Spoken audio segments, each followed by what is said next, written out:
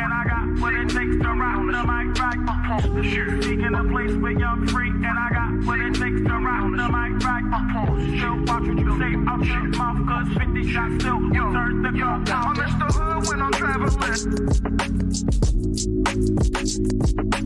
Hood when I'm traveling. Hood when I'm traveling.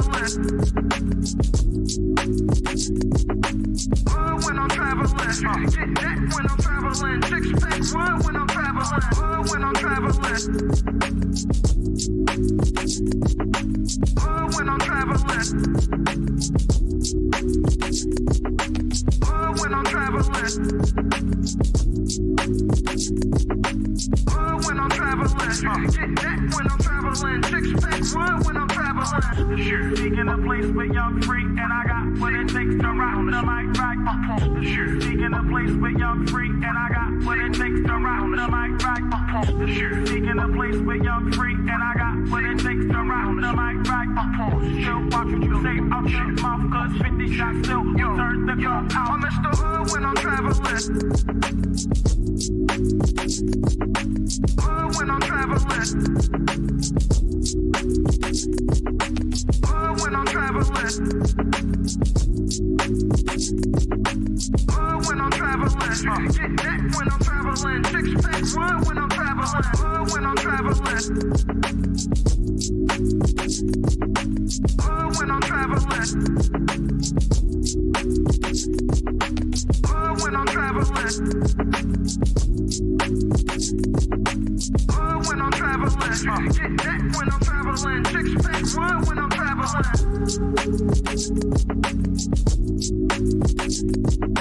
Hood when I'm traveling.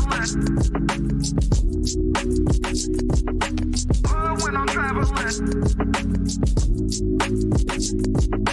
Hood when I'm traveling. Get that when I'm traveling. Six pack wood when I'm traveling. Hood when I'm traveling. Hood when I'm traveling. Hood when I'm traveling. Hood when I'm traveling. Get that when I'm traveling. Six pack wood when I'm traveling. Sure. Seeking a place where you're free, and I got what it takes to round the mic right up the shoe. Seeking a place where you're free, and I got what it takes to round the mic right up the shoe. Seeking a place where you're free, and I got what it takes to round the mic right up still watch what you say out your mouth, cause 50 shots still turn the gun out. I'm Mr. Hood when I'm traveling. Hood when I'm traveling. Hood when I'm traveling. Hood when I'm traveling. Get that when I'm traveling. Six pack wood when I'm traveling. Hood when I'm traveling. Hood when I'm traveling. Hood when I'm traveling. Hood when I'm traveling. Get that when I'm traveling. Six pack wood when I'm traveling. Sure. Seeking a place where you're free, and I got what it takes to round the mic right up the shoe. Seeking a place where you're free, and I got what it takes to round the mic right up the shoe. Seeking a place where you're free, and I got what it takes to round the mic right up still watch what you say out your mouth, cause 50 shots still turn the gun down. I'm Mr. Hood when I'm traveling. Hood when I'm traveling. Hood when I'm traveling. Hood when I'm traveling. Get that when I'm traveling. Six pack wood when I'm traveling. Hood when I'm traveling. Hood when I'm traveling. Hood when I'm traveling. Hood when I'm traveling. Get that when I'm traveling. Six pack wood when I'm traveling. Sure. Seeking a place where you're free, and I got what it takes to round the mic right up the shoe. Seeking a place where you're free, and I got what it takes to round the mic back. Seeking a place where you're free, and I got what it takes to rock the mic back. Still watch what you say out your mouth, cause 50 shots still turn the gun out. I'm Mr. Hood when I'm traveling. Hood when I'm traveling. Hood when I'm traveling. Hood when I'm traveling. Get that when I'm traveling. Six pack run when I'm traveling. Hood when I'm traveling. Hood when I'm traveling. Hood when I'm traveling. So Ish, what can't be fleeting? And then you're letting him lead you. It doesn't matter how you feel. Saying he's led by God, but you feel like God is not telling y'all that. Do you still follow him? You said something interesting, Ish. You just said like men don't think the way that women do. So it almost sounds like you don't fully trust their expertise. So how could you successfully be led by So the women? majority of men don't have kids. Y'all are picking wrong. Y'all are literally picking the minority. Every man that's on this panel, y'all have more kids than all of us women. 51% of black men are single and childless. Excuses for the statistics. The statistics don't go well in your favor. So you say things like, okay, are they shooting blanks? Or they because men, I don't feel like men are overall passive aggressive. The majority of men.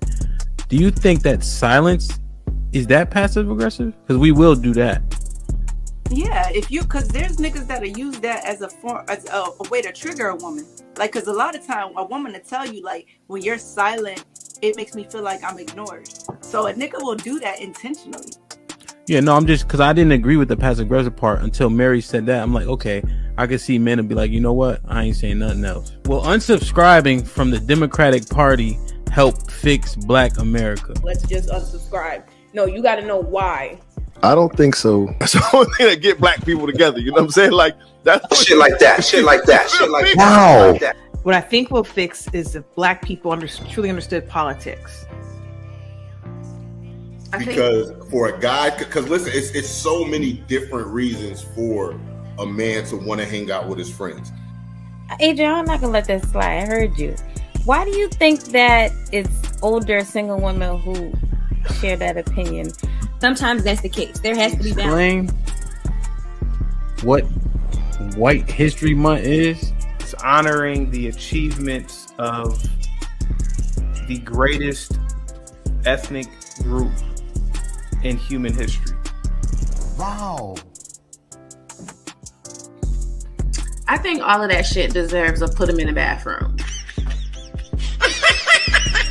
Would you rather have a whore of a daughter or a gay son? Let's see here. bruh. Because if she's a hoe, that ain't my problem. Hell, she just be a hoe. Shit. That's a whore. Definitely.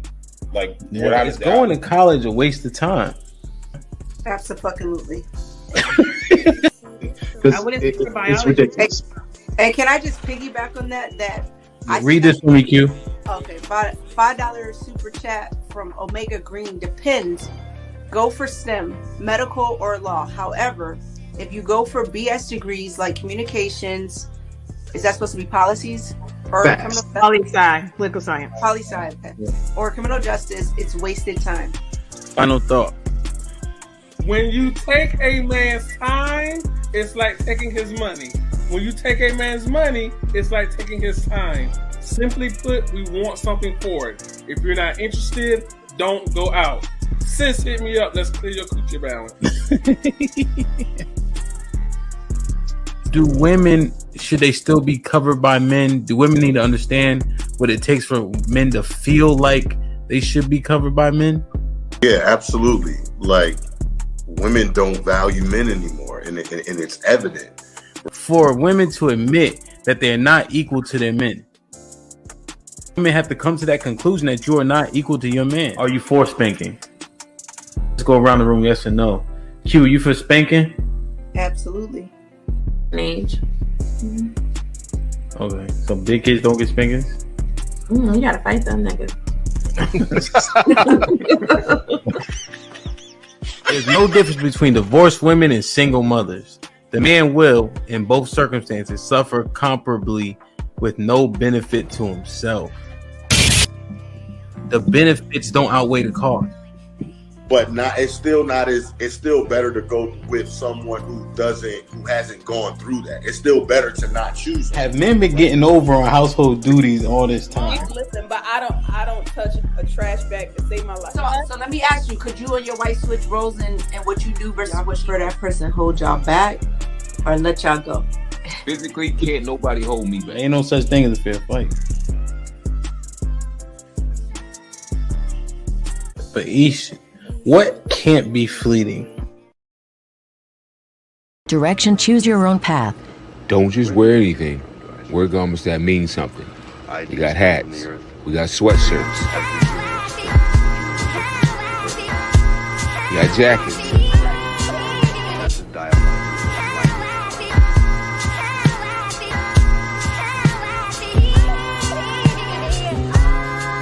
We even got hoodies.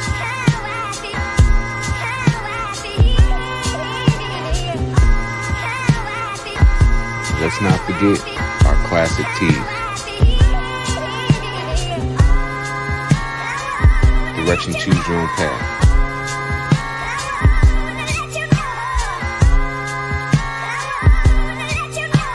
The message is always in the cloth, the colors, the designs, the fit.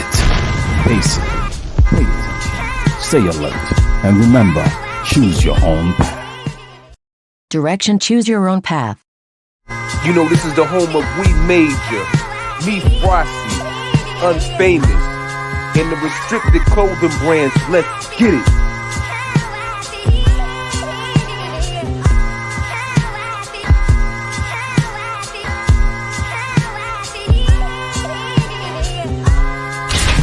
The message is always in the cloth, the colors, the designs, the fit.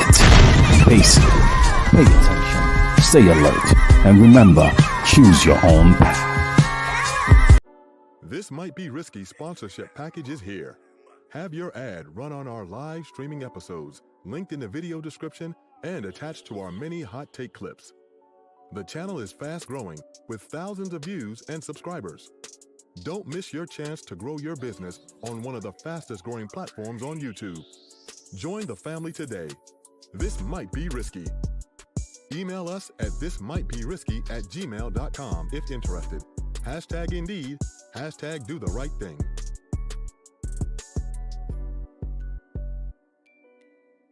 Speaking a place where young free, and I got what it takes to rock the mic right up off the shoe. Speaking a place where young free, and I got what it takes to rock the mic right up off the shoe. Speaking a place where young free, and I got what it takes to rock the mic right up off the shoe. Watch what you say out your mouth, cause 50 shots still turn the gun down. I'm Mr. Hood when I'm traveling. Hood when I'm traveling. When I'm traveling, speaking a place where young free, and I got what it takes to rock the mic right up off the shoe. Speaking a place where young free, and I got what it takes to rock the mic right up off the shoe. Speaking a place where young free, and I got what it takes to rock the mic right up off the shoe. Watch what you say out your mouth, cause 50 shots still turn the gun down. I'm Mr. Hood when I'm traveling. When I'm traveling. The stamp. I live what I'm writing. I done escaped 4 raids and 3 indictments. I'm excited. Yeah! Real nigga shit!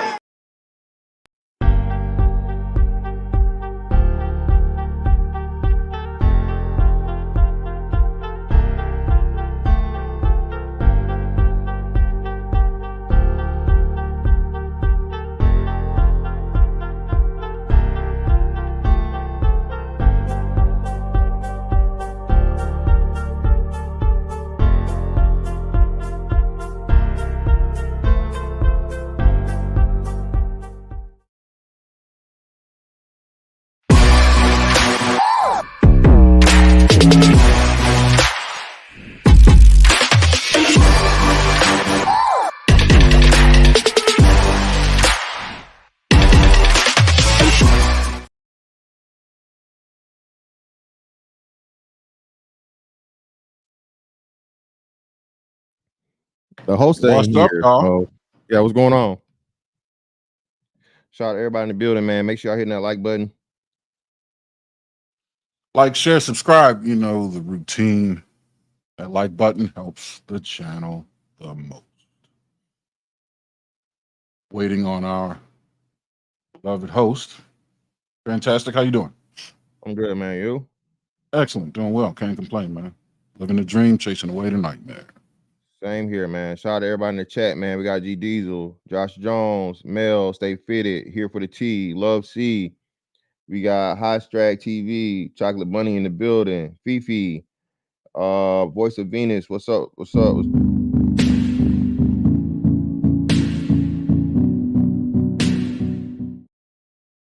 Yo, my bad, man. God damn, I hate being busy. Hey, you know what's worse than working for other people? Being in charge of a bunch of people. Oh, yeah. Golly, man. From kids to employees, it's like they the same person. Yeah. Man, oh, man. Like, share, subscribe, tell a friend, and tell a friend. Hit that like button right now if you can. That helps the channel the most. Mr. Fantastic, is there any way you can add any enthusiasm to you shouting out the chat, or you just said fuck it? Hey, man. I didn't. Yeah, I didn't say F them. So hey, that's that's a win. Yeah, a win. That's a That W. was my source of enthusiasm. See that Joel Wormley? The which one?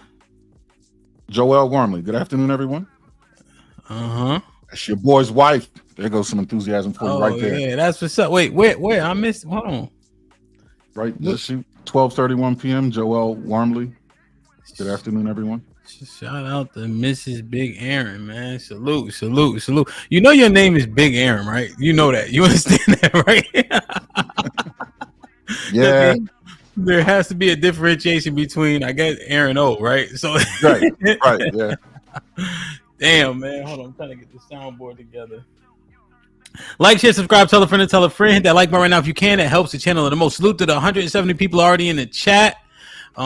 17 minutes in, we about to get it popping, man. I appreciate Mr. Fantastic and Big Aaron for rocking with me on Mondays, God willing. You know, you're not supposed to tell everything that happens in the back, but I'm gonna tell it. They left me on red for 2 days in a row. I had to let them know that they left me on red, and then they gave me a fake apology. What do you guys have to say for yourselves? It's his fault. It's a fantastic even say nothing. He don't brother, care. Brother. Listen, man. I don't respond. I don't. I'm a horrible texter backer or whatever, man. Like I say, you know this, bro. I get a million messages and I look at that shit. So, hey, if you don't call me, bro, it's no whatever. It's like it's no. Brother. How's this sound? You Guys? said it best.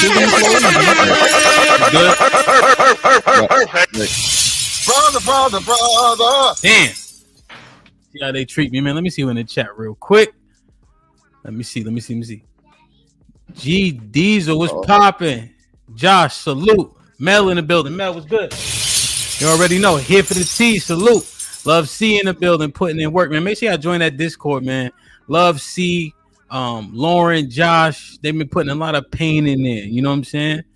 Orchid was helping the other day, so that shit is definitely gonna flourish, man. Salute. And surprisingly, it's fun in there, you know.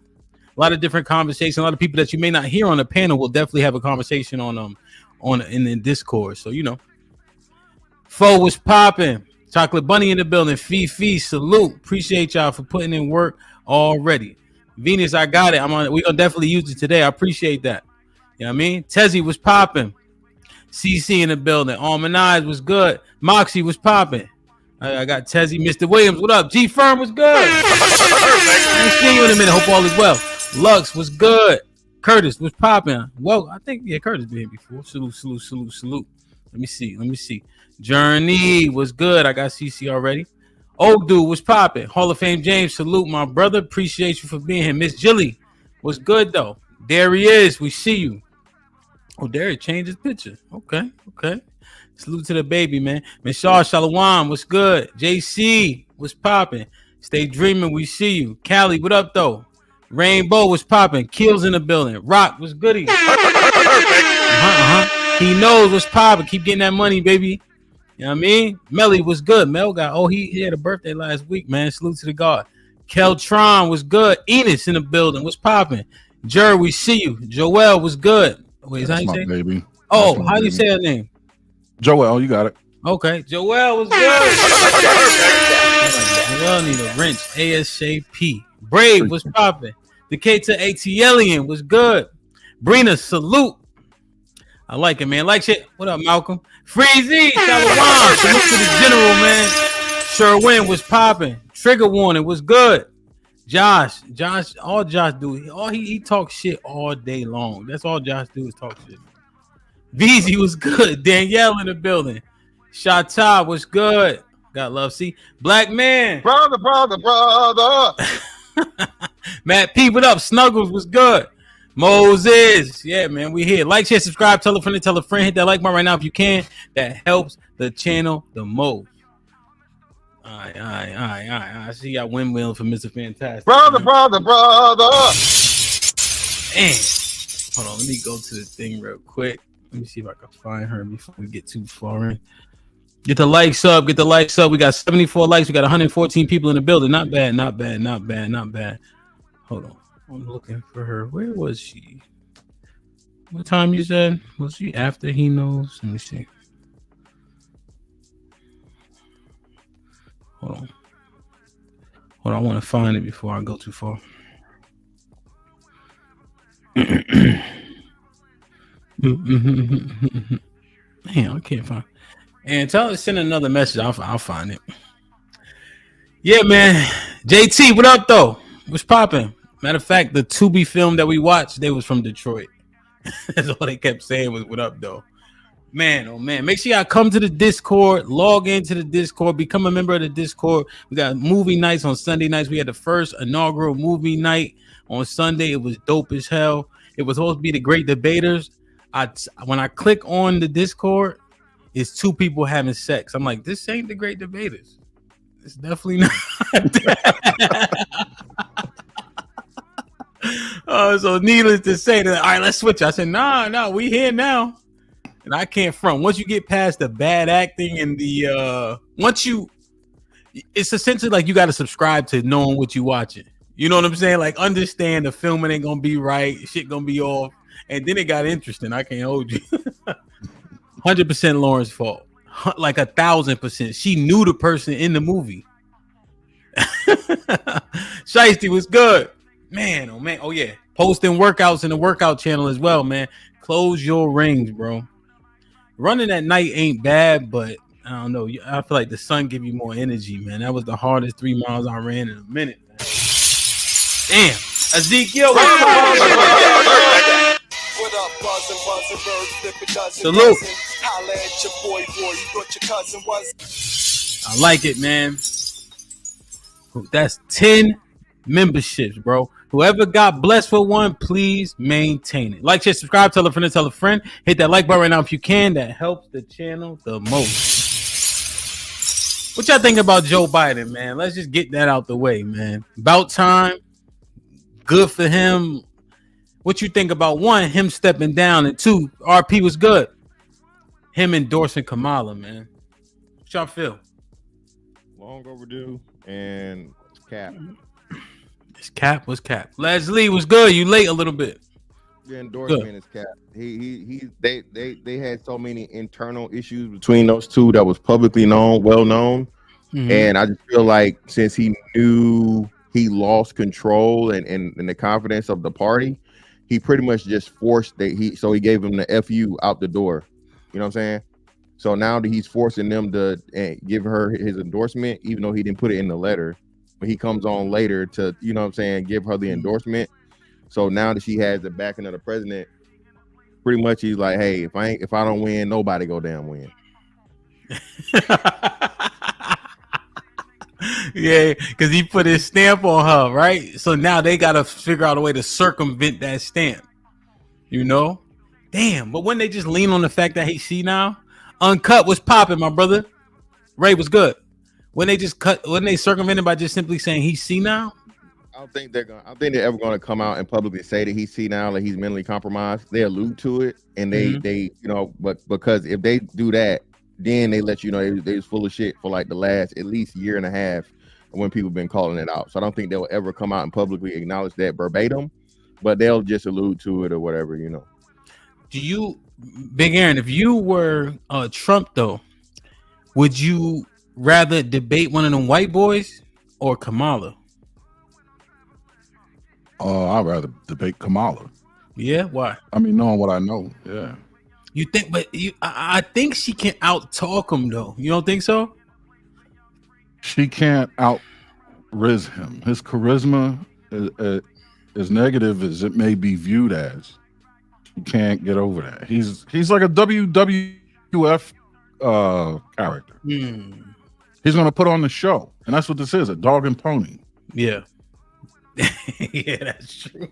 So was it true? I saw something that said a doctor said he didn't get pop. Is that true? They said his doctor came out and said he didn't get pop, or was that a wrong headline? Because they put it on Yahoo. It'll say something, and that's not what was said at all. So was it true? Did they prove that was a bullet that grazed him or whatever the case is? He got grazed. Yeah, he got grazed. He definitely was touched by a projectile from a firearm. Yeah. But as far as like to shot, he hit him with the Megan Thee Stallion. If it's good enough for Megan, it's good enough for a president. Goddamn. Brother. That's a scary miss. That's a hell of a miss. That's a hell of a miss. Hell of a miss. Did they say what it was? Was it 223, 556? They said 556. They said it was 556, and that's why I said at first I thought because that was his distance was at the range, like the pretty much accuracy range of a 22 long rifle. So I figured since it came that close and it was just that, what's the name? Yeah, it was like a 22 long rifle, and somebody still had enough energy to hit somebody and kill them behind them. Yeah. But your accuracy is shit after like whatever the yardage is. I think it's like somewhere between 150 200 yards for like a 22 LR. That's a hell of a. Go ahead. Yeah, when they said AR-15, bro, when they said 556, I was just like, whoa. Yeah. You know what I'm saying? Yo, that's a hell of a shot, bro. With that, right? And the crazy thing is, I don't know if people they would have to go, even if we try to articulate it, because generally speaking, the barrel that can take 556 can take 223, right? Yeah. That's how the majority of them are made. But when you if you go to the range and you switch out the ammo, you could feel it. Like you could really feel the difference. That shit crazy, bro. Jalen was the one that was coerced by Lauren into choosing that damn movie. Yeah, Azrael, 100% he was trained. Damn, man. We gonna see. Did they announce another debate yet? Anything? Probably not. The president, right? There's nobody debate, I guess, right now. Not that I've seen. Yeah, I think the next one will be a vice presidential debate anyway. I don't know about the presidential debate, but I think the DNC's convention is next week. Yeah. So they got a week. They got all of a week to figure out what's gonna happen. Yeah, they gotta clean up their ticket before they can do anything. Yeah, that's a fact though. Interesting, man. Like, share, subscribe, tell a friend and tell a friend. Hit that like button right now if you can. That helps the channel the most. Y'all saw the flyer, right? You see Shorty I got on the flyer? What do you guys know about says Shorty? I guess she with a black dude. She from Germany. She's German? Like, is that true? She's German? Do we have those facts? Yeah, she's German. She's German. She don't have much of an accent. Does that mean anything? She has an accent. You can tell she has an accent. And I guess it's more so her tone more so than like her English. Her English is nice, but you can tell like the undertones and the sound of her voice. So she definitely has like a European accent to it. But yeah, she's married from my understanding, Buddy was a passport bro. And I don't know how about they came with meeting, but she explains it in the video. I'm pretty sure you research it. She'll explain it. Okay. Well, yeah. So I mostly went to the videos. I went to her page specifically, and she uses the Hodge twins recap of her video on her own page. So I do have that queued up, right? But she's just one that sparked this thought in my head. When we bash us, they think they can too, right? Think about this for a second. When we always say that we were bashed by black women for upwards of 40 years. Am I off, Mr. Fantastic? No, you're not. And I just wonder, did other people take advantage of that?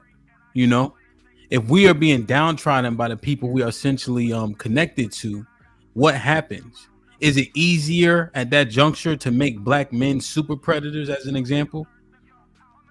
Yes, it is. 100%. Because your mothers, your sisters, your daughters, the women that's supposed to love you the most within your own race, your tribe, are saying these negative things. Well, what's you know what I'm saying?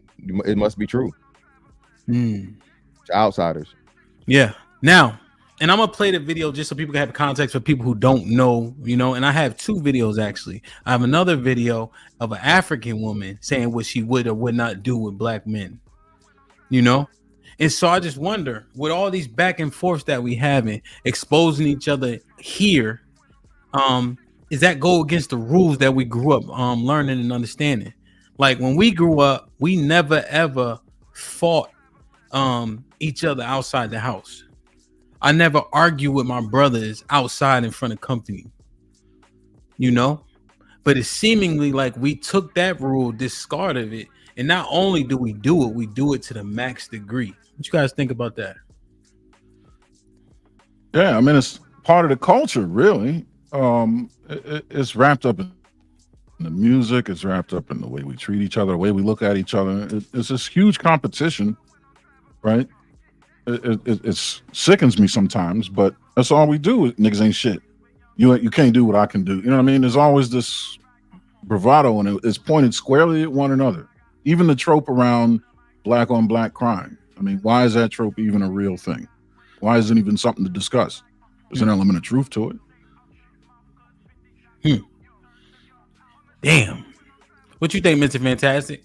Next Level was popping. Ashton, what up? Curtis was good. I seen Curtis already. Go ahead. What's up, Callie? What up, NTAT? Go ahead. I think it's an unfortunate part that's a part of our culture, as they say, especially, you know, between the men, right? And then because the men have a validation issue by their success with women, you know what I'm saying? Women are going to encourage it. You know what I'm saying? They want to encourage the crash out, because now she get to say, hey, I had somebody kill over this. You feel me? It's so good that niggas out here, you know what I'm saying, smoking and stuff, man. So yeah, unfortunately, yeah, man, there's a lot of truth to that sentiment. And I just don't think we somehow still haven't understood the, you know, togetherness and the power of it, even though we see it with all the other groups. But what about us though, Mr. Fantastic? What about me, you, and Aaron? What part have we played, if any? Well, as far as what? Well, just like the I'm not saying it's propaganda, right? But just like we fought against the notion that black men are criminals, because we know it's 8,000 black men out of 21 million actually doing crime, right? So for all intents and purposes, it's a nominal number. Now, when we talk about people doing crime, just generally that demographic, it's a big number. But as it compares to black men as a whole, it's a nominal number, and we push back against it, you know? But have we talked down about family in the public so much that we broke that rule? Well, I don't want to say it's family as far as like the nuclear family, or are you saying Culture. family as far as race? Yeah, I guess I would say the latter. The race. Okay, so again, no, I think we haven't talked enough, because we haven't been talking long enough about the proper way things are supposed to be run. So a criticism of a fault should not be frowned upon, but because we operated in that way such a long time, it's seen as that. It's seen as saying, hey man, we need to stop doing this criminal activity at the rate that we're doing it. Like say, mind you, and like say, one of the things we make sure to do is, you know, rate versus total number, and like you said, making that distinction. So I think we're doing a lot better, a lot more good than hurt, because we are actually going in the direction it needs to be going. Okay. Nominal number. When I ask about black women, is it a nominal number with the bad conduct? No. Damn. What you think, Aaron? No, why you laugh so quick? Prince is always gonna be the prince. No, I mean, unfortunately, no, I don't think it's a nominal number. I think it's somewhere above 50%. Well, where I don't know. But it had to have where been. You don't know. What do you mean by that? Well, because I don't have any real like hard data to make that assertion, but I can say it's above 50%, surely on the premise that it would take that to bring us here anyway. Right? If it were such a small population doing the damage, I don't know that this much damage would have been done, even over the amount of time that's given, right? So it had to be, and even if it started with a small population, it certainly grew, and the staying power that it has, the sticking power that it has, tells me it's above 50%. And until it's repaired, I'm not convinced it's below 50%. And it's above, but I think we're on the path. And it's above 50% of our women with poor conduct. Yeah, towards us, or poor outlook towards us. I mean, conduct, when you say conduct, them themselves, or conduct as it relates to their opinion of us? Well, just sharing their opinion of us and then it hurting us, but then also their conduct. So two separate questions. A whole lot of the former, and the latter, I think, is a byproduct thereof. I think it's kind of the result, you know, what you're going to get. But a shitload of the former. Tons. Yeah, so I would say to that number, and I think just to piggyback on what Aaron is saying, when he says above 50%, he's saying it could be anywhere from 51 to, I would say, nominally a good strong 70. I mean, not 78, but 68.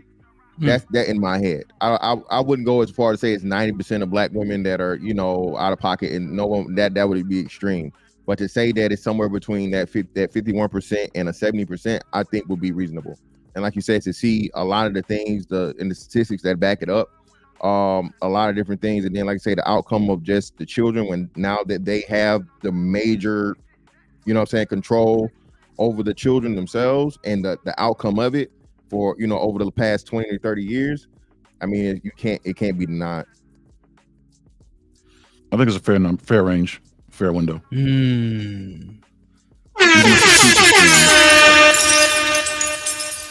Okay.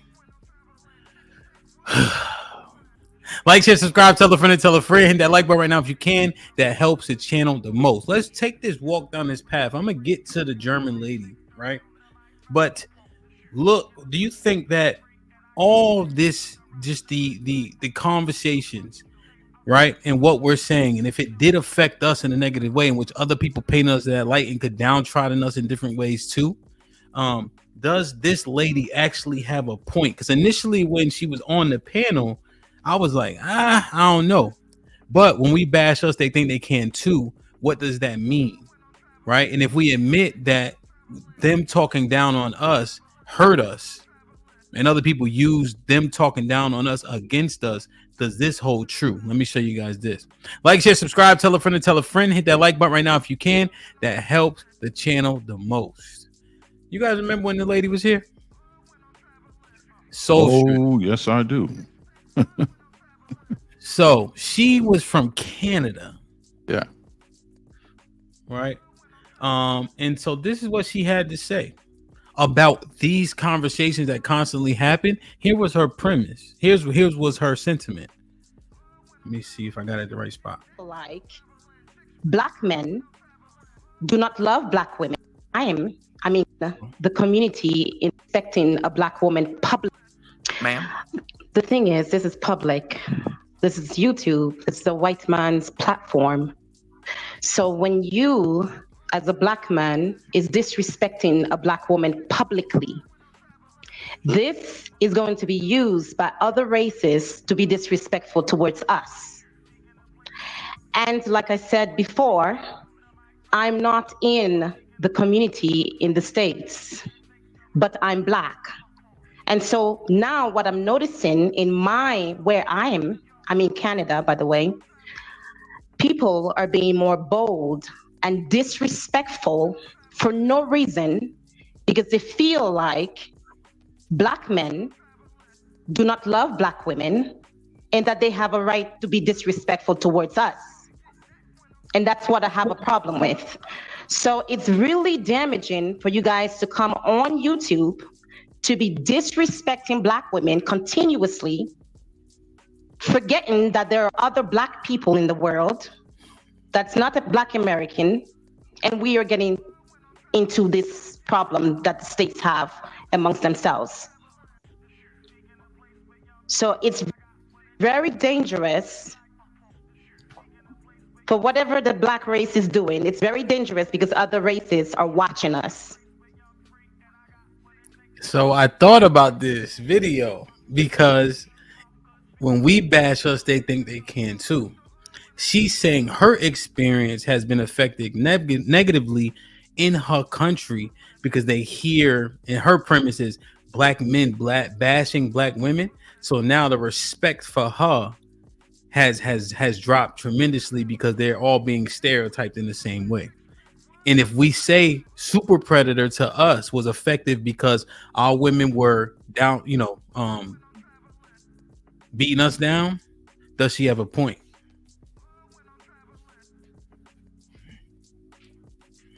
You want to go with this? Because I got something. Okay, yeah. Again, my problem, my issue with it is, as big as YouTube is never been as big as The Color Purple, Oprah, Sally Jesse Raphael. What's love got to do with it? All these things that have been portrayed to make the Black man a villain, and Black men finally coming out and get honest critiques. We're not talking about the extreme things, nobody wants them at all, and this, that, or no, we're not saying this, but the actual things that are critical and factual. No, it's not an issue and problem. You can't charge the men for not being leaders, but then when they start experiencing, displaying leadership qualities by criticizing the people they're supposed to be following them, now it's a problem. You can't have it both ways. Aaron, I think we have to look at the definition of bashing, right, and kind of accurately categorize it. What's being said when we talk about the denigration of Black men? The tropes were niggas ain't shit, right? They're all either dead in jail or on a DL. That's different from making a correction or identifying a deficiency and requesting that it be resolved. Now, today, you got to ask yourself, are women being called low-lifed hoes en masse? Or are we saying that promiscuity, which is a result of new wave feminism, is becoming to run rampant and we would like it to stop? Or the behavior of women is starting to become masculine? Or you bitches are rough? You know what I mean? I don't know if it's worded like that. And if it is, then yeah, that's an issue. And we got to check that. But I just see a difference in the way it's worded. Okay. Understood. Okay. The wording, you would have to assess the biggest voices and then assess the wording from that standpoint. Agreed. So if you assess the biggest voices in the wording, what will we argue? And just think about them in your head. The biggest voices. Is it bitches ain't shit? Or is it women get yourselves together because here's what happened when you don't? In the street, I think what I'm hearing is the latter. But in these spaces, men have been coming with some pretty strong vitriol. As far as minority majority, I'm still trying to hash that out. Okay. But it's enough to be, yeah. And so this, and it's fantastic. I'm also thinking about the fact of we're not championing marriage, right? For all intents and purposes. I'm not saying me, you, or Mr. Fantastic per se, right? But the sentiment is marriage is a bad deal. Yeah. Right. But then we're judging the women for not being marriageable, which seems like it's a moot point if we saying don't get married in the first place. Well, if it's the reason why we're saying don't get married in the first place is not moot. It's justifiable. Yeah. So if the women are not marriageable, meaning that they're unwilling to maintain and start and maintain a healthy relationship, right? work on themselves constantly and be able to grow with a man, you know what I'm saying, in his beginning stages, and not only accept him at his, you know what I'm saying, once he starts peaking. I don't think that's a bad that's a bad message, because I'm telling the man, listen, a woman shouldn't be allowed to wait till you are your complete package. One of the best things we know, and this is what you'll learn, like from, you know, time, your elders, they'll tell you this, they grew together. Again, making something last for life, and then too, I don't think a lot of people understand it because they, you know, never been in a thing and never attempted it, right? But it's just so many layers to it, and no, it's not just this thing. The reason men are saying marriage is a bad deal, and this is outside of just black women, but period, the way the system is set up against the man and the odds against him, mostly. So again, it's kind of like, you know, hey, catch 22, I guess. Okay, so when we look at this video, what do you guys say about her point specifically? About she's feeling the effects of the bashing of women that comes from YouTube. You think she just using it as a... Yes, no way. She for one, like you said, she's not even in America. Like I don't think the YouTube footprint is that big, you know, outside of this. And then the Canadian culture versus the American culture is two different things, two different speeds. So could she be in a place to where and then she's older, and she's clearly aged out.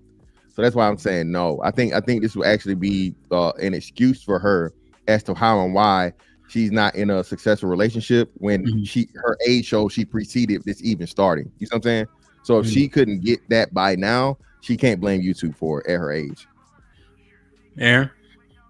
Yeah, I mean, I would lend more credence to what she's saying if I didn't have the interaction I did later on in that episode. What I tried to do is level set her thinking and try to get her to, you know, just come back down to earth and start all over. And in doing so, I treated her with a great deal of respect, and then just try to ask some questions to mine out her thought process and to see where, you know, how her mirror, so to speak, is oriented, if she's even capable of looking in it. And my experience in that whole process was just more vitriol. So now I'm beginning to wonder, are you getting the responses you're getting because YouTube has created the you know, the climate to do so, or are you getting responses based on your own individual action in real time? Are people responding to who you really are? But was her sense okay? But yeah, and so I just want to be clear, her sentiment was about treatment, not about dating and relationship. All the more reason why I think my experience with her, because I wasn't trying to come at her to date. I was just coming at her as, you know, having a friendly conversation. And the direction that it turned to, I could see if the treatment were, if people were treating her like lousy, because, you know, like,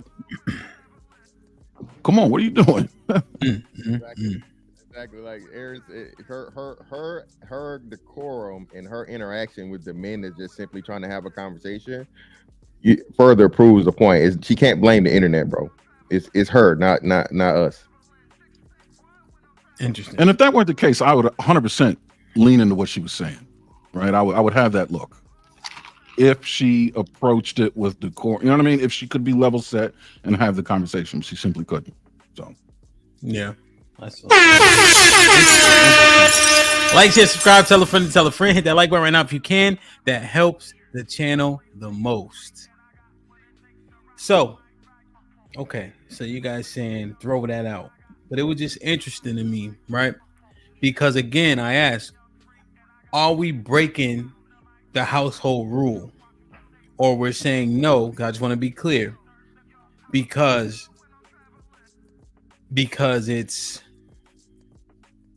it's necessary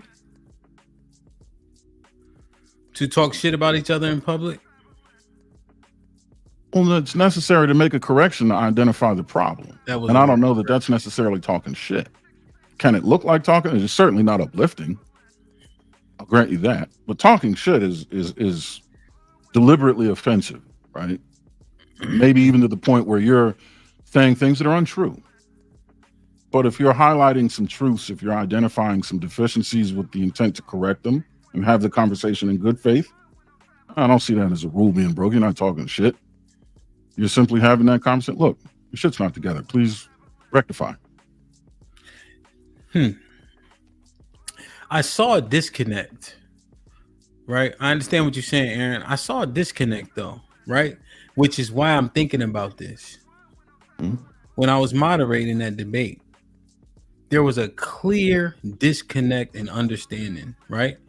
Which essentially led to a slight dismissal of what was being discussed. As an example, we had to define what getting to the bag meant, right? And so I deemed that, like, at that point, it was like, okay, explain what getting to the bag was. But if getting to the bag, we can't use deductive reasoning to figure out what that means, what about every single other thing else that we talk about? Right? How are these things actually being interpreted by people who don't understand?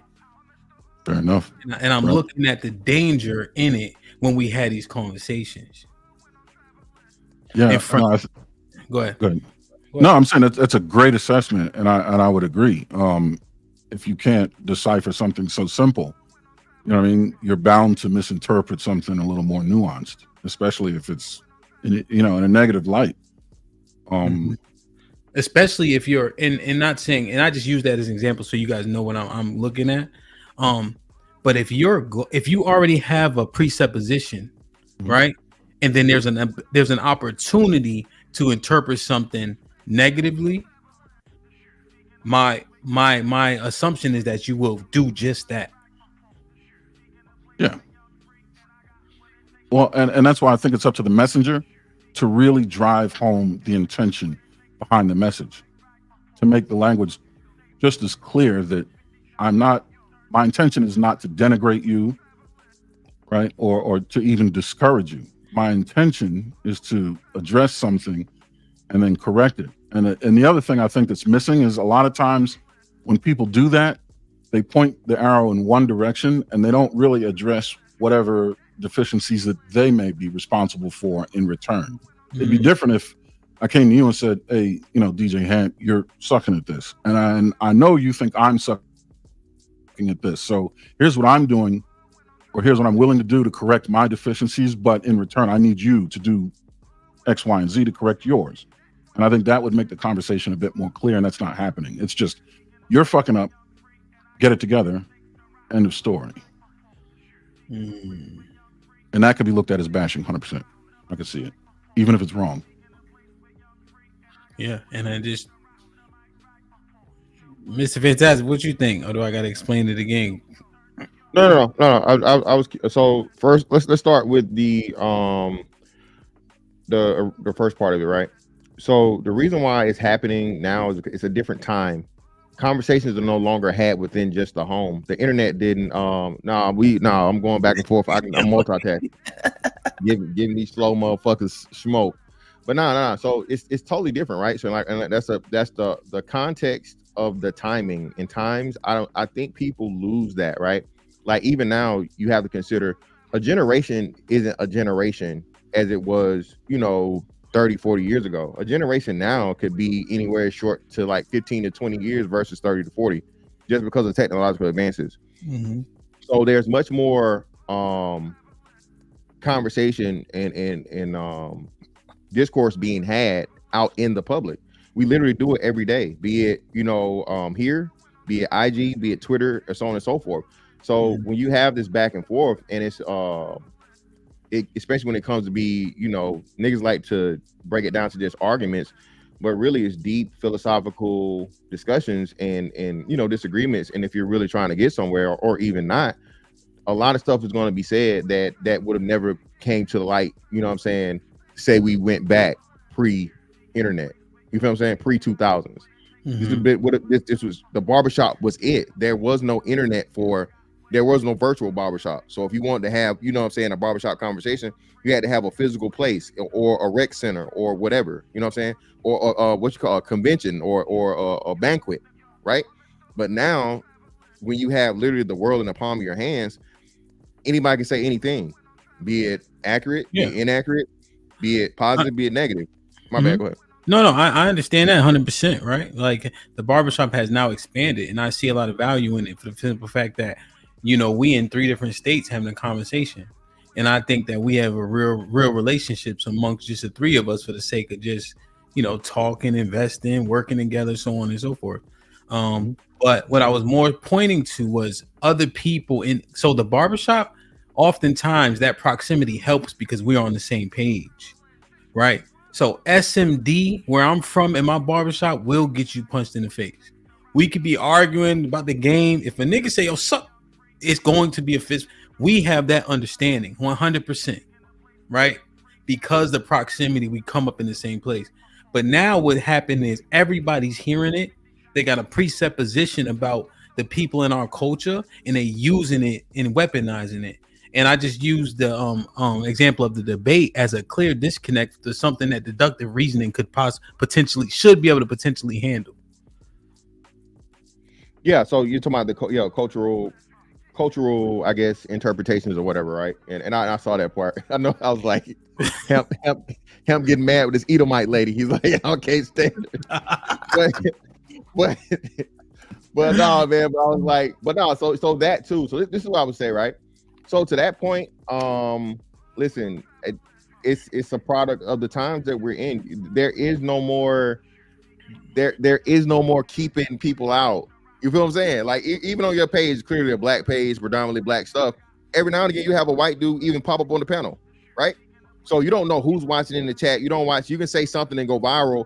And now because everybody is encouraged to talk about it for clout, for revenue, for whatever, for building a platform or trying to do something, whatever, establish themselves in the internet. Yeah. I think it's not just the natural want to comment on things, but people are actually encouraged. So this is why you see a lot of intermixing and other races, other cultures having comments on it. Yeah, like you can't say no, you can't come, right? Anybody can click the link. Yeah, anybody can come. The cookout is worse than the barbershop. Everybody can come to the fucking cookout. You know what I'm saying? Yeah. And I think, damn, I just wish I understand, right? But it's like people ain't wiping their shoes, right? So there's certain rules when you come into certain people's houses, right? But it's like we have no rules around this thing. Like when I recovered the white girl saying nigga on that Sunday, there ain't no rules around what can happen around us, it seems like.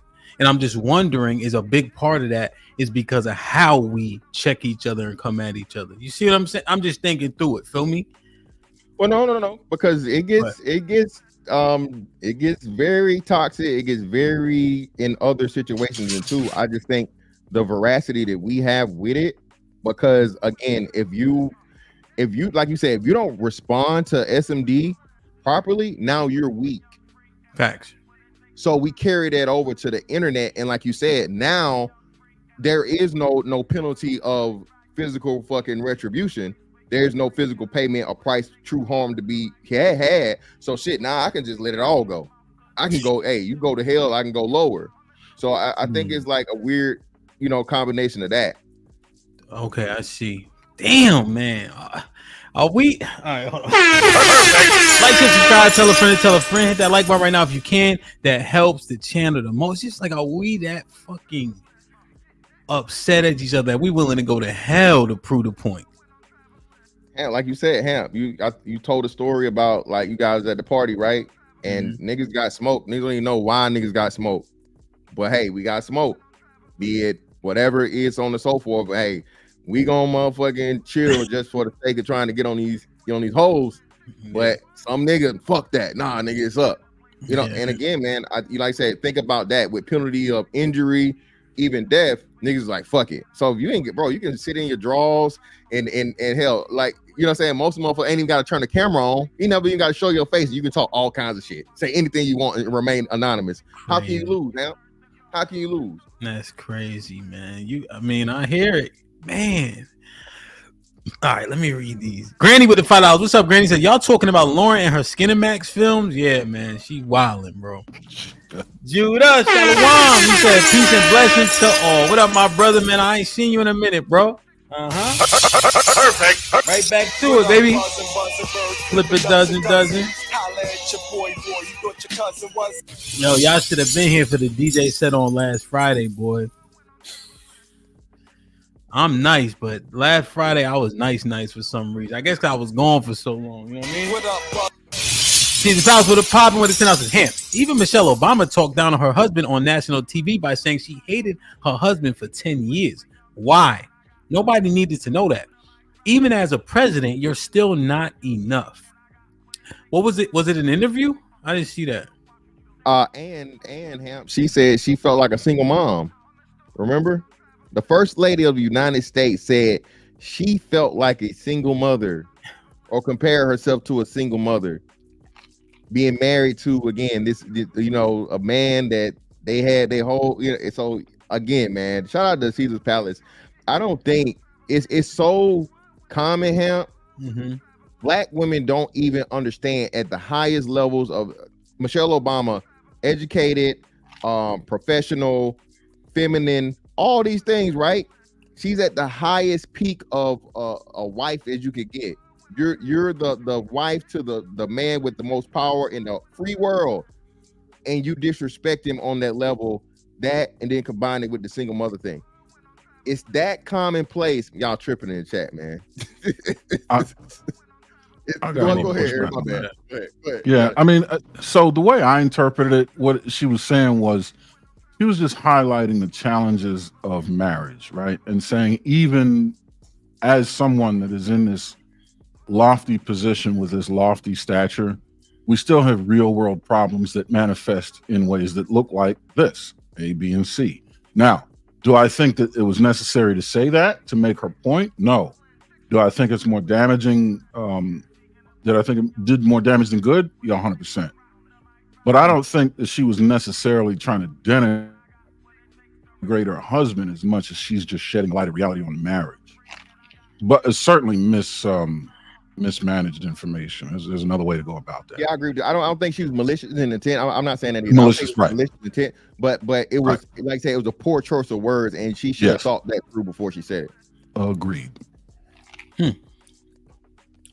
Fifi with the $5 says, why is the woman singling out black women when the rhetoric has been it's a Western problem? Ellipsis, which would include European women? We about to go down that road, Fifi. See, through you was popping with the $5 says, the problem is, why don't they know what the fuck they talking about? Women like her get her talking points from dusty black men she wake up to. Damn. Jay Lynn was popping, been a member for 1 month. She says, Michelle humanized their marriage. We need more married couples not painting their union over as it's smooth sailing. Helps the new generation. Cali with the $2 says, that wasn't the context of Michelle Obama saying that. Fifi, oh shoot. Dope convo in the Discord yesterday. Appreciate the 20 ball. It also allows me to play my mans. Hold on. Salute to CC for the first 20 ball of the day.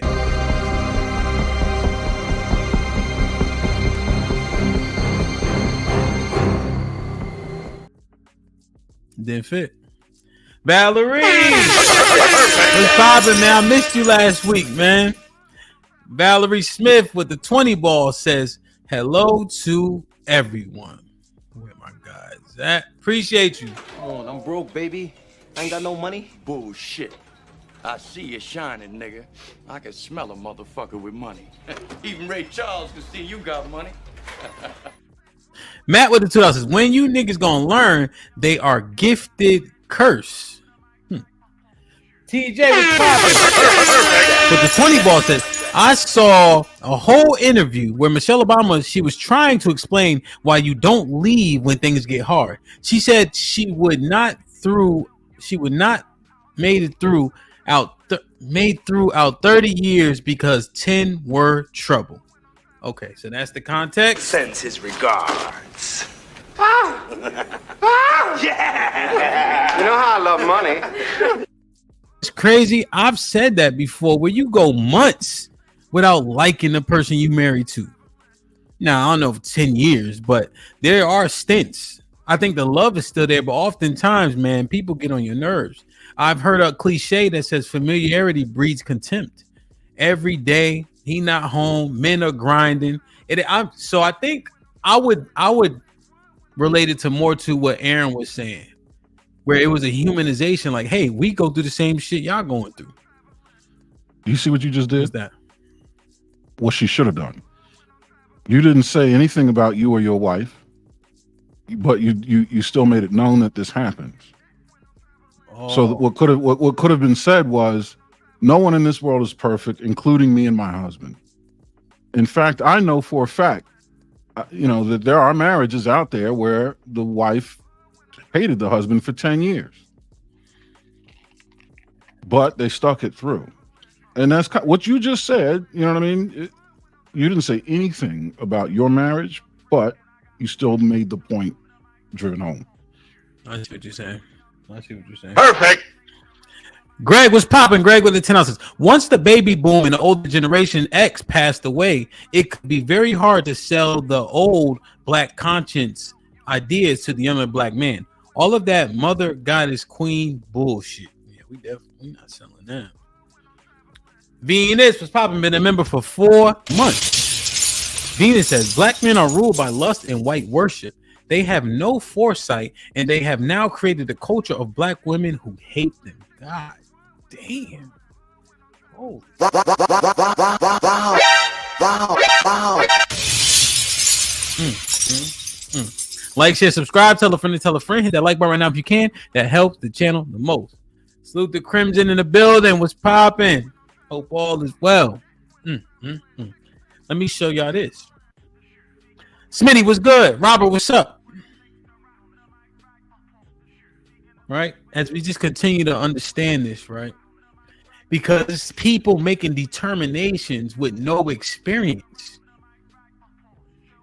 right? In my estimation, with no real experience with the people in the culture, they're going off of largely the shit they think they seeing.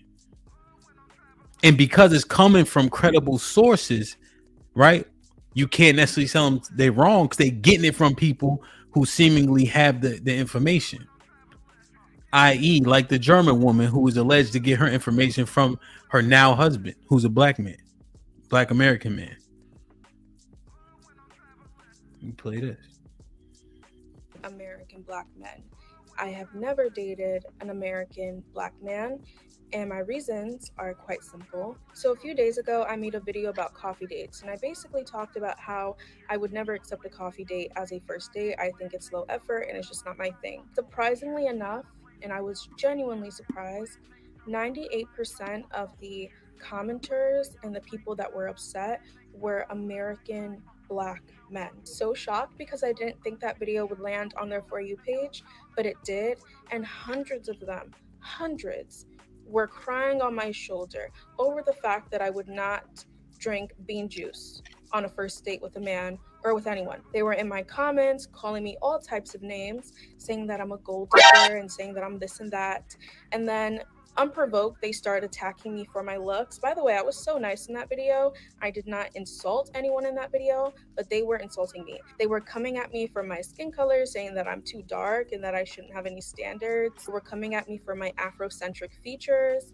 They were coming at me because I have an Afrocentric hairstyle in. Black American men honestly have this habit of attacking black women for the way that they look, especially if you are a darker skinned woman or you have more Afrocentric features, they will attack you. So the fact that they came at me for my looks unprovoked is not surprising to me at all. So reading the comments and watching the stitches, it brought up a discussion between me and my parents about why I don't date American black men. American black men generally do not value courtship, traditionalism, or even marriage. And I'm not saying that all American black men are like this, but a large majority are. They will berate you, break you down, and take advantage of you. I don't know why, but the sight of seeing a black woman, a dark-skinned black woman, having standards really does bother them. Maybe it's because in their mind, nobody ever talks about this, but they believe black women, dark-skinned black women deserve crumbs. Colorism is real, and they think that we deserve crumbs and that we shouldn't have any standards. I mean, I was getting so many messages and comments saying, you're dark skinned, why do you have all these standards? The only reason why that video got them really upset was because it basically told them to do better. And they do not take well at all to being told to do better. as you can clearly see, and it's because they are not required to. They are used to giving women nothing, giving women crumbs, but then receiving the world back. So when they were watching my video, they were so upset. They were like, oh, no, no, no. You want me to take you on a proper date? A proper date when all I'm used to is inviting women back to my house, or inviting women on a nature walk as a first date, or inviting women to my car to link and smoke? You want me to actually put in effort? No, I'm not used to that at all. They're literally in my comments saying, what makes you think you deserve a meal? You need to prove yourself. And when American Black men say that you need to prove yourself, that just basically means you need to go through hell and back with him. They don't want to put in the effort because they're lazy, they are entitled, and they are cheap. And don't get me wrong, it's not all American Black men that are like this. It's just the large majority. And that is a problem because the majority of Black American women prefer Black American men, but there are not enough good Black American men to go around. Want to make sure that I acknowledge. I'm trying to think. So, oh God, yeah. Mr. Fantastic is probably getting ready to launch nuclear warheads. Now, let me give you guys a tip and information. The reason why this video was important. As other brothers mine this video out, and I see a couple brothers, some decently larger content creators, said that her origin is African. So they said that her parents are, I guess she'd be first generation, right? For all intents and purposes. Second. If her parents would be first, she'd be second. They moved here, so that's her should be first, right? Yeah, first. Yeah, she's born here. Yeah, I guess. Yeah, I said, well, whatever. Right. The point is, right, her origin is not, from the ships or whatever. However you want to, right? There's a separation. So that what was said in other brothers who reviewed the content. I just wanted to find the video by itself without people's commentary, so you guys can look at it for yourselves. But if she is, Fifi said she's Nigerian, again, right? Like, is this her actual experience? Is this coming from something that's already framed for her, right? And all the back and forthing, if we bash us, they think they can too. What you think? It can't possibly be her experience, because I don't think she's experienced all of the Black men to be able to say majority of Black men, right? So there's no stats to back that up. I would be careful with using language like that, because people listen to that and take it to heart. And that's more of kind of what I'm saying. And then when she said she was nice, I was nice when I said whatever. But just before that statement, you said that these men are in your inbox crying on your shoulder. There was a lot of passive aggressive language that she used to describe her experience. And none of it really sounded as if it were truly, intended upon healing, growing, repairing, making the situation better. It seemed like she was just in her feelings about people responding to her that were in their feelings, right? But at what point do you take the high road? Well, that's what I'm asking, right? So she fighting fire with fire. Well, most niggas is just shooting, right? All right, let me ask y'all. Keep it a buck. When we on here, do most niggas actually care, or they want to get their shit off? Getting that shit off. So you see that it's just a constant conundrum. And then what happens is, if other people coming in, they think they could just say what the hell we want, because like Mr. Fantastic said, niggas will go down to hell to prove their point. Go ahead, my bad. So I think it is up to us individually. There was a show that you had long ago, and in the closing thoughts, I had said something, and I think it was driven home to love. I said it's up to us individually to make the repairs that we want to see. And that's one reason why I try to speak the way I speak. I don't, the N-word, for example, in the wake of this white woman using it, I try not to use it as much as possible, because I know the effect it can have, even though it's part of our lexicon and people use it a lot. If I use it, which I do, it's for a very distinct reason. I'm either identifying some low-life individuals, or I'm repeating something that's been said, as a talking point or whatever, like niggas ain't shit. But I don't just randomly go, my niggas this and that and the other. Mm-hmm. Right. And I think it's up to us individually. It's the only fix. It's up to us individually to make the change that we want to see. Otherwise, it's going to be more of the same. What you think, Mr. Fantastic? I know you want to give her some commentary, and then listen, man. This is a colorism cry out. I already knew where it was gonna go before we got there. Listen, colorism cry out. It's because of my dark skin, African this, African that. So no, again, love. She volleyed the first shot. She shot the first shot across the bow. Again, claiming that if a man says, "Hey, I want to take you on something short, inexpensive, or whatever, just to get it," he's somehow lazy. He somehow thinks what did he say? Black women deserve crumbs. No, other races of people do the same thing. White boys, it's a white boy and a white girl that's going viral right now, like last month. When she was like, "Yeah, coffee's great. Coffee's okay. Coffee's cool. Is no problem." Somehow, some way though, black women are out here again. A black woman said the whole no cheesecake, no Red Lobster, no this, no that. You got to take me to a 5-star. You got to do all this, and they got all these qualifications and things. Listen, they did not lie, ma'am. You do not meet the attractiveness requirements to be saying that you deserve anything. You're not fine enough. Has nothing to do with your skin tone. Has everything to do with your face tone. Okay. All right. And that's what these women do. And again, like I said, it goes back to she knew what was gonna happen. Oh, I never thought that somehow me talking shit about black men would end up on black men's accounts and their 4 pages. Man, get the fuck out of here, man. You know what you was trying to do, and you did your job. So hey, deal with it. Whatever comes with it, deal with it. But what about she said the disdain though? Is she just because it's on her, or did she have a point? If we also agreed, go ahead. Well, no, she didn't have a point. She didn't have a point at all, but she was making something that again you could clearly disproved by other women thinking it's not a problem. Other races of women that are at the level or higher level consideration, and her coming with the European features thing or African features thing. Non-African featured women don't have a problem with a coffee date. So that disproves her whole premise of her, her starting the statement. She's saying because black men don't feel like black women deserve, I guess, like, whatever, enough or whatever. Somehow this is why they regulate them to coffee dates. When again, like I said, I can pick something that went just as viral or more viral than what she did of white women, Asian women or whatever saying they don't have a problem with coffee dates. Yeah, I don't understand.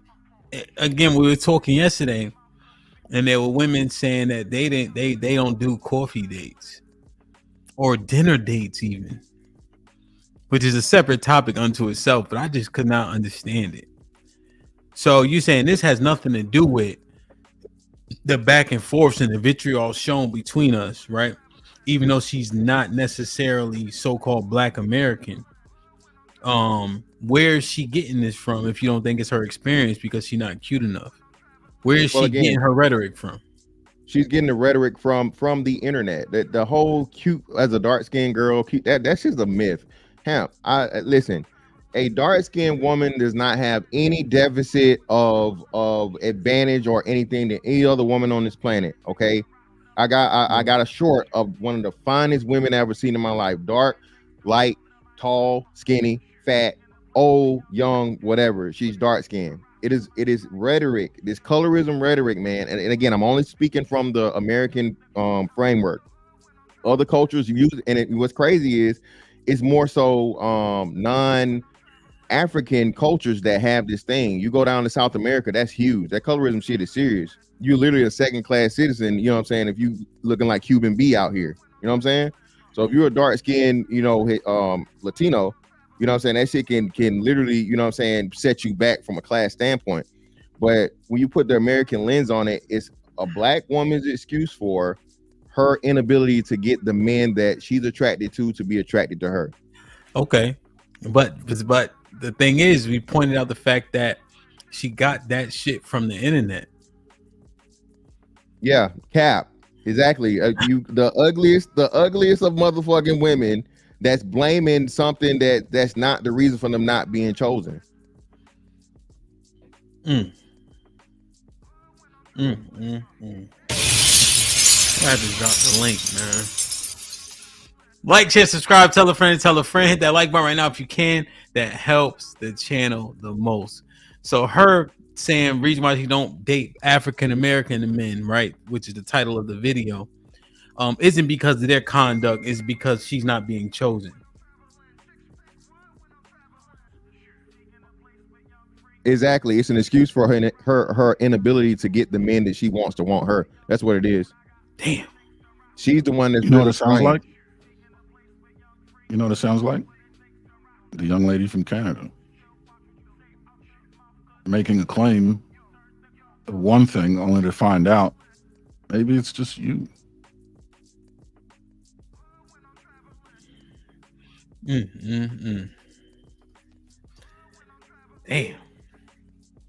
I don't know. All right.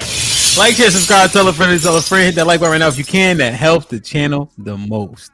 So we have to throw that example out. So essentially, I picked a bad video because she's blaming black men based on things she heard. But truthfully, if she was being chosen by that man, she wouldn't be saying none of that. Exactly. Wouldn't have a care in the world. Even if I wanted to believe her, I can't based on the way she presents that. You know what I mean? Her whole position. I already have doubt. Damn. Hold on. 1 second. A message.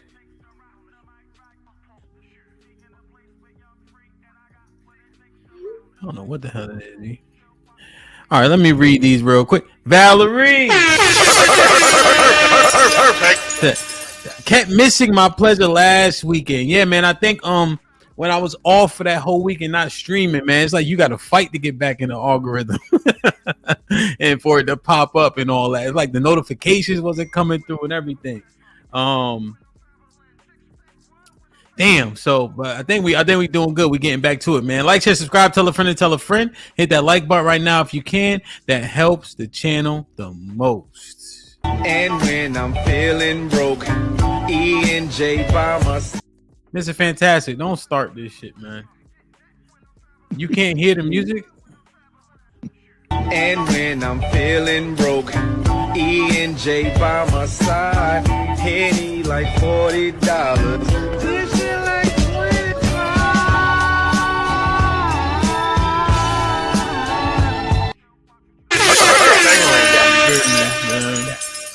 EBD, what up though with the $2? Another black woman talking shit about black men on YouTube and most loyal. I think she's Nigerian, which is what we were kind of pointing out to understand. When we bash us, they think they can too. 71 Golden with the $2. Can she get a tether man? Nas, what up? Nas with the $10. When will people learn? It's all about ego! Exclamation point. They'll accuse ninjas of colorism, texturism, featureism, but put themselves on front street of the world, all races of men, to seek for validation. Karen. Blue Collar is popping and been a member for 5 months. He says, it's a pleasure to be a part of the TMBR family. Salute, my brother. I appreciate you, man. I think you just hit the Discord too. Salute.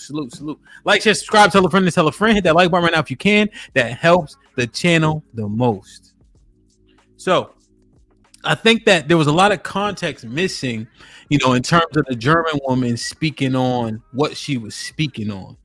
One thing I was looking up, to Fifi's point, is the divorce rate. Cody was popping. And I looked up the divorce rate in Germany as of May 2024, if I'm not mistaken. It was upwards of 35%.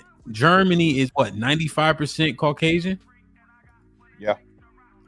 And so when she point out these differences and people are like, yeah, go. Well, I'm like, I would argue that it's the same if you base it on the premise of people not being able to stay together.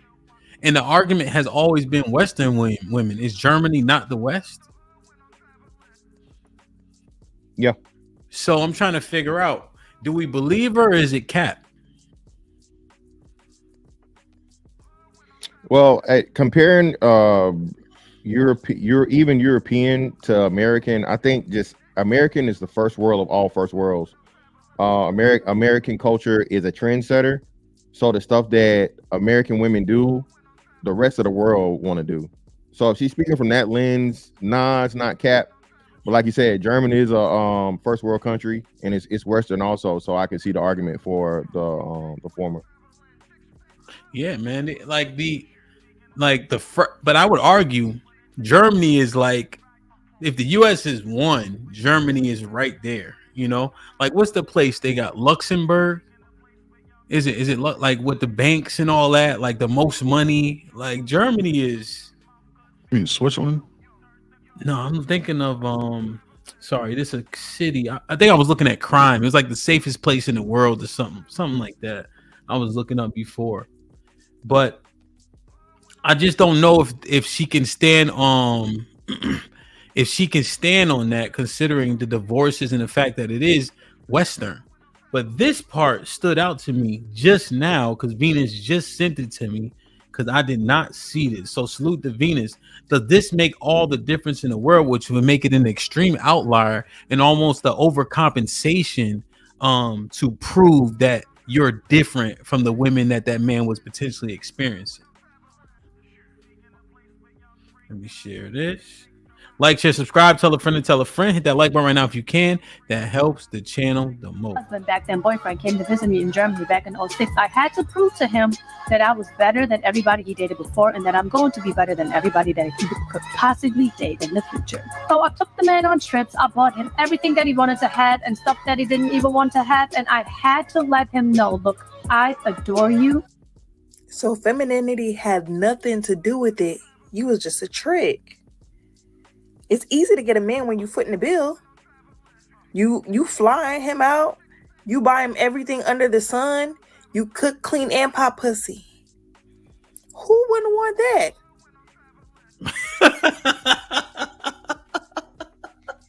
Well,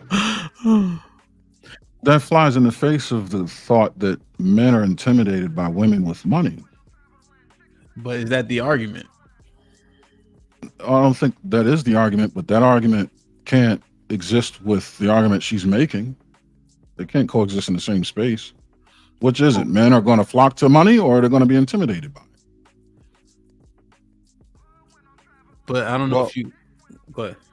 Well, yeah, I'll just speak to this, and of course, Venus would find this narrative with some ratchet ass black woman with a blonde wig on, talking shit about this woman. So first off, why is she pocket watching? Why do you care? Again, so is it an issue and a problem for a woman that likes a man and she finds him interesting enough? Because she said 06, and I imagine she was well into being an adult then. Why did she do that to this man and not any other man? And she's been married to him for so long. And being that they're married, I'm pretty sure that now those things are mutual. So a woman my bad, go ahead. Well, Miss Fantastic. See, yeah, but it was done for a specific reason, though, which I think is important. Let's not focus on the lady with the blonde hair, right? Because maybe you got to focus on that. What I'm focusing on is the woman talking about herself for what she did for that man and the reason in which she did it. Because she said the word prove. Back then, boyfriend came to visit me in Germany back in 06. I had to prove to him that I was better than everybody he dated before and that I'm right. So she's doing it for that purpose, right? What would actually contradict is doing that as opposed to just simply showing the feminism, showing the submissiveness. That should have been a differentiator, right? Because that's what's being stood on now in the video that's being reviewed, right? So that's what I'm listening to. I'm going to be better than everybody that he could possibly date in the future. So better consists of these things she's about to name based on the premise she just painted for herself in this clip. The man on trips. I bought him everything that he wanted to have and stuff that he didn't even want to have, and I had to let him know, look, I adore you. So hold on. So that isn't femininity? A woman showing how not? Hold on, wait. Buying trips and buying this. No, that's not stereotypically feminine. So hold on. So this is what I'm saying. And now we're I guess this is where it gets good. So is a woman giving a man sex feminine? Yeah. Of course, obviously, right? All right, if her pussy is the only thing she has to give a nigga, that's her limitation of femininity, correct? Say it again.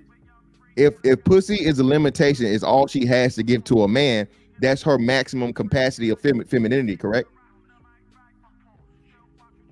Yes. The answer is yes. Say it one more time. Say it one more time. Say it one more time.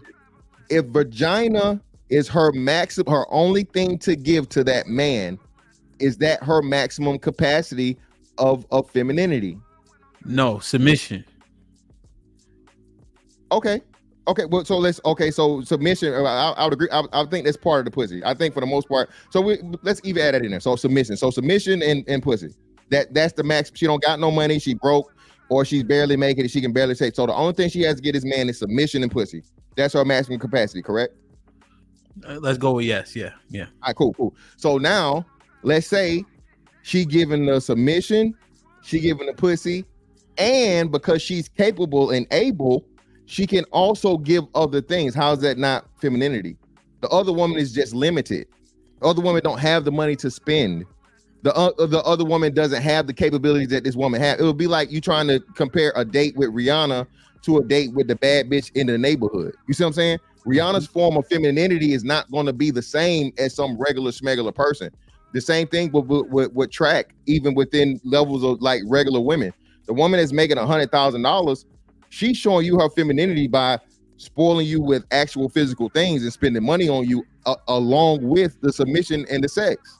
But the bitch that's broke as hell and she just fine, she can't give you none of the other shit even if she wanted to because she don't got it to give. This is why I said what I said. Has she not crossed the threshold into provision? No, a gift isn't a provision. I don't see, again, if a man can do something for himself, if he can't do it for himself so this is gonna be like I know it's a hold on now. Listen to what she said, Mr. Fantastic. Because this is, see, I understand what you're saying. Whatever you have access to and you're willing to give to him is a form of showing your affection and femininity, right? It's just the fact that she had resources, so she was able to spoil him, right? Yeah. On intents and purposes, right? Doesn't necessarily prove that she was buying his food and shelter, right? However, this is what she said, though. Listen to this close, right? Because there's a lot of what he never had before she did this to him, which I think we have to assess. Well, hold on, no. What? No, not he never had that a woman had never done for him. All right, let me just listen. You could be 100% right. Husband, back then boyfriend, came to visit me in Germany back in 06. I had to prove to him that I was better than everybody he dated before and that I'm going to be better than everybody that he could possibly date in the future. So I took the man on trips. I bought him everything that he wanted to have and stuff that he didn't even want to have. And I had to let him know, look, I adore you. So she didn't make a determination per se, one way or the other. Not to say that he clearly leans towards the other part. Come on now. I don't know. He wasn't homeless. No, we're not gonna do that, Ham. He was not some homeless. No. We're not saying the brother was homeless or nothing. No. Is there no air of gigolo in any of that can be perceived? Niggas do that all the time. No. But that was a yes or no question. No. There's no term of gigolo at all. Okay. No, but again, I think it's so rare. You know, it's crazy, Aaron. I'm glad you say. I think it's so rare for a man, and I don't think people understand that. Once you come across a woman, bro, that will spend money on you, you're like, whoa, what happened? What I do? Is this a setup? Is motherfucking Ashton Kutcher gonna jump out? Shit, a woman is willing to spend money. Shit, that shit is an eye opener, man. You get a woman that's willing to spend money on you. You know what I'm saying? We ain't talking like a trip to the fucking dollar store. Before y'all go to the movie. Why did somebody say he was knocked? He ain't knocked right now, right? Is he? I don't know. They saying that in the chat. I have no proof of that or no evidence of that. He wasn't knocked then. I don't know, but I don't know. So you saying the women? So you saying the women that go get Jeremy Meeks, they fine. They just have the ability to do so, and therefore they do it. Exactly. That's exactly what it is. Women buy niggas every day, B. Hey, shout out to all y'all that be taking them trips to Jamaica with them rude boys in that dirty ass water. Y'all be buying them niggas. And that gigolos, that's a direct transaction. That's purely transactional, Aaron. That's purely transactional. They go down there and they let. I'll be right back.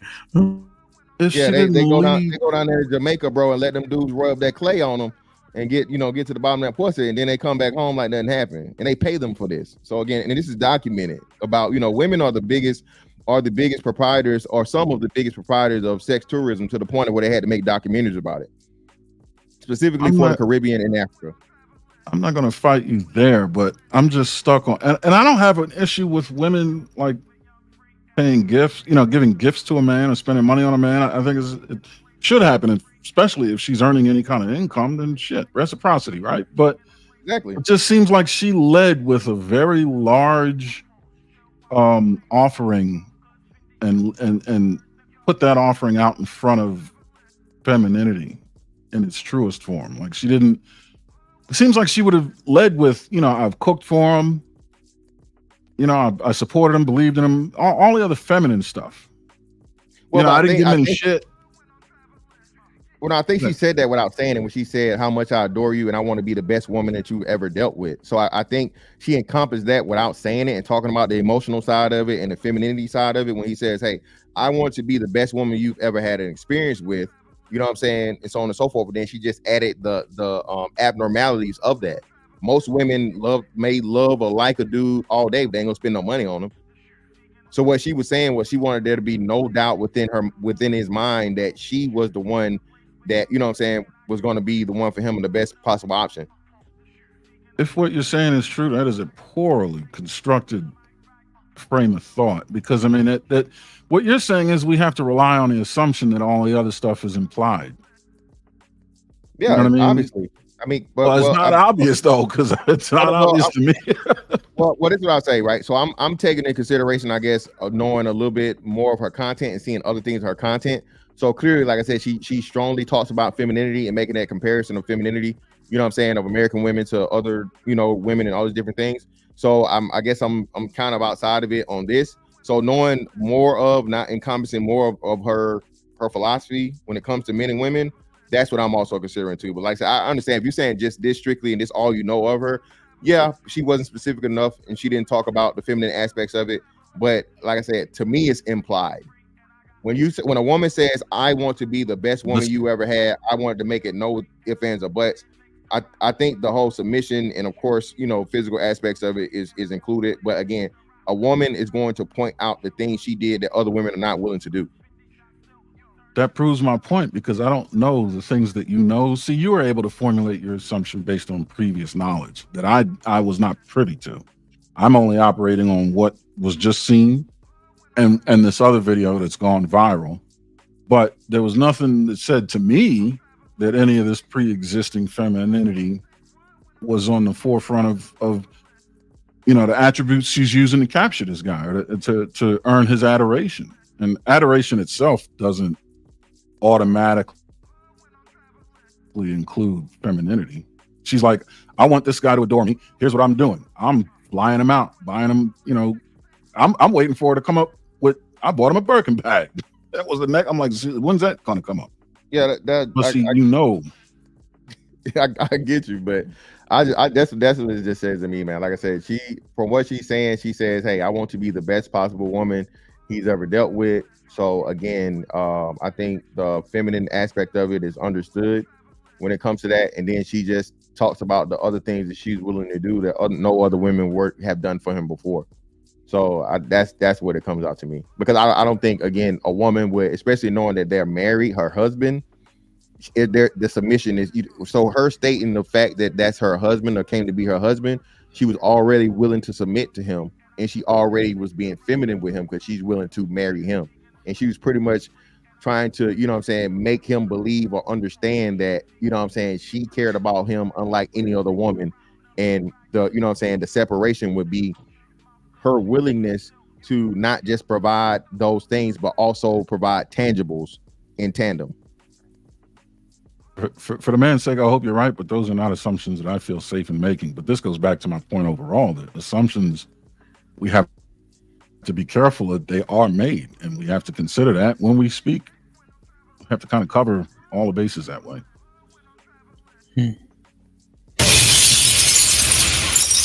right, man. Like, share, subscribe, tell a friend to tell a friend. Hit that like button right now if you can. That helps the channel the most. Dada was popping. Son Kiss, grace and peace. Shalom. Valerie, been a member for 4 months. He says, Mr. Fantastic, you had better dance a little or I'm getting Miss Mac on you. Either man was popping with the 10 ounces. Shout out to DJ Shirt Button Up. He been shopping in my closet. He been shopping. Put him in the fucking bedroom. Get him out of here. Come on. Salute E. Walk the talk with the $2 says she competed for what she wanted. We know who don't. God damn. Tazzy been a member for 4 months. Valerie, salute. Perfect. Valerie, thank you for the 20 ball, man. I know you sent it for Big Chuck, but he owed me a dub from this weekend anyway, man. You know what I mean? That nigga went to a place that got all these bounce houses. It was $15 for his age. So, you know, I charge interest, so that 20 should cover him. He good. Thank you. See, through you with the $5 says, what did she say that differentiated her from American women? Was there a differentiator? Hell yeah, y'all ain't spending no fucking money on nobody. Y'all, you literally just paid a thing of a woman that says she don't want a coffee date. So if y'all don't want a man to take you on a coffee date, she wasn't Black American though. On niggas, huh? But she wasn't Black American. Is there a difference? Who? No, it's not. Like you said, she's first generation. Her experience, her growing up would be the American experience. And when she spoke, she spoke from a dark-skinned woman. Dark-skinned woman, again, in the frame she works, she's usually talking about American dark like women. So no, you can't. Nah, Black women ain't spending no motherfucking money on niggas. So now, okay. So does that then push back and contradict the point where they let Pookie and Ray Ray sleep on the couch and don't pay no bills and etc.? No, that doesn't contradict anything because those women are usually broke too. The majority of them, the vast majority of them, broke as hell, and that's government assistance that we all pay for. No, so, hell, what I'm saying is they allow boy. I'm just saying. Yeah, pay nothing for that. It's free, hell. That's why they will. It's free. That money free. Them lights free. Them projects is free. That Section 8 is like a 80% discount, hell. So she ain't really giving nothing. Now, to the point though, for Aaron, that's the perfect example when a woman's actually providing for a man because again, she giving him a place to sleep, place to eat, and that's where you get more to the masculine aspect of it versus gifts. That's why I say a woman giving a man gifts and paying for things or so on and so forth that he does not need out of the kindness of her heart. That's and her adoration for that man and wanting for that man. That's the ultimate form of femininity. It becomes provision if and when it's something he can't provide for himself. That nigga a homosexual, you got to give him a place to stay. You got to give him money so he can, gas money and all these different things. Now, I agree that would be provision. But if that man can completely, totally be, self-sustainable, and then a woman's willing to do a little extra for him, pair of shoes here, a trip there, so on and so forth, especially when we know he's doing the same or more likely than not, I don't see anything wrong with it. Aaron, you want to reply? No, I'm not gonna push back on that. That is a greater form of provision when when his room and board is. I mean, that's I can't. That's real, man. But that's why I say you approaching the line of provision, not necessarily deep in it. I mean, you got a point there. Man, this is crazy, bro. All right, so let's play the context video, man. Let's play the context video, okay? Let me see. Where's the video start? There was simply no competition out there for me, but let's just look at it objectively. You had this average Black American guy who now was able to choose between what he was dealing with before and somebody completely new. And let me tell you, the moment I stepped into that man's life, he really didn't know how to deal with my femininity because I was not loud. I was not screaming. I was not trying to, be louder than him. I didn't interrupt him because that's not something that I learned from home. If somebody would speak, and especially a man, you would let that man speak and then you would listen and then say whatever you have to say, right? So I was clean.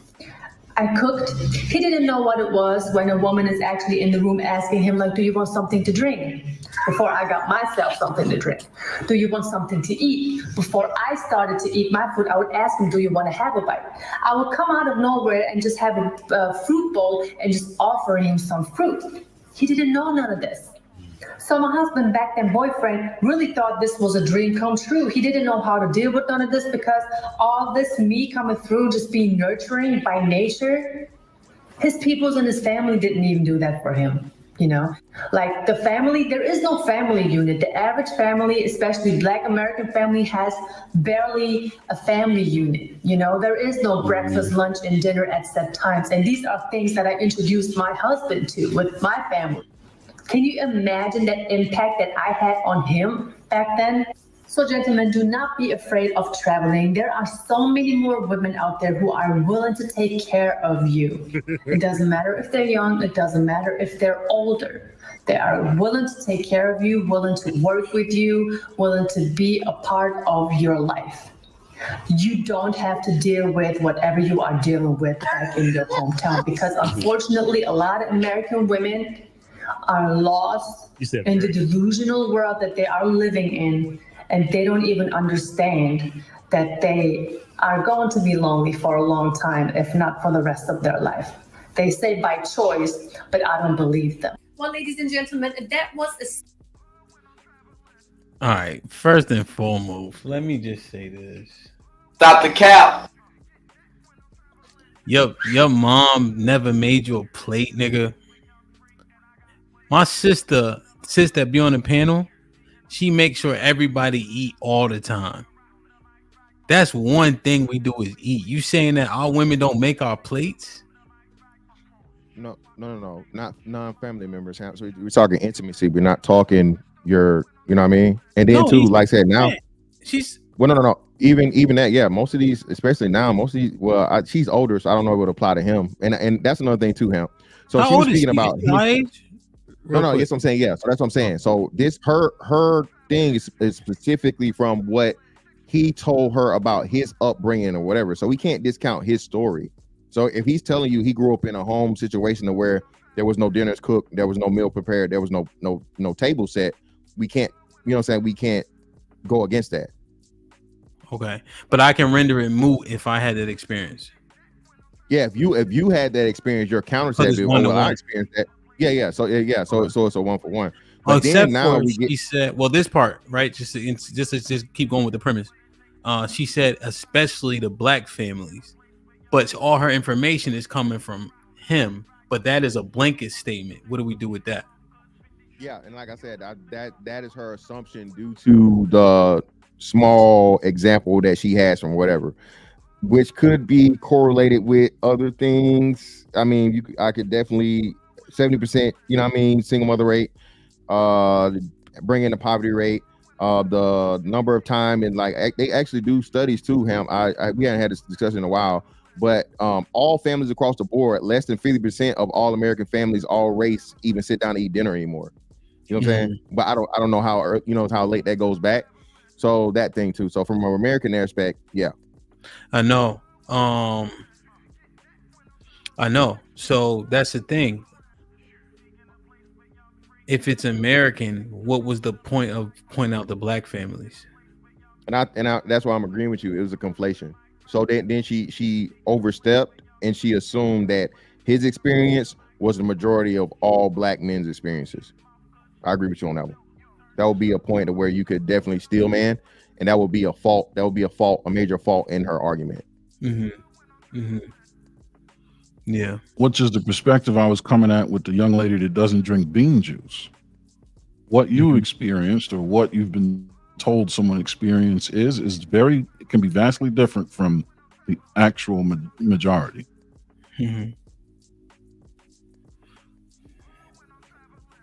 Yeah. And that's the key, right? And just to be clear, she didn't say Black women. She said the women that he had experienced previously. If people are making the assumption that he dealt with Black women, that's one thing. But if he went over there and got with her, I would argue, Thank you, Ham. And that's what I'm saying. So a Black man a Black man that ended up marrying a foreign white woman, right? what's the chances of again his dating pool being exclusively black women? Highly unlikely. Yeah. For a man to marry, he don't just jump to, you know, hey, I'm gonna deal with all these black chicks, I'm gonna marry a white one. No, like you said, this is a man whoever his experiences were already of, you know, women of different races and different things. That's why I say she said American women, and they picked it up and they automatically made him black because he's a black man. Mm-hmm. And then she said in the beginning that she don't got no competition, period. Like she didn't even say any type of woman, right? But the title gets you to click it, right? So people can continue to be clickbaited, right? But she said, I don't have no competition, but for the sake of the conversation, let's say I had competition, X, Y, and Z, right? Just the assumption of especially black families, right? That's the part that goes back to my title, right? When people make these assertions just based on how we talk about each other in public, because when we bash, they think it's okay to bash. As an example, we had conversations about nigga left and right because we use it now. Everybody should be able to use it, right? And what I'm looking at is when we come at each other dumb hard, everybody else think the door is open, and then they make conflations like that. Exactly. This is why I try not to use it. Mm-hmm. Yeah, because we all three of us were like, we understood what she said and didn't say, right? That wasn't the point. What we discussing is, did we open this door? Now everybody got an opinion. Well, like I said, I don't think as much as we opened the door, as in again the door has been removed. There's no door to open, and that's when we go back to the original premise before of where everybody can see everything and everybody can give their 2 cents or their thing. And like you said, another big part of it too was the caption that was put on that wasn't even by her. So for just context for people to understand, she did not put the caption that black women cannot compete. Someone else took that, reposted the clip of her, you know, doing this explanation. They slapped the caption over it, and now, you know what I'm saying, that's the result of it. Because this was made like over a year ago originally. Yeah. And this is not a super, but Prime, you see the people I've been able to bring up here, right? So you can assume I went through the right steps, but people have to have time to have the conversation, right? So I had the conversation with the lady herself, but she got to make time to be able to coordinate to come up here. So don't think for 1 second I'm just talking without doing what you think I should do 3 days before you thought I should do it. You know what I mean? Like, share, subscribe, tell a friend to tell a friend. Hit that like button right now if you can. That helps the channel the most. Let me see. Hey, yeah, with the $2. Women fly me out. Ellipsis. They definitely tricking. It is tricking, right? Or no? Of course. It's encouraged. This is a good question. What did she say that differentiated her from American women? Which this one or the first or the last video? So on this one, again, overall, she was willing to spend damn money. Mm-hmm. That's what she said. And then she talked about, again, not just that, the way that she currently did or what she did as an adult, preparing his plate, not over talking, not letting him speak. All of those things that American women, American black women especially, have a huge issue with. I was talking about this yesterday. Black women don't know how to fucking communicate, bro. Y'all having a conversation or discussion and they want to jump in and cut you off and cuss you out and all this other shit. You got an answer for see through you?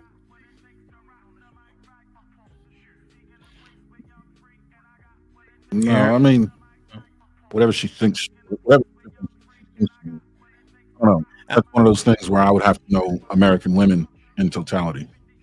What I see and what is different. Mm-hmm. See, when you go to places like when black women have money, they spend it. Yeah, I know. That's what I'm saying. Like, my experience is different. Remember, I went to college in College Park. Yeah, PG County. So I'm aware. Got money. I know what it is. That's the thing. A woman will buy you some shit. That I just, I don't know. I guess she just would have to be an outlier, right? Because the argument that people often make is Western women. So is it Western women or is it black women that got the problem? It's fantastic.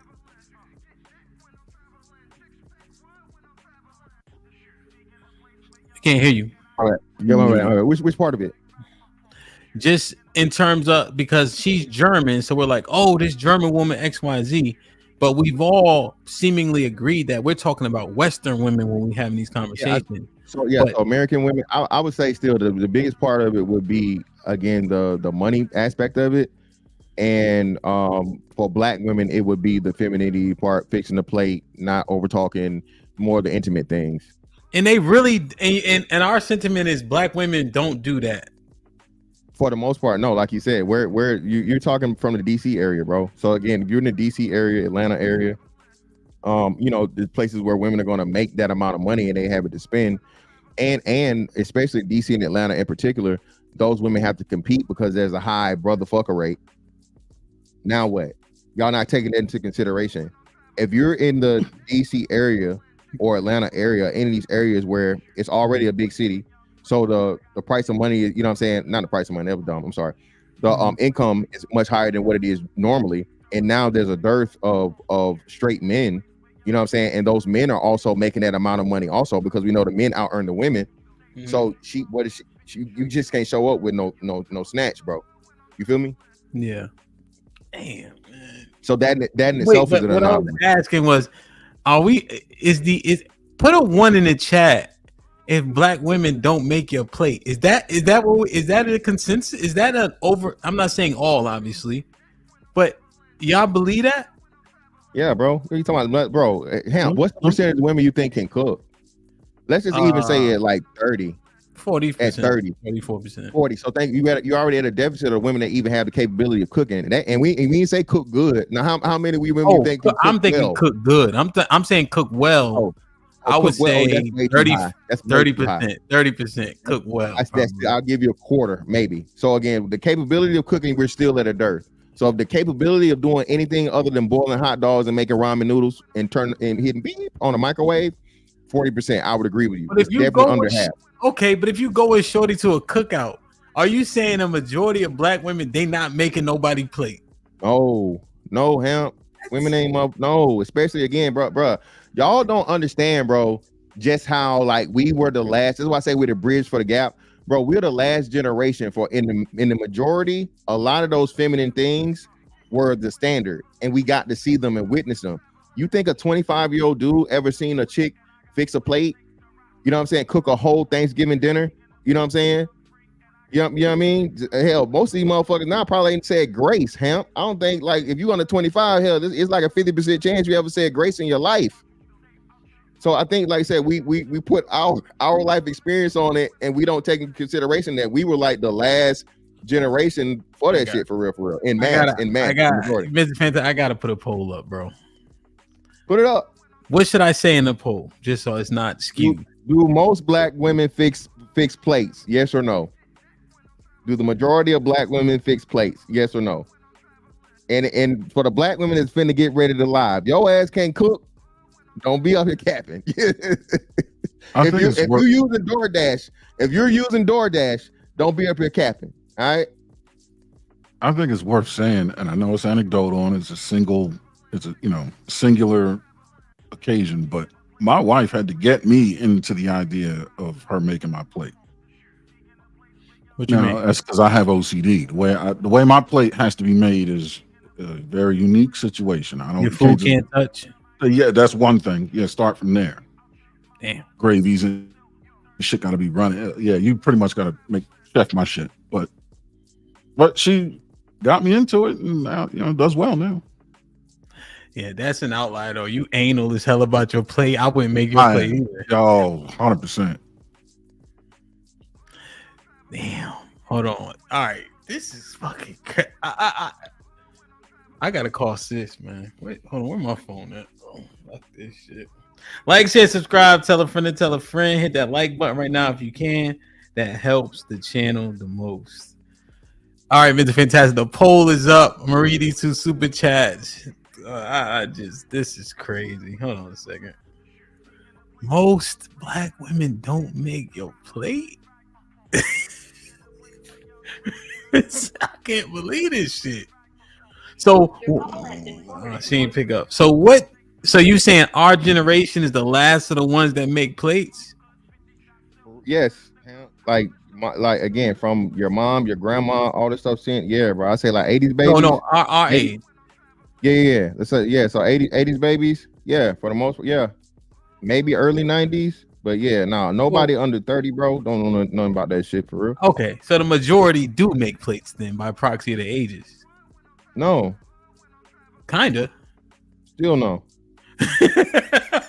Still because they stopped doing it. So they saw it as what's name, but they stopped doing it when they got grown. So even though the women saw it being done, you know what I mean? Like, when the last you married. So I can tell you is like being a bachelor or whatever, bruh. Right. What's the 90% of my meals, 90% of my meals, bro, is not at the kitchen table. My kitchen table whole meal. You know what I'm saying? No, my kitchen table got meal on it. Nah, I mean just in terms of like people just be moving around when you eating. You know what I'm saying? Watching TV, all types of shit.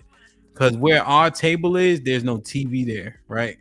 So oftentimes it's a double thing. The kids eat and watch TV. They be quiet for 30 minutes longer than without the TV. So they got the smaller ones got a little ass table that they sit at. You know what I mean? And eat and watch TV. Yeah, no, but damn, at least my plate getting made. Tony with the $5 said, didn't that African girl have a video about dating Pookie and Ray Ray's too? Could have sworn she did. I ain't see it, Tony. You gotta send it to me, good brother. EBD was popping with the $5 says, the difference between this German woman and the African woman is she not only dated but married a black man. She has more credible experience than African women. Oh, you comparing those two videos? Okay. Lauren Mack with the 20 bosses. Interesting show, hand exclamation point. This shirt is diabolical. Wow. No dress code today? Gordon Guttrell could never. Wow. I'm in the fucking bedroom. Get him out of here. Come on. Because Mr. Fantastic came up here dressed like a drug dealer, so I had to be in the middle between drug dealer and casual. You see what I'm saying? You know what I mean? Salute to Lauren for the 20 ball. Where's my man's at? I can't find it. Let me play this real quick. Come on, I'm broke, baby. I ain't got no money. Bullshit. I see you shining, nigga. I can smell a motherfucker with money. Even Ray Charles can see you got money. Venus with the 10 ounces. Last time I was on the panel with Fantastic, he proved he can't communicate well. I was the composed one and he yelled, cursed, and interrupted. The men are the bad communicators. Damn. See, you want to respond? You good? Nah, this is YouTube. This ain't real life. CJ with the $2. My girl always make my plate, but she 30. Andre been a member for 7 months. She says, "What up, Ham? What's popping?" In the panel, do they fix their man a plate because they fix plates? What are you saying? Black King, salute, been a member for 3 months. The Juggernaut was popping, good brother. I appreciate you. What up, buzzing, birds flipping dust. Salute. Holla at your boy. You thought your cousin wasn't? Appreciate you, Ock. Thank you for becoming a member, bro. Man, oh man, this is crazy. Let me see where the poll is at, bro. Let me see where the poll is at. Landslide, 60-40. 60% no, with 180 votes. Holy shit, man. This is real? Yes, you married. Y'all married, bro. Y'all married and you don't know how you know what I'm saying? How it is out here, bro. I'm telling you, it's totally different than what it was 2000s. And like I said, once you don't gotta worry about it or whatever, bro, you like it's you guys are oblivious to it as you should. You got nothing to worry about. You got a wife. You know what I'm saying? You got somebody that's, does all the things that a woman's supposed to do in the situation. You out here on your own, bro. Like you said, it's few and far between to where hell, bro. You even want to go to a chick's house and even allow her to, fix you a crib fix you a meal, or let her come to your crib and allow her to fix you a meal. You feel what I'm saying? So it's even more rare because of the the hookup culture and shit. It's so many factors. Man, I understand. So even when you kicking it with a chick, you dating her and all that. and you go out with her, she not making your plate? If we go out, how she gonna make my plate? I mean, We at a like if you go to restaurant. like a cookout or something. Well, for one, like I said, unless she my old lady, we not going to no cookout. Okay. I thought she not gonna be around the fam, bro, unless it's like serious. You feel me? So it's like, Never even, like even Dana, right? If I'm out and my wife not there, Dana will make my plate. yeah, Dana 40. Okay, so and they keep telling me, hey man, I thought hold on, let me talk to these niggas first off. I'm not out of touch, nothing, bro. I don't see. Boy, let me tell you something. I know a thing or two about a thing or two. That's all I'm saying. Well, listen. Let me retract out of touch from the record. I'll say this: even you have advantages, a lot of advantages that most niggas don't have. I'm just telling you. Just being having a in-home wife, okay, a woman that's married to you, and especially if you got children involved, it's totally different than a nigga being out here and he just, hey man, you know what I'm saying? Knock them down as they come. That's all I'm saying. I'm a fucked up, true. Yeah, nigga, you whoa. They got too much dip on your chip, brother. You can slow down. That's why I just dropped the link, man, because I'm just saying, man, this type of information. Now, if it be true, okay, cool, right? But if it's purely speculative, right? And we just paint these narratives, people run with shit like this, right? And that's my biggest fear. You know, like we having a conversation because this part right here isn't super deep about making the plates, but it does have implications, you know. But if it's true, you know, damn, that's all I gotta say is damn, man. But you know, I'm just thinking about the level of bashing people are making assumptions, and then the stereotypes start to come. And then we get framed in negative light because it's coming from credible sources. So do you guys agree with that overarching sentiment, or you think that right now it's still necessary to fry each other until things change or until people start to listen?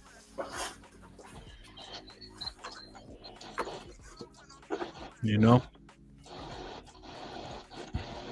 This is crazy, man. We're gonna have a meetup with no cameras, no microphones, no nothing. Like, share, subscribe, tell a friend to tell a friend. Hit that like button right now if you can. That helps the channel the most. Man, what's up, Red Pill? What's poppin'? What's up? How everybody doing? Good, man. I miss you, man. Where you been at? Shit, chilling, working out a lot, man. Me too. Working out a lot. What's goody? Yeah, nothing, man. Just hemp. We's are married, man. It's different over here. I understand what you're saying. I be sitting on this computer so much, and plates just come to me. Thanksgiving, Christmas, don't ever fix plates. But we's are married, so I understand. Fantastic. The vast majority of these women don't have real boyfriends these days. They got sneaky links, hookups, situationships, things of that nature. Even with their baby daddies, these babies are made in more situationships and relationships. They ain't fixing no plates. Sneaky links, you know, all they hear is the old belt jingle. You know about Wait a minute. Wait. Jingle. All right, so let me ask this question. I understand what you're saying, right? So when you was outside, right, and you go to a chick house, right, you just smashing her. You telling me she never brought you nothing to drink? She didn't get the wipe off towel. She didn't cook you breakfast if you end up sleeping there by accident? Hell, like, are we saying that this shit is over with? That's not happening? I'm out of there before the sweat dry on her body. No, I got you, but I'm just saying at times I fell asleep. Like you get you get something. Like now, here's the thing. Now they say out of touch. I'm trying to figure out if y'all touching anything or do y'all know how to fucking even play the game. Well, if you hover around, you might get some food. If you hover around, but I was out like a thief in the night.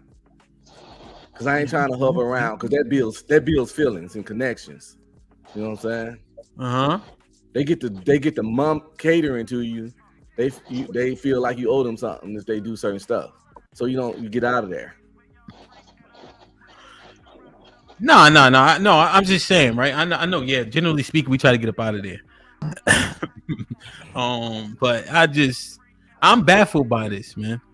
I'm baffled by this, honestly.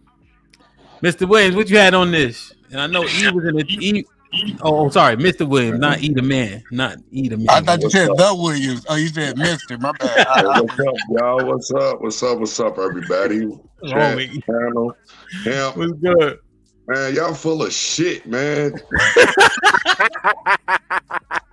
Man, I ain't never been around some women and I ain't got a motherfucking daddy plate. The hell y'all talking about? You're OG too, though. You a different generation. You're OG. Yeah, I'm OG, and that's just something that's been known, man. Most of the women, even majority of women in my family, they're gonna make you a plate. They're gonna make sure all the men are fed. That's just what's been embedded in them. But you're OG. My 23-year-old son probably ain't getting no place made for him. Shit, my kids in their 20s, they getting plates made. So either y'all out of touch and motherfuckers really don't have the pull that they say they got with women, but nah, man. I ain't never in my life been somewhere at anybody's function and I ain't had a plate made for me, ever. If they're in relationship, whether we screwing around or whatever, they gonna make me a plate, bro.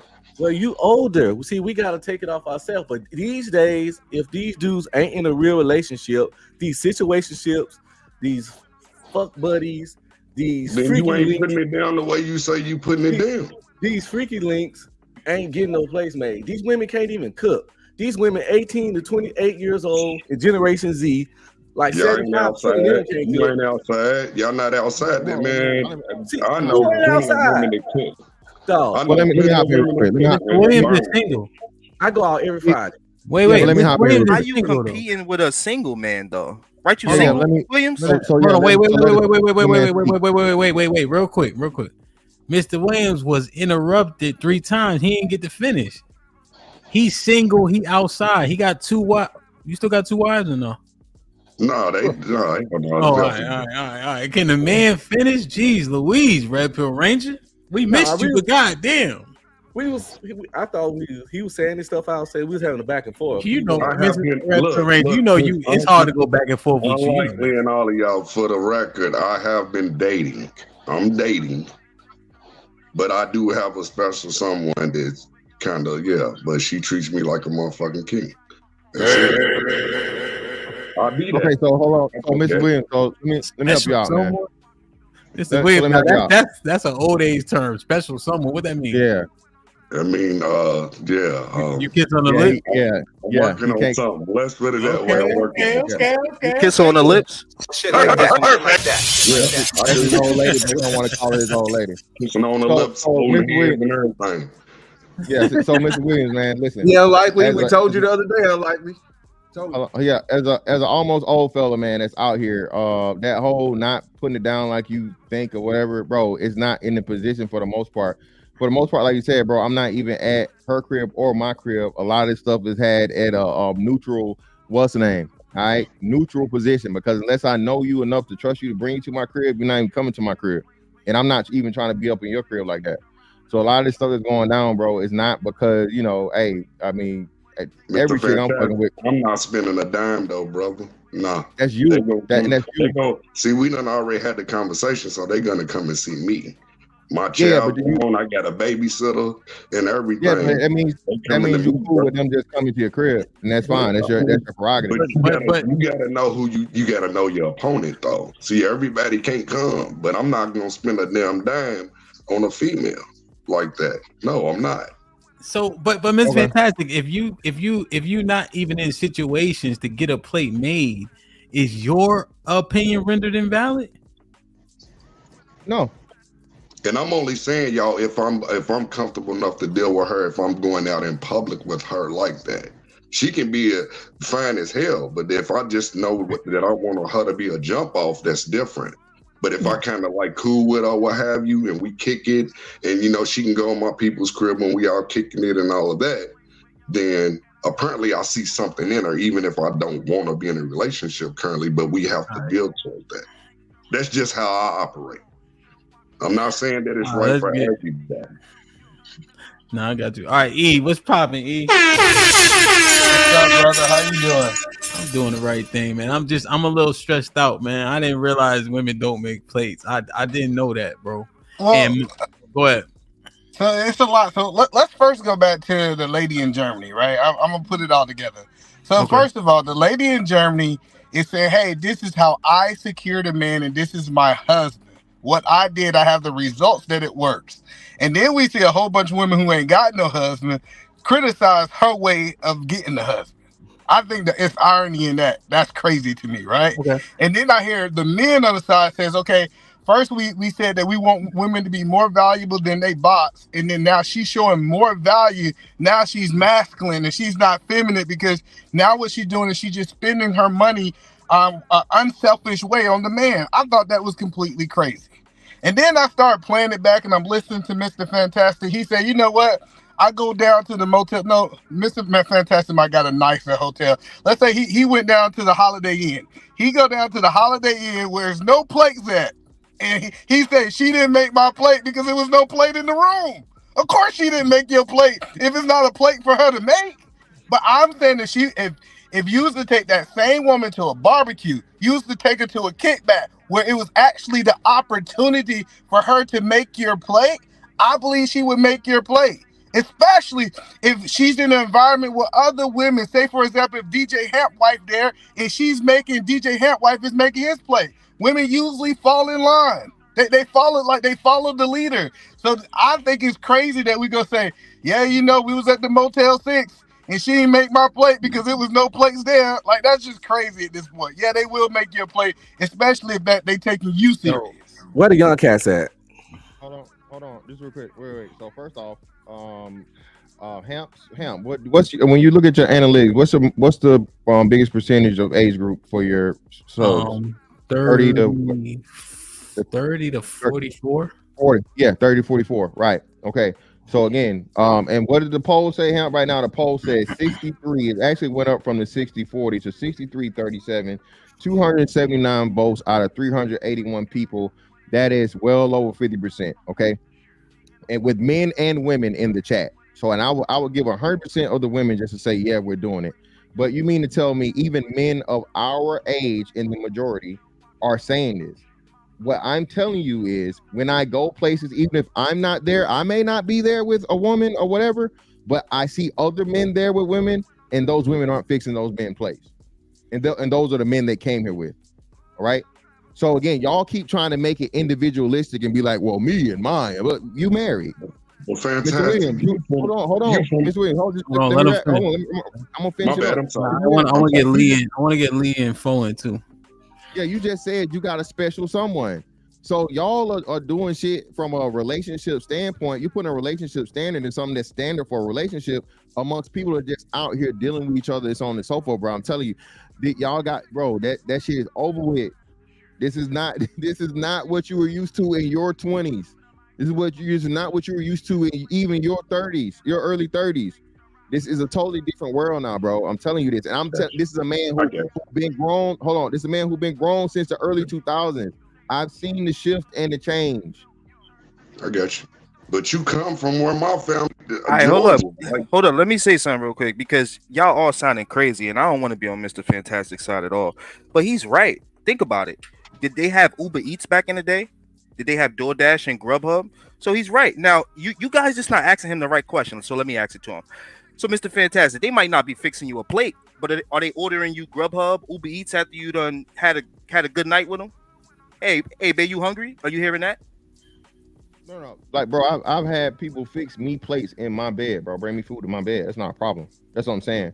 But what I'm telling you is the standard of it or whatever is not the norm because I'm not even in a situation to where I'm always out with a woman to where we're at a function or we're at a thing. Most of the stuff we do, like you said, is going to be, I would say 75% of the food, more like 80% of the food we eat is like at a restaurant. Now, what she will do is she'll pay for the bill and a woman I'm fucking with steadily, it's a back and forth. I can't have to foot the bill every time. You know what I'm saying? So I would say that will be an equivalency. But yeah, as far as like the interpersonal part, the intimate part of fixing plates is just not that setting for me like the majority of the time. but Look, right, it's based fantastic. off of Hello. technology. Go ahead, Hello, go ahead. look, this is fantastic. My wife ain't fixing my plate at no damn restaurant. DJ Hamp wife is not going into the kitchen and be like, this is my husband, and I'm gonna fix the plate. That is one of those things we know not happening. So if you only in an environment that is a restaurant type environment, of course she's not. We talk about if you took this woman to a cookout, a barbecue, something that is in a situation for her to fix your plate, would she fix your plate? A wife would, either man. A wife would, or a A serious girlfriend will too. That's what I'm telling you. Yeah, that's a relation. Either man, we're agreeing with you. And if I'm in a relationship with a woman and I'm 40 years old, I'd imagine she would, either man. What I'm telling you is there's a argument.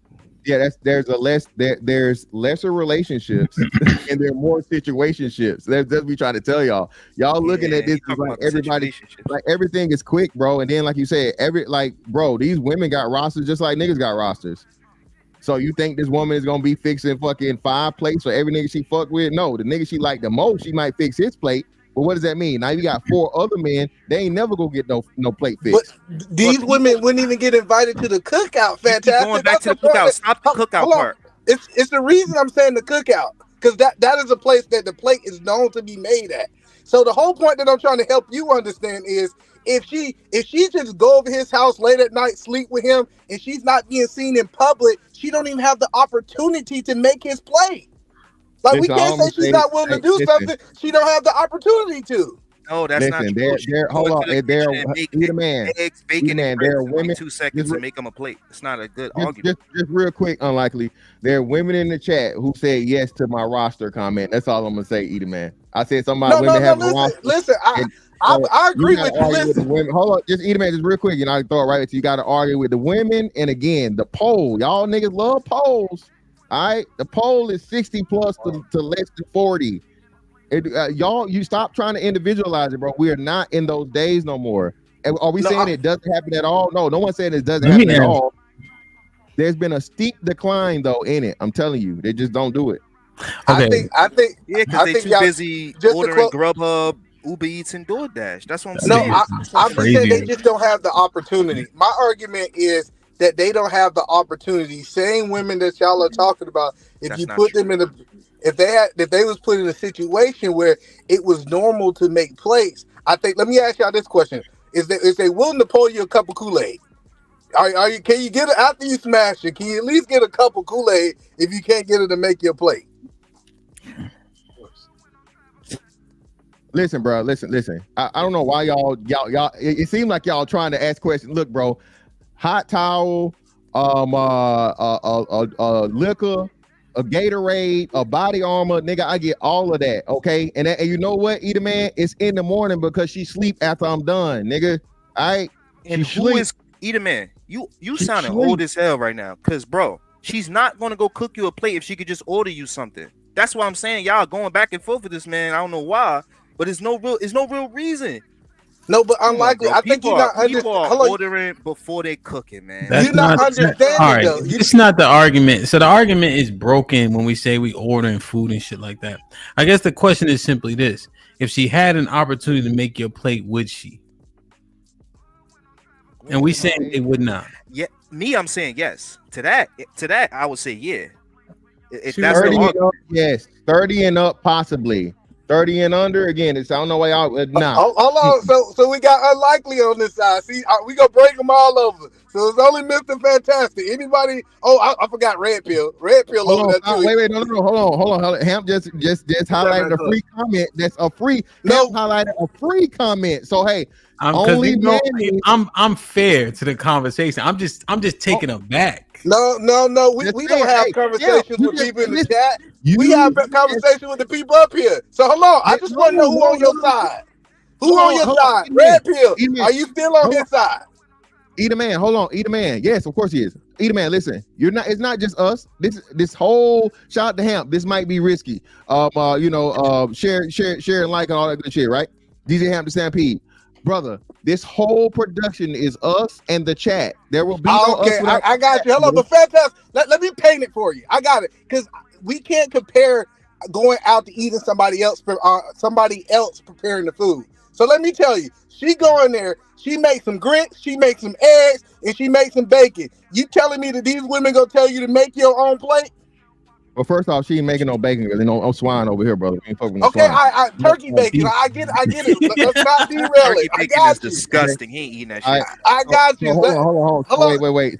So hold on. She cooked. All right, she gonna tell you to go in there and make your own plate. Hold on. So again, you from Georgia, right? Yes, sir. Yeah. Okay. We ain't talking no sugar grits, right? We talking cheese grits. You know I'm from Georgia. Cheese grits. Okay. Of course. Of Yeah, course. damn. Ain't no good in my mind. So, but I'm just saying. So she just got finished cooking because the precursor for her making your plate is food have to be ready. All right. So we can at least agree that the food got to be ready. She just got done cooking. She making your plate. That most of these women are they making your plate or they telling you to get your ass up and make your own plate? I want to know. No, bro. Listen, anybody that I'm getting to the bottom of that pussy, brother, is never telling me to do nothing on my own. Okay, so now you came over to my side. Okay, put red pill ass up there. I got you. I'm gonna convert all of them today. This is the day that we convert the bullshit. Coming to your side. I'm me. I'm gonna answer your question. I'm me. If I bust her down, I'm gonna get food. But every nigga ain't me. Here we go. E, you knocking them down one by one. E, hold on. Okay, red pill. Red pill. That's what Fantastic trying to tell you. He gonna get the treatment, but that's how I get the treatment. Just as Fantastic get the treatment, don't mean the majority of cats is. You know the funny part, red pill. Everybody get the treatment when we start talking online. Everybody getting their plate. then what we want to do, we gonna say, hey, check this out. It's a man out there. First of all, she wouldn't even cook the food if she wasn't gonna make the plate for him. That's the whole point that I'm telling you. If he's good enough to get the plate cooked for him, he's good enough to get the plate made, red pill. How can't you see that? The majority of men not even getting ass regularly. You think they getting plates? Oh, no, see, that's the point. Listen, you know the stats have. The majority of men ain't even getting cheeks. You think but that's the point. Hello, you just made my point because that man's not even in a situation to get the plate made. I'm telling you, women, he going on dates. He ain't getting cheeks. The majority you of missed it. You missed it. Hey, red pill, listen, you gotta understand. Hold on. I got you.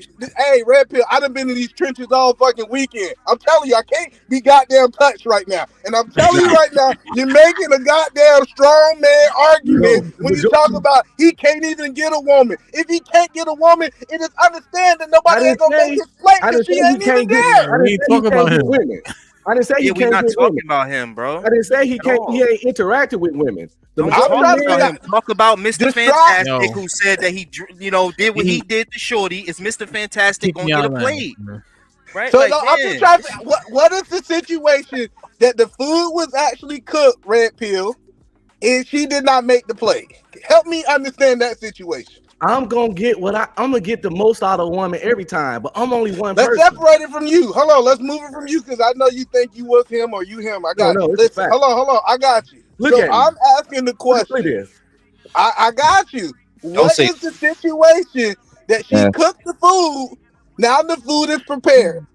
That she's not going to make the plate.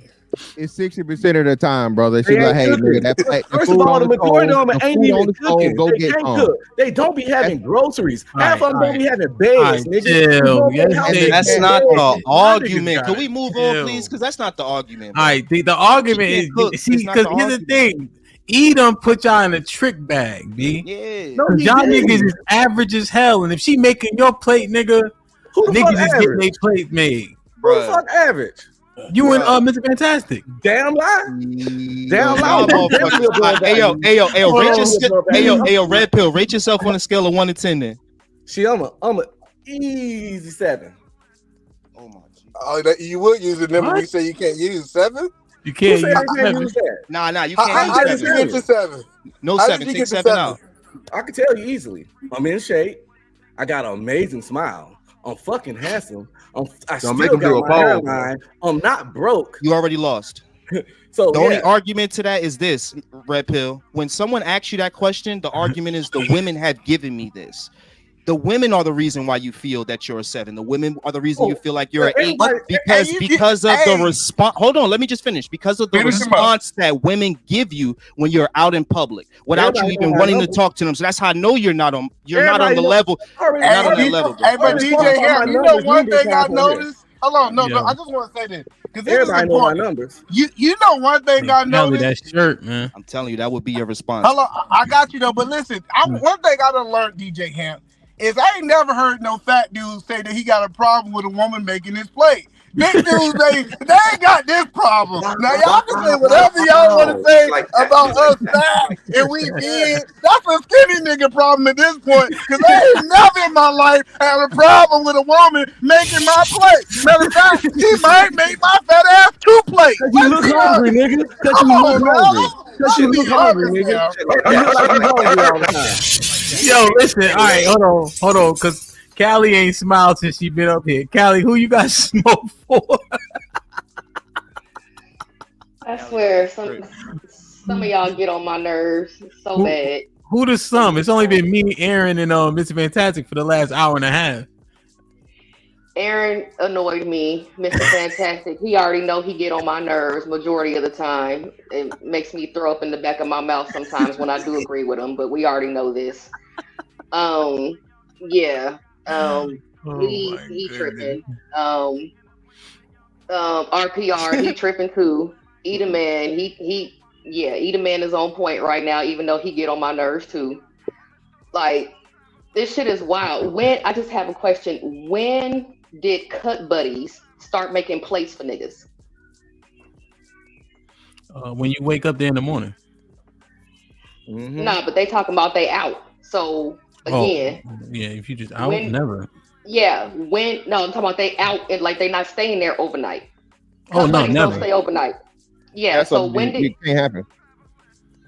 Right. So then at the same time, we're also being beamed over the head for not making plates when y'all treat them like cut buddies. Nobody don't care about y'all not making plates. We not do that ourselves. We're just saying they don't do it. The whole thing is about making plates. Okay. I know, but we ain't dinging nobody. We just saying it don't happen. It's not an attack. Oh, okay. Yeah. It's not an attack on black women because black women don't make plates. No. Well, let me. Well, hold on, Callie. No, I'm not accepting that. It is a ding, right? Because if your woman don't make your plate, you will frown upon that when the men are getting their plates made around you. So the fact that we saying they don't make plates is an absolute ding against them. 100%. That's why we're talking about it. And that's why I'm saying when we use something as small as making a plate, I don't know if it's small, but just for the sake of the conversation, right? When we start to say black women don't do this, now other motherfuckers are saying black women don't do this, and they running with the stereotype, and then it's not even proven. Because the premise was I'm just fucking her. So there's no plate to be made in the first place. Go ahead, Callie. You're on mute. No, that was the gist of it. Yes. And then another thing is like I like how we just slid past the fact that the chick, the African chick, the first video that we watched, people were actually saying you are too dark to deserve X, Y, and Z treatment. But then we gonna say that she lying, she capping, colorism ain't real. But the niggas is in her chat, in her comments was saying that bullshit. I like how we just slid past what the fuck was said in her comments and want to go with our own little narrative and our own little talking points about what the hell is happening. I think that's bullshit too. Y'all really like got on my nerves today, like for real. Well, okay, so do people not say wild shit or incendiary shit regardless? So do you think 51% of the comments were about her being dark skinned? No. Some of the comments were about her being dark skinned, and some of the comments were about some other shit that she named too. That don't ask me to list right now because I don't exactly remember exactly what she said. Okay, but we know it's a bunch of bullshit in her comments. So to sit here and say, and you want, I said cool, but so hold on, let's walk it down. We gotta walk this down. So you already said so it's not the majority of comments that are going to be said to a woman that deliberately made an incendiary post talking about the lack thereof of black men, and they're supposed to give her compliments on the internet. But you already admitted, even out of the bad things being said, you agree that that more than half of them weren't about her skin tone or about her being dark skinned. So that's one. Now two, I would say not even 10% of the comments there were about her being dark skinned. That's two. And furthermore, again, the only reason there's any comment to be made is because she purposely made an incendiary comment, down talking on black men, and then acting like she didn't expect a retort back. So her colorism was 90% of her commentary about the dark skin. I mean, was 90% of her complaints as far as the comments that she received in her video about being dark skinned, or did she name several things that was in her comment section? She named several things that added up to her being dark skinned. She said, hold on, let me tell you. So if you say you don't remember, let me remind you. Her being dark skinned, her having Afrocentric features, and her having an Afrocentric hairstyle, which all pretty much, when they say Afrocentric, dark skinned girl things. So yes, she said she. Oh, you mean the natural hair that black men say that they like? Well, it wasn't natural hair. Her hair wasn't natural. Clearly, she had braids. She had braids. She had braids. Jesus Christ! You know that. You know what? Bye. But maybe she wasn't attractive, just period. I don't know. She wasn't. Wait. Where did she go? Some people she got mad because I said it wasn't natural. She didn't have her own braids. She had extra hair put on her head. So that shit ain't natural. Natural is when your own hair is the only hair involved. Damn. And sometimes it's always not just colorism. Maybe she just wasn't cute. She wasn't. No, that wasn't it. I think that she highlighted the comments. I think when it comes to comments, she's highlighting the negative comments that affected her the most. I doubt that she read every single comment that says, "Hey, you're wrong about this." EBD. I know you hang around majority Caucasians. Black people, at the very least, we say hello to each other when we. Oh, my bad. Shit, I've been on vacation. My bad. What's up, y'all? You raised by wolves or something? My bad. But yeah, go ahead, Ham. No. I thought you was raised by wolves. Go ahead. That's all it is. Well, looking at my legs, you probably would think so. They're hairy as fuck. Anyway, when we're talking about when we talk about black men talking about the same complaint that whether black women do or don't perform, we don't get the we get the exceptional. Like I know you ain't talking about me. They always personalize it rather than have the conversation. And rather than speak to what was said, if you notice, Callie was upset at the comments. She wasn't upset at nothing that woman said about all black men. So she's pointing out the attack that she's been receiving while going on this diatribe saying, hey, all y'all American men ain't That's a good point. and not worth dating. So she can be okay with that. She ain't pissed about that. She's pissed about the smoke and the comments that came afterward, right? I mean, it's cause and effect. Had she not probably gone on YouTube in front of the whole world talking about all American black men who I've not dated or had an experience or married or been with intimately, there just ain't shit. I don't know this to be true, but I'm hearing a lot of things. If I'm hearing a lot of things, then I don't need to experience it. I can just have my opinion that's completely baseless in just my own opinion, and everyone should shut the fuck up about it. And the smoke that I'm receiving, that's bad. That what proves my point. Not what I said about all of you. Just now look at, but now look at this, right? Look at this, right? That's what we're conversing about now. We just spent 30 minutes, and it was fun, about the plate making, right? Yeah. But then the men with experience of getting their plates made are told to be quiet. But you see how that's an issue, though. Right? Yes. The majority of men don't even have access to women, but somehow the men that had access are out of touch. We need to be quiet now, right? So what we just had 30 minutes of baselessness, but now that's what we point at this girl about, and that's why this bashing comes unnecessarily, because we do it to each other, and it's just like, where are you getting this shit from? And then people that come from outside are like, yo, see. Mr. Fantastic said it, so it got to be true because he got credibility. Right. And whole time, Mr. Fantastic premises at this point in his life, he's spending time at this point in Mr. Fantastic's life, he's spending his time at Motel 6 with the hoes. No wonder his plate ain't getting made, but he left that part out. I mean, well, the Marriott. Sorry, Marriott. The Red Roof. My bad. I was protecting it. When I was outside, I don't even think you can walk. I don't even think you can walk. Really Listen, hold on. I don't think you can even walk in a Motel 6 with an American Express Platinum, brother. Okay, my bad. It was. I apologize. My pocket won't allow me to even step past the threshold, brother. It'll get you in there. Bounce you right on out. Now I get my plate made. Right? But Nah. Hold on a second now, Lee. I got you, Lee. But I'm about tired. There's no way everybody on YouTube where they draws outside of their pants, bro. We getting all our plates made. All these average niggas sitting up here, but now the majority of men ain't getting their plates made. This shit is crazy, bro. I'm not done windmilling. I'm a 4, nigga, and I get my plate made. Always go have. off, bro. Windmill. No way. It's your income average. I'm a 3. Average ain't just I'm leaving, man. Pardon my back, man. It's your income average. It's your ability to provide average. We gotta look at that. People be saying the average stuff, but it's a whole. You take everything you comprise of, mix it up together, and what does that number come to? And all right, I got you, Red Pill. Above average, then you above average. You can be below average looks, but above average everything else, and you ain't average no more. Because things cancel things out. I got you. So I got one question. Hell, you can say you're a 4, but that don't mean shit. What the hell? Wait, average? I got you. Hold on. Above the average man. Hold on, I got you, Red Pill. I qualify for a plate. You know what I'm saying? I qualify for the plate. I got the question for Red Pill. How much money do you think a man got to make to get his plate made? It ain't a particular amount, but he had to be able to provide for that, you know. Or Red Pill, can I ask you one question, Red Pill, real quick, Max? Money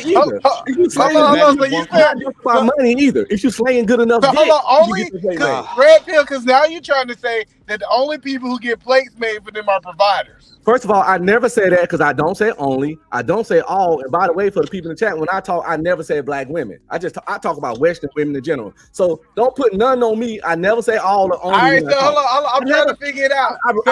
Is the Pookie? Hold on. It's the Pookie and Ray Ray that's sleeping on the couch. Do you think his plate get made? Yeah, because Pookie and Ray Ray can be above average. Okay. He can be above average height. He can be above average build. He can be above average charm and swag. All right, let me ask my question. Ayo, Red Pill. Let me ask you this: do you believe that women are naturally nurturing? Yes or no, bro? Don't do all that thinking. I have to think. Don't do all that damn thinking, bro. Now you gotta think. Right? Yes or no? Stop playing, Red Pill. You've been around. Come on. Let me think.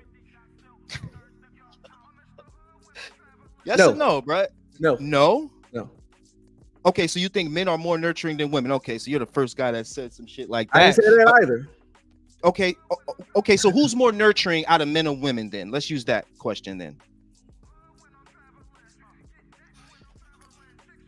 it's like you taking a test or something.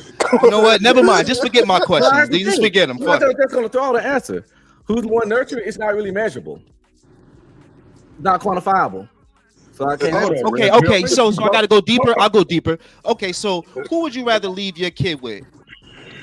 You got 2 nannies there. You got a woman nanny, and they both old. Who would you rather leave your kid there with? The woman and your kid's around 4 years old? The woman or the man?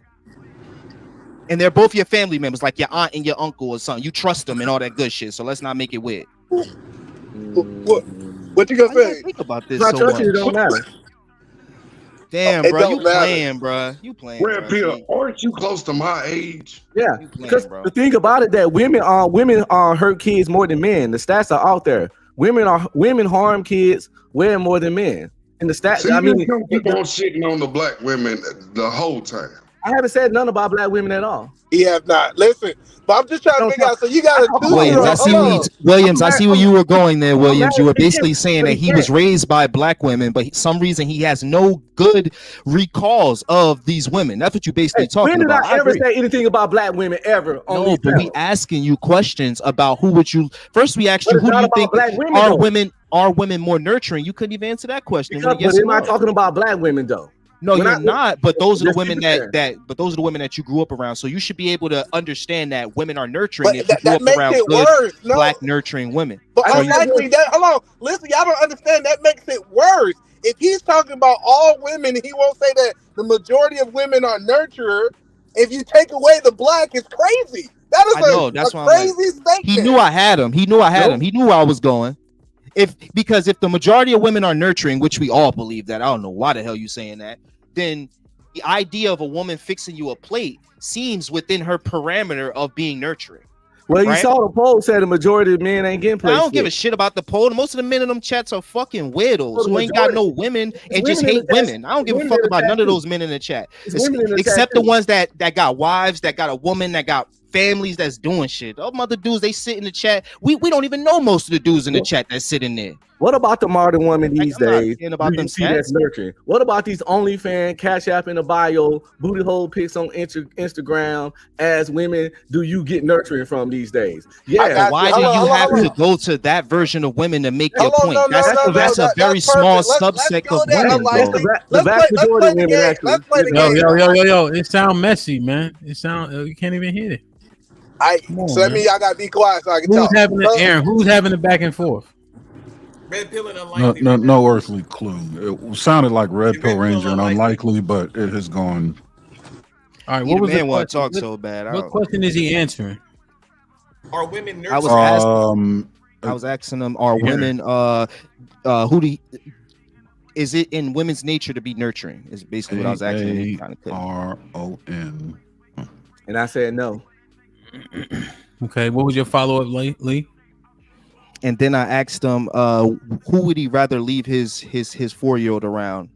You know, understanding that, you know, these are solid people, they ain't doing no weird shit. And he kind of couldn't answer that question either. What's the gender of the 4-year-old? What's the gender of the 4-year-old? I want to, well, if I say boy, he might say around a man. If I say girl, he might say around a girl. So I didn't really want to use that. I kind of just wanted to see what his mindset was. How I didn't answer your question when I said no. Will you No, ask you said no to the first one. I said to the first one. They're you said not no. nurturing. If you had to leave your 4-year-old in the care of a man or a woman, average man, average woman, not doing no weird shit, who would you leave the woman, the child with? Don't matter. Don't matter. If they Either way. if they cool, they cool. He said I trust these people, and then I went on to tell him that I guess he want me to say women, but women harm kids more than men statistically. So what's your answer based on what you know? You know, if I trust them, it don't matter, because gender is irrelevant when it comes to shit. If I trust you, I trust you. I trust you, not your gender. So hold on, I got it. That's perfect. So you tell me, if you showed up to a daycare full of men and you showed up to a daycare full of women, you think you would look at those daycares the same, Red Pill? If I fill up with a daycare and nothing but male employees, absolutely. Why not? Are you trying? The truth ain't in you. The truth is not in you. Are you trying to say men are some kind of super predator? No. I think why we're not? wired. Why would What not? I'm saying is we're wired that if I said, "Hey, check this out," a daycare full of men and it's a daycare full of women, I would believe that the daycare full of women are more safer because I think women are more nurturing than men. First of all, it's not a world where that would happen. Let's make this clear. In La La Land, we speak Hypothetical. It's hypothetical. You know, but second- here's what actually happens in the earth, right? In the earth, when you're walking around, women acknowledge kids way more. Like when I'm with the kids, women, how old are they? What are they named? I mean, women just have a natural disposition to do that. So I would be inclined to prefer a daycare with all women just because of how women react to children. If I would just because both groups are trustworthy, right? To Red Pill's point. So nobody doing no weird shit. But just in terms of when I see that, oftentimes women just give a shit more. Men don't be the only thing men say to me is like, I'm gonna pray for you because there'd be so many little kids at one time. But the women be engaged with it. So that if I were just erring on it, I would go with that based on experience just outside in the earth. You know what I My mean? experience is that men are more protective for kids. That's my experience. My experience is that men are more protective for kids. More able. Nurturing though. And I want my kids to be Both are protected. true. Both are true. Women nurture and men protect. So we're more wired to protect children, while women are more apt to nurturing them. Yeah, we're vigilant. We're vigilant with So the kids. could we call out the disingenuousness in this conversation and this man actually just simping for men? Because when I asked him a simple question of are women nurturing, he couldn't even answer it. He sat there and paused. Am I wrong, either man? You didn't ask me. Oh, you didn't ask me. Are women nurturing? Go think about what you asked me. Either I didn't ask. Yeah, that's exactly what I asked you. Women nurturing? Hamp even asked me to re-answer the question, and then you said no again to re-ask. You didn't ask me. Are women nurturing? More nurturing than men, right? I said. More nurturing I than said men? biologically, are women nurturing? That's exactly what I said. You could go back. I swear to God, you did. That's a yes or no. No, look, the question was, are they are they nurturing, right? No, or did he say are they more nurturing than men? No, it was are they nurturing? Yeah, he said, no, that's how he answered it. Were they more nurturing than men? And I asked that question as well. That was the second question. Yeah, after he paused for like a whole 60 seconds. I'm just gonna go back and look. I'm 100. Yeah, go back and look. I can't remember. I'm 100% positive he didn't ask me that question. I usually remember. I can't. That was his first question. So to be fair, hold on, to be fair, no, because I have no reason to lie.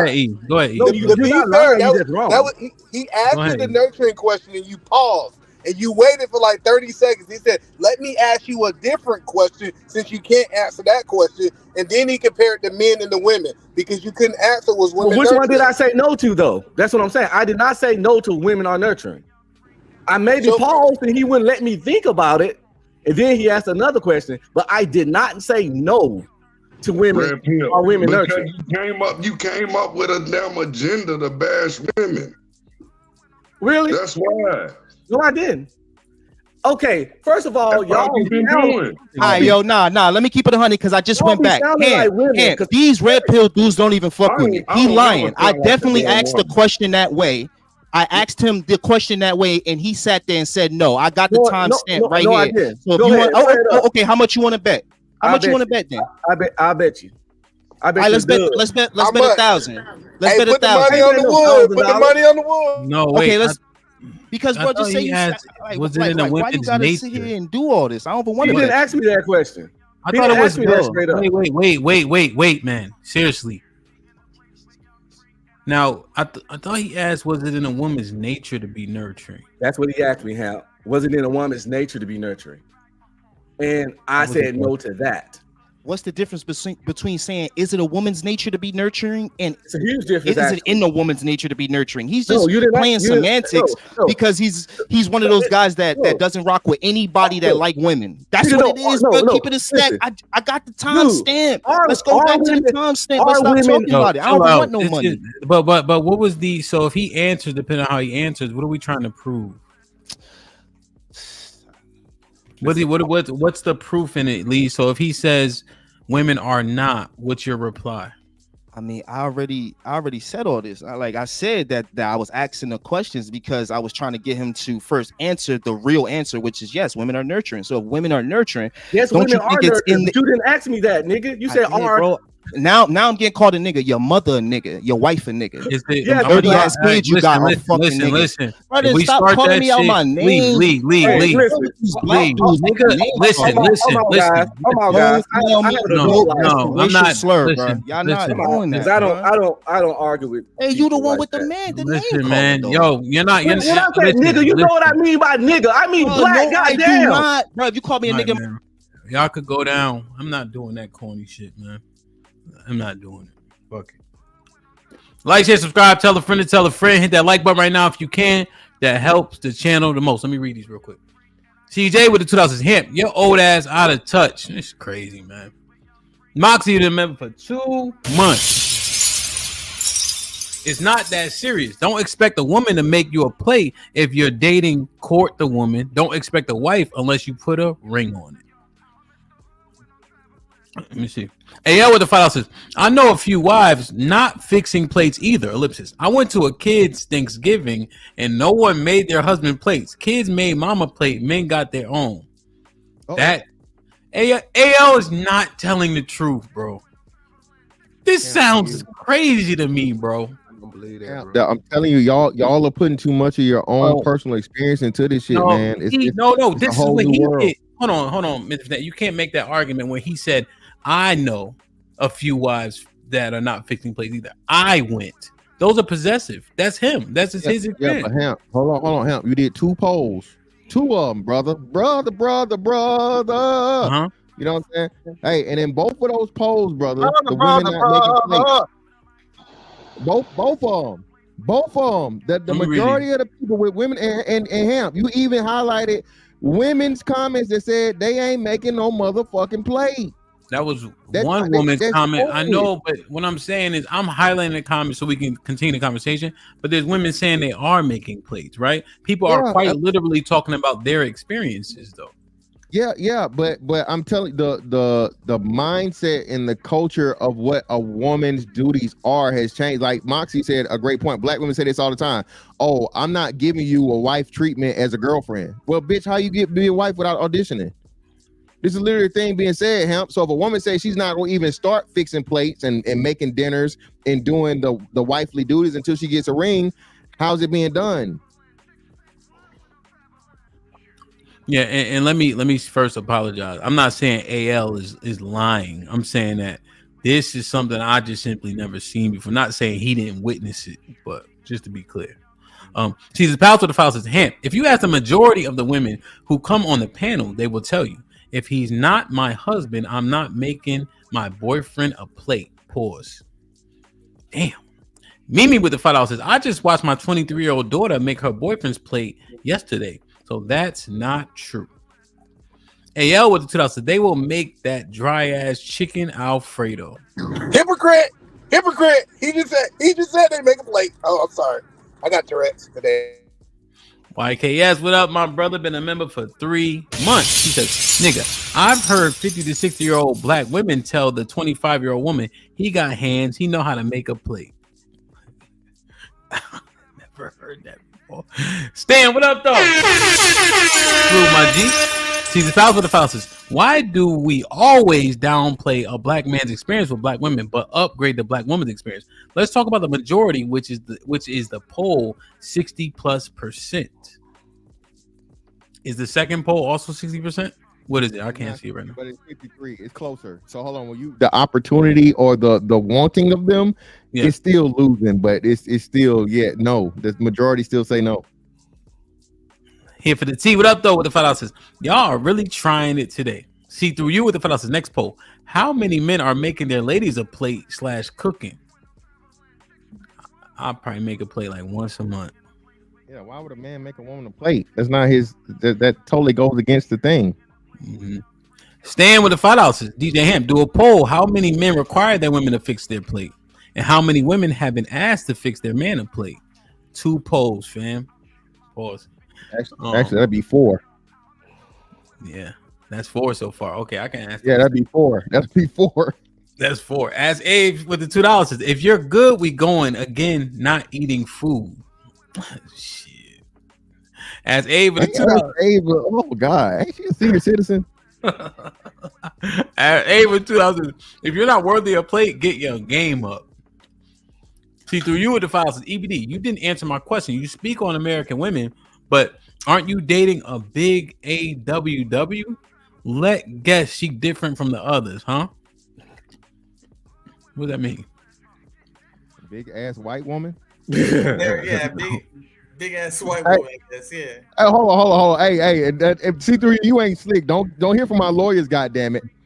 Don't hear from my fucking lawyers. Your ass ain't slick. Oh, that's your acronym? DABG, she wanted to know, motherfuckers. Hey. Desist. ABD, do you want to respond to this? I wasn't sure about her question. She said I didn't answer her question. I'll keep a look at it. I'll look out for her in the chat if she asks it. Maybe she meant black women at all? I don't know. I think probably the answer about a plate, because my girl hooks me up with a plate, but I don't know if that's. Yeah, look for what she's saying in the chat. As Ava the Town says, you black men need to stop with the natural junk. When y'all dye your gray, y'all don't let your hair grow naturally or beards nor mustaches. Your women have weave. I'll bet you $100. The Chosen, what up though with the $5? Oh, somebody asked me to drop the link too. Hold on. My bad. The Chosen one with the $5 says, I dated a black woman once. She took me to her mom's house and was able to make me a plate when her mama told her to let me help myself. We broke up soon after. Granny would tell us, him, don't give that old broad no wrench. No timing out. Lux ain't say nothing crazy. As Ava to tell us, it's unlikely. They stay playing games. Clips with this us. Drop the link, my guy. My fault, Clips. I'm going to drop it like 20 minutes ago. See, the spouse with the $2 says 2021 data. Women abuse kids more than men. Stan with the $5 says, we must be honest. The majority of men don't require for their women to cook. You think that they would require them to fix a plate? Make it make sense. Hank Deezy been a member for 8 months. Perfect. Salute, my G. Appreciate you. Well, damn. This is interesting. Damn. Are we lax on that requirement? We don't ask them to cook? Yeah, it's societal. So again, everybody works, right? So you work, she work, or whatever. And like I said, most Americans don't sit down at a table and eat anymore. Everything's so fast. And then, like Likely said, bro, Uber Eats, Grubhub, DoorDash. It's just the American family setting of even cooking has been just decreased greatly, bro. That's extreme. That's why, and again, most dudes don't require it because even they don't subscribe to it. That's what you're saying. But As able to but won't you, when you're meeting a woman and y'all talking and everything, you'll find out whether or not she cooks or not anyway. No, but he was just saying the dynamics have changed, right? So the requirement isn't there because everybody has to work, and there's so many ways to get food expeditiously without leaving the house. It is convenience factors that are now in play, which lessen the need for her to be cooking. So, as able to go ahead. I just wanted to say that's another skinny nigga problem. Shit like that. As able to find out his red pill. Do you think women are naturally nurturing? Is what Unlikely asked. Yep, naturally, and it's not natural. It's a learned thing. You're not naturally nurturing. You learn how to be nurturing. You gotta be raised and taught a certain way to be nurturing. If you're raised by savages, you're not gonna be that nurturing. It's a learned behavior. Therefore, women are not naturally nurturing. No one is naturally nurturing. It's a learned behavior. Just like every man don't protect or have the instinct to protect. Damn. Okay, so men wanting to protect isn't natural either. Mm-mm. Okay. It's some dudes won't protect the elderly. You know what I mean? People. Damn. If they play that show, what would you do? And then it'll be a dude outside shaking on a woman, and all them guys just walk by. And one guy be like, "Yo, what you doing?" If it was natural, it wouldn't take 30 minutes for some guy to stop this guy from shaking this woman on the bench in a public park. You know, so it's just not natural. Damn. Okay. Lauren, salute. Gifted 5 members. What up, buzzing, bird, flip a dozen, holla at your boy, you thought your cousin was. Salute. Whoever got one of those 5, please maintain it. Singles by choice. What up? What's poppin'? Salute to my brothers over there. They stay cooking, B. Singles by choice with the 10 out to salute. DJ Hamp in the panel. What's poppin'? Keep cooking, brother. I got you. Hit the like button. Support the channel. Shit like that. Perfect. I'm proud of y'all.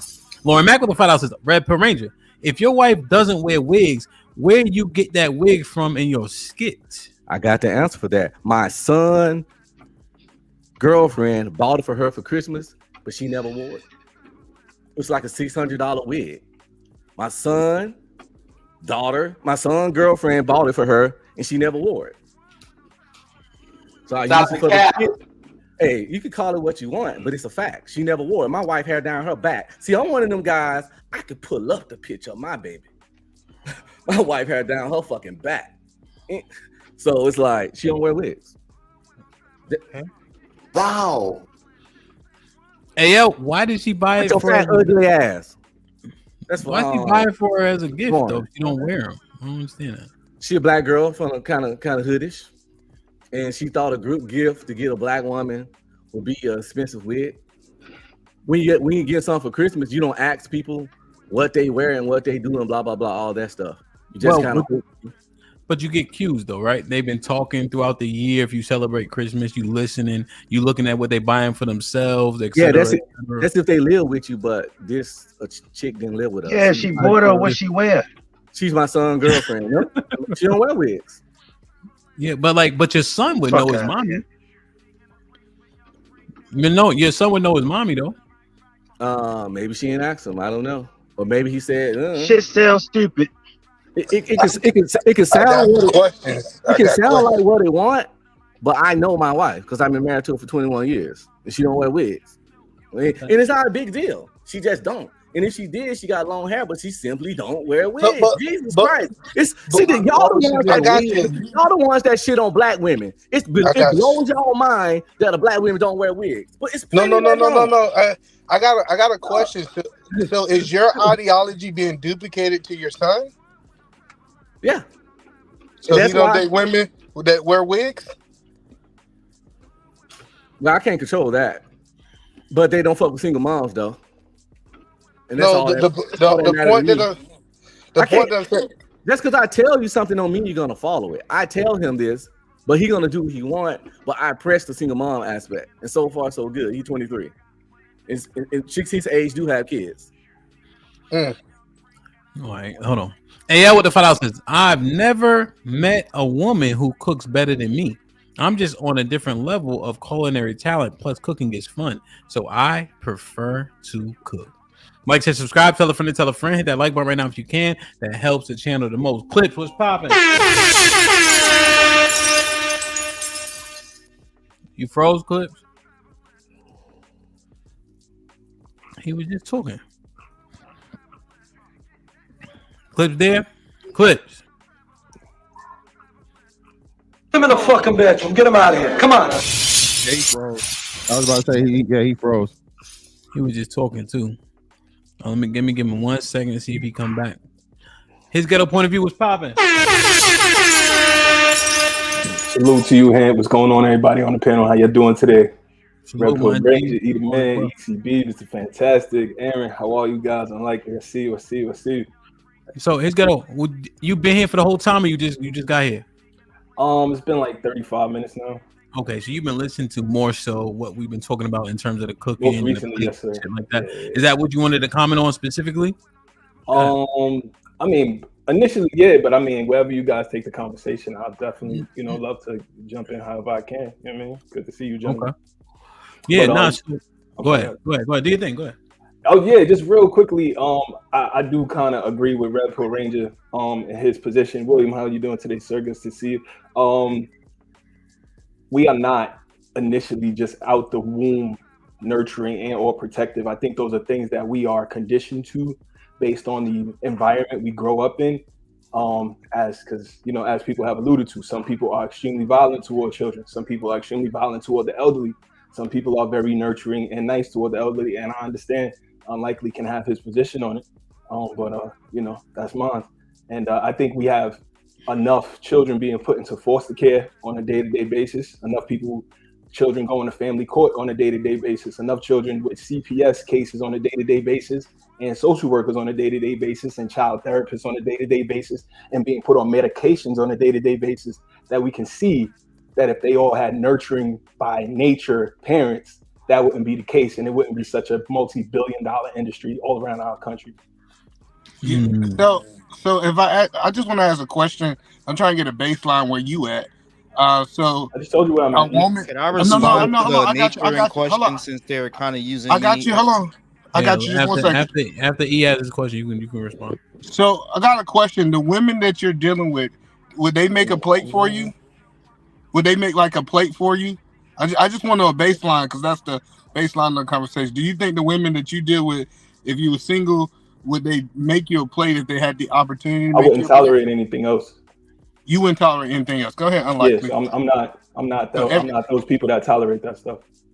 So everybody's special. Okay, go ahead, Unlikely. It's not about special. I'm I'm telling you my anecdotal situation. I don't tolerate females who don't make plates, period. No, it's not you. Every man I done asked this question get a plate man, but as a group, there's a majority of the men are not getting a plate man. Well, I no, a just want to majority of know men, I do acknowledge a majority of men don't get their plates made. That's a fact, but I don't personally tolerate that. who are these dudes if every person we ask Co-workers of say they mine, get a people that I've worked with, people that I went to school with, people that I've ran businesses with, like people that I've done services for, women don't make them plates. I've seen this a million times. Like I work, adjacent to Do they food cook a for lot, themselves? and they have to go make them plates themselves, man. So they cook the food and tell them to go make their own plate? Who cooks the food? No. The woman. No, like I work a lot, I do a lot of event work and stuff, and I see the females not making plates for the brothers at all. So you saying that they have to go up and get their own plate and they women get their own plate? I don't know whose woman is whose, but if we talking about people courting people, I see people bring people in and spend a bunch of money buying people plates and this and that, and I see shorties not extending the favor of giving them dudes like the respect and courtesy of, let me make sure you got your plate, let me make sure you got your cup, you good, let me get you a napkin. You can shake your finger all you want. You invited to pull up to an event and see it for yourself. Like I don't have to play with you about this.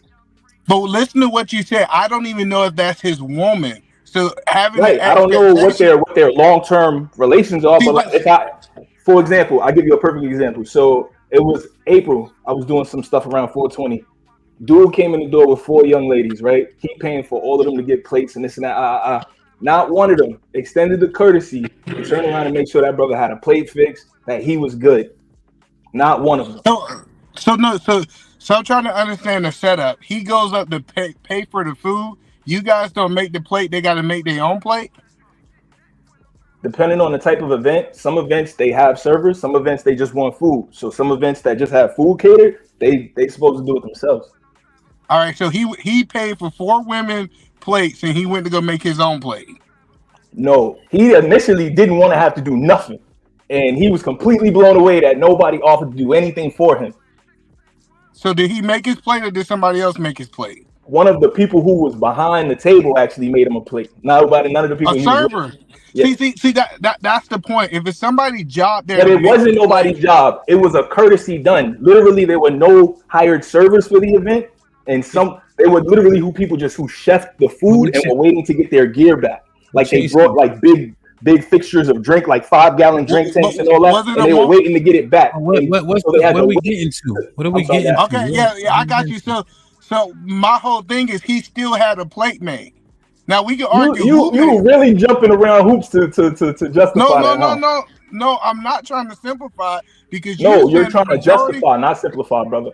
Well, justify. So no, because what you're saying is the majority of men are not getting their make plate. And you went to an example of a man got his plate made by somebody, right?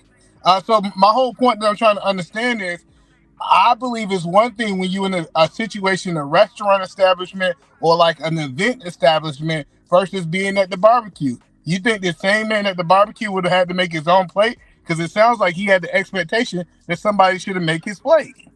Well, of course he had that expectation because he did the chivalrous thing that he was expected to do. He played his role of making sure no one had to come out their pocket. So he expected to have the reciprocity of one of them ladies to do their role of making sure he didn't have to take care of that thing himself. And that did not happen. And 1, 2, 3, 4 young ladies. And you think this is the common majority experience for me? I see it too much for it to not be at least 50% of the time at this point. So I put up. So before Lee addresses the nurture, I put up a poll for the dudes only. Ladies, as much as you want to troll the poll, try not to hit yes or no. The fellas in the chat, are you the dude who does not get his plate made? 1 for yes, 2 for no. Yes, you are one of those dudes. No, you are not one of those dudes.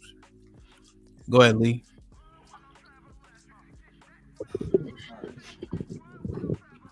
So the first thing I want to say is I want to apologize to Red Pill for calling his family out their name. I just don't like that word. So I want to apologize for me stepping out of my box. That's not the person I want to be.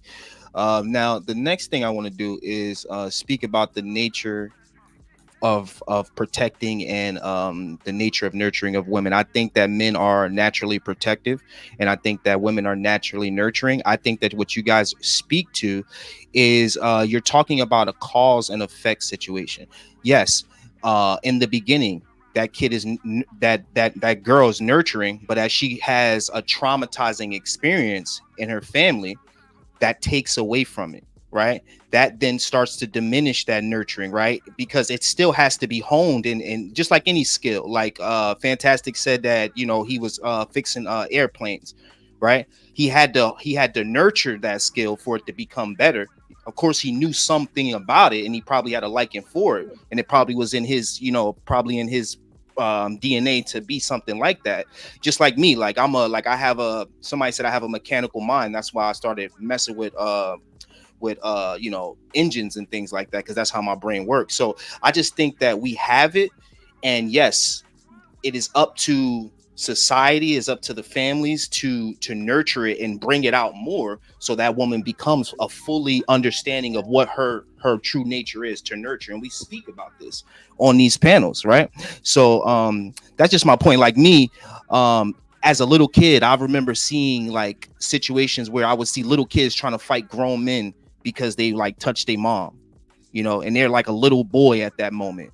So that protective nature is in the man, and that nurturing nature is in the woman. And I was only using that as an example to say that if women are naturally nurturing, why isn't it in our mindset to understand that, yeah, she want to fix you a plate, she want to feed you, you know, unless we talk about the ones that have, again, been through some type of traumatic experience and that nature has gone down, then yeah. But naturally, women are nurturing, and naturally, women nurturing people want to feed you. They want to make sure that you're okay.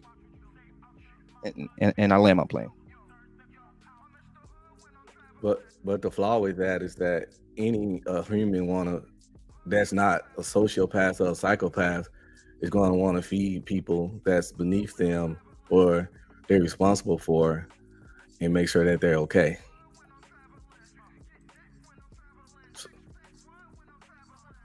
Yeah, I just think we're being disingenuous, man, because I think that none of these skills come inherent to anybody.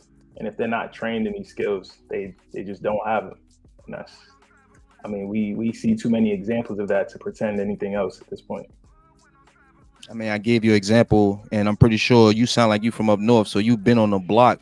You probably seen some things too as a kid, and you probably been in situations where even as a little young boy, you try to protect somebody, and you didn't even know what protection was. You didn't even know how to spell the word. You didn't even know what you was doing, and you put yourself on the line.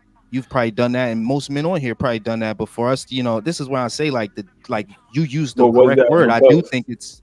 I ain't cut you off. I do think it's disingenuous, and that's why I'm been shaking my head, because I'm like, man, we can't even agree on the point that men are protective naturally. Boys, who we have seen growing up, even wherever you are, you've seen a boy try to protect somebody before.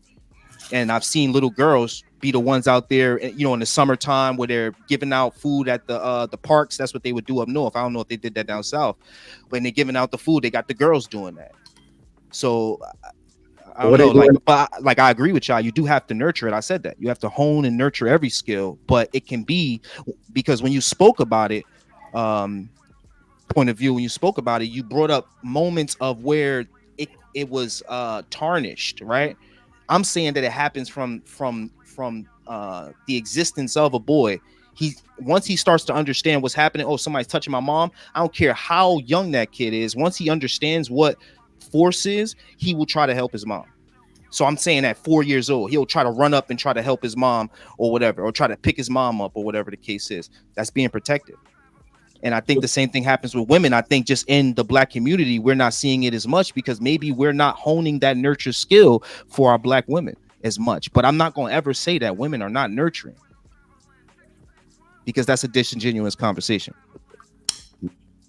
I don't think that was ever said today, that women are not nurturing. We just saying it's not natural. Right. We all are born as we born. I said women.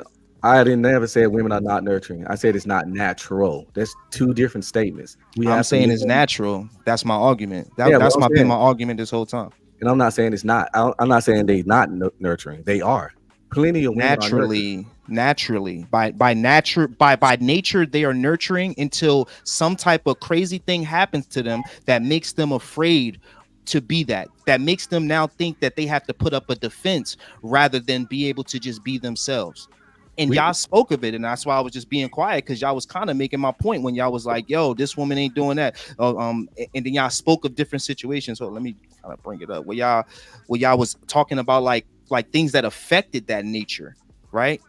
Because I mean, the estrogen in a woman, I think, is a part of her being nurturing. Just like the testosterone, I think, is what compels me to go fight my sister's, second grade, boyfriend or whatever, and I'm only 6 years old or some shit, and I don't even know what the fuck I'm doing. So you sure it's not the conditioning that you've been given since you was very little? Yeah, like we are taught as young boys, oh, you better go fight for her. You better go fight for her. You better go fight for her. That's taught to you 100 million times from when you're very behavior. So to say, but that's honing something that they know men already have, though. That's what y'all trying to. Let me give you. Why do people have to tell you to do it? Let me give you this number. I didn't say. Let me give you this number. Somebody can correct me if I'm wrong. Just 'cause I'm thinking through what is being said. I forget the number. Maybe Mr. Fantastic or Red Pill might know, but in like a lot of the wars, I think more so the wars from way back, it might have been World War II. They said only 30% of the men that are actually on the battlefield are even firing their guns. They said when they found the guns, 70% of the guns still had the initial pellets in them. So those men weren't even inclined to shoot back or shoot period in these wars that we had. Yeah, they probably was just taking cover, scared. Did you guys see that number before? Yeah, I know what I'm talking about. I saw it. I forget where I saw it. I gotta look it up. But they weren't even fighting even on the field. I can see that. If you behind a bunker and cats shooting all around, it's terrifying to pop your head up and take that shot. Because you talking about World War II, yeah? You talking about where I think it was a World War II stat. I gotta look at it, but I saw it. It was surprising. I think you're talking about like maybe D-Day, where a lot of people I got it right here. Oh, I got it right here. I got it right here. You got it. He has it. I got it right here. Hold on. Let's share the screen. But I don't see it. Trigger Man was popping. Yeah. What's good, Hemp? Peace to the panel, man. Yes, sir. It's okay to respond. Yeah, I just want to look at this stat real quick. It says, according to military historian and Army Ranger Lieutenant Colonel Dave Grossman, only 15 to 20% of combat soldiers in World War II and earlier wars would fire at the enemy. What's SLA mean? SLA Marshals. That's a person. That's an author. Oh, SLA Marshall's 1947 book, Men Against Fire, also claims that only 15 to 20% of combat infantry ever fired their weapon in battle, and that most riflemen were spectators. Marshall's findings led to him to conclude that most soldiers' disinclination to fight was a universal law of human behavior in warfare that had been underreported throughout history. See, that's interesting. You see, like, that's the thing. Like, naturally, you would defend, but only 15 to 20% of them even shooting when motherfuckers actually shooting at you. That would lead me to believe that indeed they weren't nurtured the same as the 20% that were ready to fight. Because I was thinking nature too, but then I'm thinking through it and looking at different circumstances. I'm like, well, damn. Because we all hell, you also if you outside and you at a group event or what have you, if somebody gets to shooting, majority people are gonna take off running because the majority of people are scared of weapons.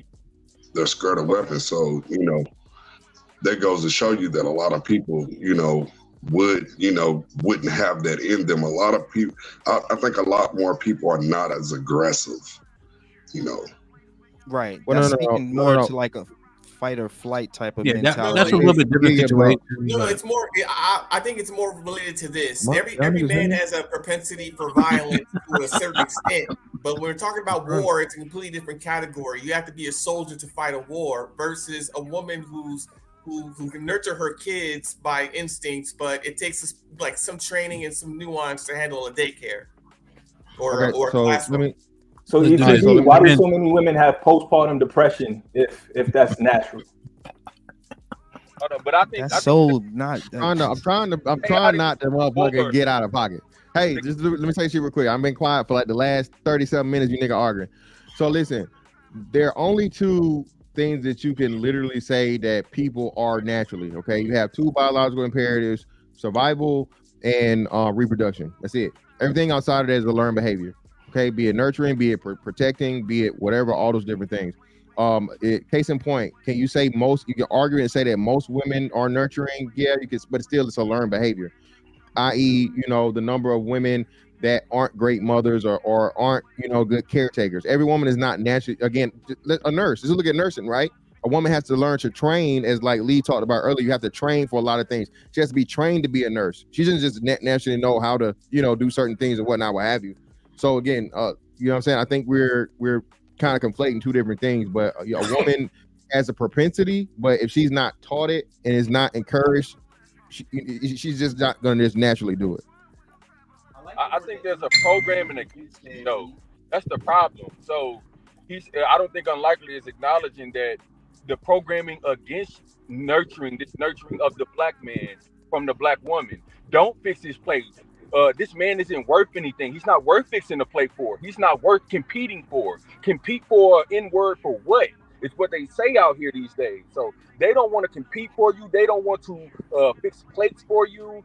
These things are programming that child since the time she's a little girl. She sees her mother not treat men with respect. She sees her mother not fix men plates. So she grows up with that attitude. Nothing had to happen to her. Something could have happened to her mother, and she had the trauma, but she passed that trauma in her behavior down. Just said past the trauma. I just want you to know that you just said past the trauma, but go ahead. Experienced the trauma. She didn't pass the trauma down, she passed the behavior down. So she didn't pass the trauma down, she passed the response. Of lack of nurturing, right? Of lack of nurturing men, right? But they grown now, so it don't matter. Age of accountability. No, it matters. That's a lack of accountability from the mother, because the mother didn't heal. The mother didn't seek to heal her own trauma, her own wounds, and she passed down a negative behavior to her daughter. I agree with you. You kind of making my point. Oh, go ahead, Ham. Well, not even the contradictory point. I think he's just making a point. Generally, but that's why I have the title what it is, right?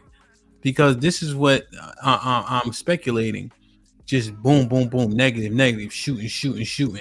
Somebody just adopting what's being said, not vetting it out and then perpetuating it, right?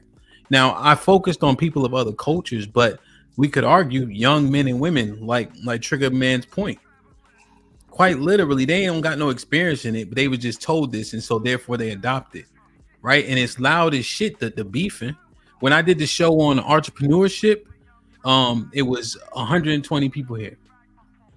But when it's the gender war, we got smoke, it grows, right? And we understand that, right? Entertainment is a part of it, point blank, period, right? You can't be dumb, can't be naive, but it's just something I'm looking at. And there was something I wanted to add to the conversation. Fuck, what was I about to say? Damn, I can't think of it. It was something that Trigger Man said. See, now this is where I have cause for pause, right? I ain't saying I take issue, but look at the poll now.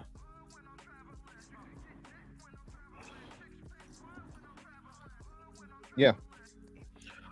You see, right? So the poll is 80% of the men do get their plates made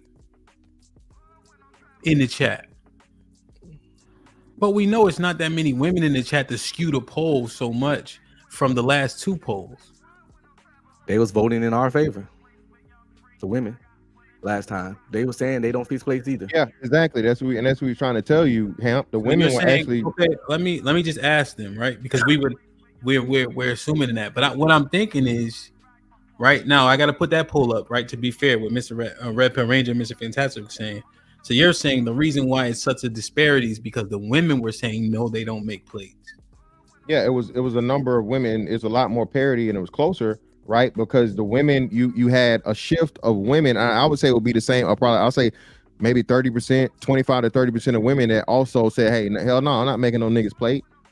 Okay, so the women in it, like when I pointed out Robin's as an example. Yeah, exactly. Right. Robin wasn't by herself, and again, one of the brothers out there who came up and said it. I think it might have been Trigger Man.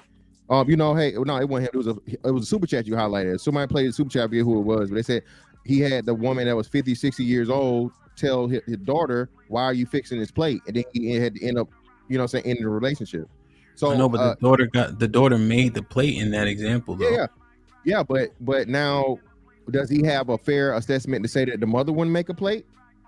Yes. So that's a 1-for-1. You see what I'm saying? So you No, have but to skew it that much, though. All I'm saying is this, right? When you look at the poll, 80% of the men are getting their plates made.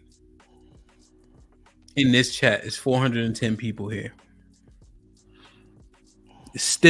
Even still, 80% of the men in this chat are getting their plates made. There's no, I just don't see the, I don't see it. I don't see the disparity being that large. We got to go back to the demographics, Ham, and that's why it matters, and that's why I'm saying the major part of your demographic is going to be an older age, so 30 plus, right? And like I said, the demarcation that always happens is at that range. We're trying to apply our life experience on that note. But ahead, on that note, just to interject, if the demographic lends itself to making plates, then the assumption would actually be opposite of what you guys alleged about the women.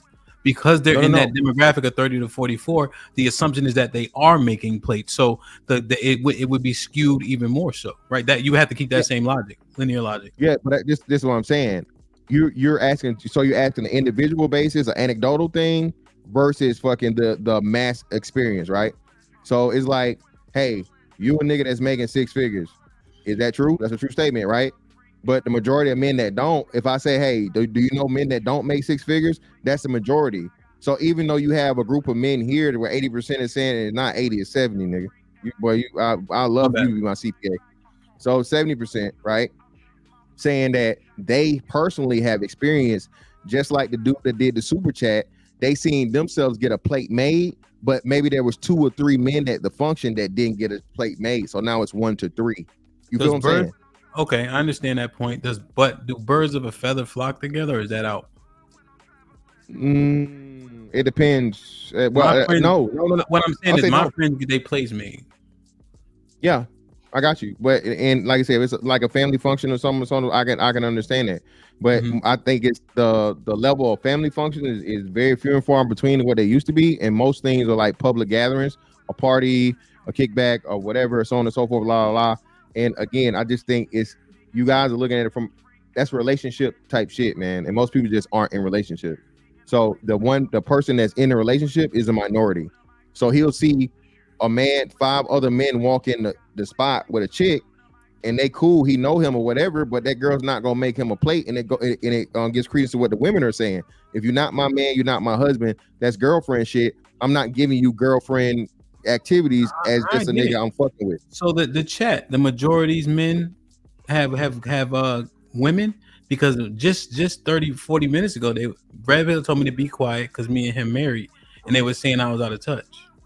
So now that whole chat, they can't be saying that, but then at the same time have women. You see what I'm saying? That's gonna be hard to justify. Go ahead. No, they might not have women now. Yeah, exactly. That's what I'm saying. It don't have to be in perpetuity. It don't have to be permanently. We're talking about your life experience and your lived experience as a man that's in his 30s. Majority of the time, right? Yeah, most of us at our age, you grew up and you were raised with women that are going to be of that to where that's the standard. Now, when you get younger ages, that's when we get the, you know what I'm saying, the change. And even within some people our age, which I think it's a minority there, but that grows with the influence of feminism and nigga, if I ain't married, I ain't doing this, and a whole lot of other stuff that's going on. Hey, Trigger Man, that's a damn command shirt, ain't it? Yeah. We both shout out, bro. Shout out, young fella. Go ahead, Mr. Williams.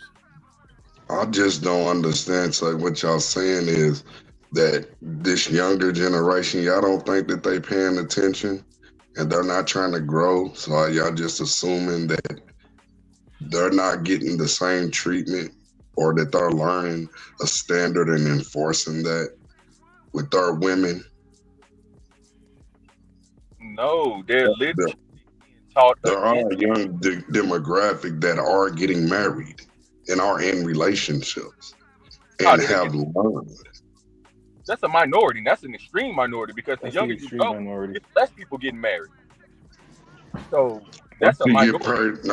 I see people getting married on my social media every day.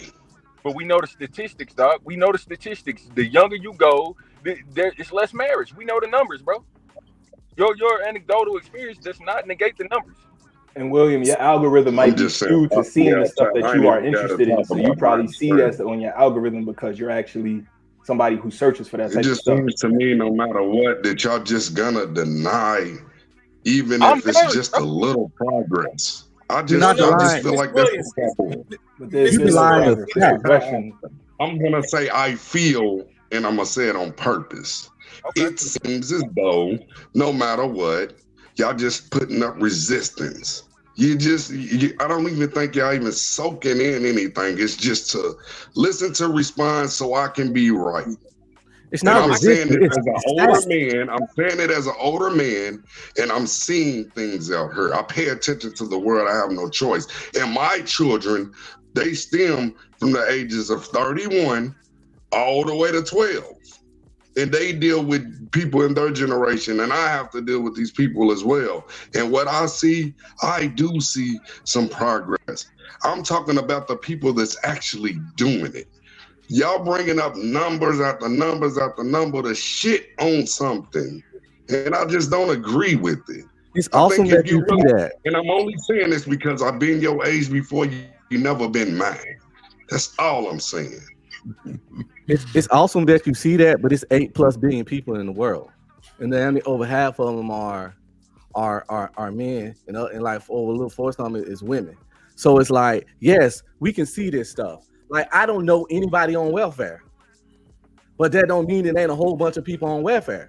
I know none of my peoples is on welfare, but that don't mean it ain't people on welfare. So like, we gotta, like, I understand in our personal lives we might see all this good stuff because it's the circle in the way we live, but we gotta understand that it's a world out there. And look at this cornball right here. But look at this on the welfare example, right? We don't see it, but also the numbers show it's like 20% of black people on welfare, right? So the correlation you're drawing doesn't actually coincide. We're saying even though we don't see it, we're saying that the majority of the time it happens opposite to what we see. However, if you use the welfare example, it would actually make sense because only 20% of black people are on welfare. So the fact that you don't see it would coincide with what you're trying to say. But the inverse, hold on. But the inverse is actually at play now, right? What I'm saying is just we don't. Hold people on. Listen to what I'm saying. We're saying we don't see it, but we're saying it happens to the majority of men.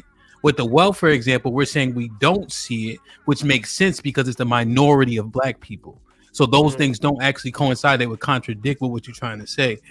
That's why the welfare example is bad. No, what I'm saying is that he's saying because he see it, that means it exists. And I'm saying that don't matter because seeing something don't mean it matters. I don't see people on welfare. Does that mean a lot of people not on welfare? It's a lot. But I don't see it, but I could be like, I never see it. None of my friends are on welfare. Therefore, people ain't on welfare like that. That's what I'm saying. So people be like, all my homeboys' wife fix plates. And that's your bubble. I know we're looking at what we're looking at is the majority versus the minority. And what we're saying is essentially that the majority of women don't do the thing. Yeah. Right. And you can't use your bubble to explain it. That's all I'm saying. Stop using your personal bubble to make your point. That's my whole point. It's irrelevant. It's your personal bubble. It's going to be different. It's your bubble. That's all I'm saying. I'm not just going off of. I'm just not going just off of my own personal experience. Cause like I said, I am outside, so I'm not just going off of just my own. I'm going by what I see. I see majority people out here actually being good people. We do have people that are out here that are horrible, but I see majority good people. I deal with the public on a regular basis. So I get to see how other people interact and treat each other. What about what I see? We're always gonna have people that act. All right, let me read these. conduct themselves. My bad, Hemp. I'm sorry. You know, I mean, I'm not trying to cut you off. Just you were reiterating what you said previously. That's all. Sean Antonio been a member for 2 months. Sean was popping. Rapper Ranger, pull her up. We want to see the woman cold enough to lock down the legendary Red Pill Ranger. Bitch ass nigga. Jesus Christ. Do you want me to pull it up or no? Yeah, pull it up. I ain't got nothing hot. While you do that, gentlemen, I'm going to bid you adieu. I will certainly be listening from the cloud. Gentlemen, take care of yourselves. Now, Sean Antonio, if you even got a It's wife, like, sir, Wait. Aaron was trying to say bye. I'm sorry. God damn. Oh my, I got something to do in 6 minutes. That's why I was. Yeah, my bad. Go ahead, Aaron. All right. Take care, gents. Have a good one. Make sure y'all subscribe to the War Report. Thank you. Appreciate it. Oh shit.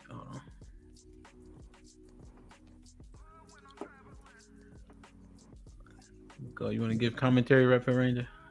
No, that's my wife. No wig. And go to the other pictures, if you don't mind. Yeah, let me bring it down so I can find them. Hold up. Wait, what you said? You never, know what? Never mind. I'm not gonna be the one to do it. Do what? Go ahead. Now go to the other pictures. Oh, Rapper, you got to send it because I'm on the computer, so it's unsupported on the computer. But I was able to pull that one up for some reason. So just do the same thing you did previously. Oh, okay. I thought Red Pill Ranger didn't even have a black wife. Shit. Exactly. Look at y'all. Y'all was lying on that man. Y'all was lying. Y'all saying that man had a white wife and an Asian wife and all this other shit. He look black to me. Definitely look black to me. That's what they say. Beautiful family, man. Beautiful, brother. That's what they say. Some people say I ain't got one. All right, look, I gotta ask, and respectfully. No, it don't matter. You said that's not a wig? That's not a wig. And I got the proof right here. That's why I wanted him to send the other pictures. Yeah, people don't think black women can have. What's this wig shit? Am I lost? Am I out of this? About the fact that this woman's hair is not wig shit? I keep talking about wigs. Saying it is. Jesus Christ. People don't think black women can have long hair, man. I only brought it up because that's the argument. My girl ain't got no wig, so I know black women, and I've been in DC, so I know, like, I know this. But I only brought it up because you said that she didn't, and I'm like, I'm just asking. That's all. Yeah, I'm positive she don't. Yeah, just like niggas think dark skinned niggas can't have good hair. Exactly. Nah, dark skinned niggas hair be like usually all right. I sent it him. Look at my hair. I'm dark skinned. What y'all talking about, boy? Wow. I mean, dark skinned nigga. I know we ain't trying to have a black off right now. Come on. We trying to act dark skin. Y'all brown as hell.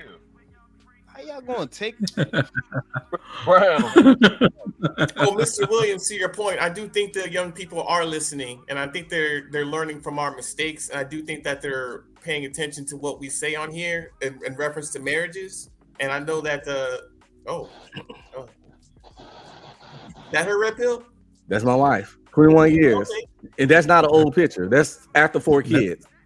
That's her hair. Oh, wow. That's pretty. She a gym rat? She worked out. EBD. Hey, you doing too much, man. Hey, and shout out to her for having her edges. You know, hey, that's her. Relax. Yeah, yeah, man. For this man had to beat you up through this computer, and she got her edges, man. Shout out to Red Pill Ranger. Wife though, can we try not to disrespect somebody's wife? Nobody did. We was letting Red Pill Ranger give commentary on his wife. Everybody else talking about, do she go to the gym? Hush. She go to. Ain't no everybody else. Just EBD. My bad. EBD. I was talking to the youngin. She works, and she works out 5 days a week. I work out 6. That's her real hair, and that's after 4 kids. And I only have 4 kids, and they all with her. Shout out to Red Pill Ranger, man. And Black love, bro. She just light skin. She just light skin. She black. She just light skin. Not the Red Pill Ranger, bro. Now, let me read these super chats. Gina with the 2000. Women are not nurturing by nature. As Abe with the $5 says, so a young kind of hoodish black girl bought a $600 wig. Okay, women don't do that. What color was the wig? Black. Podcast was popping with the 2000. He said, middle finger to Eat Man and Red Pill Ranger. Just me, been a member for 3 months. What's popping? Stan with the $5 says, people act like the majority of women cook every day and the majority of women fix their plates every day. Maybe the overweight boys I call cat. Well, my wife cooked pretty much every day for the most part. Probably makes sense because of how many kids and shit though too. As Abe with the $2 says, and she don't work, so. As Abe with the $2 says, those women were probably his relatives. I think he's talking about the example that his ghetto had, I think. Just me with the $2 says that your relatives won't even make you play him. That make it worse. What? You want to make a blood plate? Yeah, that make it crazy. That's actually crazy if they was related to him. Just me with the $2 says, little girls plus baby dolls equal natural nurturers. As able to tell us, aren't we born with estrogen and men testosterone? And we have both. Curtis Hancock with the $2 says, if women are so nurturing, why does abortion exist? As Abe with the $5 says, that was well said, unlikely. At this point, let them have it. We know women are more nurturing. You men trying to take nurturing too? House husbands too? AL with the $2 says, Lee, how do you prove what's natural versus learned? As Abe with the $5 says, I'm surprised y'all trying to prove the point that y'all are not protectors as men. What can women expect from y'all at this point? Oh, but maybe only this panel. Damn. DJ Smoke was popping, been a member for 4 months. Salute, my brother. AL with the $5 says, one woman he dates makes his plate. His next woman isn't making his plate. Ellipsis. So the answer might be yes to both. No. When the men are answering that question, they're looking at, does their plate get made more than it does not? Come on, AL. Come on, big boy. Roy with the $5 says, red pill is him! Exclamation point.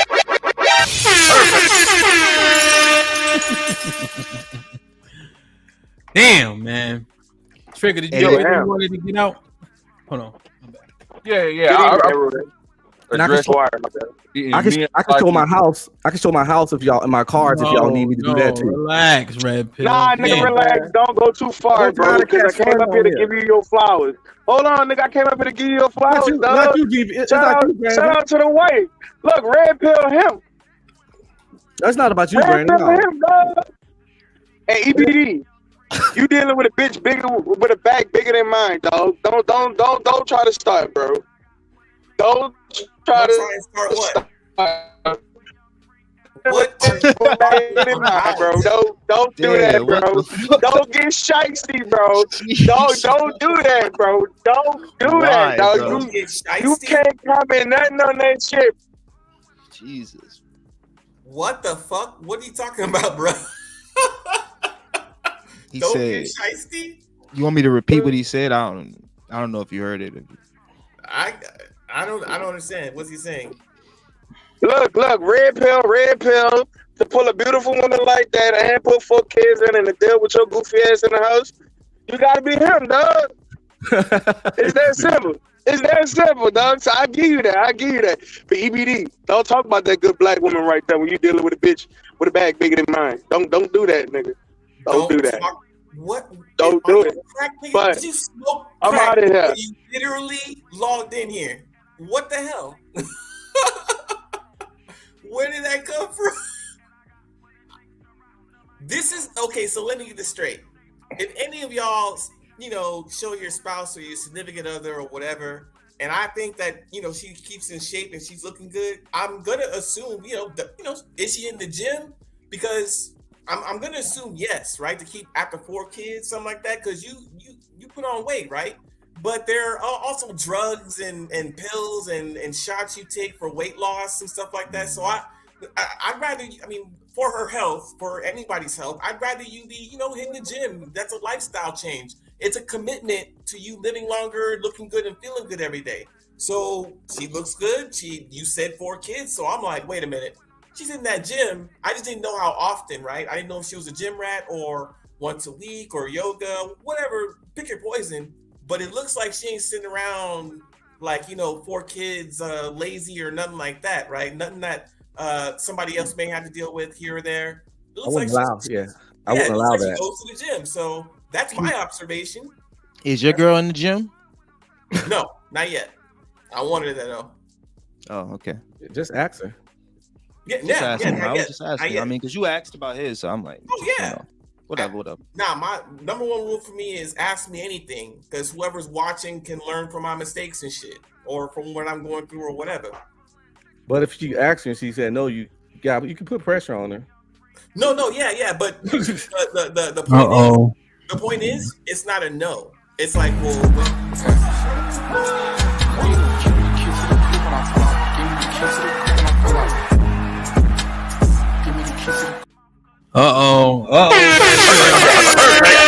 came up here to talk to you.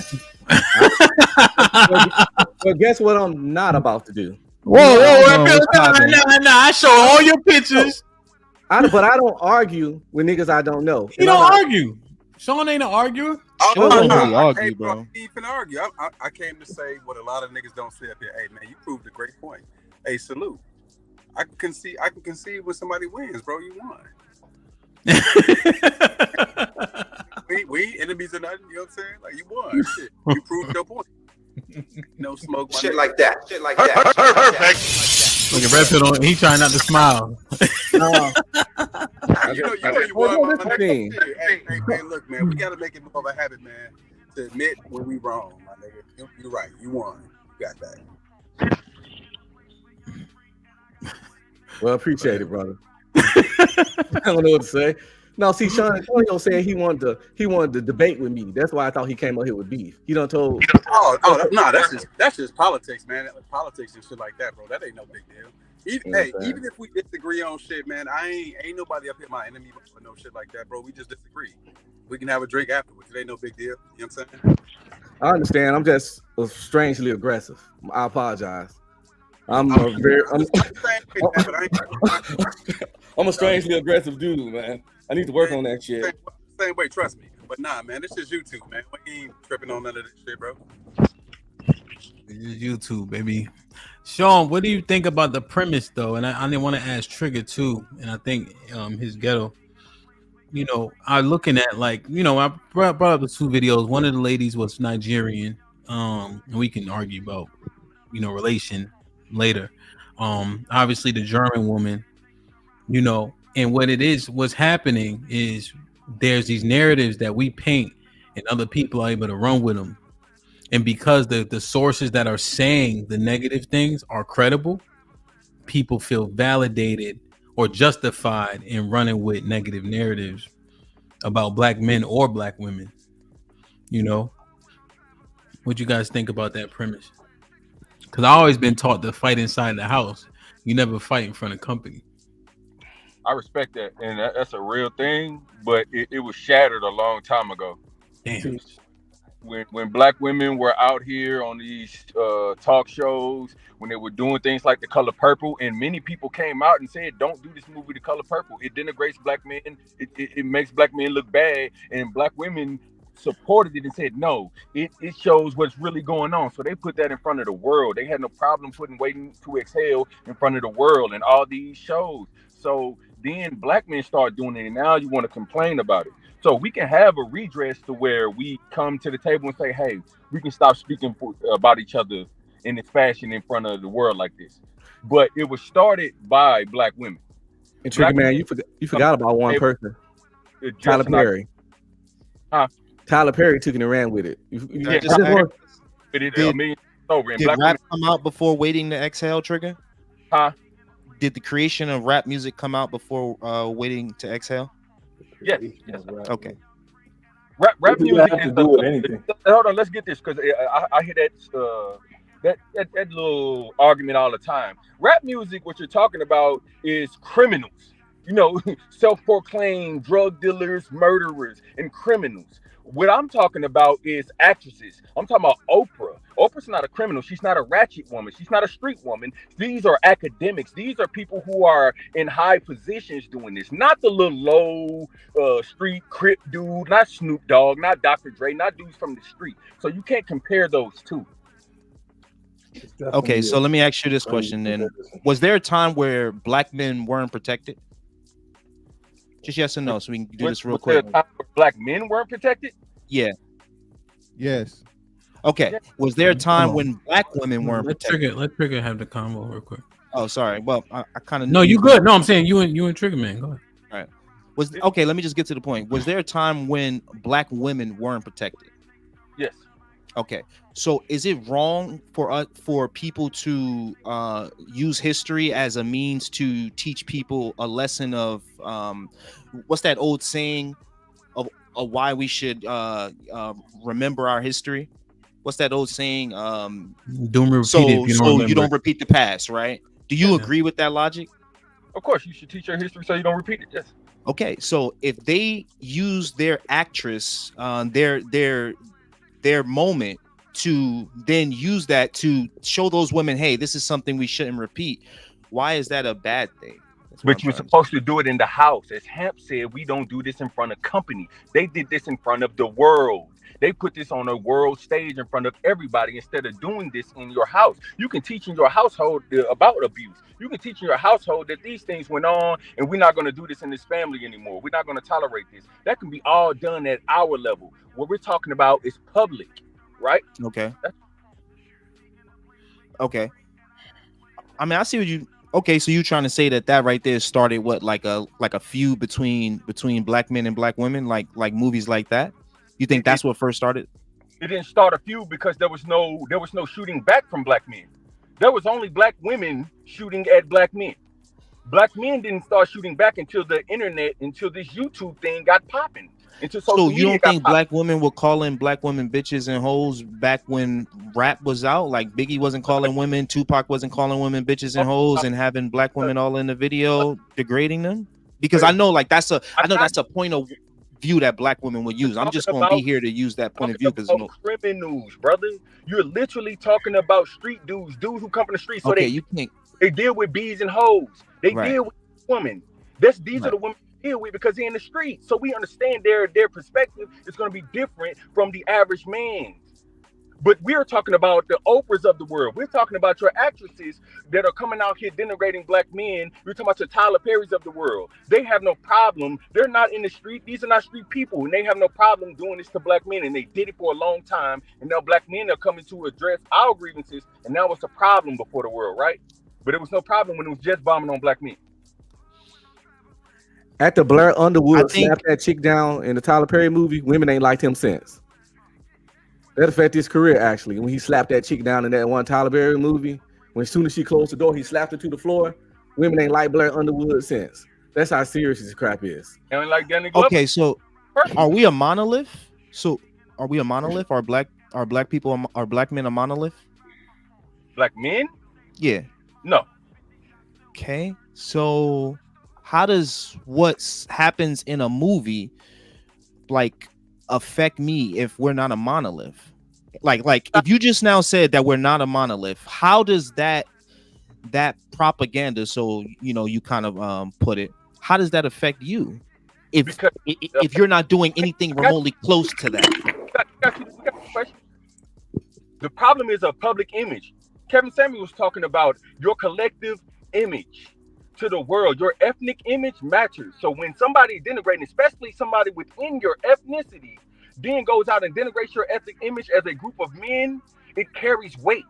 It actually destroys. And so the society was already shitting on black men. Here you got black women coming in and say, yeah, they are. They ain't shit. They're abusive. They are trash. That's why it matters, brother. In front of the world. So do you think that show of art, which we already said it was history used to kind of teach a lesson in a way, right? You think that propaganda is worse than black men who would literally actually go out there and delete people, delete their spouses, delete other men on the block?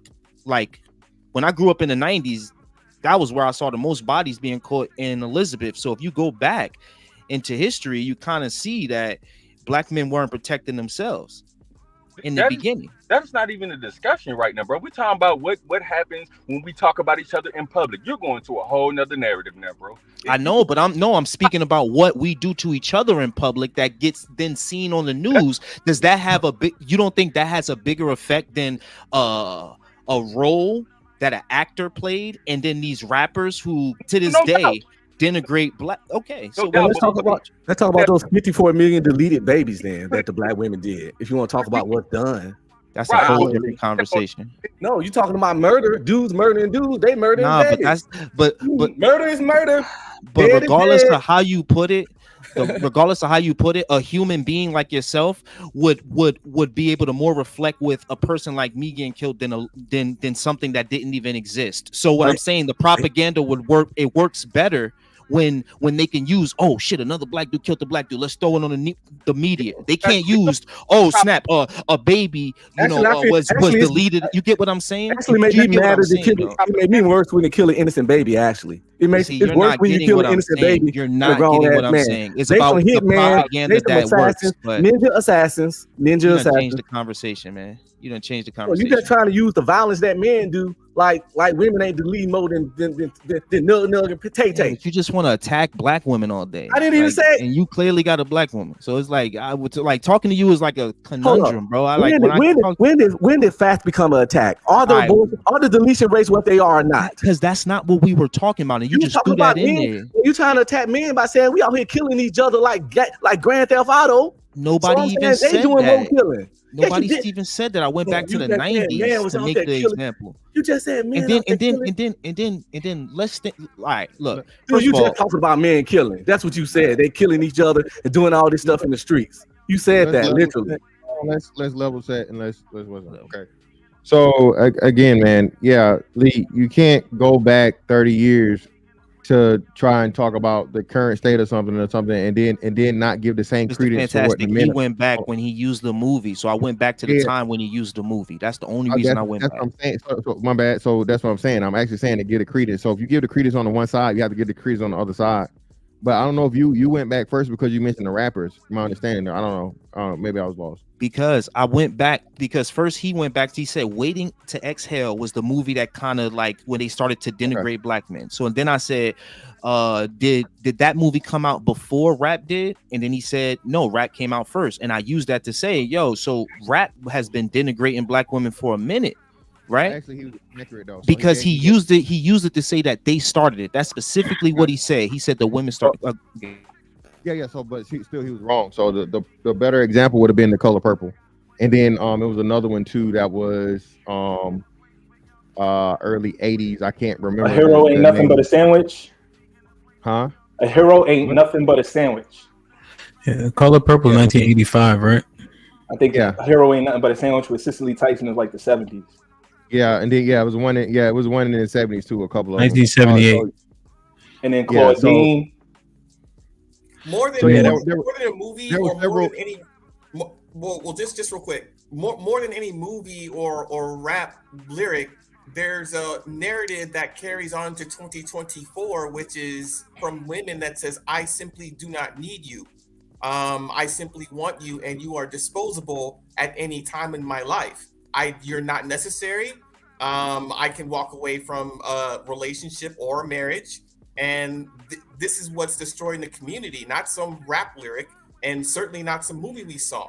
It's a notion that's carried for 40 years, simply that I don't need you, and you don't have any decade, day, month, or year, or holiday of black men united in one voice, telling all black women, we simply don't need you.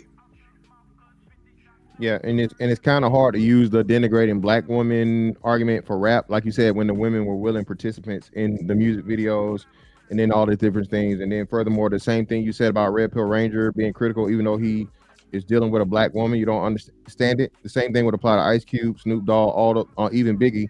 All those men were married, so they was talking all this whole shit and this and that and other and so on and so forth. But they were married to black women, were they not?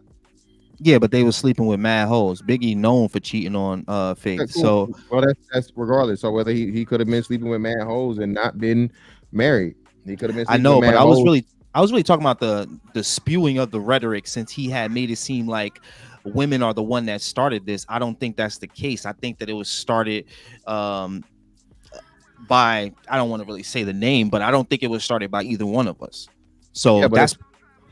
Well, I understand what you're saying. Yeah, and you can go to the system and whatever and so on and so forth and all these different things. Yeah, but then the question begs itself as to, if you know the playbook, how do you keep getting beat by the same plays So that's why I hate when we go back to that argument. It's 2024. It's literally been entire civilizations devastated. Bro, Japan was leveled. Okay, and Japan is one of the premier fucking first world countries. They having some difficulties now. They fucking currency is shit, or whether the economy is horrible. But still, for them to come back from two atomic bombs being dropped, brother, I just can't understand the rhetoric that somehow, some way, there's this secret formula of psychological manipulations that niggas can't seem to get over. Just don't make sense. I mean, I think it's a huge amount of us that are thriving, but there is a secret formula, and it's called rap, right? We're able to portray ourselves in the worst way across the nation and to ourselves. So we're able to portray the hatred, even in our words that we use, you know? So I think there is a secret method that is being used to keep a, you know, I don't want to say like to like kind of keep you down, but at that point it's kind of like their way of life in those areas, in those hoods that are like, you know, frequently throughout different states. But overall, I think that we on the incline. I don't see this like I'm out here in the city that they call the most debaucherous city, and I see black relationships, black couples, Spanish relationships, Spanish couples. So I don't agree with that, of like this mindset of thinking that things are going wrong. Yeah, so the thing would still be, now you have to update the playing field or the context, right? Because now they're not just as many, but there's a much bigger influence of women in rap that are even more debaucherous than the men are. I never heard a man encouraging a woman eating his ass in a rap song, but I heard plenty of women doing it. Because the powers that be have injected themselves in the rap because they seen that it was a huge way to be able to confuse the masses. So yeah, they want women to be hoes. That's why when I was saying those women are whores, because that's, me, brother. Yeah, because I'm jumping in and out on different sides, and most of y'all can only take one side because y'all think that I'm like this. So that's why you kind of get confused. I don't see how I'm confusing anybody. Because what you was said that? hip hop, but I'm gonna explain, because you tried to, for this whole last 10 minutes, say how hip hop was this catalyst for negative influence in the hip hop was community. the catalyst. That's a straight lie. I'm not gonna let you say that. I even said the powers. just said First, I rap said I'm not music. gonna say the name of the people who I think started it. I did say that, right? And then I also said that I don't think either one of us started it. See, so like, listen and stop just trying to like be on. He's on the women's side. Let me attack him, because I know I didn't just say you being were on the women fantastic on just that had side. that. I just said I was confused by what you said. Can you Well, stop putting but you words in my just- mouth and just listen, sir? Okay, but you just said something that I didn't say. Though that's the thing. Which is why I said I was confused, and you offered clarity. Am I not allowed to ask the question if I'm confused? It's all yeah, you go ahead, ask the question, but that's I not how you did, and aim like at it seems like first it's off, really but bothering yeah. you just to answer a question. No, it's how old are you, people. brother? It's a way of how people speak. You feel me? The way you worded that, you was like, nah, because now So you tone because policing? first you said this You and you tone said it kind of policing? confident. Go ahead, look, let's have a conversation. It You doesn't tone matter. policing, brother? How old are you? That's not the definition of tone policing. I'm not policing. You said it on was your how I tone. said it. Let's not get caught up Look, in let's that. just what was you asking? Because now you You see me already wrong. answered Now it, you and I now appreciate you it. You trying to gave me windmill. clarity, and I said thank you, brother. All right, Like cool. I don't understand why you getting so You're deep welcome. into it. I'm just saying. Hang on. I'm not I really was sure. just having a conversation. I No, don't I know how got you you, I get me got that you. wrong. Here's something that I think you failed to address. Our women said that they don't need us, and that's been for the past 60 fucking. Like, how do you even quantify Longer than that. what black men have said or done to black women? What crime or action or thing that we all did as black men so wrong to black women versus them telling us in one unison voice, you ain't shit. And I can answer that question for you right now, because you keep talking about what they said. Don't you believe that actions speak? Wait, okay, whatever. Don't you think that actions speak louder than words? Haven't you heard this agree. phrase Actions before? do speak louder Right. than words. Okay. So let me tell you what we did. We just fucked them. I'm gonna keep it 100 with you. We made them our little slides. Most guys got these little conversations. A lot of women out here are jaded because men was just having sex with them and not trying to make any type of anything else, making them baby moms, right? Sleeping with them and then Did they having take it, sex mama? with them. Yo, I'm not. But you rambling. All right, okay. All right, go ahead, brother. Go ahead. We just been having sex with them and denigrating them and disrespecting them the same way that they have been being dealt with in history. That is what I believe. Because, bro, you used to do it. Mr. Fantastic has done it. Mr. Fantastic has smashed women that he has never thought, I'm not about to marry this woman. I'm not about to have a baby with this woman. I'm not about to build a family with this woman. Red Pill has done it. Point of View have done it. I have done it. William had done it. Hant fucking did it. So every time we have done that, and then we say weird shit like it's in a man's nature to want to swing his dick around everywhere. It's in his nature to want to fuck on bitches. No.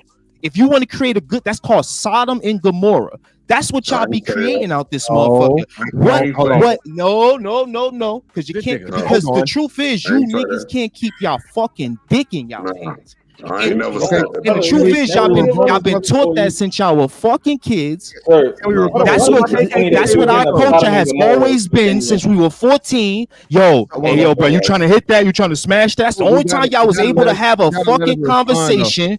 That's the only time y'all was able to fucking have a conversation when y'all was talking about having sex with a woman when we was kids. And now y'all gonna sit here. Now y'all gonna sit here and try to act because y'all became 30 and 40. Now y'all gonna act like y'all remember when y'all was fucking 14. That's why they don't. That's because we did the action. And no, I'm answering this fucking question just because I got emotion. Sorry, bumpkin. Sorry, country bumpkin. Give me a moment. I'm from Jersey. Okay, it's called emotion. Now I'm answering this fucking question. That's what it is. That's why I asked you in the beginning. Do you think actions speak louder than words? Yes, they do. We was just fucking them, and you know we were. So stop with the fucking bullshit. May I ask a question? May I ask a question? Hold up. Y'all get some water. Hold on, we gotta get order. Yeah. Wait. One mic. Yeah, one mic. All right, so let's set some order up here. All right. So let's let the brother that asked the original question go. Then EPD get in there. We'll come back to me, and then who else wanted to say something? Somebody want to say something? I don't want nobody lying on me. Yeah, my bad. Okay, so let's go. His ghetto point of view, EBD, Mr. Williams, and I go last. All right, go ahead. His ghetto point of view. Now, hold up, Lee. Don't interject. Remember what the fuck going on. Go ahead. His point of view. So it's on you, bro. I appreciate that, Mr. Fantastic. All right, I'll try to be as quick as possible. Unlikely. So you talked about the actions that people have done, correct? And us being in our younger ages and just sleeping with women, and you didn't say we were raping them. No, you said we both young men and young women were voluntarily doing promiscuous behavior. So let me ask you something. Generally speaking, these people that you talking about, were they being raised in single parent homes or 2-parent households? For the sake of everybody getting out, just like kind of make your statement, because I don't want us to like make it a back and forth. You feel me? Yeah. Don't ask no questions. Just make some statements to what he said. So everybody else get the courtesy to ask preliminaries, but I don't. Well, no, brother. This is what we're trying to do. We're just trying to keep it because if we just get caught up in the thing, and like I said, we gonna give him a chance to pretty much say if he need to write it down or remember it. He got a pretty decent memory, and he can just address it point by point. So just be, like you said, as concise as you can, and let him answer, and then we can have the back and forth. That way, everything's run smoothly, and everybody gets to, you know what I'm saying, gets to respond. Copy. All right, so I'll just jump ahead then. So I think it's a kind of a disingenuous statement to say that, we as young men were doing all these wild antics when we were being raised, most of us, by single women who were encouraging us to be in these behaviors, who weren't encouraging us to marry any of these girls, who weren't encouraging those girls to save themselves for marriage, to value their bodies, who many of them were sending their girls to dudes who could give them a few dollars because they needed to get some oodles and noodles for the kids to eat for that night, who needed to get some cigarettes for that night. Like, so I think it's so hilarious. Like, you say you come from these low impoverished areas, but then you pretend that only one side was doing any wild behavior. I think that's a huge joke. And then you brought up hip hop, but then if we even go before hip hop and we talk about, I don't know if you're familiar with the Moynihan report and the work that the government did in trying to figure out how to get black couples back together, even in the 60s. And the reporting that they did and what came out about that. So are you familiar with the Moynihan report and what came out about that, and how women refused, even as black men got themselves trades, even as black men got into the middle class, how they refused to take those men back and marry those men? Are you familiar with that? How, as in all the other communities, when the men got in the middle class and started getting jobs and started getting trades and started going to school, the amount of public assistance in those communities went down. But in the black community, as men got themselves in the middle class, got themselves jobs, got themselves trades, was able to take care of themselves and their families, the amount of public assistance still continued to go up because those women did not want to accept men to be leaders in their households. So let's talk about those actions all around.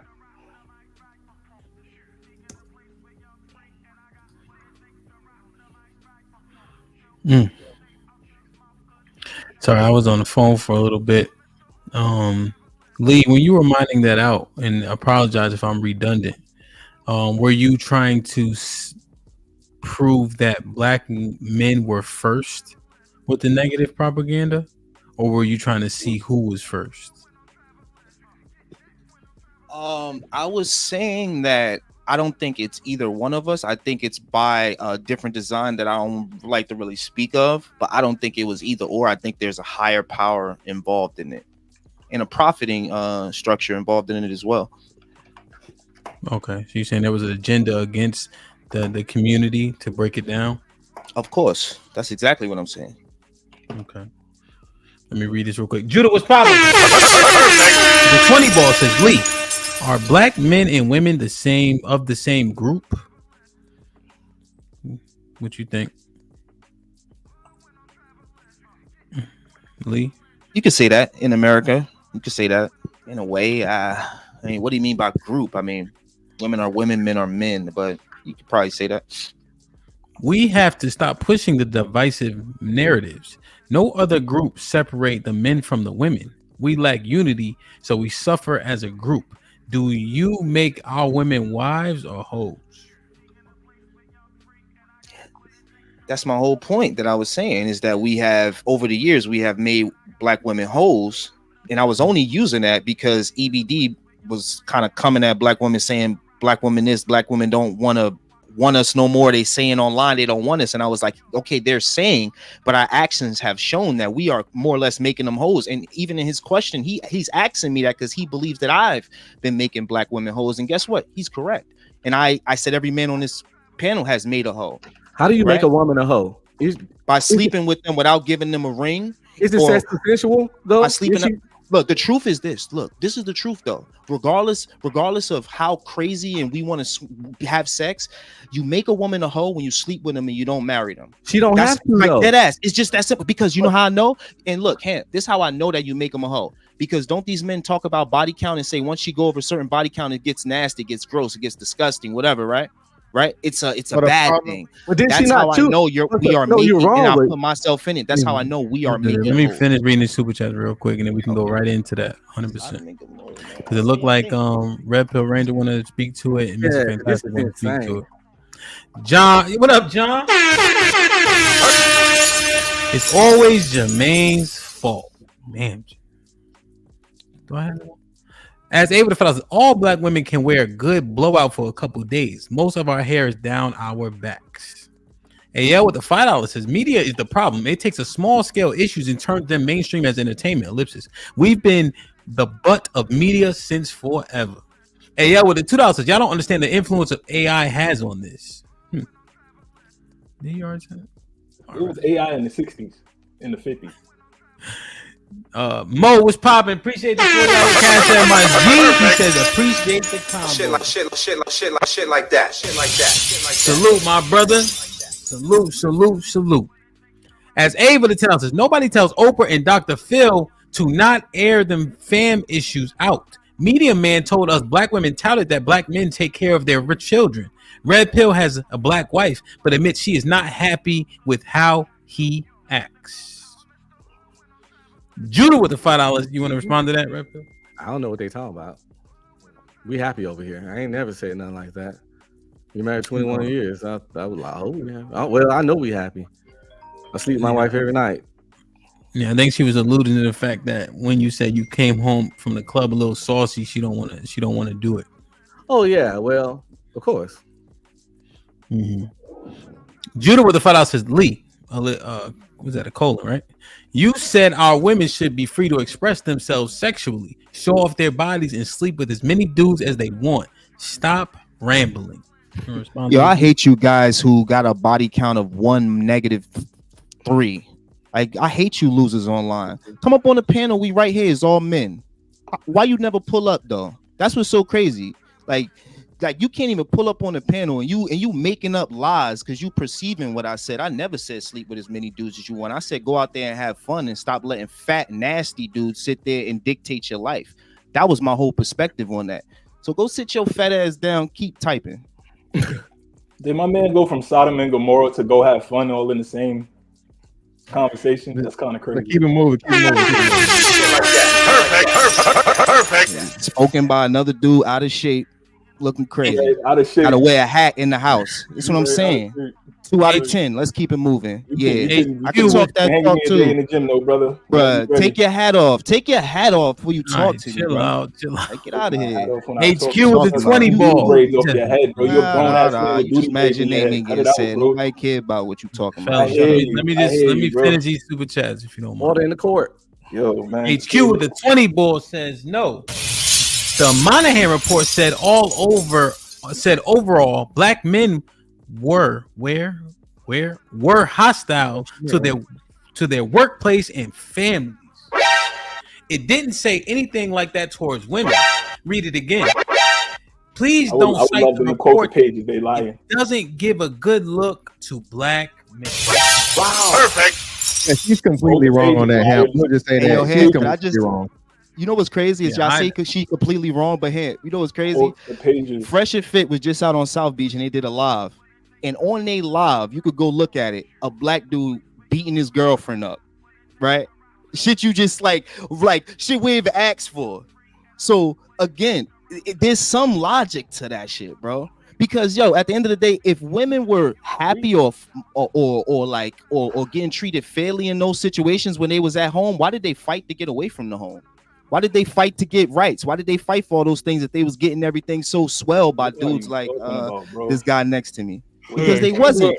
Y'all granddaddies was treating them like shit. Y'all was cheating on them. And now they don't fuck with y'all. Shit, I don't even fuck with y'all. I'm gonna tell y'all now real quick, man. Y'all being a bit obnoxious when I'm trying to get through the chats. All right, let me get through the chats real quick, and then y'all can have the argument because I hear what you're saying, Lee. Obviously, there's some rebuttals to it. Let's have the conversation. Just let me just get through the chats real quick. Something to think about. L. Nix was popping. DJ Ham was good, fam. Checking in to support the show. Salute to the panel. Fantastic. What up? Peace to the chat. L. Nix. Popping, my brother. Hope all is well. You heard? Appreciate all the support, man. Even though we don't talk that much in the Instagram, every time you send me a message, I do my best to respond, and I appreciate the back and forth. You feel me? Shit like that. Hey, yo, what the fun house is AL. What did he say? AI started in the 50s. It's been influential to media ever since. Like, share, subscribe, tell a friend, hit that like button right now if you can. That helps the channel the most. So Lee is simply saying it's more than just propaganda. These things are actual. Otherwise, why would women be trying so hard to get up out the house and under the covering of these men if it was such a great circumstance for them? Let me say this real quick, man. I'm gonna bounce out. I gotta go get in some of these miles like hemp. I ain't finna fucking walk my ass down. So anyway, listen, man. The issue and problem with this shit, Lee, that you're speaking from, bro, is this isn't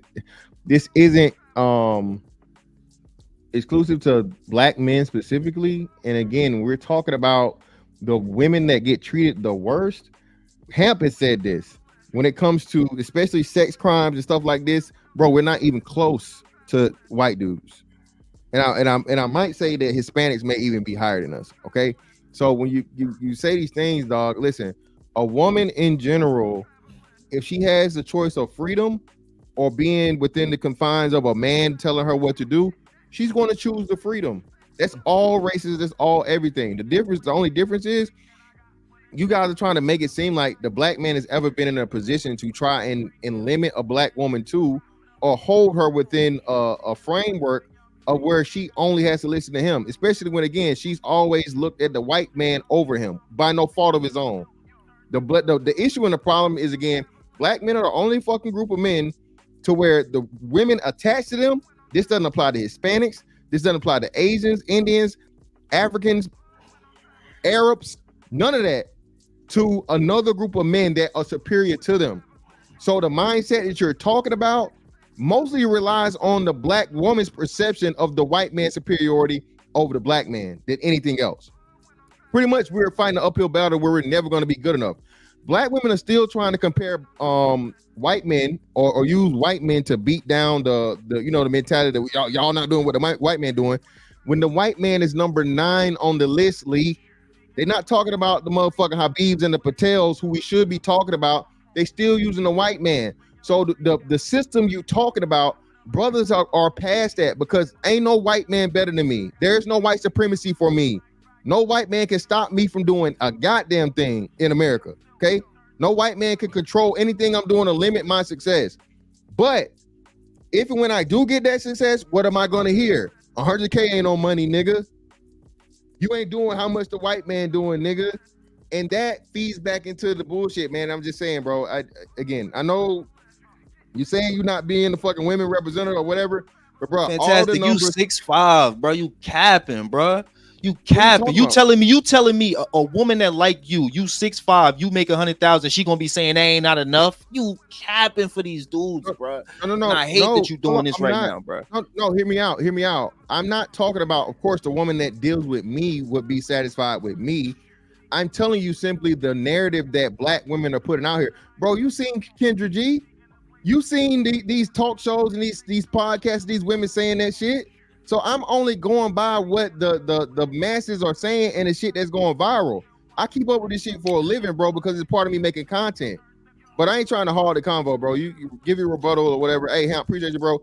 I'm gonna catch y'all later, bro. And hey, it was great convo today, man. Great show. Yeah, good shit, bro. Good convo. Make sure y'all follow Mr. Fantastic. Moderators, drop that link in the chat. Feel me?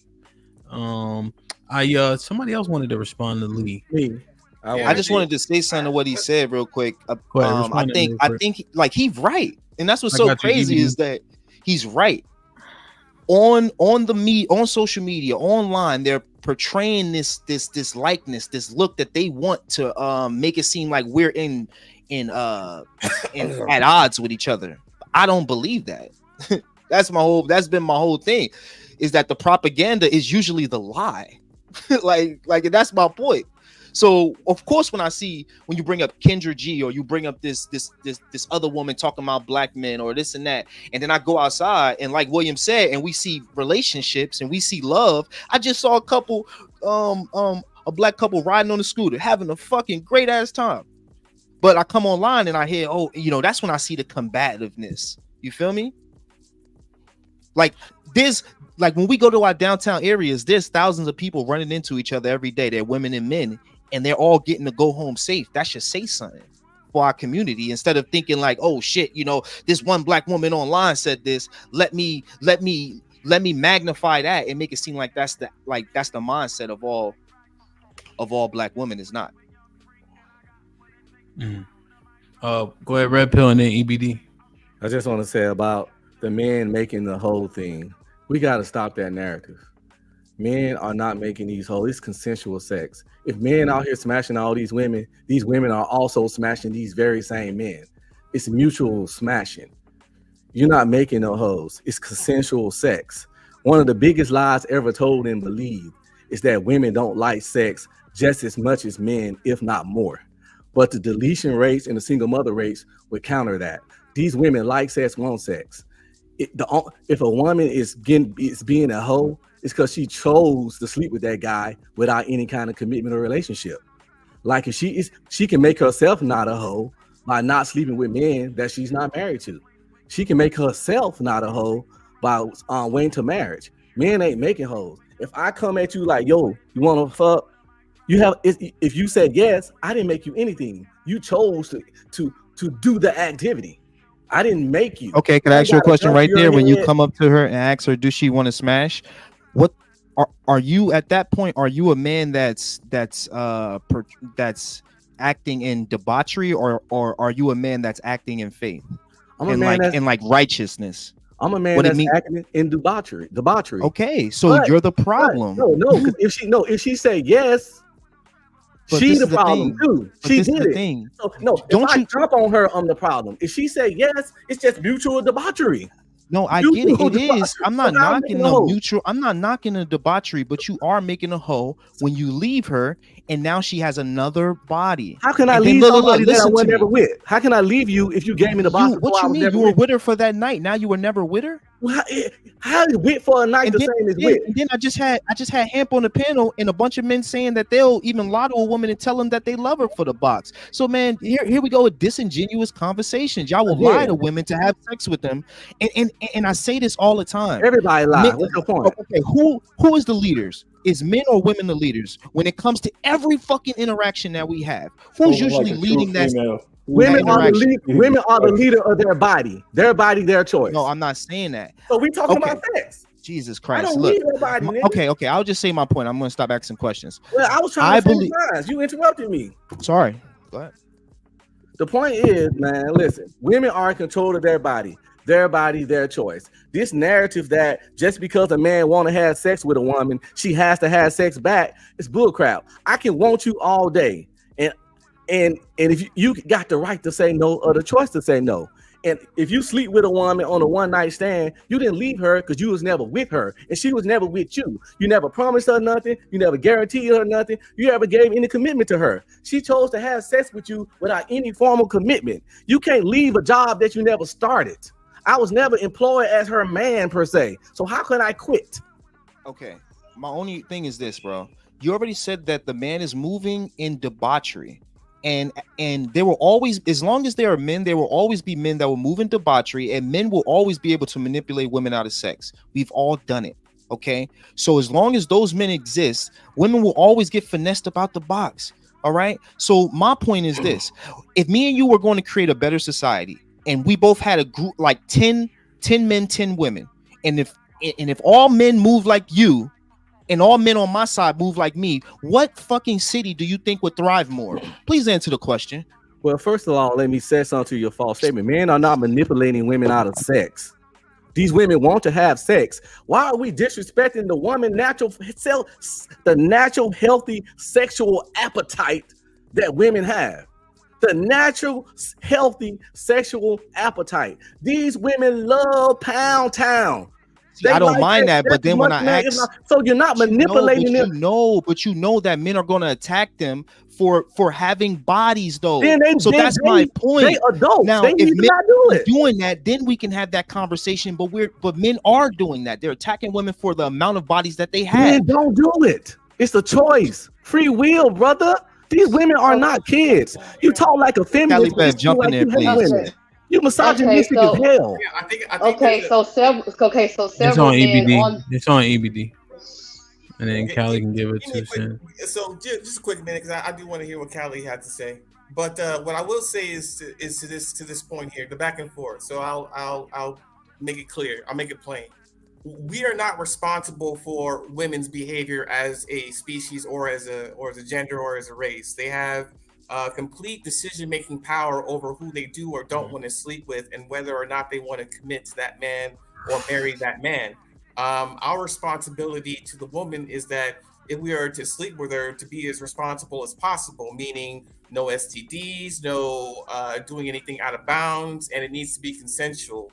We don't define the term hoe because a man slept with a woman. It's a little bit more complicated than that. We define the term hoe or whore or what have you based on how the woman moves and what the woman decides to do with her body and how many men that she decides to sleep with. That determines a whore. The decisions of the woman determines what she is, not the man, not the men. That's the difference. And to speak to another point that you guys were going back and forth on, when it comes to consensual sex, that's not debauchery. It's just happened since what? The first 2 people on earth? Were they debauchers too? Okay, No, so can you answer my question then? Hang on. I listened to all of it. So hang on. So what we're talking about here is trying to moralize behavior that is within our biological nature simply to suit a social standard. And that's not something that we need to do because social standards change every couple generations. So we need to understand things that are true, that stay true to the day we die, versus something that we would like to have and measure up to, that we shouldn't place on ourselves. All right, now after all that stuff he just said, if you have 10 men, 10 women humans, and I have 10 men, women humans, and your men act the way you tell them to act, where they just have sex with the women, and my men sustain and hold off until marriage and marry the women and have kids and make families, because y'all talk shit about fucking single moms and y'all talk shit about body counts, and I'm trying to talk about fixing it, and now you're going backwards again. So I'm asking you, which city would thrive more, mine or yours? Just answer yours. Mine. I'd have more people, I'd have more kids, have more sex, no commitment.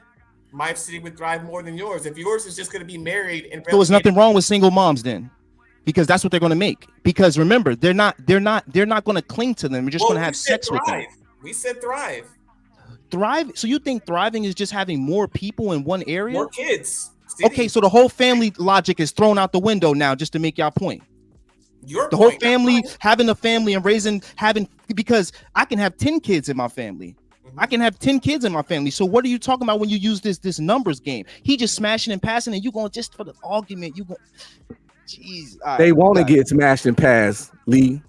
They want it. What were you saying, Callie? Because I didn't want you. Go ahead, Callie. And then Aaron came back up for a reason. So go ahead, Callie. Okay, so as far as the homemaker thing is concerned, when Jesse Lee Peterson sent that jump to that Amber Rose chick, an overwhelming majority of men in the gender war space agreed and repeated it. So now I really don't want to hear anything about how black men don't make hoes, because y'all agreed with the homemaker comment. And the second point I had, I don't remember. I don't recall no homemaker comment. I don't know what that is for. You confused me with that one. Well, yeah, y'all. Well, overwhelming majority of men agreed with that statement originally when he said it, and now y'all are repeating what y'all heard other niggas say about. Now all of a sudden y'all don't make hoes. What was the statement? She was like, well, when you sleep with somebody or whatever like that, when you sleep with a bunch of women, you guys are hoes. And he was like, men can't be hoes. And she was like, well, what is it? And he was like, we're hoe makers.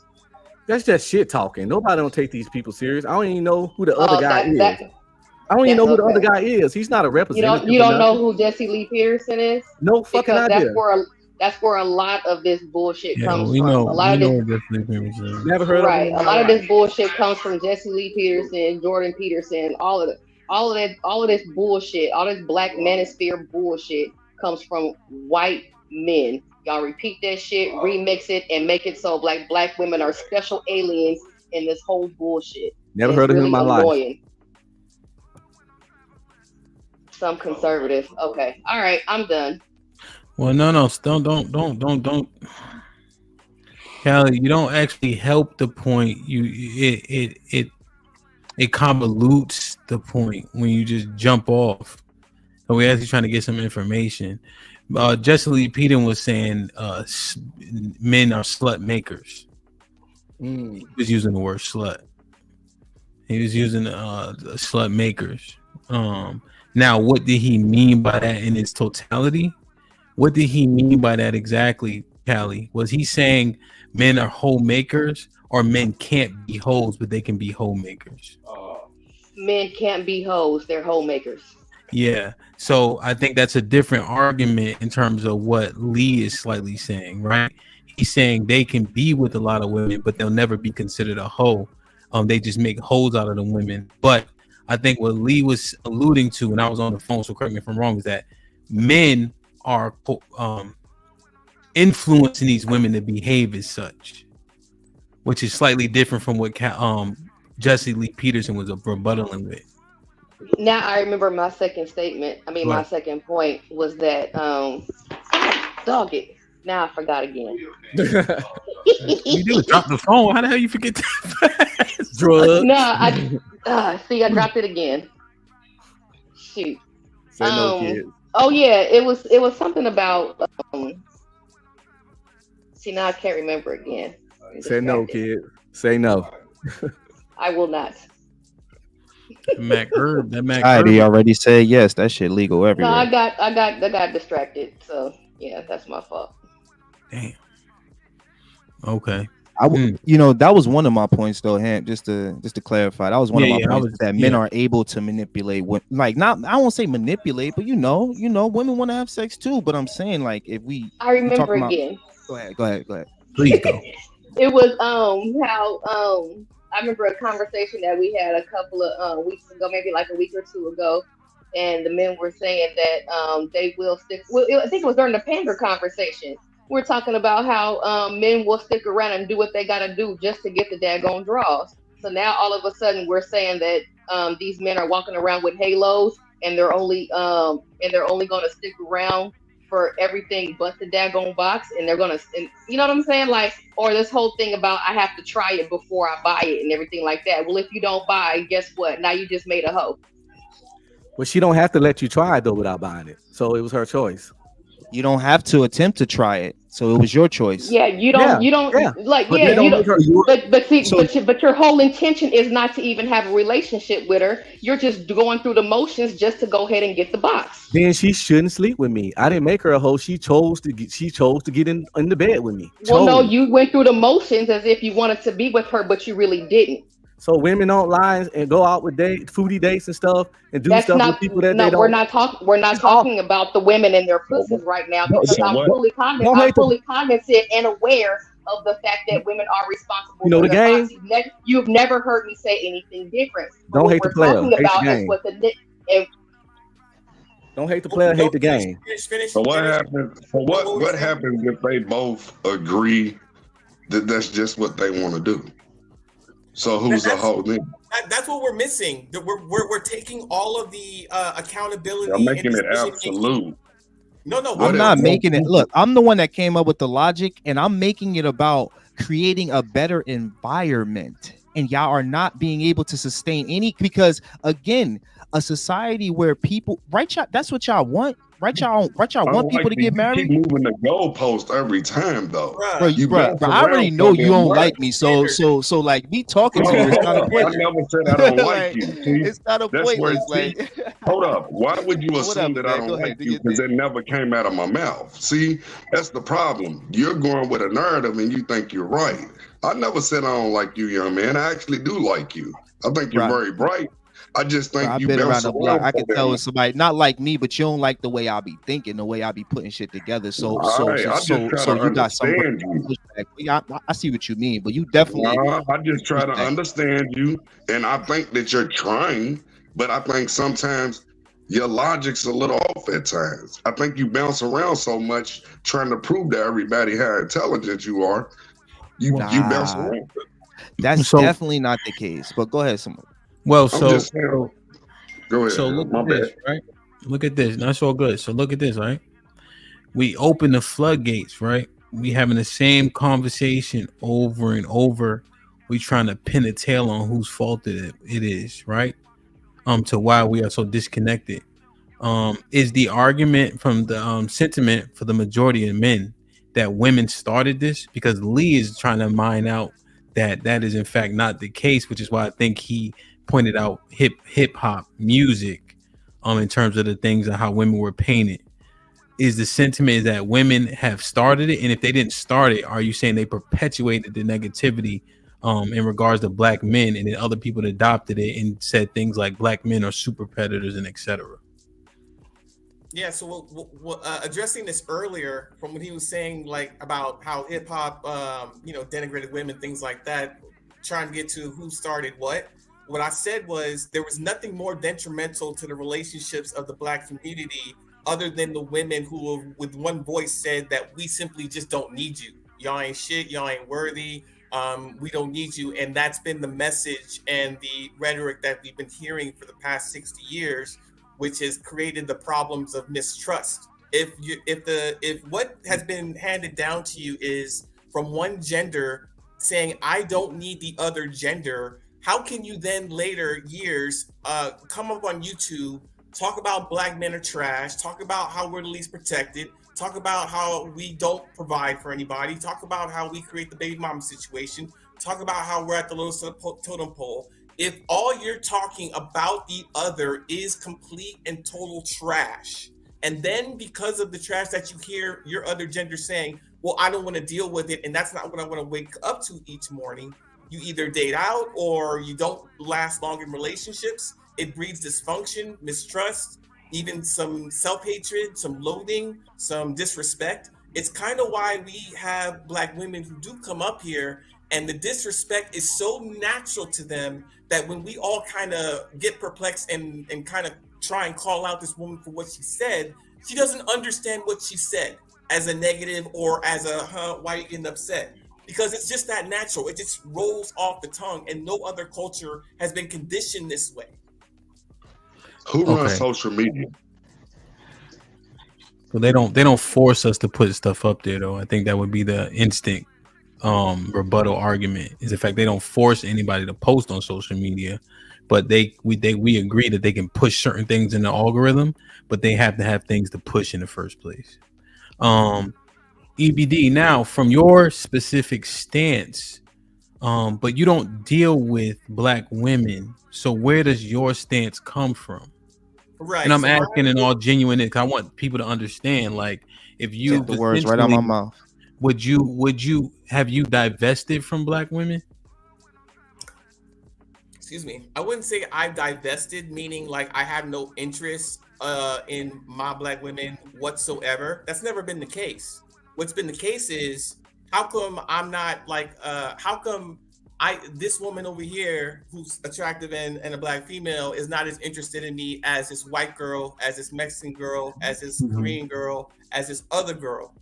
That's my thing. I never said I'm done with y'all. I don't need y'all. I don't want y'all. It's just I feel unwanted just because I'm unwanted. I'm wanted by somebody else.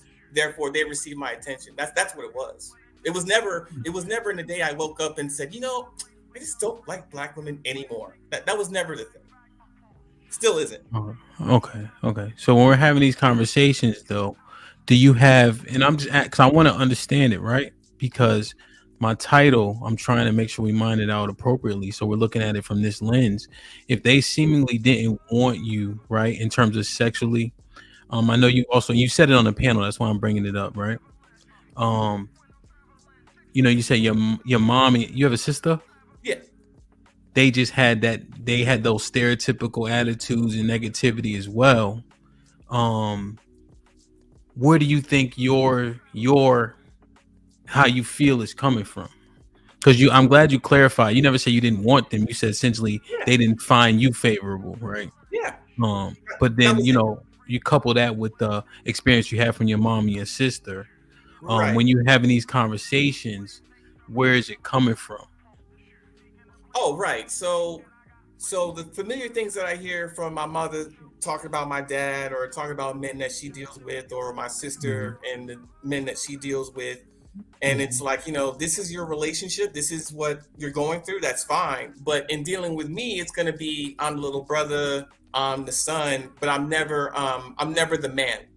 I'm 42 years old, but my mom and my sister, to a degree, I don't think can ever look at me and see a grown ass man who can protect and provide for himself and his family. It's always going to be an infantilization, as if I'm incapable or don't know or always need to be sunned or dealt with in some gentle manner, So when I'm dating, my girlfriend now, and I'm, was married before, I never got that treatment. It was always the expectation of being the protector and the provider at all costs, no matter what. No real complaints,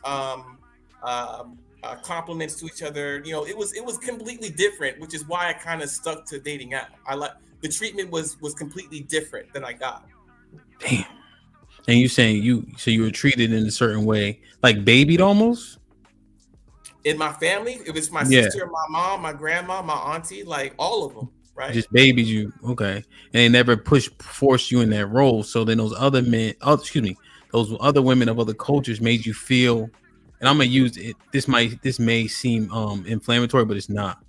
More manly, so to speak. Right. But how about the men in your life? Whoa, Moses, we raised by wolves or something? Jesus Christ, you can't say hi to nobody? Gracious. What up, him? Wow, man. Damn. Jesus Christ. Okay. I guess we won't ask you to say hi no more. Nigga grow his hair out for 3 weeks. Now he can't say hi to nobody. Okay. You've been gone for 3 weeks. Golly, you know what? Whatever. Go ahead, Moses. Go ahead. It's your show, Moses. Go ahead. Fuck it. I don't care.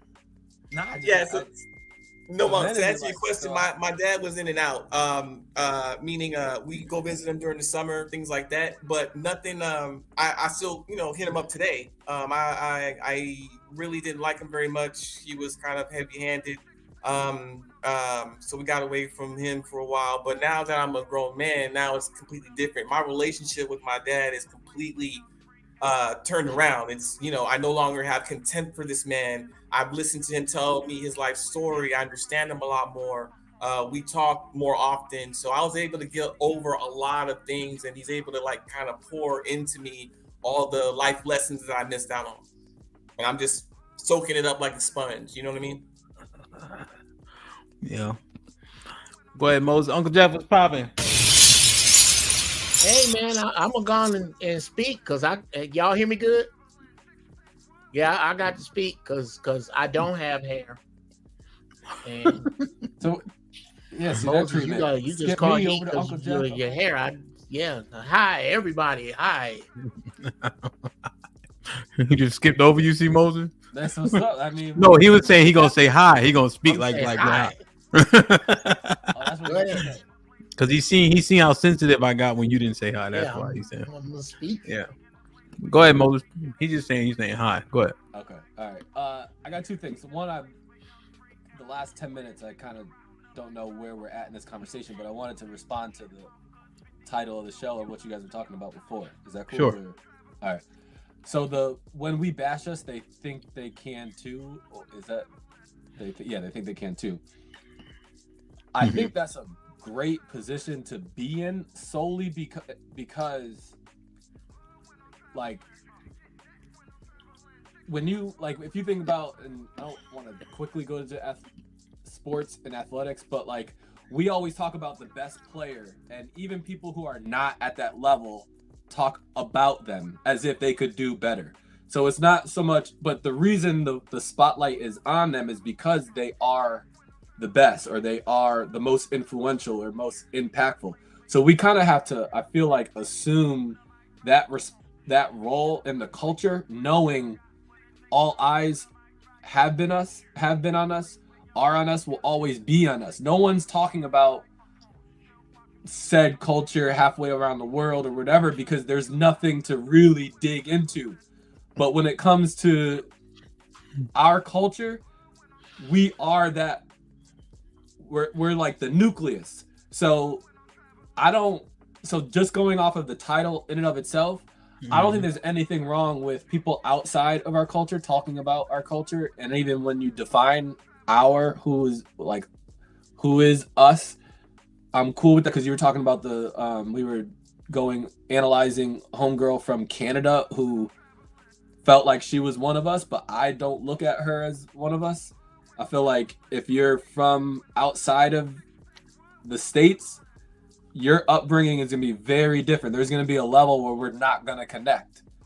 So and her tone, I mean, she had an accent, so I really don't even think she's like North American, let alone Black American. So just responding to the title, I think it's cool when I say cool, I think it's okay for other cultures or other people outside of our culture to have some form of opinion or critique on us, because that's like we're them. So especially if it's making us better or if it's pointing out something that's true. Does it? I understand your logic. Interesting take. Should it also work in the inverse? If you care enough, then yes. Well, what you're saying is they should have the ability to speak down. Should the inverse also be there? Ask so me like again. When you say, because I didn't say speak down, I say they can critique. The title, so bash.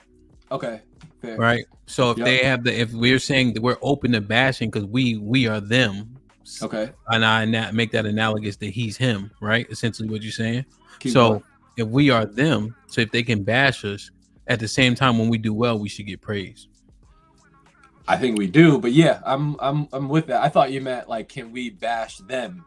But there's a lot of culture. I don't care enough to give that type of attention or whatever it is. Like, I don't watch them enough to connect a lot of the dots of what's going on in that culture. The thing is, I mean, I'm pointing it back to just American culture and then Black American culture or vice versa. But when you talk about, can we critique them or talk down on them? If you care enough, yeah, you can have that opinion. As long as you're speaking the truth, I don't think there's anything wrong with it. Okay. What do you think about the sentiment I shared earlier where we were taught coming up, if you had in-home beef, like if my brother did some wild shit, I'm going to participate in the wild shit till we get home. And then I'm like, yo, what the fuck were you doing? What were we fighting for? That's a question that has been asked numerous times. Why the fuck did we get beat up just now? Oh, nigga said, I'm like, yo, bro, come on now. I remember this one, he a legend, he in jail now. We was getting beat up so bad, nigga. It was too many people. And this nigga kept fighting to get out the car. I'm like, nigga, we don't want to die. You understand this, right? Like, we don't die if you don't get in this car. But he would not get in the car, man. Leg hanging out. We had to drive off, you know? I don't think it's a dead set, like, we don't do this. I mean, I'm hesitant to even just say it because I know what you're getting at. But there are times when only your man can check you in public. Because it's just about to get to that point where it's like you got to be the one to step in front of him and talk like, yo, and it's either y'all leave or what have you, but like you're the only person that can talk some sense into him, or that can take it there. So it's a case by case, but more times than not, definitely like wait till you get home. Like, yo, you wildin', chill. Or just a way to do it in public, like you pull them out to the side, like so. But I don't know if that is a direct, like when it comes to us, like talking about us as a broad scale, because even amongst us, half of the beef be with us. Understood. But so if when I I'm check talking my like this. No, I got you. I like that. That's an interesting take. So like when you say like if I check my man, like if he hot, I might be like, and let's say we outnumber, I'm like, yo, we out of bounds, son. You know that, right? Like we out of bounds. Like we at a deficit. But I ain't gonna be like, yo, bitch ass nigga, get your ass in the car. Nah, cause you know what I mean? If he already built like that, it's gonna get worse. Right? So I get that, and that's actually great. So I think I would concede to an extent and say, yeah, we can have the conversation. But if I'm like, yo, Sean, we out of bounds, I'm like, yo, nigga, you about to get us killed. Those are two different things with two different responses. Well, he's likely to hear me in which one. But I think what the person who's delivering the message has to go to is you don't want to just be wilding. Like there are times where you're wilding and you don't know no better, but at some point y'all got to start moving in a way where you're getting better, you're elevating. So when it comes to like our community type talk, like just chasing women, let's just say, because that there's a point where that's no longer like a cool thing to do. Mose, I want you to go down where you're going, but it's a tangent off of where we are. So specifically, my question: what do you think is more effective? Yo, Sean, we out of bounds, or hey, nigga, you wildin', let's go. What do you think may resonate? We out of bounds. Okay. But I think you have to get to a point where you're able to see it that way and check your man versus just doing whatever in public. And then 100%, 100%. Of 100%. We were wrong, but I was gonna be wrong with you. We both, But yeah, no, 100%. I like that. I like that. You know what I'm saying? Because it's almost two different. If I'm in it, we in it, right? But if I gain clarity and I may be able to get them off that ledge, then I could do that too. But which way do I approach it? You know what I'm saying? Because I'm looking at our conversations and I guess I'm making an analogy to how do we often approach it when it comes to the things that we talk about on a daily basis. What was the other thing you're going to go down and we'll get Uncle Jeff in? Well, just on that. So it's like a matter of right and wrong at the end of the day. And so when you're drawing that line of saying, yo, we're out of bounds, whether you're outnumbered or he's wild and just wants smoke just for the sake of it, it's a right and wrong thing to do. I was going to the extreme of like, it's not even the extreme, but bringing in like chasing women and just a lifestyle and a reputation and all of these things that we're kind of having a conversation amongst our community about, yo, this is how we're perceived by the outside world. This is what the numbers say. Children out of wedlock. Our marriage rates are down. Like this should not be what it is. There's a certain conversation where we're checking each other, trying to get either women married or men married. Like we're trying to better the community. And so we're having this conversation where we're checking our mans in front of the whole world, if you will, depending on who's watching. But hopefully is from all of our understanding, it's for the better of everybody. It's for the better of us. We're trying to elevate our reputation. We're trying to change these numbers and the statistics so that they can represent. Now you're going to have people that's not who they are. But I'm just saying, like, it's not always fighting, and it's not always like when it comes to even the thing was about the girl and her being feminine or having a husband. It's like we're drawing a line between right and wrong. And I do believe it starts with us.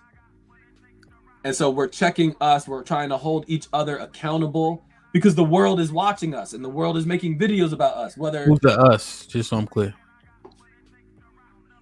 There's levels to it. I would say Americans, I would say Black Americans, I would say the Western world. Like the focus point is on us. Nobody's really checking for what's going on with German women until the conversation brings them into the fold. But it's passport bros, so it's us going out there. But we're not actually dissecting German culture or Turkish culture on a large scale to understand what is right, what they're doing right, and what they're doing wrong. So I know 100% because I actually mentioned a stat where their divorce rate is 35%. Right, ours is over here in America's is 42%. So the disparity is not great, right? So how do you continue to prove those women are more, you know what I mean? Because they're still Western, right? Okay. Uncle Jeff, you there? I see what you're saying. So it's almost like heavy is the head type shit. Right. And when you're reviewing film, you're talking about the person who's making the plays. You want to get them better, but you can't talk about people on the sidelines or people who are not even in the, like, it's just, we're being analyzed and overanalyzed for a reason, but it's on us to set the tone for where this culture is going. Who sets the tone? We do. Who's the we? You say me, we. Do you say men? Do you mean men? Well, that let him come to the conclusion. Right, because he's coming it's right. around. It's right there. I just want to see where he at. Well, I mean, so I'm cool with bringing men to the conversation. I was just gonna go again and say American and Black Americans. Okay, Black Americans set the pace. Is it the women that set the pace? I don't believe that the women set the pace. I do believe men but I go there because I speak from a man's point of view. So I include myself in as a man. I don't know if women feel that way as well, because if they do have a message and they see it for the truth for what it is, we need them to pull up to the table as well. But I believe in when they're in their highest when a man is leading the way. But I just think their voice is valuable and should be heard, especially when we're trying to clear out the water, clear out some muddy water. Like it's not just men that's going to do this. Okay, let me read these real quick. HQ with the $2 says, "No, I'm not. Made a presentation on it years ago." You gotta see that presentation. Lauren Mack with the $5 says, "Yo, the level of disrespect is wild. Turn the bounties on, please." Woody Jim with the $2 says, "When we bash us, they think they can too, i.e. Pearly." As Abe with the $10 says, "In the 80s, Farrakhan said a man who does that is nothing and he will slap y'all. He said men should value women's to punani. He said you men are not men for slinging D at women. Dirty snakes. Omega Green was popping with the 2000s. Is unlikely FBA? I guess, what does that mean? I forget. What is that? Foundation of Black American. I'm not a part of any organization. I'm just thinking logically. Is your daddy from the United States? Yeah. I think that's more so what he asking. The Superman with the $5 says, don't forget Lee. He's Daryl's boy. They are the men they talk about, and he's on record for his disrespect. Don't switch it up now, sir. You want to address this? I don't know what he's talking about, really. This is AI. I don't know. This is a man trying to look like a woman. I don't. Lee, oh, excuse me. The Superman with the style says, Lee is. You want to address this, Lee? Judah with the $5 says, red pill. Would you? Oh, I think red pill left. Would you have married your wife if you knew she had a high body count? I think he would say no. Darius with the $5. How we always get off topic. Let's shift back, please. Here you go, DJ. 1 minute reset. I think we got back to it. Soraya Brooks, salute. Was popping. $2.50 euros, right? She said, hi, I haven't bashed anyone. And now we used a bunch of different clips, right? But you got the provocative nature of the titles often helps. Hopefully we can get you up here so you can clarify the clips in real time so we can fully understand, because right now we speculate because they clip them so short. You know what I mean? Soon come. We'll see us soon. As Ava the $2 says, Minister Farrakhan said, "You men take women's value." UT was popping.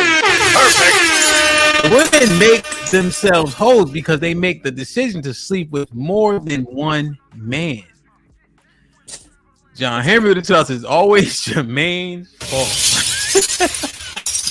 John Henry with the $10 says, oh wait, I said, oh, they got the same name. John Henry with the $10 says, a man doesn't make a woman have sex with him. He merely gives her reasons why she should. Chooses to have sex with him because it's always, quote unquote, her choice in the end. Naked the World Go Around with the $5 says, 304s are born just like the players are born. It got to be in you to begin with. This argument is remedial. Damn. Cash was popping with a $5 says, men are forever wrong for a woman's choice. A woman goes left, the man is supposed to make it right. LOL. Yo, Ezekiel. What up, buzzing, dozen. Holla at your boy, you thought your cousin was. Salute. The 5 membership. Whoever got blessed, please maintain. Stand with the $10 says, DJ Ham. Do you hear the hypocrisy? Him saying the women act the way they do because men sleep with them and leave them in the next breath, attack men that don't have a lot of sex. Make it make sense. Juggernaut, salute. I don't have a message from the chat. I'm trying to look if you meant to actually put a message in there, bro. Appreciate you. Like, share, subscribe, tell a friend that like button right now if you can. That helps the channel the most. Aaron, you wanted to say something. I know you came back up. What's popping? I don't see Uncle Jeff. What's up, Jay? What's up? Yeah, bro? I mean, I don't What's going on, bro? I don't want to derail the conversation. I mean, I had a couple questions for Unlikely. Go ahead. One, it was in the super chat. How do you reconcile two things? Men fucked up by making women hoes, but then make a comment, post another super chat that you hate low body count individuals. And I'm paraphrasing. That I hate low body count individuals? Yeah, you said something to the effect of, I hate these negative something or other. Negative one body count ass niggas in the chat. Well, yeah, it was just some, I know, yeah, I get it. It was just a metaphor though. Like saying like these are guys that are not around women to even have a conversation about women. That's really, if you really want to know what my mindset was, but I usually use metaphors when I'm speaking, and I can see how that go over people's head, or not even go over the people's head. I don't want to like attack anybody, but people can take it like how it sounds instead of it just being a metaphor for what I'm really trying to say. All right, so what's the metaphor? I mean, how is the metaphor? How do you reconcile the metaphor?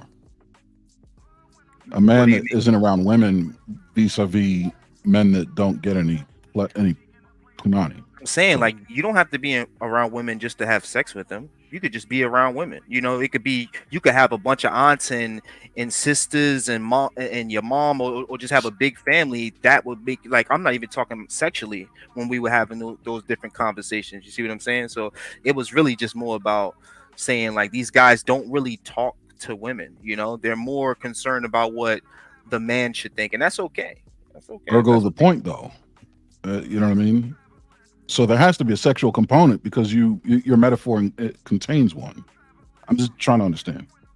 No, I just said negative. I didn't say anything sexual though. I just said have been around negative something odd women. I ain't say sleep with. Did I say the word sleep with? No. Yeah, you said something that affected body count, negative something other body count women. Well, if you haven't slept with one woman, okay, that's probably why I used the word negative. You know, I didn't say they got 10. I said they got negative. So they probably virgins out here. So it still kind of leans to my point. Somebody that really just, yeah, it makes it even more potent. Yeah, that was my point. Somebody that doesn't even talk to women, incel. So have you. Body count is the operative word. It's the sexual innuendo that I'm highlighting. I get what you're saying, and I went to negative, meaning a virgin, a guy that doesn't be around women to begin with. That's why I said -0, and that's why that's exactly why I made a purpose to say negative, because I thought about it. I was about to say like 10 or something. I was like, nah. Understood. But then when you said that men are in error for not marrying the women that they sleep with, shouldn't a man marry the first woman he sleeps with if that's the case? Well, I was speaking from like a hypothetical, you know, of if we truly want to make it, because it seemed like these men talk about wanting to make it for a better world, right? Having families, and they're not with women because of certain things, high body count being one of them, right? So I'm like, why are you making the high body counts if you're worried about the high body counts later? It kind of contradicts with trying to create a better society. They will talk about single moms, right? And then they'll go create a single mom by making a mistake and having sex with a woman that they know they truly don't want to be with, because the women you truly want to be with, those are the women they stay with. They try to stay with, they worked and try their hardest to stay with. But we see out here a lot of dudes just having random sex. And I'm asking these guys to be honest, does that create a better society? I.e., if I did it or not? And it doesn't. It doesn't create a better society where men are just trying to have sex just for sexual purposes. I'll be direct. What is your position on extramarital sex? I mean, it's kind of skewed. I'm not going to tell people, hey, don't have sex. Again, it was a hypothetical of how do you actually make the world better to the men that are trying to act like women shouldn't do this or women shouldn't do that. I'm not that guy. You see what I'm saying? So it's going to be different from what I'm saying. What is your position? Well, real quick, yeah. What is your position on extramarital sex? I think, you know, it's going to happen. That's what my position is. It's going to happen. So go ahead, Aaron.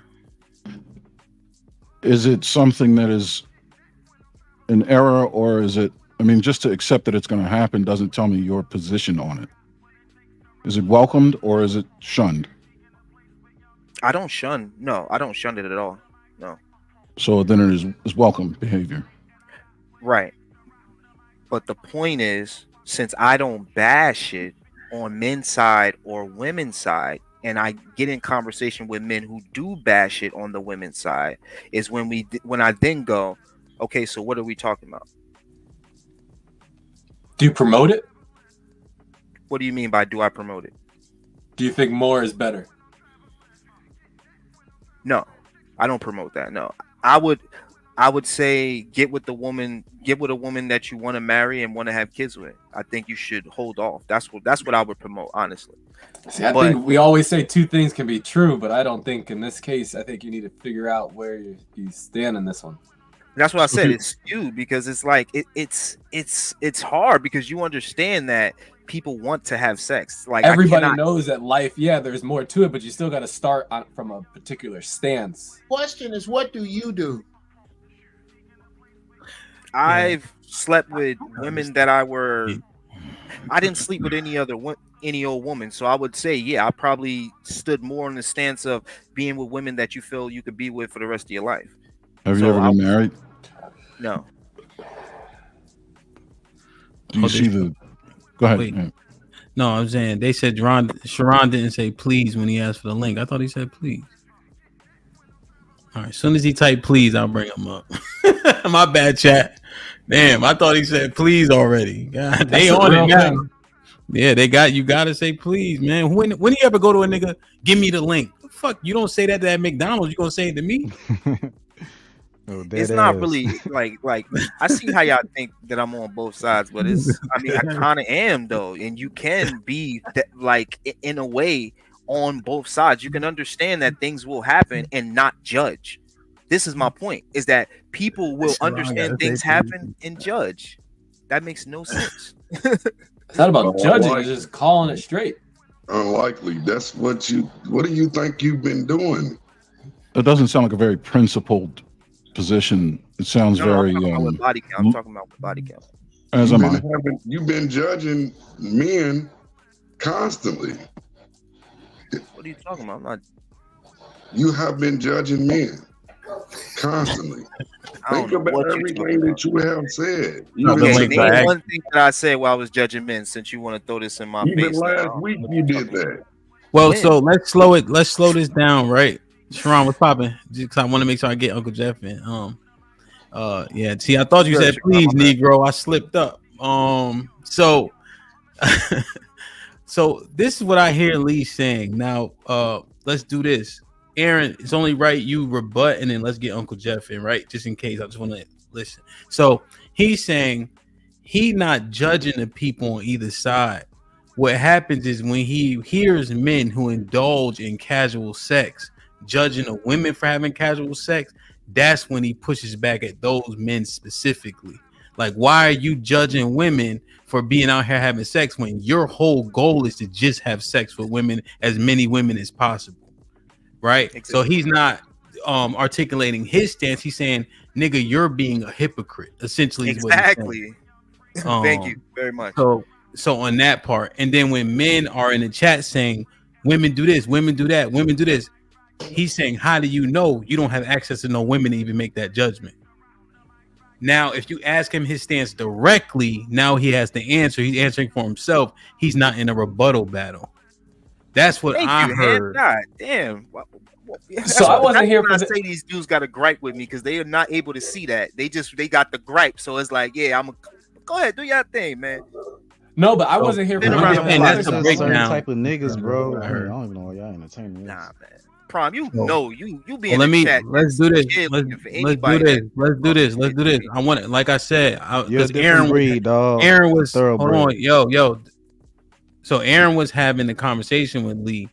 I'm just breaking it down from what I'm hearing him say. Right? If I'm wrong, I'm wrong. Right? It ain't about sticking up. I'm just listening to it. So Aaron, go ahead. And I 100% agree. I mean, the way Hamp articulated it, that makes much more sense. There's some. Oh, it's crazy. Say again. Go ahead, Aaron. Oh, my bad. I know my mic was on. My bad. I don't know if it's contextually congruent, but so be it. I'm not interested in rewinding tapes. But now that does bring about the claim that rap was the first denigrating move against Black people. Because there's a duality to that as well, right? There's a separation to be had between the criminal element and normal folks. Normal folks weren't the ones denigrated in rap. It was the criminal element denigrating the criminal element. There's a certain expectation there. And the way to mine out the difference is, what was the R&B songs of the time? What were the lyrics there? Coming from men, it was mostly bathwater drinking opportunities, right? Whereas the women, it was still songs of heartbreak. Yet and still before that, this was not the case, going back before hip hop, right? Now, you said something about there being an agenda. If you understand the strategy of the agenda that was pushed, right? Do you play chess at all? Yes, I'm actually very good at chess. Oh, excellent. And The Art of War? By Sun Tzu? Didn't know there was another author, but yes. Something like that. Right. It is, if you're going to, I think someone else is supposed to speak. No, go ahead. And Uncle Jeff be out. Uncle Jeff had left for a second, so. So if you're gonna take down a community, right? It is the man's image that you want to destroy first. You have to. You can't destroy the woman's image first, because what's going to happen with the men that's left over? They're going to come after your women. Your women are now in jeopardy. The man's image has to be destroyed first. That way, you dehumanize them and you make it more reasonable to think that they should be eliminated. You want to demonize them, essentially. You want to demonize the head of the snake. Take down the leadership. I'm sure you can understand the strategy of that. So that's the first thing you want to attack, and that's the first thing that was attacked. And the best way to attack that is to poison the mind of your greatest cheerleader, your women. Poison from within. And this is where the Trojan horse theory comes into play. So all of this predates hip-hop. Hip-hop was just a byproduct of it. And if we look at hip-hop, not only were men guilty of writing these disparaging lyrics, but women were guilty of buying into them, right? Men from the beginning weren't necessarily supporting these talk shows and these movies that were against men, but a lot of women would run around singing the lyrics as if it were some kind of laudable thing to do. And they were buying the albums. But I don't want to make it about hip-hop. I'm just saying that the problem predates hip-hop, and hip-hop is a very small pop in the overall scheme of things. Uncle Jeff was popping. Hey, I left and we was one place, and then I came back and Lee's chess game was being denigrated, and shit, we were just talking about a bunch of shit. Kind of. What did you want to speak on, though?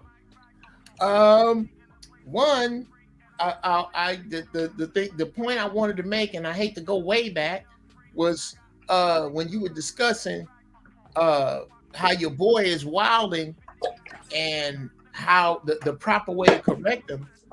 And Brother C. Moses kind of touched on where I was going. Okay. What y'all talking about is a crossroads of maturity. Yeah, he alluded to that too. That's kind of how you have to allow, you have to think of your relationships as circles and allow them, when they don't intersect anymore, to not intersect. Like I'm sure him as a father with youngins, there's dudes that, you know, like okay, let me help Sharon because you seem confused. Your circle, if you are married, your circle and your wife's circle are on top of each other. That's your family. Those circles are tight. Your friends, while you in school, y'all in school, you in boot camp together, you in wherever, your circles are tight. But as you grow in different directions. And at some point, you're gonna be a man with kids with single friends. That's gonna stretch your circle.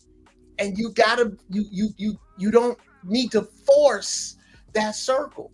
If you at a level of maturity where you don't want to fight the whole crowd no more, and your boy do, well, you got to have a talk with him. Hey, bro, I love you, but we can't be hanging out every weekend fighting all these niggas. And I got to take my kids. I'm in the PTA line. I'm dropping my kids off at school on Monday with a black eye because I was out hanging out with you acting a damn fool.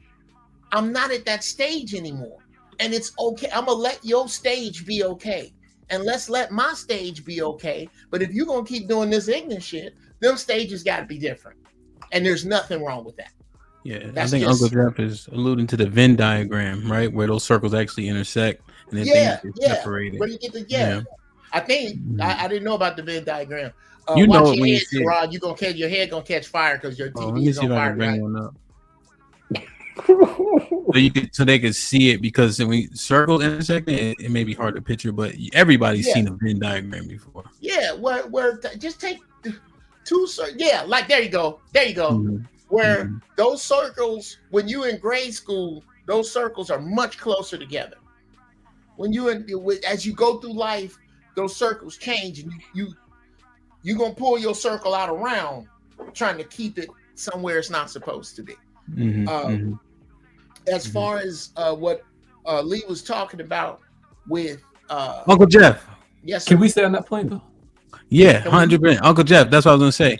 Uncle Jeff, so the VIN, right? Yes, sir. You know, you see the separation. How does it actually manifest in real time, right?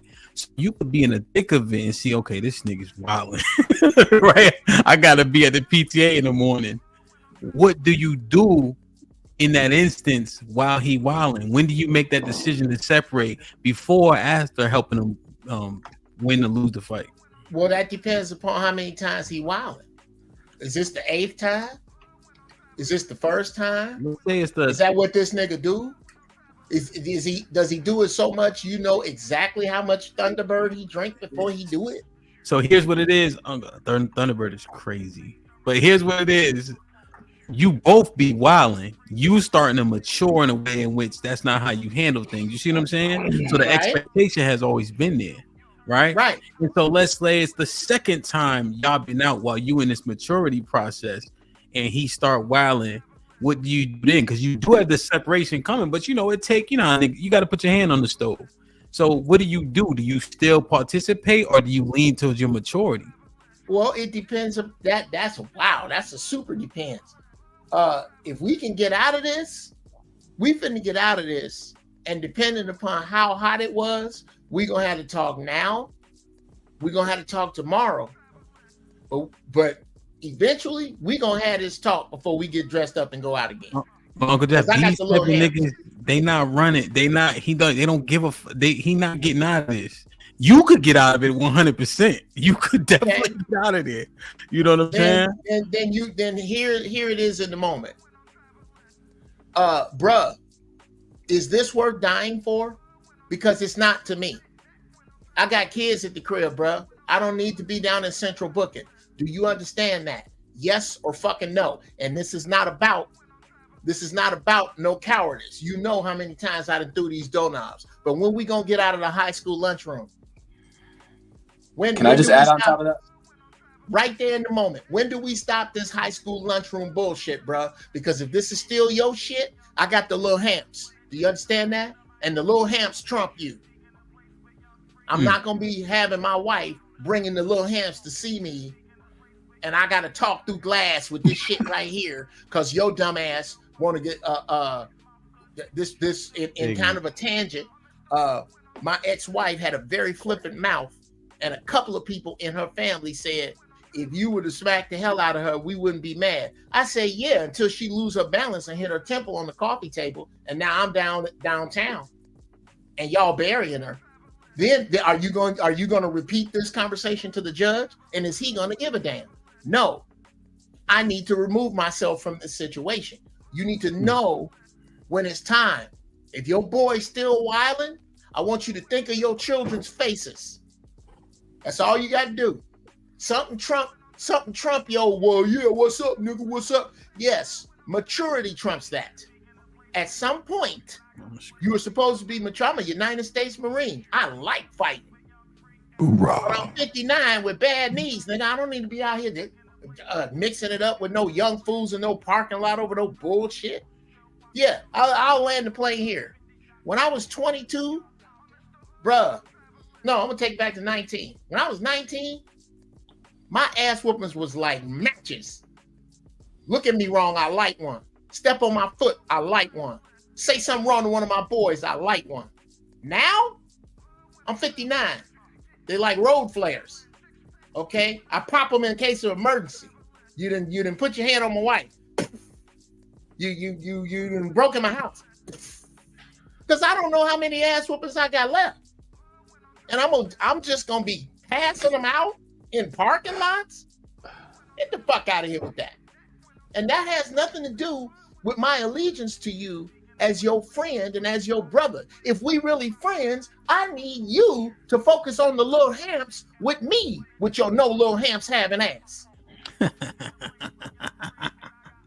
Damn, man. Kill all you motherfuckers. Come on, let me out. Don't. Let me out. Damn. Well, Uncle Jeff, you was, It's a bunch of niggas in the graveyard over there. I don't have shit to prove to you in this parking lot. You win. You the toughest. You won. I'm going home. So Sharon, you was shaking your head. I don't know what you was shaking your head at. What you shaking your head at? I had all my little hamps in the house. They was annoying. Yeah, Sharon got little hamps. Come on, man. All I know, Uncle Jeff, if I start a fight in the goddamn parking lot, you better not run away talking about I'm like, no.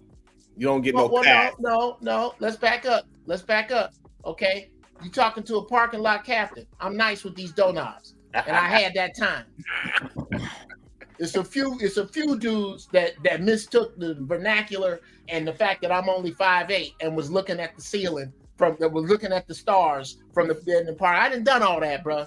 I done all that. I done a gang of that.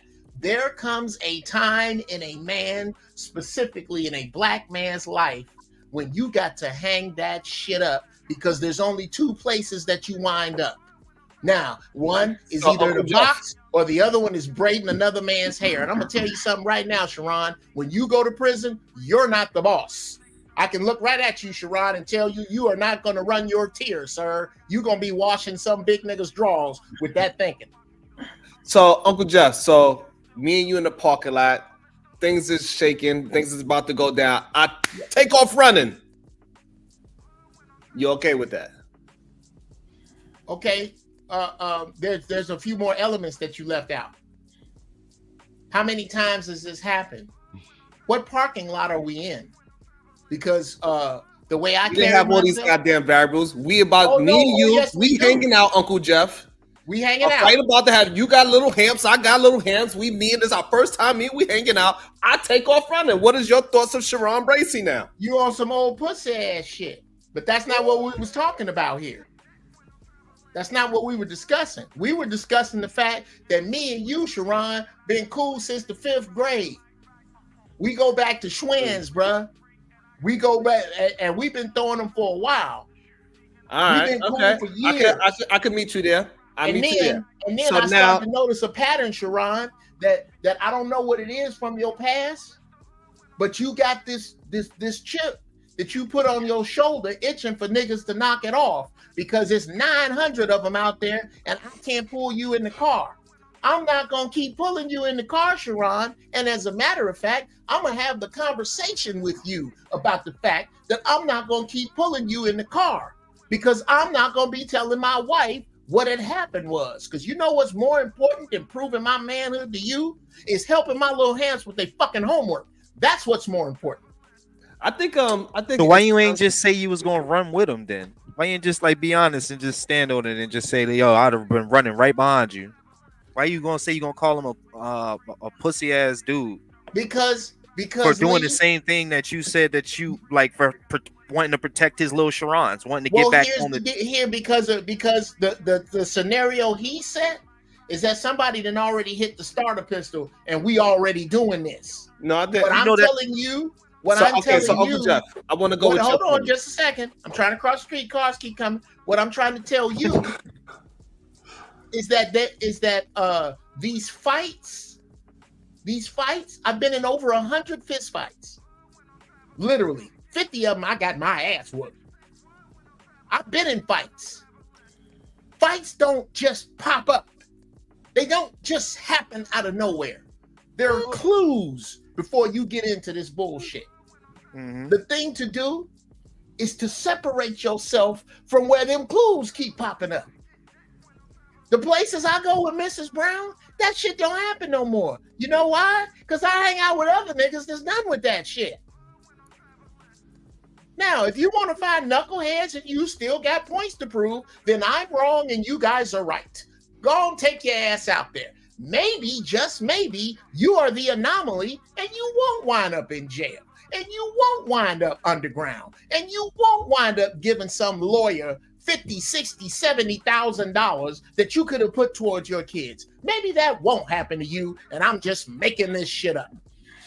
So can we bring it back to YouTube? Because what I'm thinking where this is conducive of is what I just found out is called Blackistan. you guys understand that term Blackistan? No. Spell it. No. I haven't heard of that So before. basically the type of like conversations that happen around here where you're really talking about what's going on in the streets. You can't, so it's like, because you don't know it, it's almost like I don't know it enough to even explain it. But it's like when I realize this is like Blackistan type talk, I leave. But if you don't know it, then you'll not understand that analogy. But it's like we're talking about fighting, but we're more what we were talking about is having dialogue on these platforms. And when do you know you're checking someone? When are you checking someone in your community? When are you checking one of your boys? And when is it time to leave? Nah, y'all was talking about fights. Hamp even said somebody fighting in the back of the car or whatever the case is. So he was making it about reality too. But it was when we bash us, they think they can too. So we're talking about checking our own people when we pull up. No, somewhere. yeah, so, that part.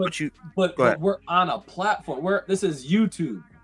So it's like, how is that? So it started off with an analogy with fights of checking your people, but I think a lot of our analogy, we go so far down the road, I forget what we were talking about originally.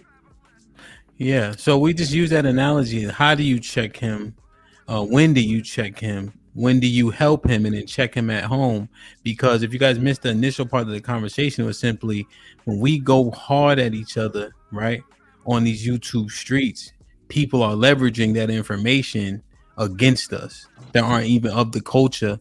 I mentioned a debate that I moderated, right? And so one of the moderators didn't even understand one of the colloquial terms we use called getting to the bag. So I had to break it down and explain it.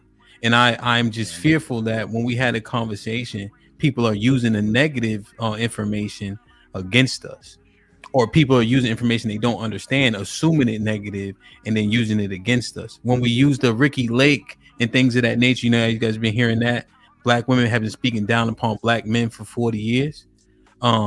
If your woman doesn't support you, is it easier to leverage things against black men like super predators? Well, first off, and I hope this is on point. Go ahead. I don't allow as many problems as I have with black women. If you're not black, you better raise the fuck up off of black women. I don't have esoteric conversations with people who are not in my culture.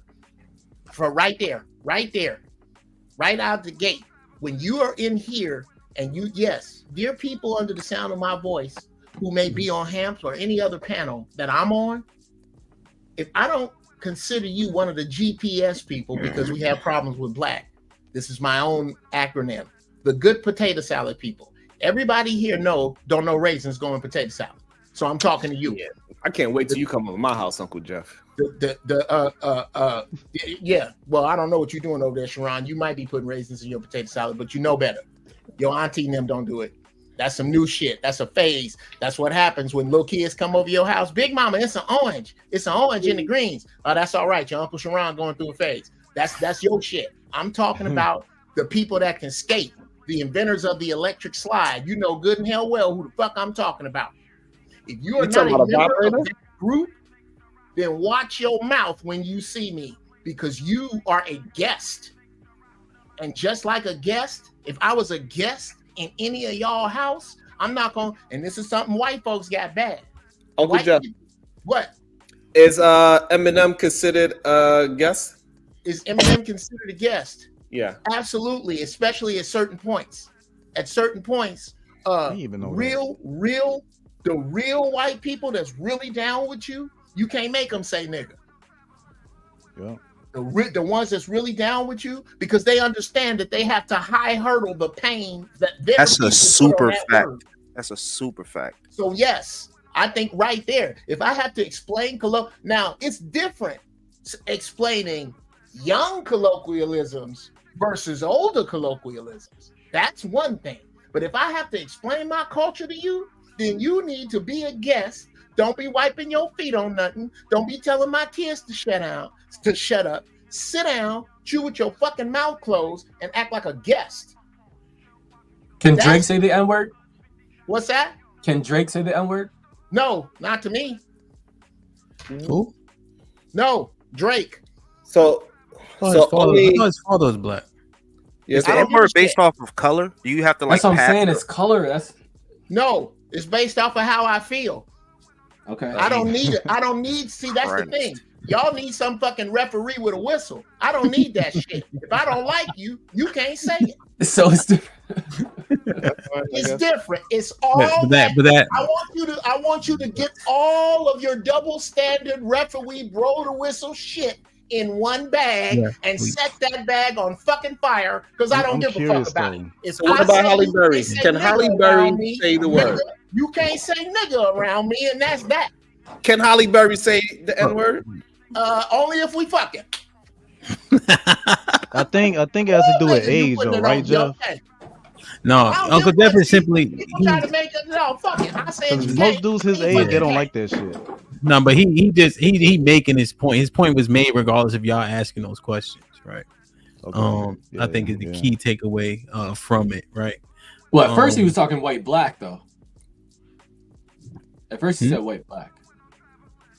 It doesn't matter. Guessing the culture, I think He no said- matter what, as long as we have an open conversation, people are going to, and they should be allowed to have a critique on it.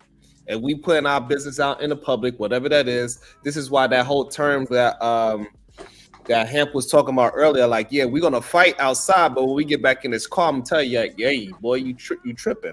I'm not gonna let the outside people know that I'm checking you in real time. But when we outside, I got your back 100%. But when we get in this fucking car, I'm gonna check you. So once we start checking each other outside, that gives everybody else the ability to also critique it as well. So we gotta come to a consensus. Say, hey, we never gonna talk outside, and all of our conversations, we gotta figure out a way to have all these 400 to 700 people that's here today in a private situation. We having these private conversations, and we gotta have different public conversations because once we start checking in the public, people can also critique us in the public. I don't know. I White people still I ain't don't do gonna that be anyway. allowed What's to the call problem me a with nigga. that? What's the White problem? people are still Here's not the gonna be able problem. to say the word nigga in front of me, ever. But they gonna say the word nigga because you say the word nigga. Say that again. It doesn't matter what I say. A white person Okay, will well, never, yeah, ever in it front does of me matter what you say. That's the nigga. problem with y'all. Hey, listen, I all think I know, that you word. guys- is Wait. Was Sharon, were you completely done? I heard guess Uncle Jeff and Mr. Williams trying to just speak to it. I don't even know if they were buttle necessary, but maybe they were. No, So did you guys I get know where this conversation is full point? going now. Go ahead. They're not equal to us. I don't care what we do outside. We check each other outside. But yet and still, yeah, I get where you're coming from. They're gonna speak on it, but you're not gonna call me a nigga in front of me. You're not gonna say the word nigga in front of me without getting checked if you're not an African American. It's just what it You is. ain't the GPS people. What you That's mean by what it that? is. What does that mean? Y'all kind of talking tough because what does that mean? Getting checked. do you What if mean he tell talking you? tough? No, that's just the reality. Wait. But No. why is that The even- reality is you walk up to a grown man and try to check him for being able to use freedom of speech, and he say, "Get the fuck out of my If face." a white person says the word You don't want to have a real conversation. What you gonna I'm do? having a real Like conversation. you talking tough. So what you Guys, gonna do guys, to him? guys, Freedom why of are we so focused on the N-word? That was an Right. example of how far Uncle Jeff saying this is how far he checks people, let alone saying it, especially this word. And then he was asked clarifying questions, but Uncle Jeff's point was made regardless of the N-word, right? But what Sharon was saying was something that we should mind out a bit. He's saying, yo, if you're willing to check each other in public, everybody should be able to critique. I'm trying to find something. Do you guys want to speak to that ideology specifically? Sure. It's very easy. Who here got a brother? Oh, what? I do. I got 3 brothers. A blood brother. Okay, perfect. Him. Okay, all y'all. We are all at a gathering. My brother there.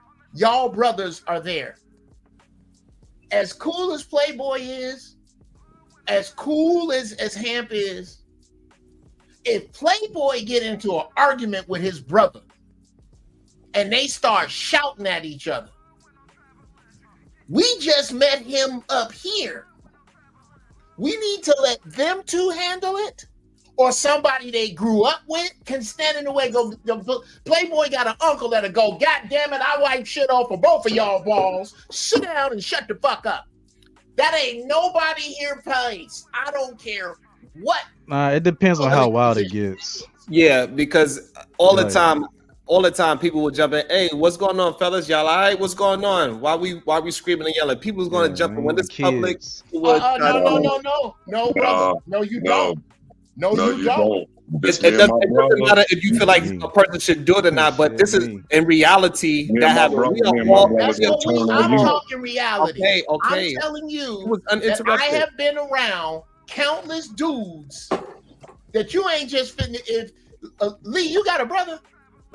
I got two brothers. Two brothers. Lee, which one of your brothers are you gonna let some arbitrary dude just come between you and your brother having a disagreement and speak to either one of y'all?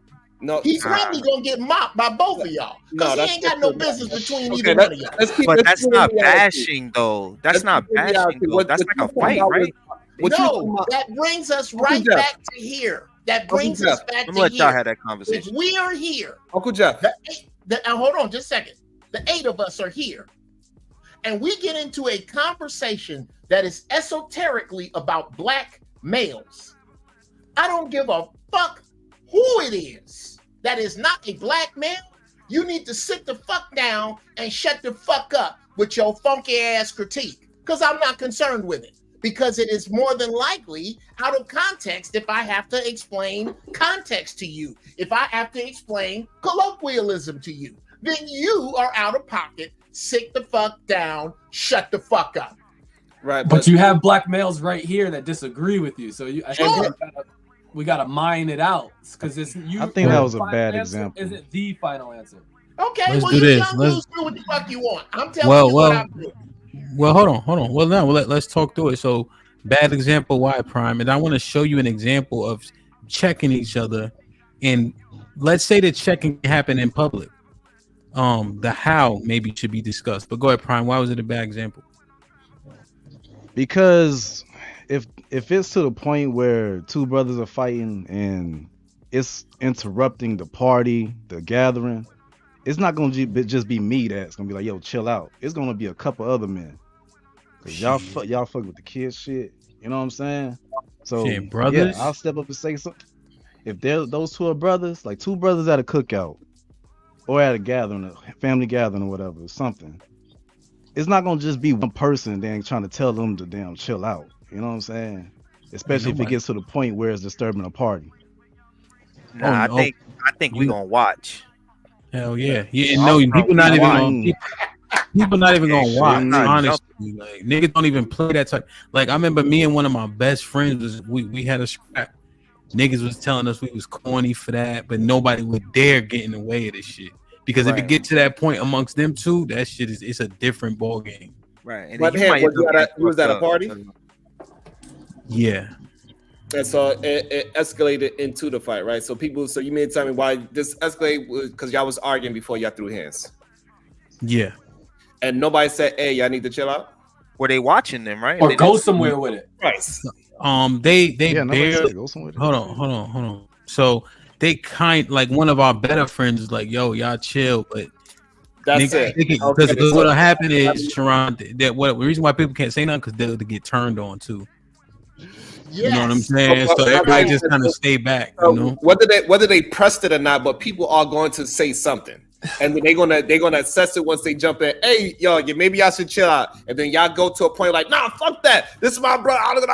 Like, all right, you know what? Fuck it. It is up. It's up and it's stuck. Y'all get. Y'all do your own thing. Y'all's your brother. But somebody's gonna jump in and find out how deep it is by saying, hey, y'all should chill out. And then y'all two responses, whoever it is, that's gonna determine if they're gonna actually push it away or like, hey, let those two brothers squabble it out. Yeah, you're right. People will say something, and then once they get a very nigga, shut the fuck up, nigga. Like, all right, you know what I'm saying? Yeah, especially I'm if they curious, know what those would you two do? people. I say What in your party? What would you do in your party, your gathering? Two niggas start arguing. Two brothers start arguing. I know them niggas or what? At your house. You know Oh, of at my one. You house? know Your of one kid's of birthday. them. Yeah. Your Oh, kid's that was birthday. the analogy. Well, My then bad. you I never didn't get came that No, into far. the like we thing. can do that, or we can do like at the park. Oh You know what I'm nah, saying? it's at my Family kid's hug. party. Nah, you gonna have to fight that's me. easy. Nah, Ain't nobody boy do nah, all that at a it's your kid gathering. party. It's your celebratory gathing, and Oh two no, brothers no, are I'm arguing. shutting this shit down. I'm shutting it down. I don't give a fuck All who it is. right, thank I'm you. saying the All fight right. I was talking about, it was my party too. Well, that changes the whole But thing. Uncle But Jeff, the scenario that Uncle Jeff made introduced one is that specific. What was that? Yeah, my bad. I was trying to find this clip for y'all. Uncle What was Jeff it? made one specific thing, and y'all just stretched it out so my you God. could be right. No, so what happened was Uncle Jeff said, we at a party, Playboy and his brother is arguing. Exactly. And if me and him are having a disagreement, that's between us. If you get involved, we own you. We Yeah, own but, your ass. but the problem is it depends on what the party is. It depends on the function. Well, for one, If if it's it's just gonna be a at a bar, kid party, I'm probably if it's checking just him. if it's just a bar, then people will probably like leave it alone. Like if it's at my house, you're not gonna tell me. All your fucking brothers gonna tell me we that know you're that. arguing. We Just I get the analogy though, Jeff. That is, I get the that is analogy, not Jeff. gonna happen. He's right. So, Those are two different in two totally different situations. I'm just If saying I was in at general. Sharon's house and two niggas that I didn't know was about to start fighting, I'm not in this nigga house. You know what I'm saying? Right. Like, especially the kids. Like, Yeah, that. we're not having nobody be unruly somewhere else at all. But what was that getting back to? Like, what were we trying to dig into? So Uncle Jeff was trying to It was prove an the point analogy. of when we talking about each other in public. So if two brothers is arguing in public, nobody's going to jump in the middle. However, it depends on that public place, and like where we at right now, how we on a panel. This kind of public place is going to be open for scrutiny. It is not. This is not the bar. Okay, well, gentlemen, forgive me. I was trying to make us as black men a family, and I forgive me. This sounds almost. I tell you what this reminds me of is when black women fight to get off the pedestal that you put them on. I am so sorry that I think that as black men we should have a certain honor code that other people shouldn't disrespect, and you guys are okay with it. And now I know that we can move forward. Well, even if we were Hold on, family, here's we the still problem. the You did older not heads try that to- gotta listen to some of the younger heads, so we can come to an agreement. Oh, I problem think we is- have one. No, hold on, Jeff. So the problem is that you didn't put us in a family. You actually excluded us from the family. You said because two brothers is arguing, you cannot get in the middle. So if it's three brothers, so now you put another brother, one of the brothers is going to be say, hey, both of y'all, hey, we grew up together. Y'all need to cool out. A brother can do that. A brother can get in the middle of two that has other brothers. nothing to do with what I was saying. Two people that are Forgive me older again, than you are. Sharon. Perhaps I'm being confusing. Let me be a little clearer. What I was saying is that us, the brothers, the people of the sun that are here, the people of the sun that are here as males in a very esoteric conversation about other people of the sun, I was trying to give us a unity that you gentlemen seem to be at odds with. Forgive me for that, and I won't make that mistake again. It's like y'all going against us for being older than y'all. Like we haven't been living. And that's No, how I think you gotta come to the. Hold on. We gotta be able to stay on topic. We ain't say Wait, nothing why? about- Yeah, what was the attack about age though? Why? Where did that come from? Because when we were trying to even mind that out, when Uncle Jeff even stated about brothers and everything, they had immediate pushback and they was just listening to respond instead of hearing it all out. Well, and because soaking it in. I heard what Sharon was actually saying when I used my example, and he said, the point is people will chime in. So let's say the two brothers are fighting. People may not separate them. However, they're gonna talk about that fight till the cows come home. And are they wrong for doing so if they have that fight in public? Not So at I think all. that. So now when you make it analogous to when we bash us, they can too. If we bash each other on Front Street, whoever's on Front Street at that time is going to talk about what we did to each other, and then say, "Look at them Watson boys, man. Them niggas don't got no home training. They fought each other in public." You see what I'm saying? That's the overarching point of the conversation.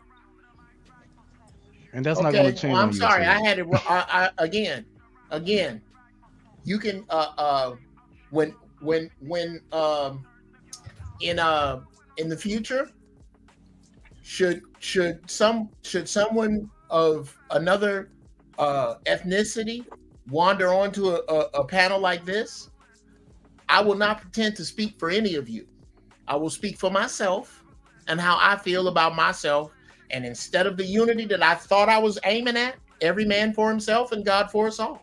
So, Uncle Jeff, based on the breakdown of the analogy, let me ask a question. Are those people wrong? So we brothers, we fight on Front Street. Whomever's on Front Street gets to comment and make a judgment about us fighting each other in public. Are they wrong for doing so? Are we giving them an opening to do it? Number one, the two can be true. Yes, we're giving you an opening to do it, and yes, you're fucking wrong for opening your mouth. Let's mind that part. Let's mind that part. Why are they wrong for opening their mouth? Yes. Why? Here's why. Go ahead. Because if I have a profound disagreement with you, yeah, and the disagreement is not generic, it's not politics, it's not history, it's not religion, it is esoterically some nigga shit, and you open your mouth, I have a problem with that. And I need to grow to where you gentlemen are. The good thing is, I'm 59. If I live to be 118, I'm halfway through. So my stupid shit, you only have to deal with for a few more years. But I am happy. I am fat, dumb, and happy over in that corner where white people don't get to speak freely about me, around me, about black people. Whatever that is, and whatever stupidity or foolishness or foolhardiness or old shit it is exactly what the fuck it is, and I'm okay with that. Okay. So you're saying regardless of our conduct, they need to keep their mouths shut. Shut like a motherfucker. Do you expect to be invited to the next whatever it is? Nope. I'm good right over here. So he said regardless of how we talk to each other, how we present to one another, they need to be quiet. Because in my face. Oh, you can go over there and talk all the shit you want, but while you here, you need to get up and tip the fuck out. That's what you need to do. If Lee, I'll tell you right now, if Lee and Sharon get into some esoteric disagreement about black people, and somebody white put their mouth in it, Lee or Sharon don't have to say shit. I'm gonna say something, and I don't give a fuck how they feel.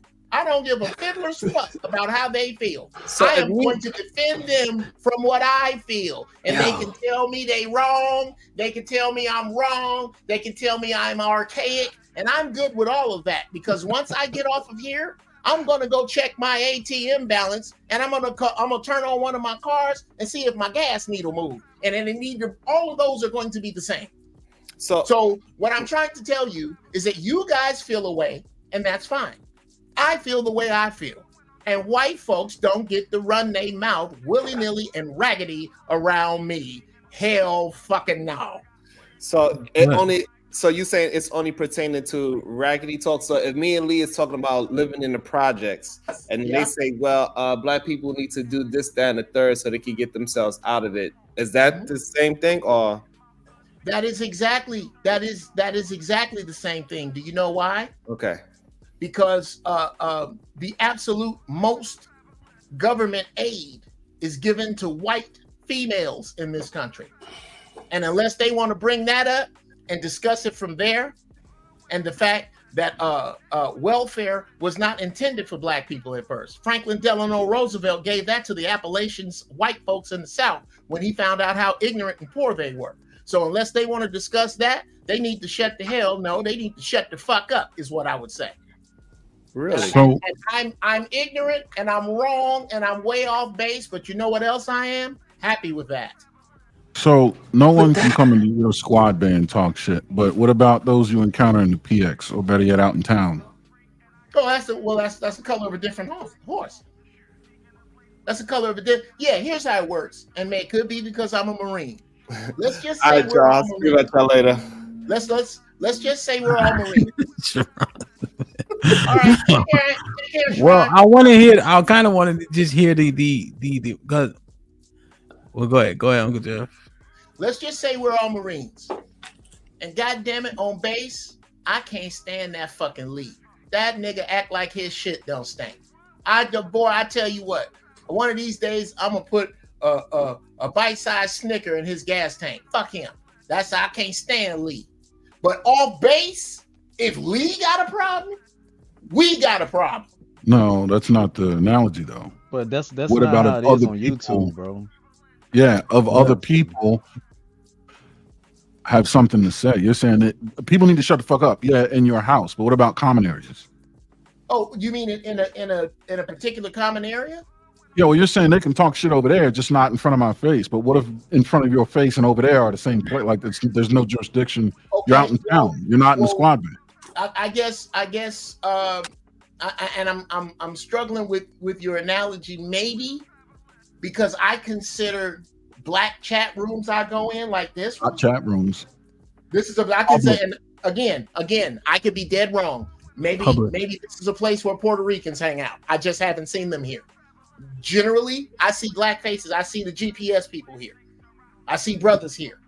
When I come up here and I see brothers, if a white man come in here, he need to watch his fucking mouth and he need to watch what he's saying. And y'all can let him slide. Y'all can let him, but I'm gonna speak up on that shit. Period. But what about understood? But this would be the squad bay. What I'm saying is out of here, like out in the public spaces. The shit is still being talked. Okay.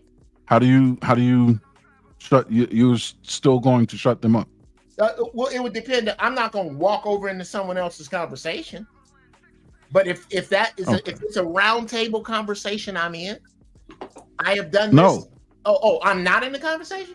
Oh, well then it's just around you. You hear it. It's in your vicinity. Okay. What about Uncle Jeff? This is black men talking, and not to say that we're checking you, but we are sort of trying to elevate we're challenging your stance a little bit, but you're not moving at all. So it's almost even amongst your people that are trying, because you entered the chat talking about there's a level of maturity that you reach when you're at home talking to your people. So like this is almost that. Like we're at home amongst the family that you created esoterically, and we're saying, hey, Uncle Jeff, this way of thinking is kind of what, I don't know if it held us back, but it's a little bit yesterday. Like maybe we can meet in the middle. Maybe you could hear out some of the other points a little bit. It's not that we want to just throw you out to the wolves, but like, and you're saying, hey, if I'm wrong, I'm fat, whatever, I'm going to be me. And we're like, well, shit, we might not be able to invite you to the next thing. And I'm saying that not literally, but like, this is that in real time. Okay, Brother Moses, then let's explore that. If there is a forum where there are going to be mixed races, and you're expecting for me to allow people who don't know enough about my culture to have to be informed on minor things in it, to chime in on it, and me not say anything, do me a favor and don't invite me to those. I'm fine with not being invited to places where I have to bite my tongue when people of other colors speak out of turn. Speak out of turn? Yes. Is edify not an option? Why is it? I mean, why is it define what you mean by edify in that context. Make the correction. Make which particular pour into one of whatever correction you say needs to be done when these people are speaking out of turn. Make the correction then and there. Absolutely, I don't have. They're speaking out of ignorance, not out of turn. Yeah, that's what I'm saying, Aaron. When they speak out of ignorance, excuse me, but this is how this goes. This is how that goes, and I understand why you don't know that. But in the future, I don't think you should be speaking directly on subjects that are esoteric. Yeah, here you go. I'm on board with that. If I'm in an Armenian chat room and they are discussing things about Armenian life that I don't know the subtle nuances to, I am borderline disrespectful to chime in on things that I don't know. One of the problems I believe that Black people have with their culture is they invite everybody in it. Our culture is the scratch and dent of every other culture. If it's not going well with the white folks, look at the white folks that hang out in our culture. Look at Usually, it's people who don't fit in their own culture that come and put their feet up in yours. I don't like that, and I'm not gonna. I'm not gonna back away from that. Okay, so just to be clear, right? There's a slightly different, right? So what I'm saying is this: how we talk to one another and treat one another in front of company. Mm-hmm. Do we need to assess that and liken it to how we have our conversations on YouTube panels? I understand, Uncle Jeff, if I'm talking to Aaron about something, like for instance, right, when I used to work for this very, very large moving company, the guys are in the back, right? I got like 20 guys. They all got back at the same time. They putting the shit up, whatever the case is. White lady coming in the back. She say, they talking, nah, nigga, X, Y, and Z, right? But they just in the back in the warehouse, right? Her face turned bloodshot red, right? I'm like, they're not talking to you. Go back in the front. Simple as that. You know what I mean? I'm the regional manager over the whole Northeast. They ain't talking to you. Go back in the front. Right? How she feeling gonna dictate how they talk when they done with work after the you know what I'm saying? So I checked that instantly, right? But I'm just looking at how we talk to each other in these heated conversations where people take that info and use it against us. Yeah, OPSEC. When do we practice OPSEC? Shouldn't it be used against us? That's what we at. That's what we trying to understand. I think it should. And if so, do we need to assess how we had a conversation? Yeah, that's when the word the word nigga came into play. I think with him conversation, and me and Sharon was about to like kind of dive into that, because I think the reason why she froze up in shock, because it happens out here in Miami a lot, like because there's versions of Hispanics. There's the ones that try to act like us and they'll say this shit all the time and it'd be super annoying. But there's the other version that don't. And if me and Hamp at the supermarket and we start saying the N-word, you'll literally see the disdain on their face, like them rolling their eyes and being like, yo, these people are like them thinking that we stupid in a way for even like using that word. So even though it might not have an effect on us, it has an effect on our neighbors, the people next to us. And ultimately we end up living around these people, the same people that hear, that version that I just said, or like Moses and Geoff and the yo, my nigga, da, da, da, da. If they look at it as something that's ignorant to be calling yourself that, then I mean the damage is done. Can I make one point before I bounce? And this was on a previous topic though. Mm-hmm. Whoa, real quick though, it's just so fun. It's like that nigga shit. I don't know. It just because what I'm thinking about in my head is how we converse with the women or about them. Niggas was going wild hard for other people that's not our culture to say nigga. Dumb hard. But don't get mad at us for saying it and using it. So I'm talking. Let me finish and then you can say hi to everyone like we always do, and then you can get your 2 cents. But I'm just looking at it like, damn, how we converse on a regular basis. We go way harder, and then we fought to death for niggas, other people to say nigga. I'm just trying to understand it. You know what I mean? Holistically. And do we make those same assessments when talking to each other, amongst each other? I think Hemp, are you cool with Puerto Ricans saying that from the Bronx, New York? That whole situation, historically. About the Bronx. You cool with that?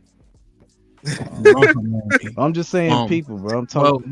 Well, you got Boricua and Tainos, right? I think people need to understand there's those gene pools. People got dropped off everywhere. So when you look at the Cubans who are fucking great in baseball, they got colonized by different people. Therefore, they speak a different language. But if you look at their genetics, they're the same, right? Well, so even if they fair skin, look at you, nigga. I'm brown, barely. I'm proud.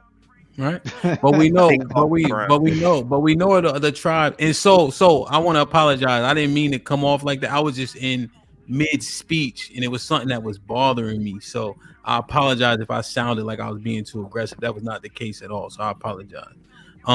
Just talking to Soul because I feel like it was unnecessary. You know what I'm saying?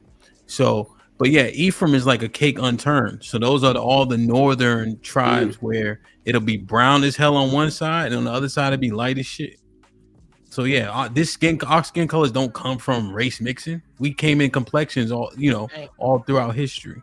Let me get Soul in because I feel bad. I don't like how I talk to that brother. My bad, Soul. What's popping? Nah, it's good, man. What's hood, everybody? That's good. Good. I got an issue with a bunch of, I'ma just say BS that Uncle Jeff was talking about, because you wasn't making no damn sense.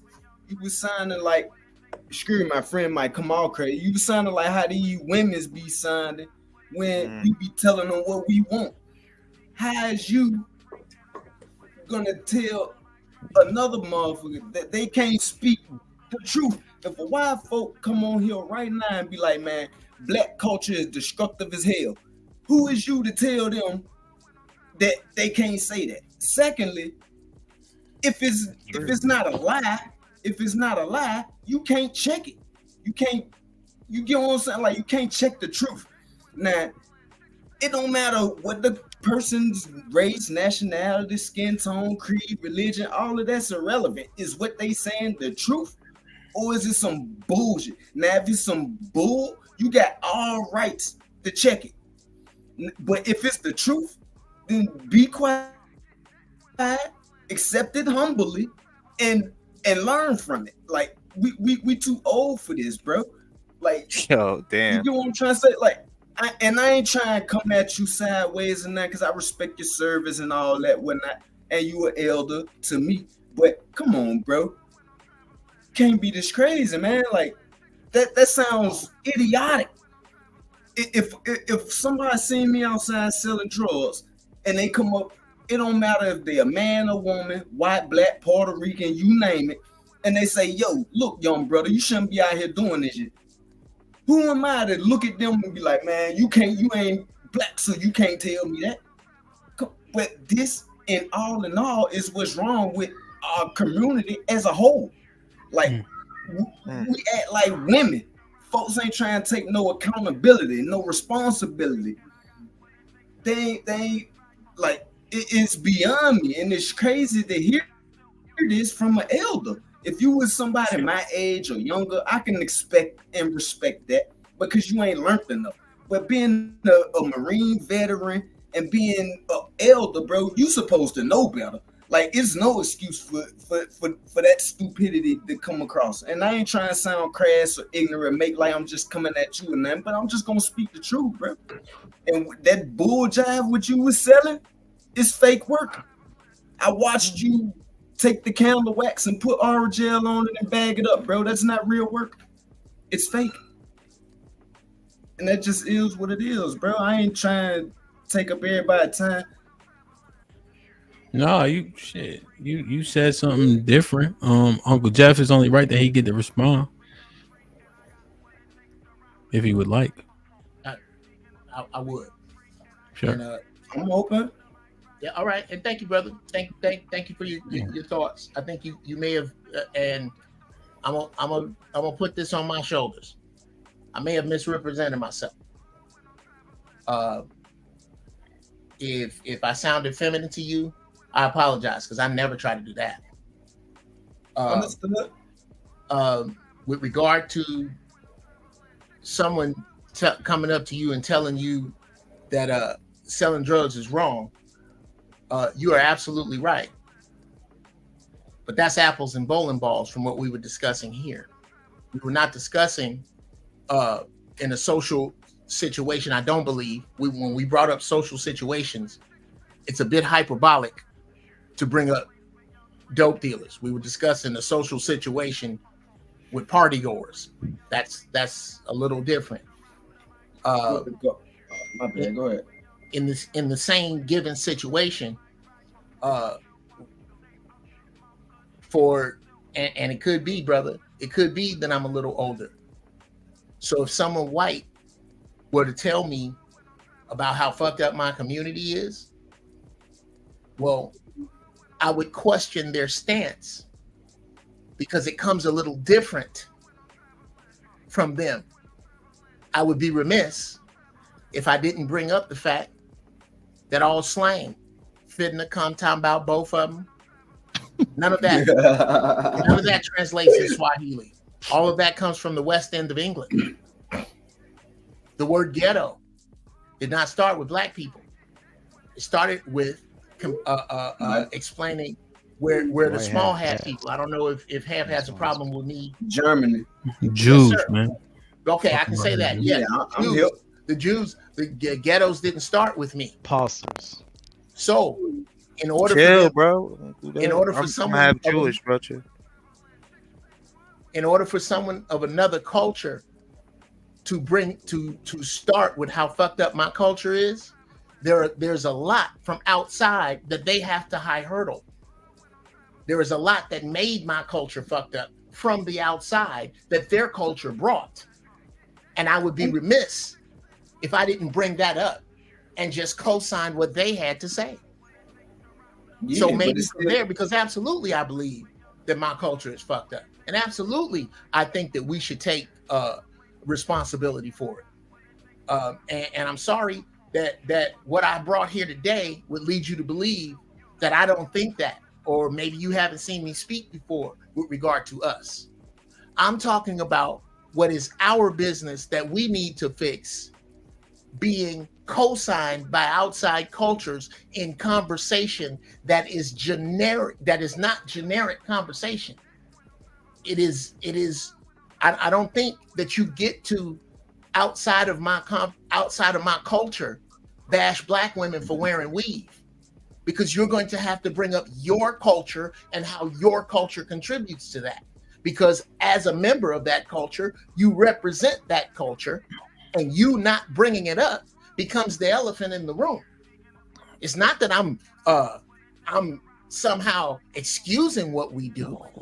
I'm saying that if you're gonna speak on it, you got to speak on behalf of who you represent, and who you represent most definitely has affected our culture.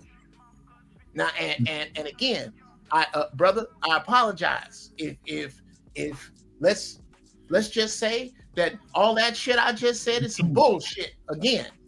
Then I'm gonna have to go back and watch this video and take into consideration the words you gave me, but I don't take them in any offense. I will definitely think about that. But as for now, I still say that if you come from an outside culture critiquing my culture, then you're going to have to speak on behalf of the culture you represent. And I don't think that's so unfair to say.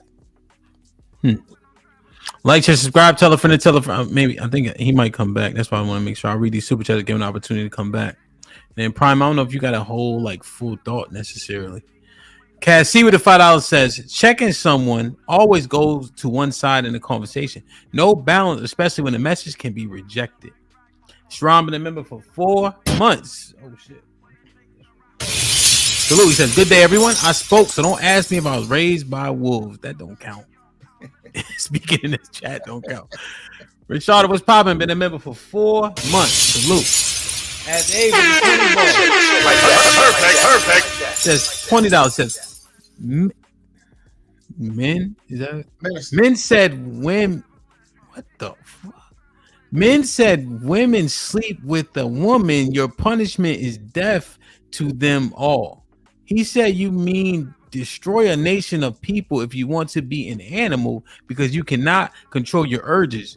We delete you. Be responsible. Like dogs, he never played with women.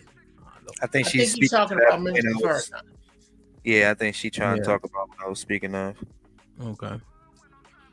Trevor was popping with the $2. His little Hamps got it, man. No more. I'm not having no more kids ever again, bro.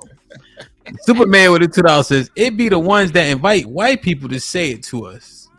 Smitty with the $5 says y'all got the nerves to argue with a man using words like Schwinn and Thunderbird.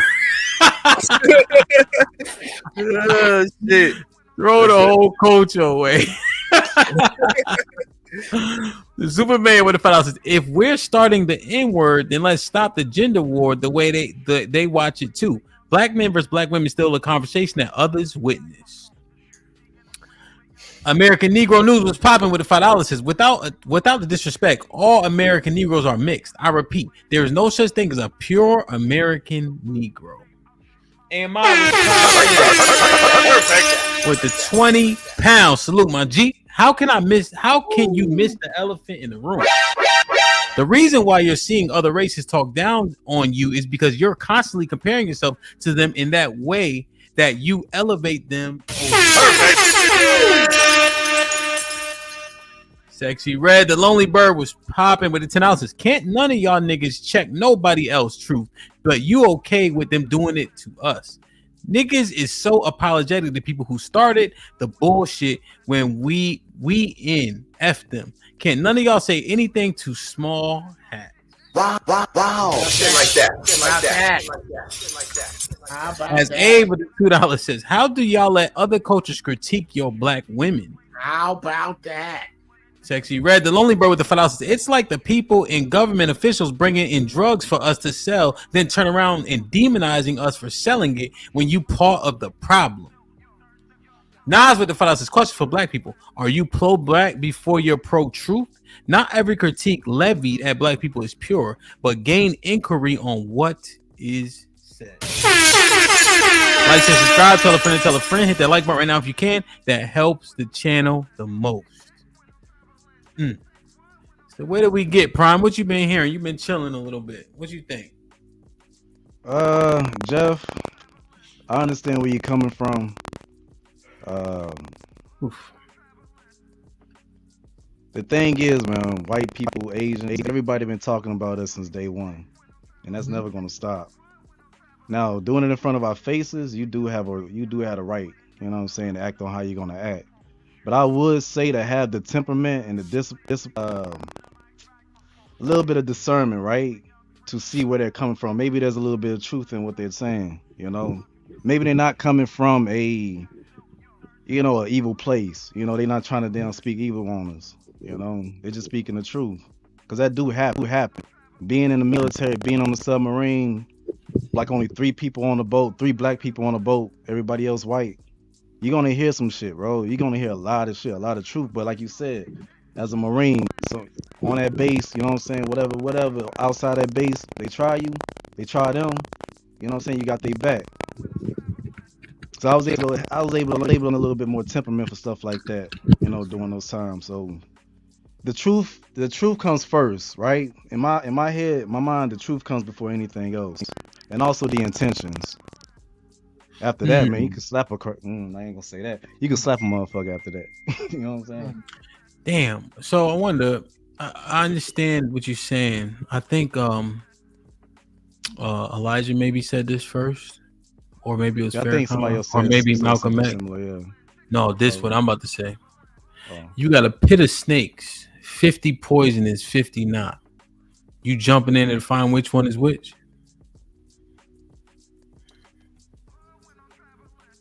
Prime? You got a pit of snakes, right? Yeah. You're gonna jump in to find which one is which one is poisonous. Yeah, 50 snakes in there poisonous, the other 50 ain't poisonous. I mean, it depends on the situation, bro. If that's what you around the whole time.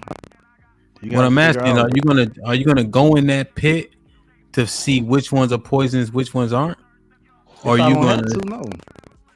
Or is your assumption to be it's better to be safer than sorry? So as opposed to trying to point out the ones that aren't poisonous, I'm gonna stay away from them. Yeah, I'm gonna go ahead and stay away from them. But just like being on that boat, you're in a situation where you're in the pit. You're living in the pit. So you gotta figure out which one is poisonous, which one is not. Why? I thought you said there was 2 other black people up there. You have. And those other 2 black people didn't do nothing that I was doing. So I wasn't working with them. You know what I mean? So we're not like that. We all work on a boat together, but not like that. You know what I mean? I'm ET Nav. I do electronics. I'm an electronics technician, navigation specialist. In the Navy? Yeah. That's Where'd what you I go to was, school? yeah. Submarine school, Groton, Connecticut. Okay. I was avionics Groton. tech. If I could, Prime, I understand exactly what you're saying, but at this point, and it could be my age, it could be my experience. but there's not an avotropous drop of truth that is useful to me with regard to critique from Caucasians or any other race. I don't need any more truth. I'm good. I have a pulse. I have a pulse on the following. What's wrong with our economics? What's wrong with our unity? What's wrong with how we treat our men? What's wrong with how we treat our women? What's wrong with how we treat our children? What we don't know about history. I'm full up right there. I think if I focus on that, and I, with my people, which is what has not been allowed at any time, have Black people had the opportunity to separate and heal. We haven't. I'm pretty good with that. And I don't know if there's something fruitful or something insightful that's going to turn a light bulb on in my head that someone Asian or Armenian or white or Jewish may have to say. I think I pretty much got it between the Honorable Elijah Muhammad, Brother Minister Louis Farrakhan, John Henry Clark, and Dr. Claude Anderson. I think I got it. And I'd like to work in those areas first. And then once I get that all mastered, I am wide open to the critique and intelligence of people outside of my race. And you deserve that, and that's why I think it's more people on your age group. Honestly, man, I think it's an age thing. I think it might be because I've had people I've worked with. Prime, your mic sound. It's like crackling. Yeah, your buffer size. Turn your buffer size up. All right. Like go into your audio and go up to like 2048. I just the key thing is if they see us tearing each other down, are we opening the door to them doing it too? Open the door, shit. We kicked it down. That's what Mr. Fantastic said. We blew the fucking door off the hinges. Shit. Hey, can I say something, fellas? Yeah, Frank, you had dropped. Soldier, you had dropped off, so you got to go ahead. All right. The reason people feel so open to criticizing us, and I'm gonna just be honest, man, because they see what we don't. It's like if any of y'all play chess, any of y'all ever played chess? Yeah. You know why chess players we hate people talking during our game? It's because they seeing everything we don't see. Because they seeing it, they on the outside looking in, and they looking at everybody moves. You dig? So that's why they feel so comfortable. Like if you don't do the shit in public, people, you don't gotta worry about nobody criticizing. If you don't smoke crack outside in front of everybody in your family, nobody in the family know you a crackhead. You put your business out there, and then you get mad when a motherfucker call you and pull you up on. I don't care if you do it in public, if you do it behind closed doors, if you do it in the bathroom, or if you do it while you're humping. You're doing wrong, you need to get checked on that shit. As far as like other folk criticizing us though, I see why they criticize us. Look at like literally take a look at any city in the United States of America where it's predominantly Black people at, bro. It's fucked up. It's ran down. Our economics is fucked up the way it is because, and I hate when people use that saying, our economics is fucked up and all. No, our economics is fucked up because we're 13% of the population and we spend more than most countries' GDP. Let that sink in, bro. How the hell is you 13% of the population in the country, my guy, and you're spending billions of dollars but crying like you're broke and mad that you're broke? You can't be mad, bro. Like, stop buying bullshit, frivolous shit that don't mean shit, and stack your money. Like, I'm an ex-street dude. I come from the streets, bro. Like, you get what I'm saying? Like, when I was selling drugs and doing my thing and shit, ain't nobody had to tell me how to fix my economic situation because I was putting my money back where it belonged. I wasn't spending the money that I needed to flip with. I was spending the extras, and if it got too low and I started feeling like I was about to dip in my re-up money, I just went by. I don't care if it was weed, a pack of cigarettes, or a Lucy from the stove. Like, gotta take some accountability. Like, and I'm glad it ain't no wild folks on here because I can say this shit out loud and I ain't gotta worry about getting side-eyed. Like, bro, we need accountability in our hoods, bro. Like, our shit is fucked up the way it is. It ain't because of no white man. It ain't because of the Jew man. It ain't because of the English man. It ain't because of nobody but us. Ain't nobody put no gun to your head and make you spend that damn money on no Louis Vuitton belt when your rent is $500 and you 6 months behind on that shit. That's your fault. That's your decision. That's your choice. So stand by that shit, right or wrong. You said 500 for the rent. I'm just throw the number out there, bro. Like, cause most black folk, I'm just be honest, bro. I'm a project baby, bro. I'm from West Atlanta, bro. Like, our rent was cheap as hell. You got folks out here spending $25 on rent on all these damn programs and still behind. So is that white man fault? Or is that your fault because your goof ass couldn't manage your money right? I think it's a generational thing where there has always been a generation of black people that have kind of been subjected to like specific parts of the city and then subjected to like the lowest like level of that city. Like, for example, That's like the red line. Right. So if we understand that exists, and we understand that like at this time, of course, there's going to be neighborhoods where there's like black people that are kind of just stuck in that perpetual cycle of just kind of doing whatever to get by and, you know, trying to stunt to look good in the hood, you know? So, but I don't think that's most of like, if you go to a hood, you'll see it. But one thing you really got to understand is that when you look in nice areas, those areas could be it could be a lot of black people in those nice houses you're speaking of. Like if you look at Potomac in DC or DC in general, I mean, that's a perfect example of like what's to come. So I think that we're already on that path.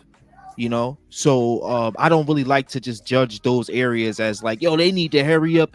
I think that they were definitely impacted by forces way greater than them, i.e., you know, the government that put them in those situations to have those type of outcomes.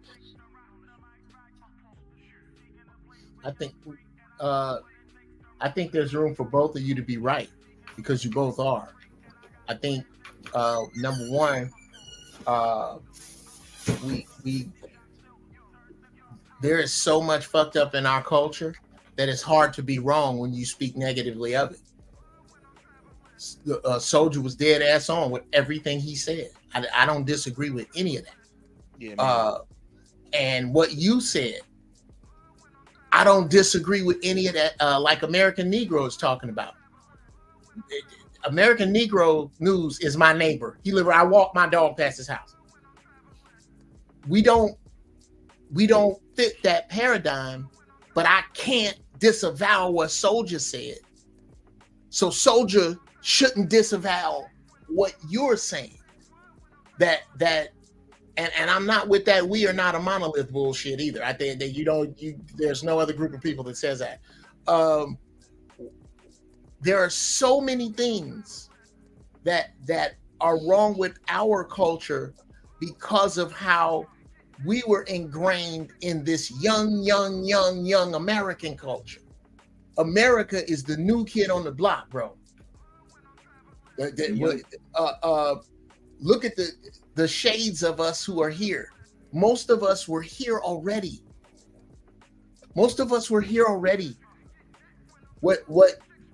Brother Soldier, what you're talking about is a group of people that whatever's next after November is going to be wiped the fuck off.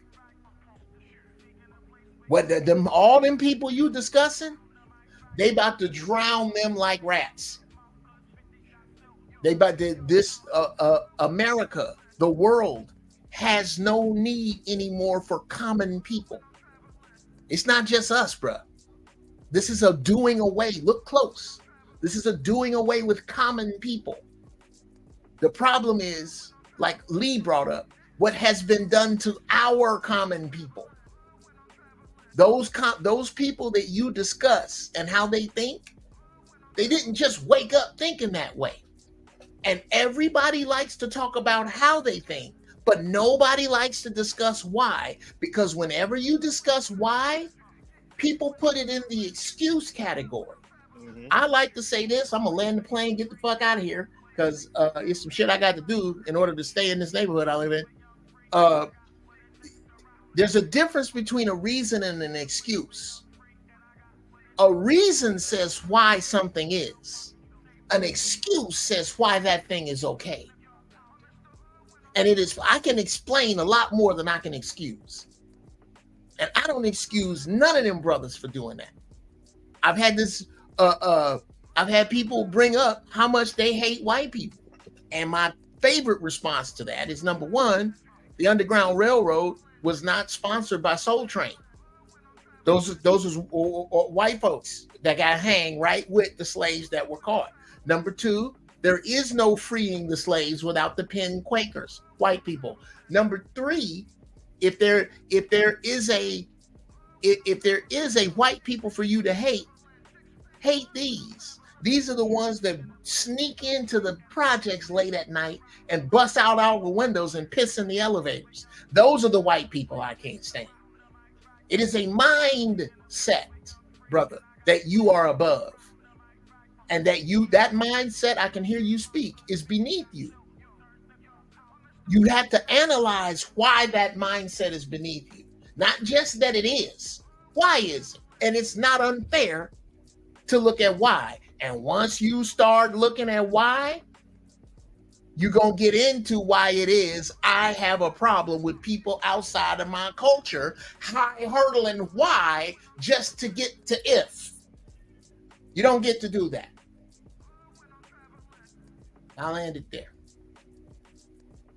My only thing to say is this, right?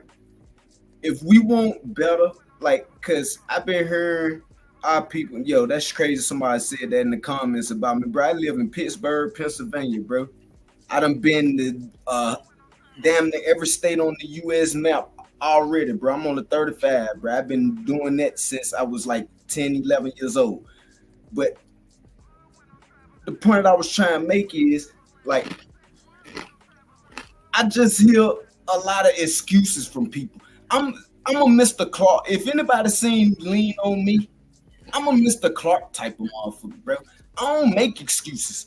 Like, I find solutions. Like, I'm not an excuse making nigga, dog. Like, screw my friend, but that's just what it is. I don't make excuses.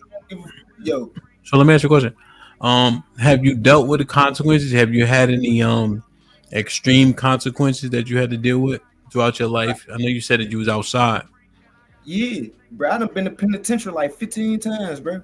Mm-hmm. Like, and every time I ever was in that courthouse, I ain't never ran from my accountability. That cracker judge asked me, yo, Mr. Da-da-da-da, you did this. I stood up on my own 2 feet and I said, yo, yeah, I did that. But Soldier, give me my time and kick me out. Soldier, wouldn't you say that you made an excuse every time you went back out there to commit a new crime to get you thrown back in jail? No. Then you don't think you made an excuse to yourself to make another bad choice? No, I don't feel like it was well, I don't look at it as no excuse. I look at it as I was doing what the fuck I wanted to do. Ain't nobody gonna stop. It's like a crackhead. That crackhead ain't gonna stop until you want to stop. No, Okay, but what? well, is there a reason why you did that? Yeah, I was broke. I wanted money. Okay. So that now some would say Y'all didn't ask the question. I asked the question. I'm sorry. Right? I want to make sure we understand, right? We talk about accountability, you know, but how many times were we held accountable before we actually took accountability? Because I agree, money is the motivation. However, if you're saying 15 separate occasions in which you got knocked, I would argue that you aren't accountable, or at least you weren't, especially only at the young age of 35. So what happened to you to where you actually took accountability once it's all said and done, and where you haven't been knocked since then? Well, I had my daughter. I got full custody, and since then I've been doing the straight and right path. But prior to that, when I was hustling, I'm worth a couple pennies now. I could say 6 figures, but prior to that, like when I was hustling, I wasn't hustling for the new Jordans or for the Louis belt or for the Hermes belt or for a name. Like a lot of folks was hustling for a name. I did my thing. I made my money. I put my money up. I turned myself in, got my last charge out the way. I came home and now I got my money. I bought houses. I flipped them houses. Now I got damn near $250,000 in the bank. Yeah. Legally. You know what I'm saying? Like, let me ask you a question, soldier. Does the reason why we hustle make it wrong or right? Or is selling that stuff in the community make it wrong or right? Hold on, one more time. You got knocked for hustling? Is that what it was? Not to go too deep, right? No, But just that, guns, shootings, all type of stuff, bro. Like, I'm gonna just be honest. Yeah, 100%. Because you say you was outside, your daughter was an inspiration. There's a reason. Do you deem those things wrong? First and foremost, let me ask you that, because you may not. I mean, to a degree, yeah, because you hurting other folks and you putting other people's family at risk. But I always looked at it like, man, if I ain't gonna do it, somebody else gonna do it. Like, you know what I'm saying? Isn't that an excuse right there? Wait, Lee. Let me. Now, I'm not good at a lot, but this the part I'm good at. These, like, asking these questions to get to the root. This is my thing. So, Lee just goddamn derailed. What the hell I was gonna say? Now, soldier, you transparent, and again, the reason why we can have this convo because we talking in hindsight, right? So, in hindsight, you made an excuse for yourself. You think to do what you deem wrong? I didn't make no excuse for it. I did it because I wanted to do it and I wanted the money. Okay. I got the money, and it just was what it was. Like, circumstances create situations, situations create situations. Okay. No, because I remember you said, if I don't do it, it'd be somebody else. That sounds like a justification to do the things that we already considered wrong.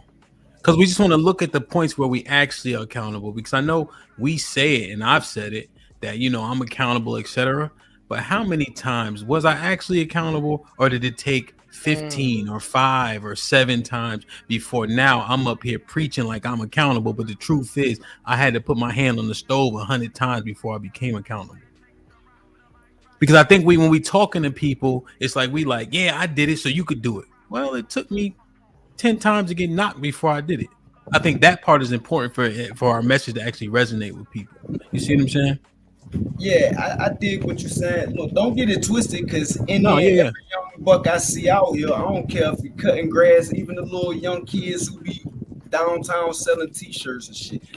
If I see them out there with a hustler, I don't care what it is, bro. You could be selling candy at the red lights, bro.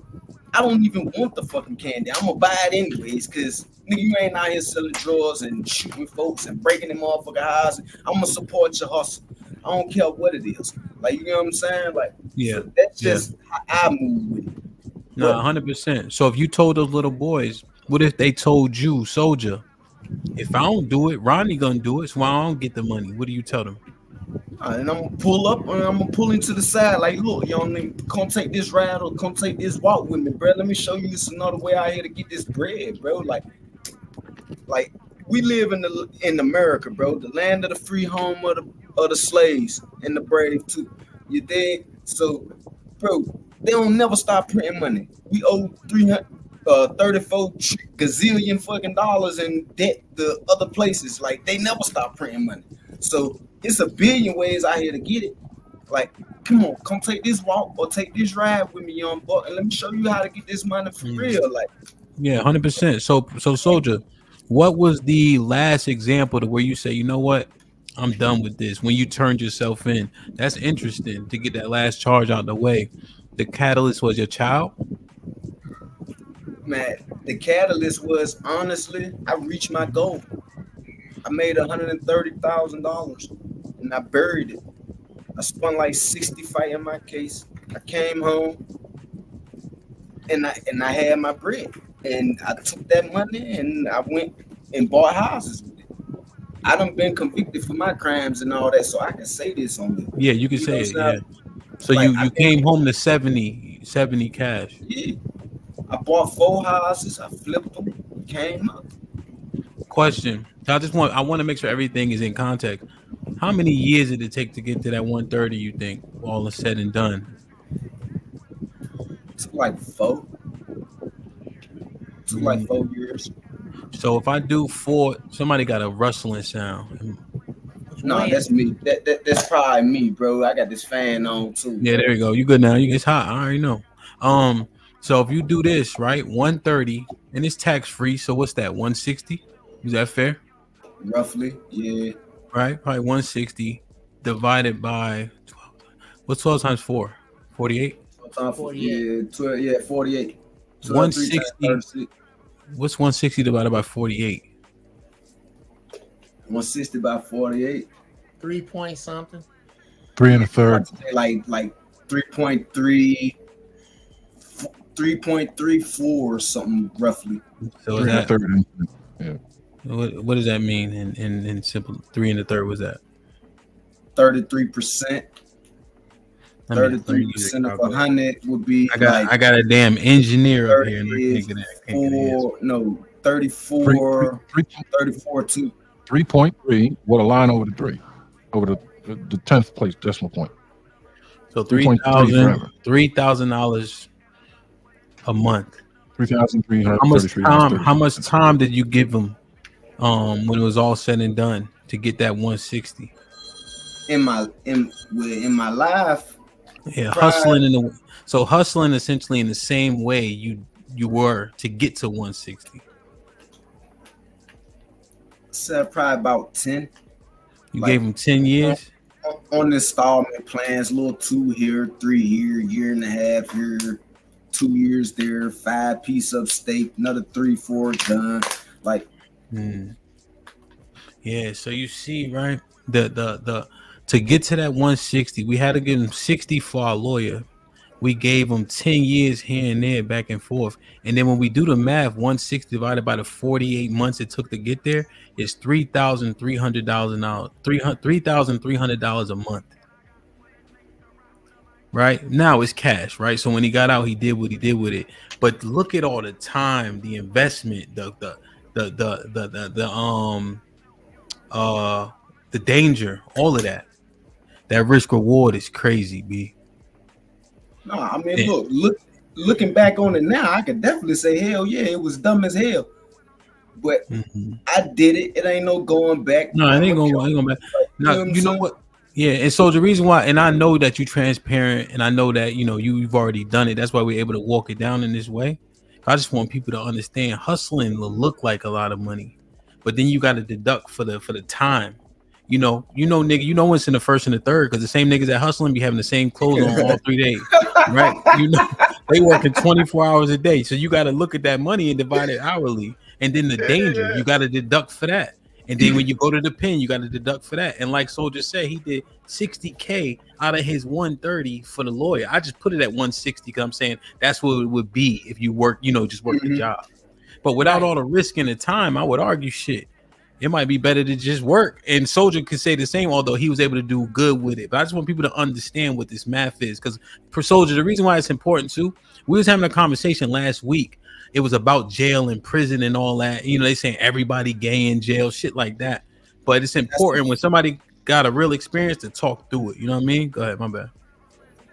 Uncle Jeff and Lee, y'all can't jump into. Yeah, go ahead, Soldier, my bad. Because I done been in penitentiaries in several different states. Bro, only people ain't getting raped in jail no more. That's a farce. That's bullshit. Yeah, like only way people getting their ass and shit took, where not even took, is because they're giving it away. Like folks ain't on that no more. This ain't the 1950s, 1967. Is like motherfuckers don't get raped in jail no more. Like only way you getting your ass up in jail like is if you're giving it away. Like these. and they be having them weird tendencies half-ass before they even get in that position anyways. They just want to do it. Like, I've been, bro, like, in the penitentiary I was in, the SCI Fayette here in Pennsylvania, bro, like, you see guys walking the yard with titties bigger than Pamela Anderson's. Like, bro, he ain't gay. I mean, he ain't damn. He ain't Soldier, gay. make sure you send me an email. We're gonna have that conversation by itself another day. Shoot me. This might be risky at Gmail. Shoot me an email because I definitely want to get you on there. I like the insight. Uncle Jeff and Lee had follow-ups as we was going through the back and forth. I may have covered them, but if I didn't, if you guys had wanted to ask Soldier a question, because I know I was trying to. I really wanted to co-sign real quick, and then I got to run, but I got to co-sign. You don't got nowhere to go.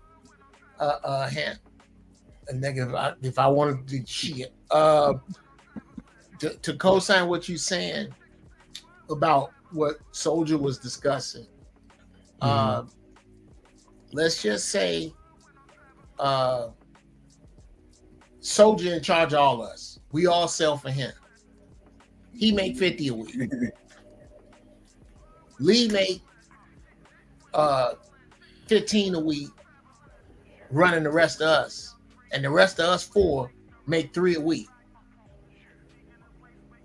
Why is it that if all of us get pinched for the same offense, it take all of Ham's money, take all of our money, it's gonna take all of Lee's money, and it's gonna take all the Soldier money to get off the same offense? It's because the place where you going know how much all of us make. There is no salary cap on going to court, because they gonna just put your ass behind bars and throw some other niggas right in your spot. This is a revolving door. And this is not to excuse. I don't excuse. This is looking at all the facts. Every other race of people was allowed room for vice in their community without a system weaponizing that vice.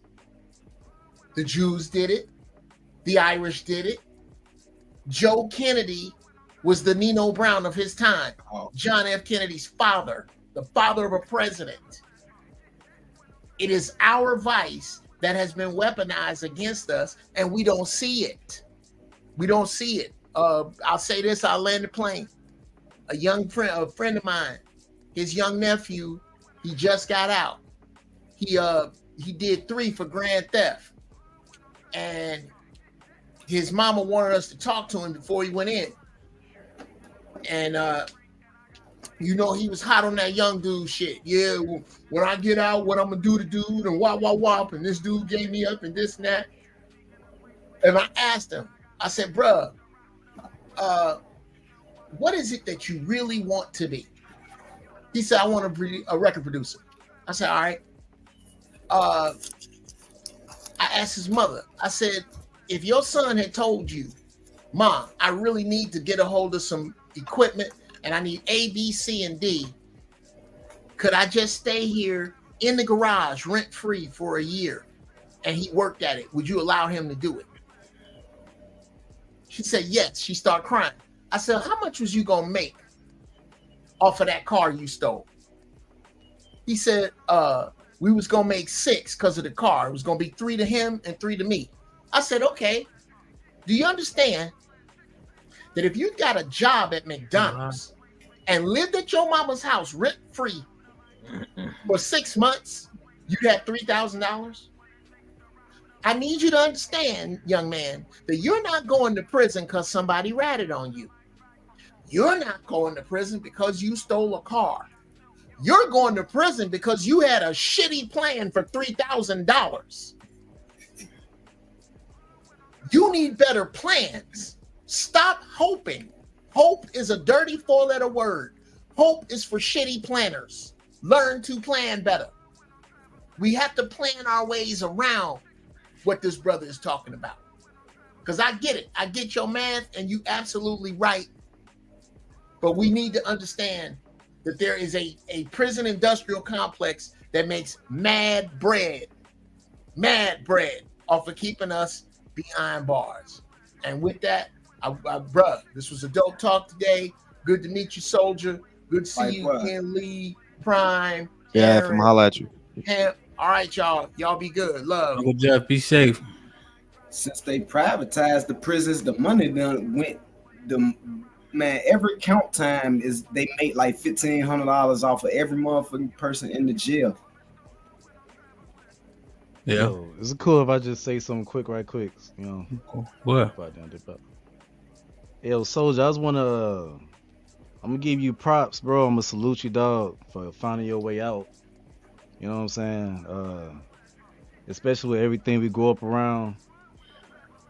It's always like the first instinct. Well, not gonna say the first instinct, but you know, it's what we know. Grow up learning what to do.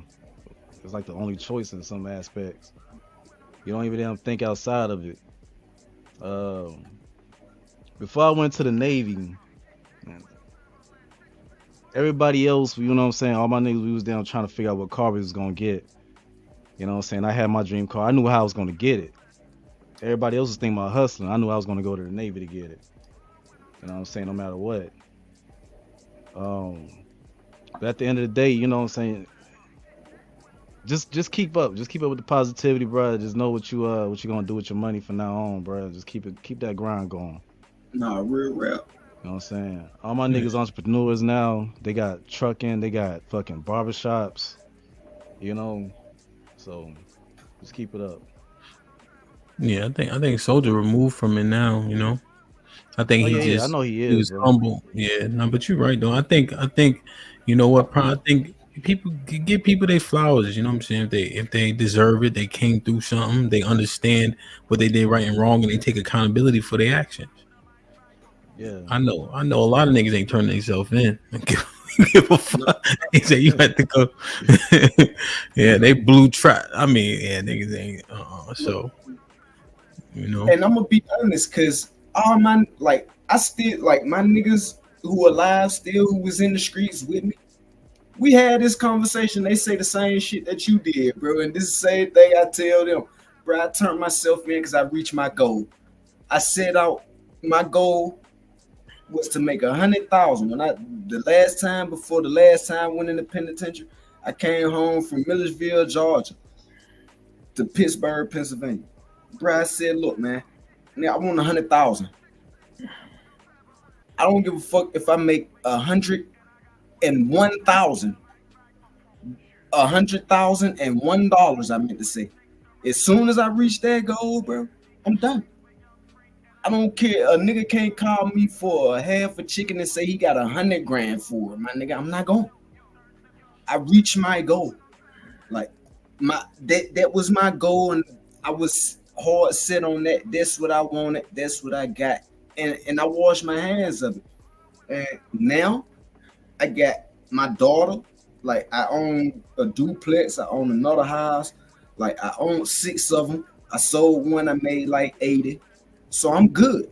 Like, you know what I'm saying? Like now my money, every dollar that I make, bro, is for my daughter. Yeah.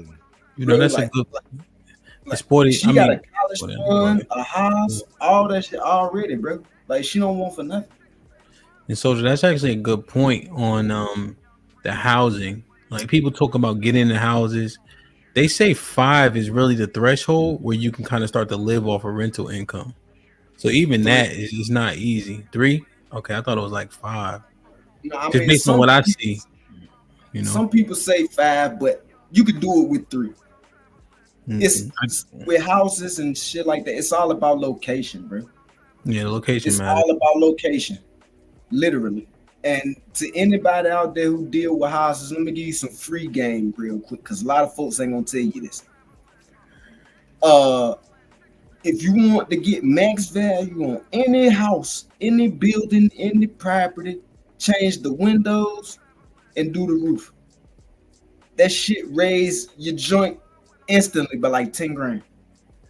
Yeah, but now, Soldier, make sure you tell them how much to change out the windows and the roof. What's the estimated cost? It depends on who you get. Like, you know, with everything you get what you pay for. Like, so if you want to throw some cheap bull jive up there, you could do that. Like, but it's gonna hurt your profits in the long run. Or if you just want to take it and rent it out.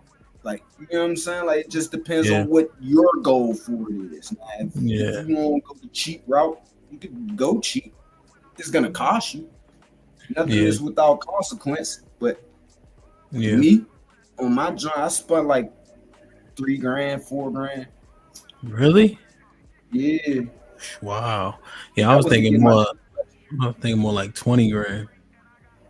No, I mean, in total, for all of them, I probably paid like 20, but for just the duplex that I did last, you know what I'm saying? Because I didn't get put on that until late as hell. Like, you know what I'm saying? So, and then I had to go back and redo all of them because I wanted max profits off of it. But okay, because I got this one house. It's like 10 to do this roof, and this house only 1,200 square feet. Yeah, but you know, it depends on the shingles you get. Like you said, you can definitely, you know. But damn, man, like, share, subscribe, tell a friend, hit that like button right now if you can. That helps the channel the most. Hank with the $5 says, Hank, why did you let these knuckleheads talk you out of that fly shirt? Great show, my brother. Nah, I'm about to go work out. This is a thermal, so I need to just work up the sweat. That's all. Granny with the 10. Sexy Red, the Lonely Bird said, ladies, some of these men about to hang out with your gay best friend and say, yes, bitch, because if y'all do it, it's not disrespectful, so I guess it's okay. Sexy Red, the Lonely Bird with the $5 says, niggas want to vote for Trump now, be feminists and say white supremacy is a myth. Now we allowing outside disrespect. Niggas about to join the slut walks next. Jesus Christ. Sexy Red, the Lonely Bird, the $5 says, on Nat Turner, I would smack a nigga for letting a white man say it and justify it. We argue between each other, but now we're okaying others to do it? Nope. And Sexy Red coming in. Appreciate y'all. Hey, Soldier, any final thoughts, my G? Hey, man, just keep it real with each other. Keep it real with yourself, man. I'm a big proportion of Black excellence. Me personally, this is just my personal views, not those of the channel. I don't give a damn how you guys do it. Just go be great. If you do whatever you got to do, just be great. Now, I ain't justifying a person to go and do no illegal shit like I had to do and learn this shit the hard way and pay through the nose and do time sitting on my ass. I ain't justifying that. But just go be great. Now, I don't care how you do it. Just go be great and make a difference and be the change that you want to see around you,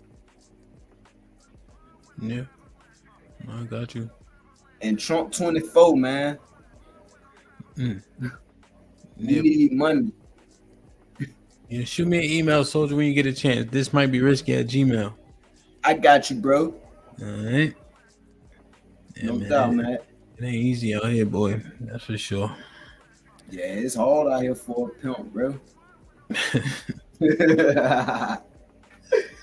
Yeah, let me see. Hold on real quick. What you got, Granny? Real quick, I'm about to get up out of here. Yeah, I think he froze. What's that, man? Look, I got this question. This was a good You show. doing the work on the house yourself, right? You breaking up? Say it again. You can hear me? I'm asking him if he was doing the work on the houses himself. I mean, I can. Like, I do roofing. I could draw the blueprints. I could dig the 15-foot hole. I could blow the damn house. So I could do everything in except electricity and plumbing. I don't touch that. And plumbing, because that's state certified. I mean, it's city certified. You got to get out there and certify it. You got to at least do that under a license. Well, what I'm asking is, like, for the roof and the windows and shit, you went in there yourself and did that, right? Nah, because I'm just not saying. Go ahead. I paid the first time I did it. I ain't gonna lie, I paid a couple crackheads in the hood. Like that's how I did my first 2-3 houses. In fact, I just paid all the crackheads in the hood, give them $100, $50, $500, whatever they want. I just need the work done. And it served two purposes: showed them another way to do this shit, and it gave them a useful skill and put them to work. But some of it I did myself, some of it I outsourced. It literally just depends on however you want to do it. Now, when I was upstate, I maxed out, so I didn't do OSHA or none of that. And looking back on it, after I did what I did with my houses and shit, I'd be kicking myself in the ass like, damn, I should have really got certified with this shit, and I could really be making bread off of it. But it's like I was lazy. I ain't care. Okay. All right. So if you know how to lay a roof and shit, and actually know how to apply it and shit, showing people the actual steps to apply it, lay it, top it down, the tar and all that shit, you could somewhat get it done, but you got to know exactly what you're doing, and you got to trust the people. All right, so I can say it, but I knew you had to go back over that work though, nigga, because $3K for a roof. No, yeah, no, but Awesome. 12. like sometimes it be cheap. Like I knew, like being an ex-street guy who had clientele of every walk of life. Like I done had lawyers, professional plumbers, electricians, like people. I ain't gonna put his name or too much business out there, but I had one guy who I was serving who was getting contracts for the city to go and lay concrete and do residential and commercial buildings all throughout the city. So whatever he was charging, I was damn near getting professional work for dirt cheap. Like I might give him a quarter.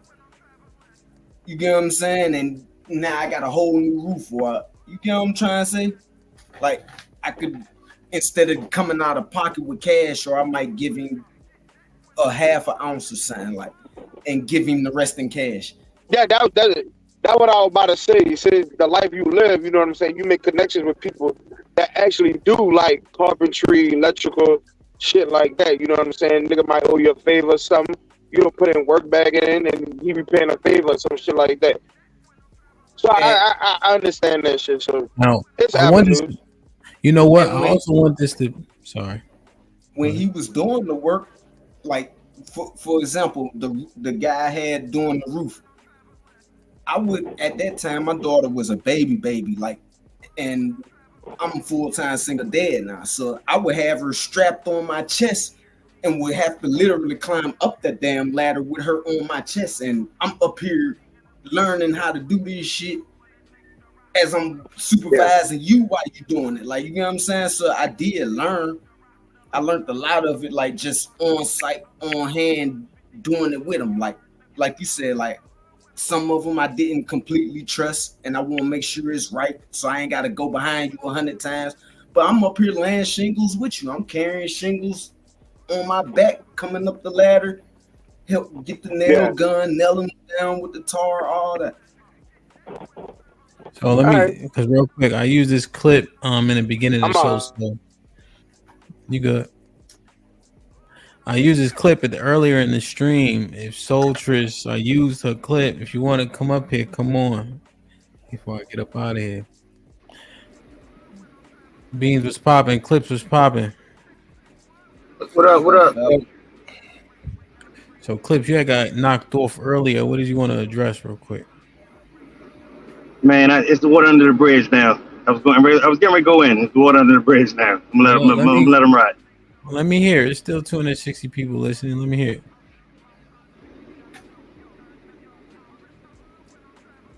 Man, look, I came up here a couple of times before, once or twice before. Some of these conversations just be wild to me, just absolutely insane. And shout out to my nigga who just talked about coming home and everything, getting shit together. That's big game. And the numbers he talking about is fair. I got a general contracting company up in Baltimore. That's actually where I'm at now. I'm getting ready to go back home in Houston. I'm getting ready to fly out now. I'm on my way to the airport. So I'll be down there in a second. But he's actually right. Those numbers actually fluctuate depending on who you know, and then how you can put it together. And then sometimes you just got to put the put the sweat equity in. Yeah. But I actually don't want to go back on that other conversation because I might have I might just go crazy. But now you saying it like that, we gotta hear it now. No, you gotta catch me in a moment, Tess.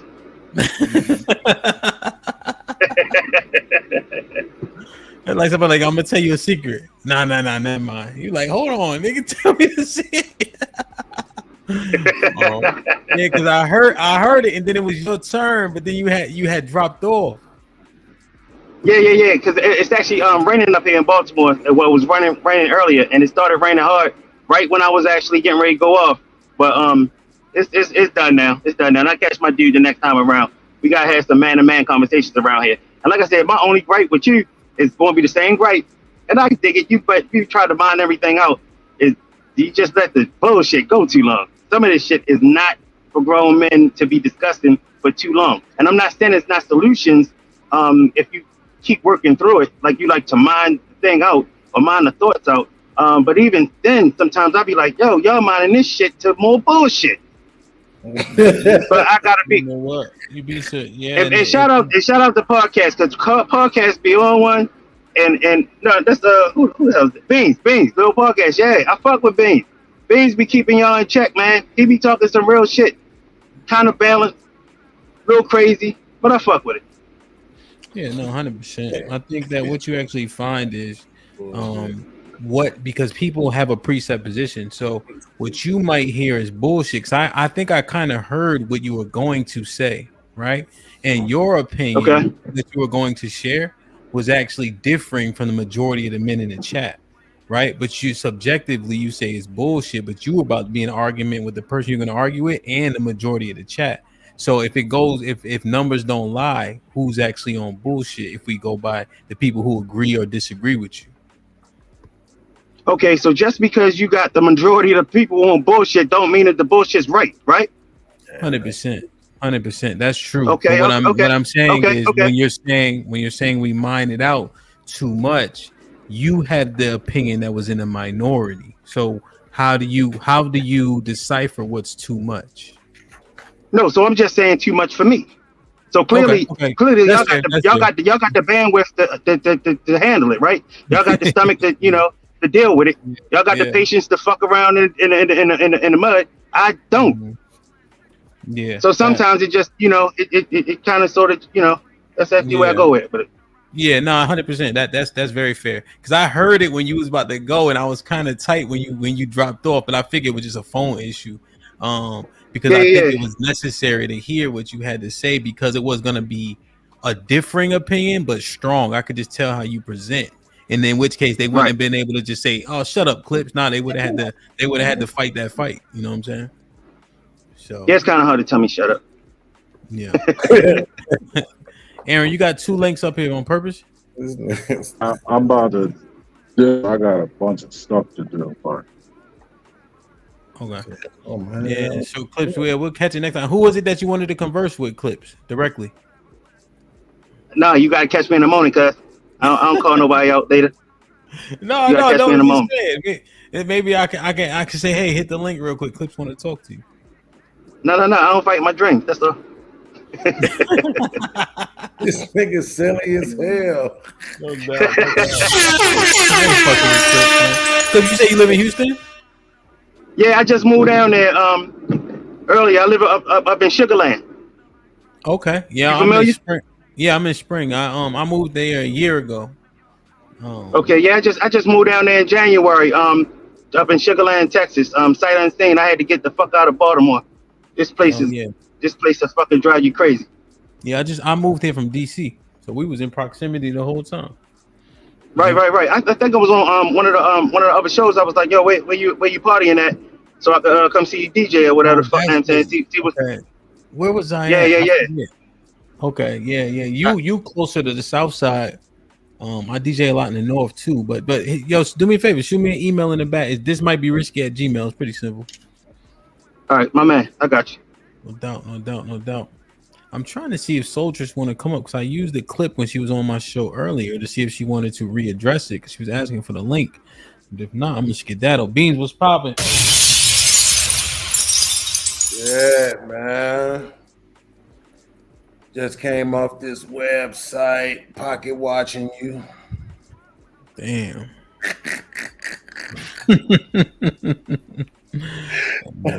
No, I'm just bullshit.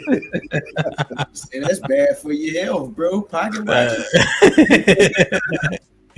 bad for your health. I just trying to say wild shit to make niggas uncomfortable. Like, what the fuck? He said, but man, listen, I'm scared to do this because the last time I did this, the nigga turned around and disappointed me. But I just wanted to fucking thank you for Friday. First of all, I want to thank you for keeping your word and pulling up. On a scale of 100, that's just like a 9,347 for me. And also for exemplifying exactly what I knew you would. You know what I'm saying? For standing in the gap, for the intellectual standard and the integrity side of it, man. I just really appreciate that. And I just wanted to make sure I gave you your flowers out loud. I got to do the same thing for Cheeky too. Next time he go live, because I appreciate that. I don't know if you know, everything has gone left since then. Your boy E been on the victim campaign and shit. Niggas was gaslighting, making it seem like he was somehow swindled in a debate and all this other dumb shit. But that's the space. They just can't accept the fact that the broke nigga is the best. They just gonna have to get over it, I guess, though. But I absolutely wanted to tell you that, Yeah, no doubt. Do it. So yeah, no doubt, man. Like I said, I apologize for being late. I just had the wrong time. I had my alarm set and everything. The wrong time zone, yeah, that's all. Didn't nobody even know until you just said something. This nigga's a snitch on himself. Ain't that some shit? I hate being late. I hate that shit, man. But you can't trust this nigga soldier. If he'll tell on himself, he'll tell on us. I ain't going back. I ain't going back. So it was fun, man. It was interesting, man. The dynamic was cool. I thought it was a very spirited debate. I thought it was competitive for sure. That was actually a decision I had to really mull over, I even put the girl on mute and Cheeky on mute when they were giving their testimony. Most of it, just because I didn't want it to skew my view, because you never know what you're hearing, right? Their opinion and things of that nature. So it was a lot of effort put in that. So you have to do your due diligence, in your thought, even if it's slightly real time, you're trying to make a decision. But I think you guys did an awesome job. I went back to watch Cheeky and them, just a couple different debates. I think this one was probably the best one. Energy, staying on topic, having discourse. I think we missed a few things, but that always happens, right? You playing Monday morning quarterback, So, but overall, I think it was good. I think it was really good. I think it was good. So, well, man, listen, man. I hope that you will accept more invitations if they come. We need that from the judges, man. It's been a couple of reactions to it, and like I point out, I'm like, do y'all see this? This is why I hit up Hemp and I hit up Cheeky, because the one thing I know about them, well, the two things I know about them, one is they actually listening. You know what I'm saying? A lot of people just watching. Judges, you can tell by the way that they critique, they just watching, but I know y'all are actually listening. And then the other thing is, I know y'all have a lot of integrity. You know what I'm saying? Like, even just by you saying, I muted the judges a little bit just so it wouldn't sway me. That's integrity. You know what I'm saying? Like, most people wouldn't even admit that. You know what I'm saying? So that's what I'm talking about. So, I like to give people their flowers. Like I say, because it's a lot of times in my life when I have to give people criticism, and I would be an asshole if I didn't also give out the flowers.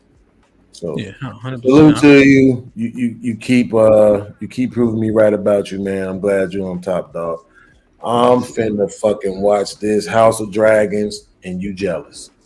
Yeah, I need to catch up on. I've been watching. Did y'all see the one? It's on Apple Plus with Jake Gyllenhaal. I keep forgetting. Shit.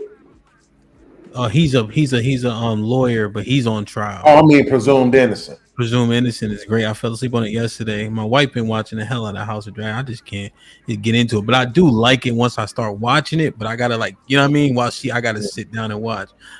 If you're not in the Discord, join the Discord. We watched the movie yesterday. It was a Tubi movie. Y'all know them. Oh my god! So everybody like, why we watching this? This shit is bullshit, right? An hour in beats, you could hear a pin drop. Nobody was talking because once you get past the bad acting and the bad cinema, you just watching it now, and you like, and then right, and the fucked up audio. Yeah, the fucked up audio, right? And then what happened was the person who was presenting it clips, she hit the wrong button. Niggas like, yo, what the fuck you doing?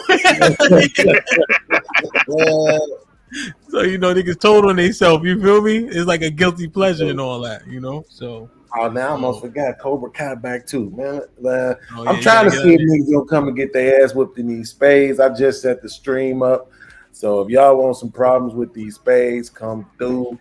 I'm definitely. Oh man, I get with you on that, but y'all gamble. Yeah, we get this guy here. We can't talk about that out loud, right? Okay. I don't know. I don't believe in it. I don't see how y'all don't say Jew and y'all be little hatting them and all type of other wild shit y'all be. I don't get none of that. Yeah, we say. Well, no, they can actually, so I used to do giveaways, right? And I used to do raffles. And then I had a couple of people hit me up like, yo, that's considered gambling. Like that could really be a problem for you, right? So, no, he was talking about something else, I think. Oh, no, yeah, he was talking about something else, but I'm just saying, like, as far as like just talking out loud about us gambling, I don't want them kind of problems. Oh, no, I respect that. They done already showed me they ain't letting me get away with nothing. All right, let me see. Soul Trips, what's poppin', man? Sorry, guys. I just want to. What's good? Yeah, my bad. I didn't see you ask for the link 30 minutes ago. Were you asking for the link because of the topic, or I used the clip from a few months back? What's poppin'? It's the disparagement comments towards Africans. Clips. I'm gonna mute you real quick just because you got a little bit of background while you driving out. Okay. Gotcha. Go ahead. Can you hear me? Yeah. I tried to go on my computer, but you sound fine. You sound good. Yeah, so I just wanted to say something about the disparaging comments that you guys always like to make when it comes to Africans. Who said the separation that you guys like to do amongst Black Americans and Africans? I don't think that's cool. Who said something bad about Africa? What's the dude? The one dude. What's his name? Moses? See Moses or something? He said that I had no right to say anything about what you guys do because I'm not American. And I just want to say this. I don't have to be American because I'm a Black woman. So whatever is happening in the States is affecting us, other Black women. And that's the point that I was trying to make the other day. But people want to twist the words. They want to take the words and twist it as if I was saying something abnormal. Like this is something that's continues happening all over the world because of the dysfunctional things that's happening between Black American women and Black American men, and it's affecting us. We're not in America, but it's affecting us as well. That's the point I was trying to make. So when you guys are thinking that, oh, this is just a cultural thing, no, this is a racial thing. It's a racial thing, not an ethnic thing. It's a racial thing. That needs to be understood. When you were saying that's what I wanted to say. So when you talk about Moses specifically, all he said was, I'm not considering their opinions. They're not the same people. Where did he disparage? Yeah, well, if there's an argument, if there's disparagements towards Black women, that affects me. I'm a Black woman. I'm not American, but I'm a Black woman, you said there was disparaging towards Africans, but when you mentioned C. Moses, he didn't say anything disparaging. He's saying their opinion doesn't matter to me. So did he say anything disparaging? Yeah, even the word header that I've been seeing in the comments. Wait a minute. You said slow down, soldiers. You mentioned Moses, right? You said his name. Yeah. You said he said something disparaging, right? But he didn't. All he said was the opinions of other people in other countries is not what I'm focused on. The disparagements is coming from all over. I mean, like in general terms. But so Moses didn't say it then. I mentioned Moses because he said that I wasn't in the culture, so therefore I have no right to say whatever, you know. And it's just like, what do you mean? Where I'm a is black this? woman, I know, but let's you know? make sure we characterize his comments appropriately because he's not here. You said he said something disparaging. Do you concede that he did not? No, the disparagements was in a general, like in a general term, like Black Americans love to disparage Africans, right? So that's what I mean. In what way? C. Moses mentioned me, right? And he said that I didn't have to say anything about the culture because I'm not American. And it's just like, I don't wish to be American, but the point is, my physical is a Black woman. So, yeah. I just want you guys to know that. Okay. When you think... Yeah, just let me ask one. May I ask a question? Yeah, you both can. Yeah, let me go just ahead. ask one question. So you think that Black Americans talk about Africans just for fun? You think No, that we I go feel out our like- way? You think that we go out our feel way like to talk because- about Africans? I feel like because Africa is a colonized continent, you guys are ashamed of Africa and Africans. So when that's the case, okay, you guys mistreat us and act like we don't, like, everything that's happening in America doesn't affect other Black people. And that was like the message that I was trying to mention the other time, like in other ethnicities and nationalities, like Black nationalities, this war between you guys is affecting us all over the world. So this is not about no man either. Like I read the comments the other time. They were like, oh, she's mad because she can't get no white man or something like that. And it's just like, nigga, I don't care about no white man, you know? Like, I'm sick and tired of people mistreating us. Ultras, okay? they mentioned Because- that you were divorced. That's not true, right? Oh boy. Is that the point of this though? Oh, you're saying you said men and women. So I just want to ask in terms of results. Are you divorced? I can't remember. They said it. I just want to bring clarity. If you're not, say you're not. If you weren't, you weren't. I cannot answer this question right now, right? Because I just want to like stick to my point so people don't twist You the mentioned word. what it is you mentioned a war between us, right? So you're talking about the genders, right? So and you're Yeah. looking at now that's reflecting on you negatively, and you're being looked at adversely, right? So what I ask is, based on the last stream, somebody mentioned that you said you were divorced. That would speak to you in a relationship, right? And it was mentioned. So I just wanted you to say yes or no because I wasn't my sure. husband is Ethiopian. My husband is actually Ethiopian. He's not. Okay. He's not. So you're not divorced. So that's what I'm saying. Like it's So just. you're not divorced. Yes, I am. I'm separated. Oh. But that's And you not- have that's another not the husband? point, right? No.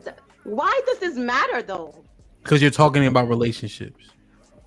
No, I'm talking about the disparagements, the thing that Black Americans love to do, and the Black American women did it to me too. The last time I was on there, on your show, you know, they were like, "Oh, but you're not American. You can't say this," and it's just like, "What? You're missing the point. I don't care for America. America drank my people's blood.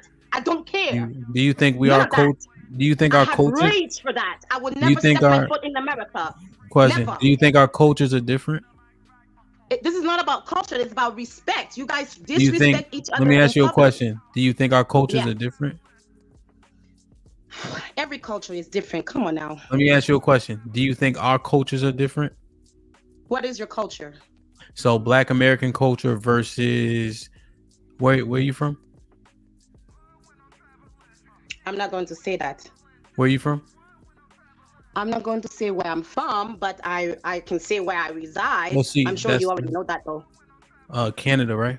Where are you from? I reside in Canada. Yeah. Yeah, where are you from? Because we're having a genuine conversation, right? So we're trying to see. Ethnicity wise, I'm not going to say. Did you grow up in Canada? If you grew up in Canada, I'll Ethnicity- accept that.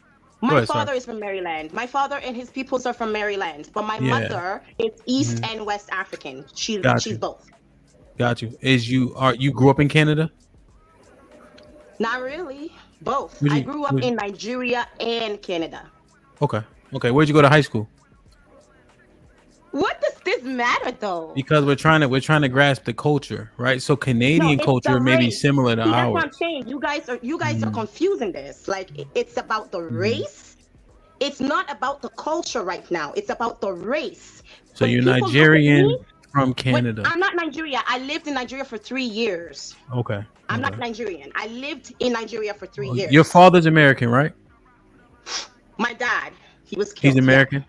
He's United States. Like he's a Black American. Yes. Okay. The other brothers had a question. You mind if they ask you? All right. Go ahead. Who? I think Beans had said something first, and then Soldier. Go ahead, Beans. So my first question would have been that you've never lived in America. What does this have to do with me living in America? Do you see how I look like? I'm a Black woman, yeah? That's the point. Right. I don't care about this cool culture thing. I don't care. My physical, I can't change it. I'm a Black woman. Right. So, that's but how this is the people thing, though. view me as. Yeah, but this is the thing, though, right? So you don't want to be disparaged. You don't want to be mistreated. You don't want to, you don't want any of these things happen to you. But right now you're I'm not being mistreated, but I've seen certain incidences happen to me and other people that indicates where that behavior is coming from. right. But Like, you do you just get made a it? statement. You just made a statement that when you were on the panel before that you were treated a certain way.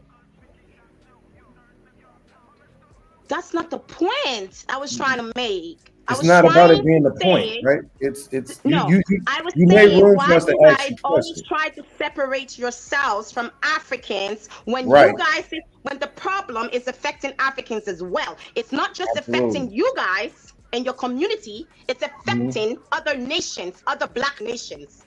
Understandable, but this is what I'm saying. You just made a statement a few seconds ago about how you were treated when you were on the panel. You brought it up. You said that. No, I'm saying I'm starting to notice how other races are becoming comfortable in mistreating us. This was a Right. general statement. Yeah. Together, So the whole race. so the reason why They're I'm more asking that, right, is because right now, right, you're very aggressive. No, You're being because very I rude, get right? We're mad trying to when have a people come conversation for with Africans. you. Beans, No, don't because even I'm an address it. African It's and I'm fine. proud. No, I'm an African, I'm just not like trying you're to argue. American and you're proud. I'm 100% African and I'm proud of that, yo. Absolutely, that's cool. That's the conversation that I want to have. Africa, when you guys come for Africa, you have to make sure that you look in the mirror first. Yeah? Right. So this is what I'm saying. You're being absolutely aggressive, right? I'm trying to have a conversation with you. I What I'm feel like I saying is have this. every right because like the Maybe you do. disrespect Maybe you towards do. I don't say Africans that you has don't. to I don't say stop. that you don't. It has I don't to say that stop, you don't. bro. But here's the thing. You did hit the link and come up on the panel, right? So I just did, at least yes. right. So just I'm saying, just talk to me then, right? Because No, I want to have this I conversation with would, you but I'm because just hyped right now because it's just like, what do you guys be on? You know what I mean? that wasn't me though. Hey, let me reset this. Let me reset You know, this. you guys would be like, oh, we don't even look like Africans. We don't even look like Africans. You know, they're not like us. Addressing what You know, she, like how that's she. how it is. No, it's okay. I got it. But you notice I'm going away from it as I'm saying it though, right? So Well, I'm this a is the Black thing woman. You though. guys are Black men, so you guys already know. No, We have the same absolutely. DNA. So, You already know. absolutely. I'm no So white this is the woman. thing. So my thing is this though, right? Because when you say that about us and the way that we treat Africans, I'm wondering, and that's why I asked you, have you ever lived in the States? And you apparently you haven't, right? Do you know, or can you even make room for the fact that the way that we view Africans is based on how they treat us when they come over here? Africans do not have any power, okay, to mistreat y'all. So I don't know what you guys are talking about. You guys bully each other. You guys bully each other, and you guys are acting as if Africans are the bullies. The whole world bullies Africa. Africa bullies no one. I don't know where you guys are talking. Where do you guys get this from? You know, because that's not what the world sees. The world bullies Africa.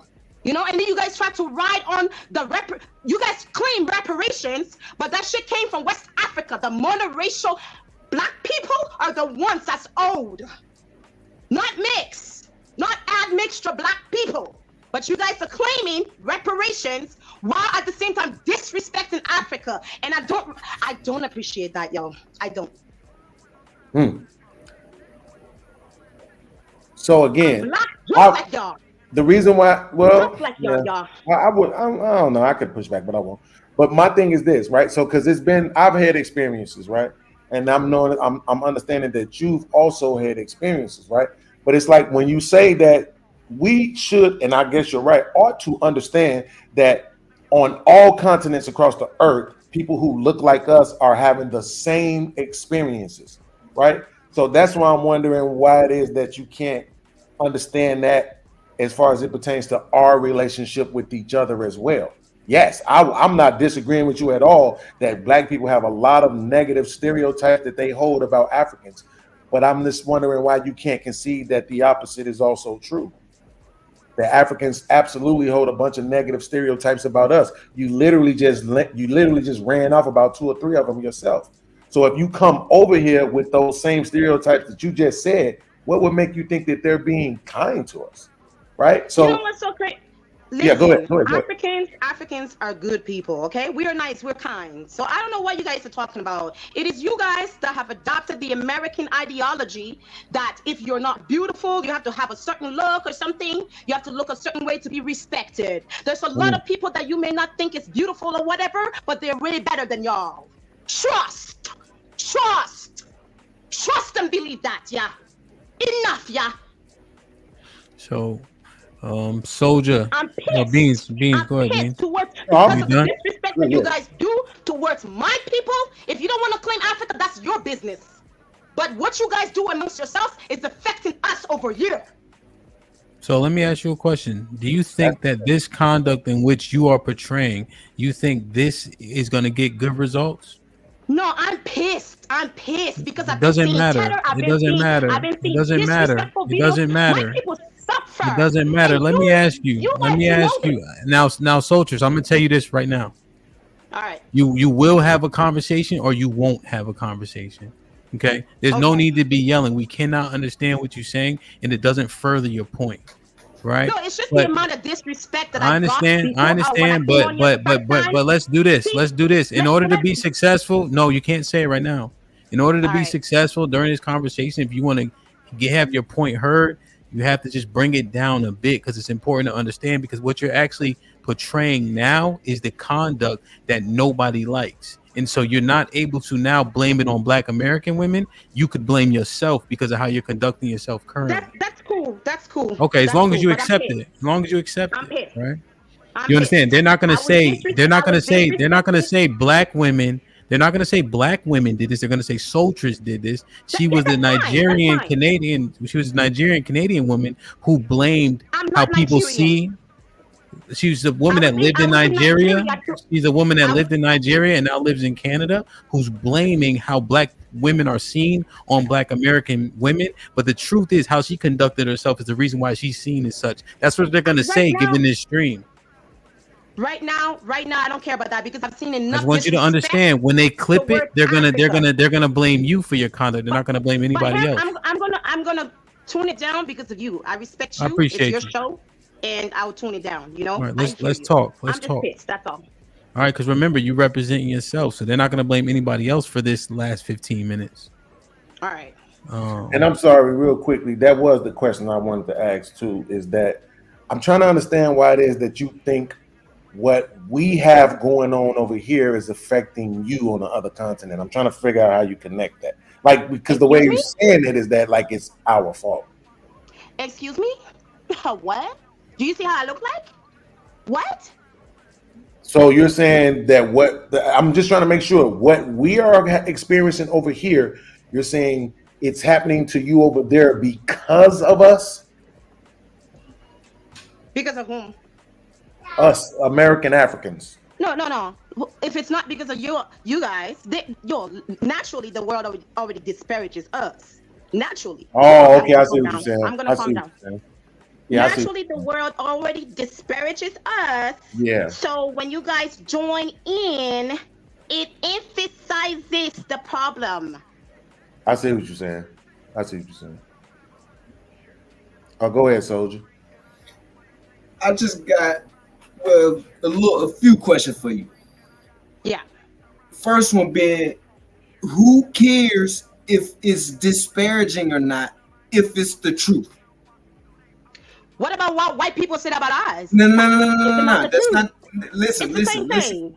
Hear me out. I would like a direct answer. I would like a direct answer to the question that I asked. Again, I'm gonna repeat it for you because I see you in your feelings a little bit. So I'm gonna repeat it for you, okay? Now, who cares if the comments that are made about you or Africans or whomever are disparaging and ugly and distasteful if there is truth in it? Does your feelings about what people Do you say? have ugly people in America? Hell yeah. Okay, then. No. So, like, what's your point? Again,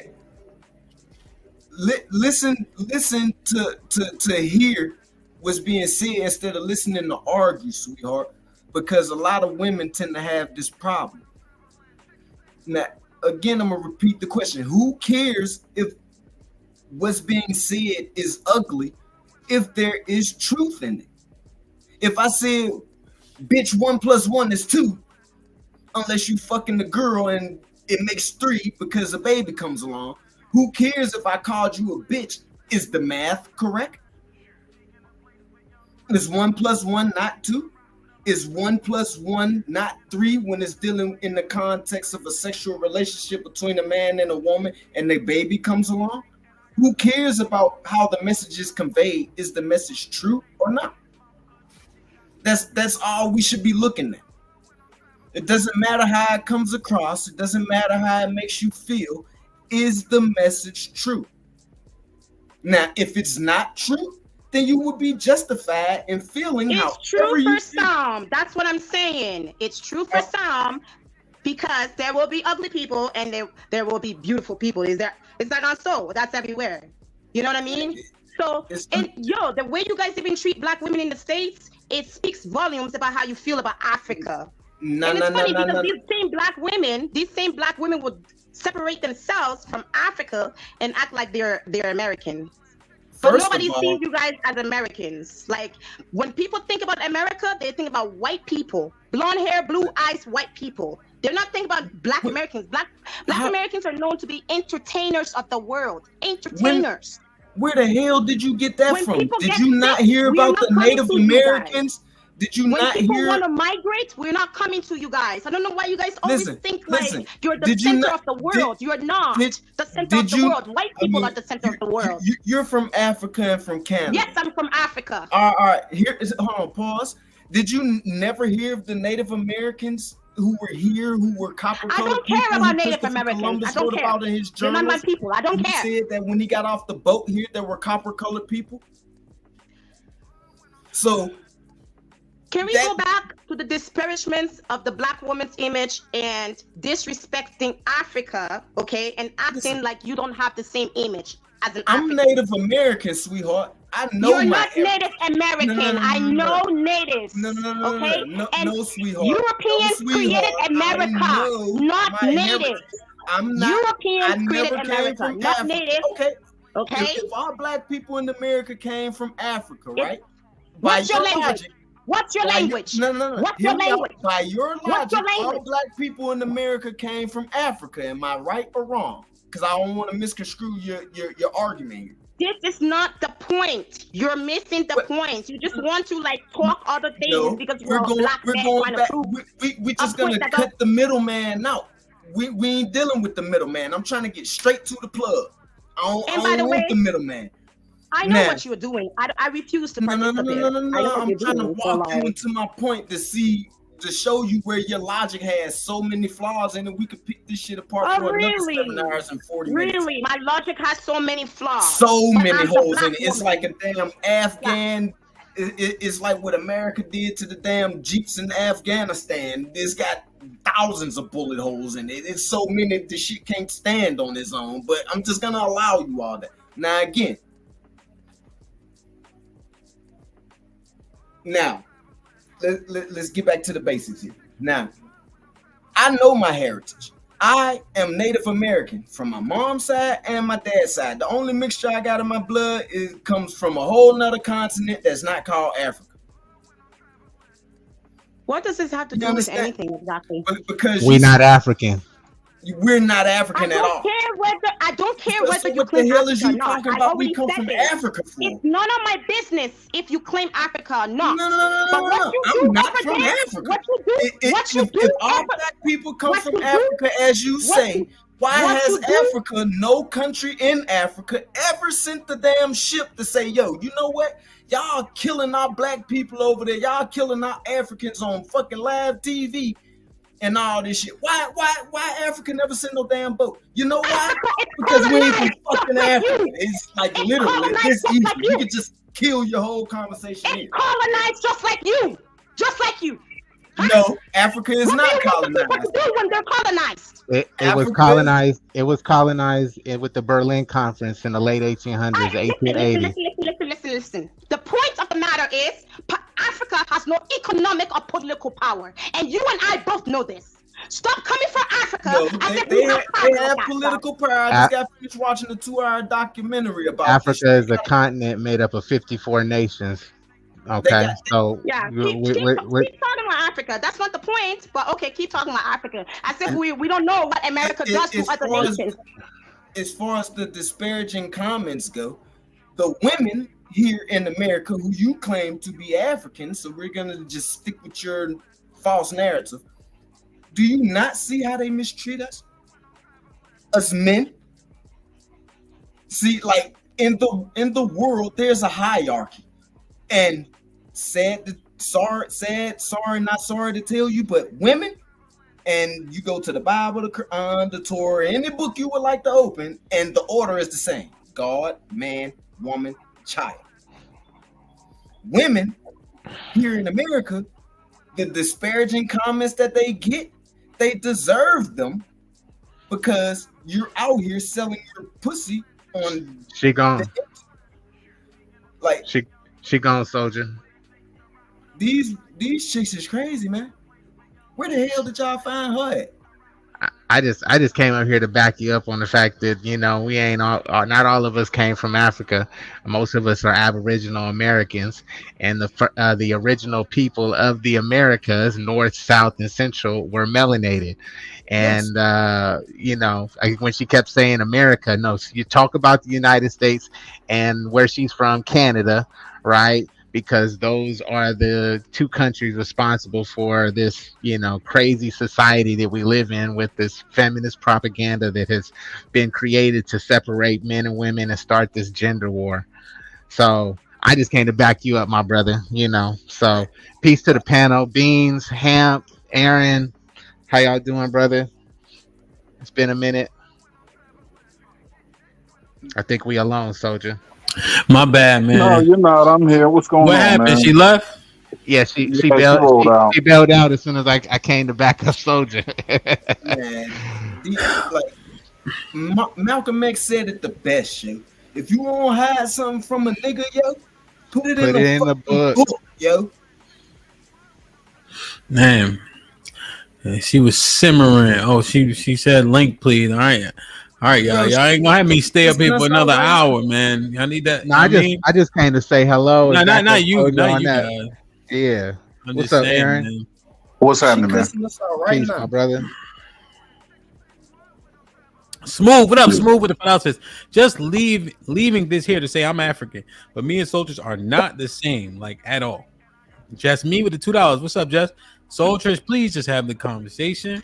Walk the talk with the $2. Says she not like us. Facts. And that was popping with the $2. Says still streaming. Shout out to you, Hamp. Yeah, man. I making my way back from that week down, man. I'm gonna get out of here soon. As A with the $5 says, when is Big Aaron's show end name? It's called The War Report. They put the link in the chat when you actually sent that, so hopefully you got it. So Tris, who are you in the process of talking to before you got cut off? I was talking to Soldier. But he was talking to me. Yes, ma'am. I was. Like, okay, let me see something real quick. Let me just get a quick reset. Aaron, did you want to talk to her specifically? Yeah, I can. I mean, I can wait until they're done if she can stick around. I mean, I can go last. It's all right. I walked away. Was there an end coming? What's that? Was there an end near? Yes. Soldier was making a point about you know, the how we as so-called African American men are being treated by the so-called African American women. So-called, emphasis on so-called, because we're not African. But go ahead, I digress. Now, do you not see the women over here how they sell they pussy online? Now let this sink in, because once upon a time I sold pussy and I don't got one. Now, do you not see or do you not care how supposed to be a representation of us, black melanated people? Do you not see how they flying in droves to get on OnlyFans and sell their pussy for less than $10? Do you not see that? Do you not think that at all in the least bit has any effect as to why we issue these disparaging comments? Why we knock it's like what is it called? Constructive criticism. That's what it is. But see, the thing with females is if your girl walk in the room and she say, "Babe, do I look fat in this dress?" and you just tell her, "Yeah, you're big as hell. We need to take some walks." She'll get mad at you, although you're telling her the truth. So what am I supposed to do? Lie to you? We can't fix anything if we're just consistently and constantly lying to each other. What's needed is a real life, real truth telling conversation. But see, what happens is us men here in America, we always run into women like you who want to argue, who don't know how to shut the hell up and listen to hear what's being said and digest it, and without coming back with some attitude, with some loud mouth insult bullshit and need to be right. See what? Yeah, yes, sweetheart. I'm talking to you, Miss Soltress, or whatever it is. Like these are conversations that we need to have, but we can't break the damn barrier because men, we're relatively easy. We want pussy, food, shut the fuck up. Oh, and more, shut the fuck up. If we get those three things, we could build a fucking empire. But what's stopping us and standing in our way from building this great empire is women like you who don't know how to just be quiet, take the information that's being given, digest it, receive it, digest it, and if it don't apply, let it fly. Do you see where I'm walking you with this, sweetheart? But see, we run into women like you, and I'm from Atlanta. I've had run-ins with fucking Mexicans, all type of Africans since I was a kid. You know the first thing an African told me as a fucking kid, and it stuck with me forever, for the rest of my life? You're not African. That's what they would tell us. In the projects, Brandon Hills on the east side of Atlanta back in the 90s next to the Publix by Memorial Drive and all that. Oh yeah, I'm really Atlanta for real. But point being is, we can't get nowhere until you actually get the information or be willing to get the information. You have to get the information to make the necessary improvements, necessary changes. It's like a football game. I can come in here with the best game plan ever, but I got to call audibles on certain plays to get my team in a position to win or score, whatever the situation is. The disconnect is I'm trying to talk to the woman who's supposed to be the quarterback of the team and give her the order to change the play, and she trying to just say, "Fuck you, coach, I'm doing what I want to do, and this how I'm gonna do it," and we lose the damn game. Is that resonating with you, soldiers? No, I can tell by the way she looking at me, it ain't resonating. Yes, ma'am. Mm-hmm. All of that does not apply to me. I'm not American. I have nothing to do with it does America. apply to you, sweetheart. You're divorced. I don't care about you guys' problem. Who initiated the divorce? That's You or between him? y'all. And it's affecting us. That's what I'm saying. That's the Soldiers, point. question. Couple questions. Now, I'm not very privy to the conduct of the people in the other countries. Like, I don't know how Canadian women conduct themselves. I don't know how they conduct themselves in Nigeria. How I was are a you? kid in Nigeria. No. Because you I'm asked just me. listen what I'm saying. I'm I don't saying know I how they don't. conduct themselves in Nigeria either. Oh yeah, so that's what I'm saying. I don't know how like people in other countries conduct themselves. Typically, the women and the men. I can look like divorce rates and things of that nature, but the cultures are vastly different. So how is there so much insight on Black American culture? Like, how are you so privy? Is this like, are we the guiding light? Like, do people go as we go? Would you say that? Are you aware that America is the colonizer of the world? Are you aware of that? Are you aware that there are capital? Well, in terms of capitalists like, which all countries are you over the talking world? about? So What were you talking misinformed. about? So misinformed. You talking about like embassies and such? So I'm are you talking saying about that? the power structure, the Okay, economics of it. so you're saying that how we conduct ourselves, you see us on TV, we're in your news in your countries. Is that what it is? America is everywhere. I know. So the conduct of Black women and men, how are you getting so much It's information? in Like, how do you get the Canada. information? Canada is right next door to you guys. Is Yeah. Canada not in America? Hold on. I was just not here. I was just not here, y'all. So let me finish these few questions. All right. Okay. So Okay. yeah, so I agree. However, I don't know what's happening in Canada. But are you saying that you guys, like, the news is filtered to you guys from the America, the United States? I'm just trying to understand, like, how you guys get so much information about how we do or Yeah. don't do. I'm so sorry. Like, it's so hard to like talk because you know what I mean when. No, I'm trying to understand, how do you get funneled the What are you information? trying to understand though? Now I've been giving you opportunities now. So let's just calm down. Stop talking to me with a presupposition and listen to what I'm saying. So here's what I'm asking. Like, is it the movies and everything that happens in the United States, is that funneled to Canada? Like, do you guys have your own shows and stuff like that? I don't know a lot about Canada.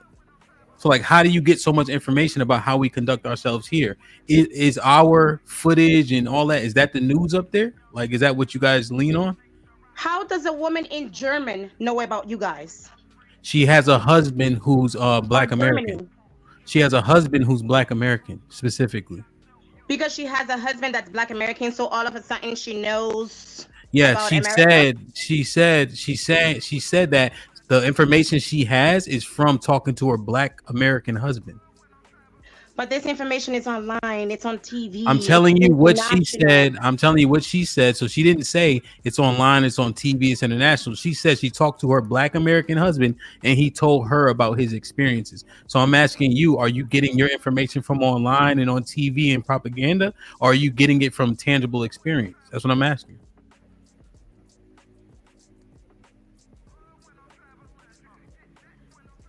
It's everywhere. It's on TV. It's on the internet. It's influencing people to behave differently towards Black people, especially Black women. Apparently, Now, let me ask you, anti-Black women. how many Black Americans do you know personally that you're around and see them conduct All themselves? my brothers. My brothers are all in what's it called? Maryland, Philadelphia, Virginia. Okay. Like my dad have his peoples all over the states. How are your brothers? Are your choose not brothers to doing? live. Are your I brothers just doing choose- well? Are your brothers Yes. doing well? Are they Yes. married? Yes. Do they treat their All of women my as such? Do they treat their women poorly? Hell no. They're How many brothers do you responsible, have? sweet men. How many brothers do you have? I have 4 brothers that are alive. 5. Okay. 5. And they're all married? 4 of them are. 4? Okay, that's pretty good, right? And you say they're doing well. Are they doing well for themselves? Would you consider them middle class? Yeah. And they're not There's a okay. family- Yeah. Yeah, gotcha. So then they grew up here, is that correct? They grew up in the States? They were born there. They grew up there. Like, yeah. So why are you predicating what you're saying off of negative examples when you have tangible examples that are positive? Why don't you predicate your experience off of them? Why are you using negative I don't have a problem propaganda? with Black Americans. Well, That's hold on, not slow the down, point. slow down. Because you're talking Mhm. about how we conduct ourselves. However, you say you have 4 brothers that are married, middle class, successful, treat their women gracefully. Why do you not adopt that as true? Why are you adopting the negative propaganda that you can't prove, but you can use your brothers to prove good experiences? Go ahead. I'm not adapting to negative propaganda about Black America. It's the behavior from other people towards my image. That's what I'm concerned about. I don't have anything. I would never disrespect any type of Black person. But the problem is when these other racist people are bold enough to be disrespectful towards us, as if we don't go through enough already. It's not fair. Because it's like, I didn't do anything to you on a personal note, but because of what you hear on YouTube or whatever, the TV, you want to come and judge me. You don't even know where I'm from in the first place. Yeah. You don't know, but you're taking the Yeah, it's gonna- stereotypes of America Yeah. and putting I it got on you. me. It's going to be hard for you to get around the example of your specific brothers. Let's try the other angle that we have to go by. Why did your husband divorce you? The reason why it's a very serious question is because you're saying that you're being treated a certain way because of how Black. Personally, not You're saying that women in your area are being treated a certain way because Yes. of how Black men treat Black women. What I ask you is, I would venture that you are a part of the pot that are being treated negatively. Why did he divorce you? No, I'm actually sweet to like most people. I I'm know, only like understood. unkind when It's alleged. It's alleged right now. Right now, we would beg to differ, but let's have the conversation. and that's fine. Why did That's your fine. Soldiers? Let me ask you a question. Why did he divorce you? He didn't. Why are you guys separated? I left his house, and then Why- I filed the papers. Why are you guys separated? I feel like that's personal, and I don't want to get into it. He cheat on you? Hell no. Hell no. No, he did not cheat. He's a good man. He's Ethiopian. He's Oromo. He's not. He's not like that. So what happened? He's very like he's a good man. What'd you do to him? I didn't do anything to him. Why'd you leave his house? He's a good man. He didn't cheat on you. You said those things. Why'd you leave his house? You left his house and then you backdoored him by filing Maybe the we papers. can talk about this next time. Well, no, it's pertinent. So, Soltress, I think you got good energy. The reason why it's pertinent is because you're blaming how you treated on other people, but you have tangible examples of yourself having poor conduct, and then you blaming it on someone else. That's not fair. But I'm upset because of all this disparagement towards Africa. That's What why if I told was you? upset. Okay, Soltress, even what if I care, like, told what- you? I thought, hey, I'm gonna tell you right now. I would highly advise people in the chat that we having a real conversation. So don't start the foolishness talking to me about something. I'm gonna tell you guys that right now. But what happens is we're mining out the reason why Black women are being blamed for how she's being treated in another country, right? And so that's why it's important to understand. I'm not trying to dig in her background, but what she said was her husband's a good man who did not cheat. She left his house and backdoored him with the paperwork. It's very important to understand that Soltress maybe is accountable for how she's being treated, and it shouldn't be pawned off on Black women. So we're trying to understand it. Don't call God. He is not coming. He's not coming. So let's just finish the convo, right? And you know, I'm not attacked. We need to understand it because it might be intrinsic as to the reason why you may be treated a certain way. No, not me personally. Not me personally. I've seen how my sisters are treated. There's a different vibe. There is. You can't deny it. Yeah. I don't know. Like Who are your sisters? trying to do right now. You talking about your brother? Let her. Oh, you talking? Okay. I'm just getting clarifying. Yeah. See, that's the thing.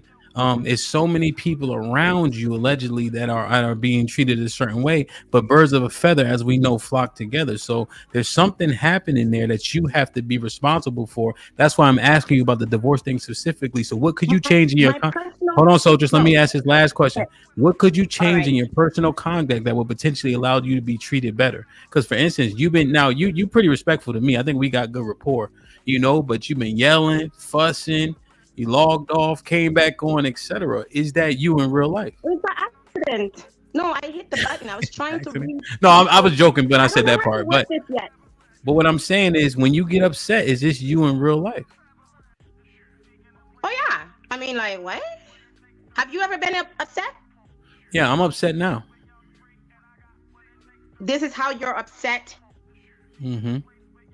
Well, you're a man, I'm a woman, so I don't know. But yeah, this is how I get upset. I'm not actually upset, but generally I stay pretty even. You know what I mean? Because when it's time to escalate, you don't want to play your cards. Yeah. Because you know when you get in like a fight or something like that, you don't want to play your cards too early. You know, so I stay calm until I can get close, right? Yeah. That's true. Yeah.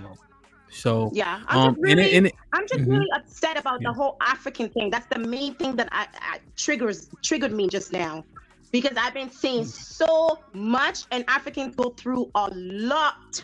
So for the fact that you Black Americans don't understand that and you guys don't Hey, care, Jess, you there? it's just it pisses me off, right? So that's where that Okay. animosity is coming from.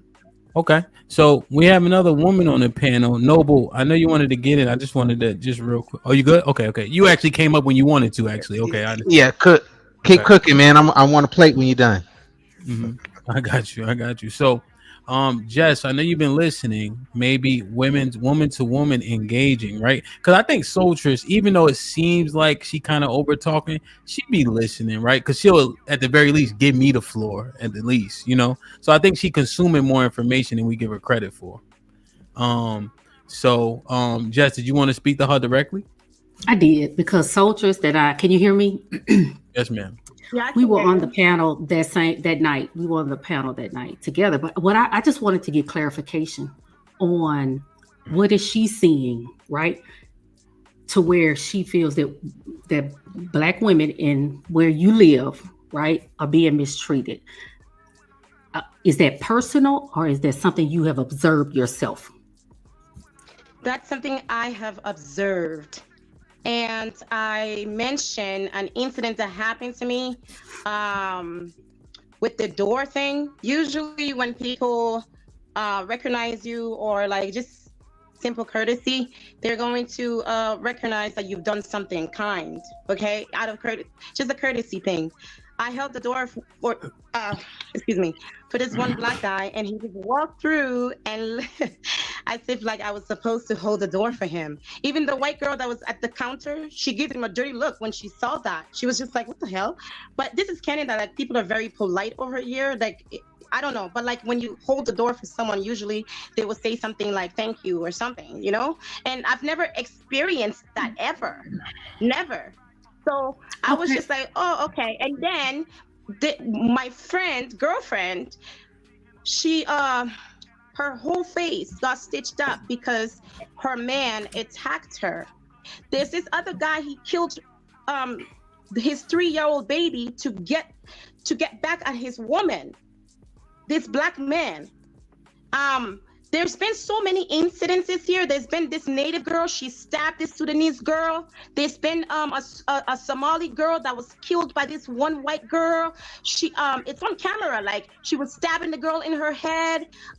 She killed the girl, this Somali girl. And all of that is just like they're being more bold to be disrespectful, putting their hands on us and even killing us. Okay? Because they're inspired by this type of rhetoric. Okay, and the last time when I was on here, I had a migraine.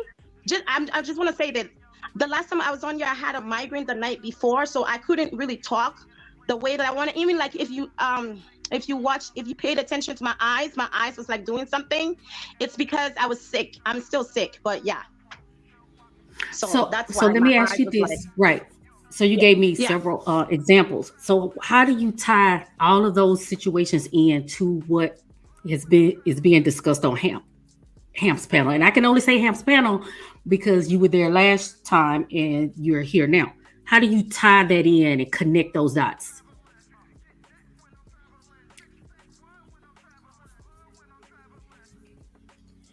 You know, it's really hard for me to answer questions that I feel like that's for kindergarteners. I just feel like you guys are trying to deflect, like you guys are trying to act as if what I'm saying has no valid points, like nothing, like as if I'm just coming up with this accusation out of nowhere. You know, I refuse to answer certain questions because it's not relevant to what I'm trying to say. So it's not like I'm trying to be rude when I don't answer questions. It's just like I know what you guys are trying to do, so I don't want to participate in it. I just want you guys to know that your behavior, your public display of this behavior, bashing Black women, disrespecting our hair and our skin color and our features, that's affecting us worldwide. These ladies, these other nationalities of women, they're becoming more bold, disrespecting my sisters, y'all. They can't do that personally to me, because people that know me personally, they already know. They can't do it personally to me. But I'm saying, in general, they're becoming more bold to be disrespectful towards us, and they're killing us on top of that. Well, I only asked because you say you're in Canada. I've been here. I've been living in Texas for almost over 10 years. And I have been in these spaces for, this space is probably about 5 years, right? And I have never been mistreated like that by a black man, not any man in public. And I know I said that the last time people thought I was crazy. Like some of the stuff that there's talked about, I don't experience. And I have no black man has treated me that way. I have even been on panels and I don't still feel like I was disrespected by black men. Even on that panel, I didn't like the way it turned out. You know, of course, that's why I got Just Me Got Smoked. But I feel that I haven't gotten that, Soldiers, and that is the reason why I wanted to ask you. Like, that's the reason why I asked that question. It's like all the way in Canada, people are mistreating black women. Then that's a whole nother movement that may not have anything to do with YouTube. I'm just asking the question for clarity. Look, lady, why are you dismissing the fact that black men go in on black women? Why are you dismissing the fact? I never said that they didn't. You can say, "Oh, but I've never been mistreated by a black man." I have not. When I open the door for somebody. Some people are rich and some people are poor. Just because you haven't been mistreated doesn't mean there isn't a whole bunch of women out here being mistreated. That's not what that means. Right, and I never said it wasn't. I didn't. I'm just saying. So what's your point?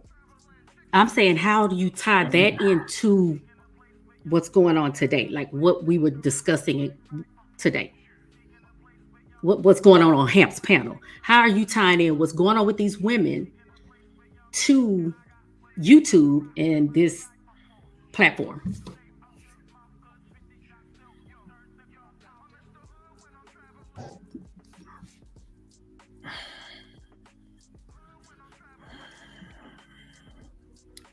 Soldiers. I'm sorry, I can't. Like I don't know, y'all. You guys treat it. Well, you maybe guys are only acting like this because I'm not American. If I was American, you'd be coming out different. So that's fine. That's fine. That's fine. You are American. Canada's in America. You already know my point. There's even fucking other races of people talking shit about you women, you black American, because of your men. So I don't know why you're acting as if like you have no idea what I'm talking about. There's two other black women that came on the fucking panel the other time and started disrespecting me, and I didn't say anything to them. So you know, it is what it is. I know that some of you guys prefer men over women, so that's fine. Like I'll just keep it moving. That's all. Damn. I'm not gonna go back and forth. Like that's crazy. Hamp, you know what's wild to me though? You know what's wild to me though is this is absolutely necessary. Like a few years ago, I wouldn't have seen this as necessary, but I know now that it is. It's like you understand, as much as painful as it is to listen to, we need it, right? It's evidence. It's evidence of men have to deal with. You know what I'm saying? Trying to love. Well, I think, being you right? And I think that what happens is because she's upset, we're seeing a side of her that maybe she wouldn't want us to see. But what it actually shows is the Western woman has it in her, and stop implicating black women like there's some outlier, right? Which is a point that men often make. And like you're saying, Beans, this is a very tangible example of a non-American woman who has the same modus operandi. That's because she's from Canada. Have you guys seen a Ghanaian woman when she's angry? You guys act like this is an American thing. This is all women all over the world. Women can even kill a man if you push her to the edge. This is not an American thing. We are human beings. We get upset when people are disrespectful towards us. That's just a normal thing. You know? But soldiers, It's can I a say good this? thing to try to oppress your emotions and act like it doesn't exist, or you just need to keep it in. Like, no, we are supposed to express ourselves. I denounce that. So- A woman can't even get a man off of her ass in the bed, but she can kill him. Go ahead, Miss Jess. I'm sorry. Soldiers, let me tell you what I have experienced. Okay. And this is why I wanted to ask the question. Like, I don't run into disrespect often, right? And I'm a nurse. I'm a registered nurse, and I work with several Nigerians. I work with people from Ghana, all over. And I had a very intense conversation with about 6 Africans, and they are gone. They're not African American. They're Africans, right? And coming on to in this job, I was not greeted from them. I was not greeted like it wasn't welcoming, right? I didn't take it personally because it's like we're there to do a job, right? But when it came down, when the rubber met the road, and they saw my work ethic, you know what they said? They said, "You're not like other Black American women." And that offended me, right? It offended me because I know I've seen Black American women work, and they work hard. I work with, that's who I've always mostly worked with, right? I'm in a new field, and I wanted to know why. And when I dug in and I asked them why, the horrendous things, the propaganda that they're fed in the country, right?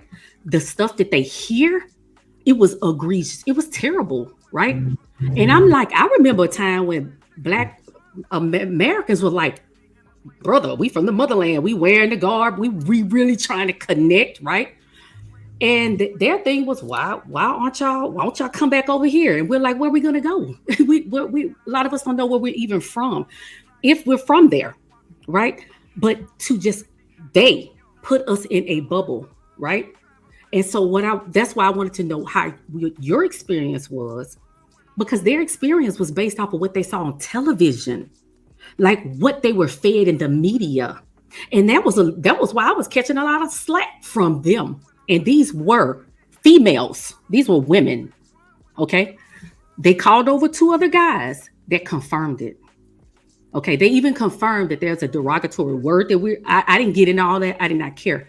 My whole thing was, we can't work with Akata. Akata. What is this Akata shit? Black American? Oh shit. Cotton picker. Yeah. My brother would have did it right back to him.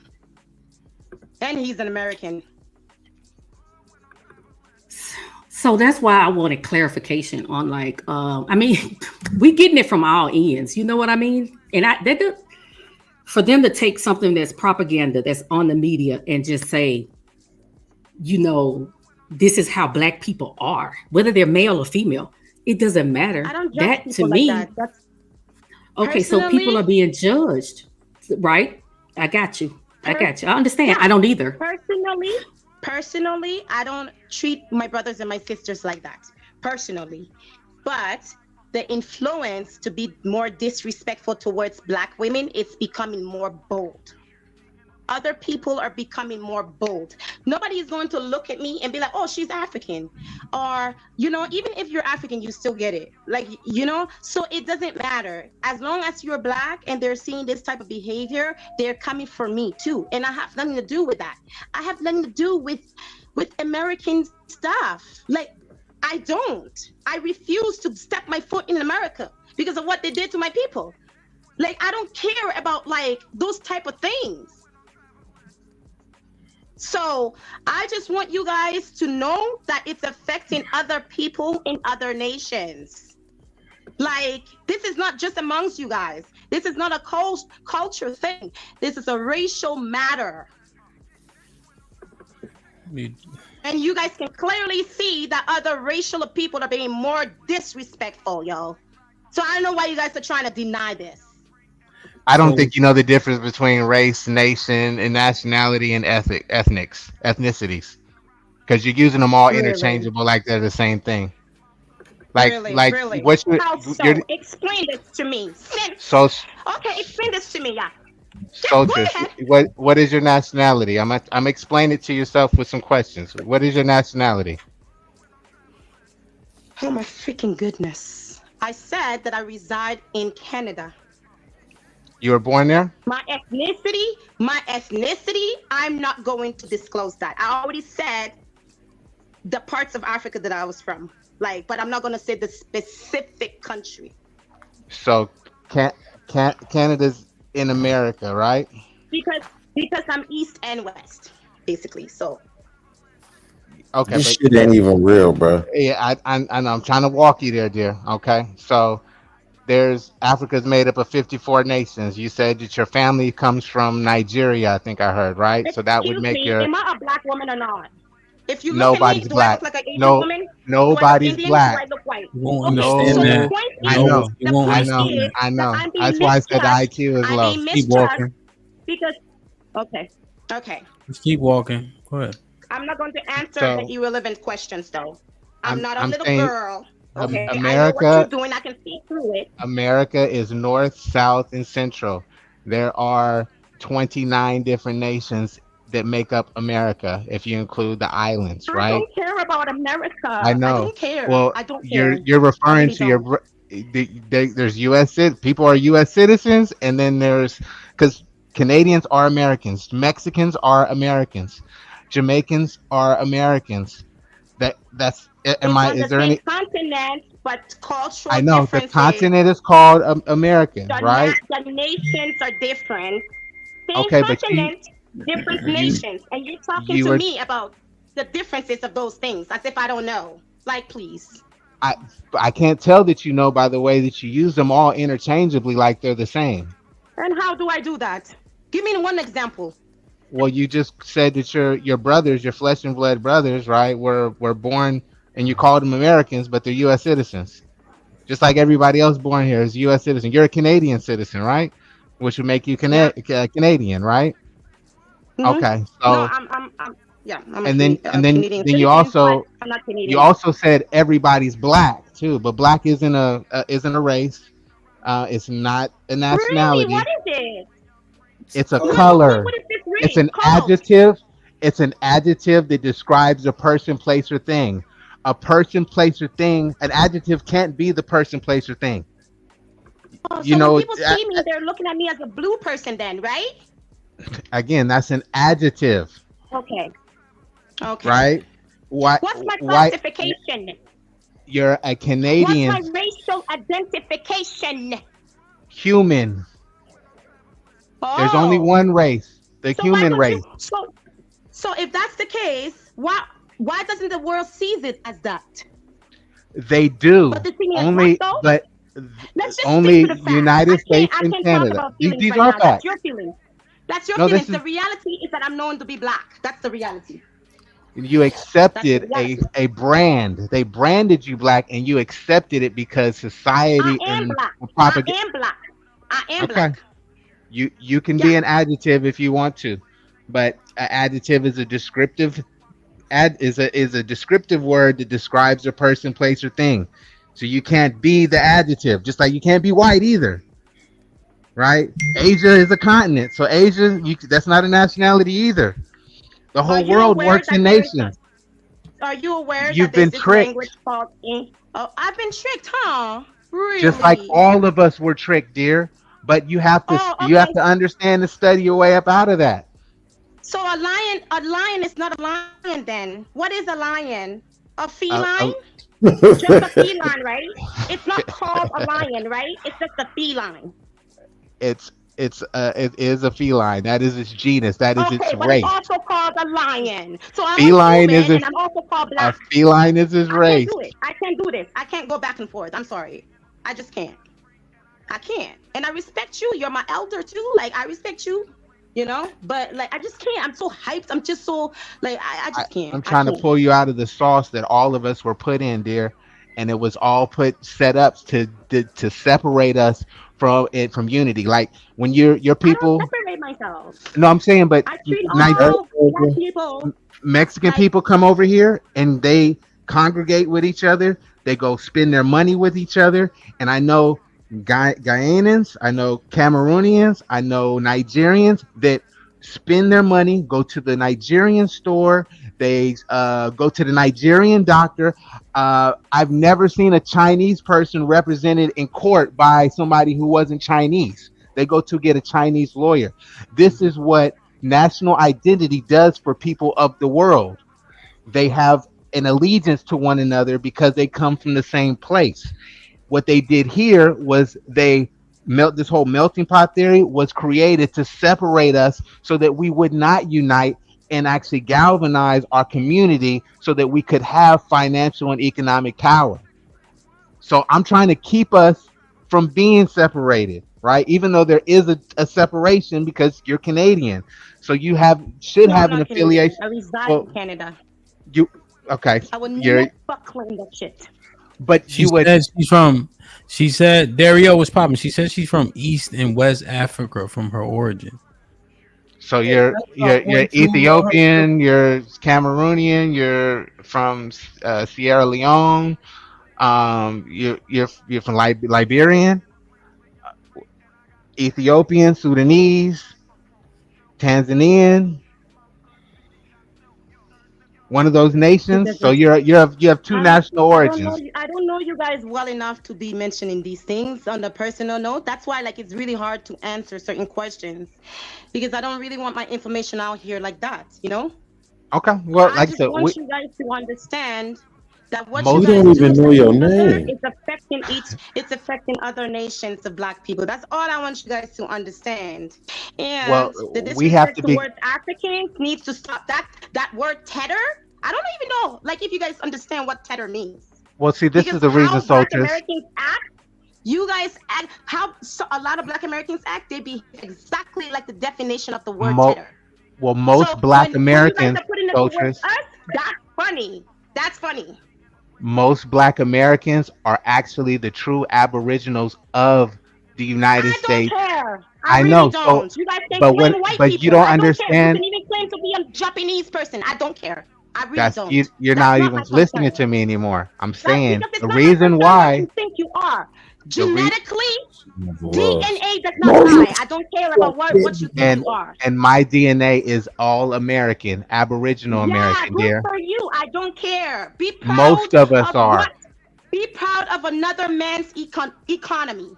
That's the white man economy that you guys are so proud of. And you don't know what happened here in the United States and Canada. Actually. No, you obviously don't. I do because know. I do you know? Do you know that all of Canada's my foot in America. All of Canada's founding documents are filed in Delaware? Did you know that? I don't care. I don't care about that. How you guys conduct yourselves with Black women, disrespecting Black women, that's going worldwide. You guys are making these other people disrespect us. All we're doing is holding a mirror. All we're doing is holding a mirror up to you guys. DNA because you don't like your image. Come on. All we're doing is holding up a mirror. All we're doing is holding up a mirror, dear. But then, this needs to be black and proud, nothing. You want to be all other races of people. So soldiers, like I was asking, it's like, how did you come to that? How did you come to that? Excuse me? How do you feel that from being on this panel or listening to this panel that it's affecting the whole world? It's like that's a lot of weight to put on on a platform. I said that's influencing. There's been numerous videos on here that you guys have talked about this. So I don't know why you guys are acting like, oh, but it's foreign. Like, what are you talking about? You know exactly what I'm talking about. So stop it. You haven't seen any of the balloon pop shows to see how disrespectful those melanated women are. You don't care about anything that doesn't fit your agenda, huh? I only care. So her premise, ding, ding, ding, ding, ding. Her premise is this, right? When I put up the title, when we bash us, they think they can too. So that's the reason why I actually used her clip from months back, because what I was asking was, when we speak to each other with such vitriol on these panels, do other people of other cultures think it's okay for them to participate? Yes, What they her do. sentiment, hold on, soldiers. So what her sentiment is exactly that, which is why I used that clip. So she's saying, regardless of how they conduct themselves, they're being treated a particular way because of how they see Black Americans treat each other. So now it's permeating to their countries. That is, but like I was saying, even with the propaganda, when I'm talking to like African women, they're getting their information from what the media is feeding them. That has nothing to do with us. We don't control the media in these other countries. We don't control them. We don't. So what they're doing is they're looking at commercials or whatever. And I'm gonna give an example. When I was young, I used to see these commercials of these Ethiopian kids, and their stomachs were big, and you see flies everywhere. And that was my impression of Africa. Sad to say, but that's all I saw on TV. Okay. I saw that. So let's walk it. So Jess, I understand that. Now let's walk it down, but let's flip it, right? So the show that Soldiers is on, that chat, the chat got up to 1,700 people. If people listen to how the men were talking around the world, would they adopt that and do what you did with the big stomach Ethiopians? Probably. Yes. That's the argument. And now T.O., who's of West African descent, was saying that Black culture is largely the example and it affects people's other cultures in other countries that are also Black. We're the trendsetters. Agreed. No, but see, that's why I take issue with, because I just want to make sure, Beans, you can hold on, soldiers. So because they hearing, right, I'm painting your argument. And so now we about to have the conversation about the argument, not so much about how you presented it, right? So Beans said he take issue, and Beans, as you know, I'm just laying it out. What part do you want to push back on of just the argument? You know what I mean? Well, I take issue with the fact that it's Black culture. Okay. Right? That's what I'm saying. It's not Black culture. You see what I'm saying? I could argue it's the world's culture, right? But just for the sake of maintaining the stupidity, it's the American culture, right? It's like when they try to argue the violence, right, is Black culture. Drugs is Black culture. Gangs is Black culture. It's like, you do know all of this predated. You know what I'm saying? Black people tantamount even being free in this country, right? So it's like that's the thing that I actually don't like. It's like, stop saying it's our culture, because it's not. So Beans, to be fair, when Soldiers was saying it, she also made a slight acknowledgement that America is the influence on the world. So she did acknowledge that to an extent. Go ahead, Beans.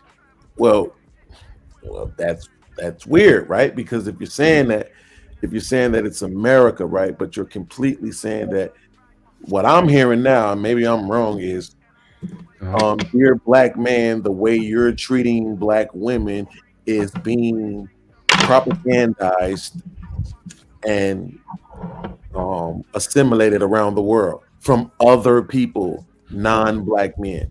They're taking your cue on how to treat Black women, which is probably the most insane thing I've heard on the panel all year. Beans, stay on that point right there. Let me just ask you this, all right? I can ask you because I know you'll remember your point, even though you're getting old. I was on a panel with a lot of white men one day, right? And I know that wasn't, that's not normal for me. And it was right after the white dude choked the dude out on the New York's train station, subway. You remember? And white people were saying, we tired of niggotry in their conduct, because when you look at the raids on the different stores, and there was 15 carjackings in Philly over the course of 2 days, just they say Black people's conduct is just destroying the cities, right? You heard that before? that allegation. So they like, people are tired. So when he choked out that black dude, they were celebrating it because they sick and tired of how black people are acting. Would that permeate throughout the earth, or is it only fair to say if they were being truthful because they're also in the United States? Is there a differentiation at all? So if I have to accept that the idea is the people around the world could see that and say, yeah, let's also mimic that same thing, right? But they're only doing it for black people, then no, it's just an excuse. That's what that's called. That's called an excuse. Okay. You know what I'm saying? Because if that's the case, you would have an issue with all of it, everything. It's the same thing I say about people who try to say they have such an issue with the black guys who stand on the corner and sell drugs, but you don't have no issues with the Sackler family. You know what I'm saying? If you had an issue with one, you should have an issue with it all, right? So if you don't have an issue with white, the white people who, the kids who shooting up schools, you don't have an issue with the white people who want to walk around, carry guns and murder black people randomly who ain't doing nothing wrong, right? You don't want to have an issue with the slavery that's still being perpetuated in Africa today, right? We ain't had that conversation this whole time while we have an African on the panel or why they are still enslaving each other and participating in militias and all this other stuff. If you don't have an issue with the women who are being sex trafficked, including the kids who are being sex, like, get out of here with that. It's bigger fish to fry, but you want to focus all your attention on this specific group of people because it's easier. It's been easier and been acceptable to punch down on black people, right? So, no, it's because you guys are disrespectful publicly. Do that shit in your house, okay? Don't do it publicly. It affects all of us. That's a good argument, but you're sitting. I'm trying to maintain my composure, Ham. No, but you at can go this ahead. point, it's kind of stupid. It's like the thing that you're asking for, you're not giving it. You're on the internet right now in front of everybody, being loud and belligerent. I'm not asking for anything. I'm trying to make you guys be aware of what's You happening. literally just did. You literally just said do it in your own house, but you're not in your own house right now acting a fool. You're on somebody else's platform being loud and ignorant and belligerent.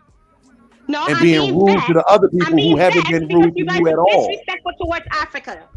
What does that have to do with the people on this panel right now? I don't care. Like the people were. I know you don't care. I understand that. I don't even either. care. I didn't even talk back to them. I don't care. They can say whatever they want about me. Cool, but when but you you're not on the panel with disrespect Africa, yeah, that's different.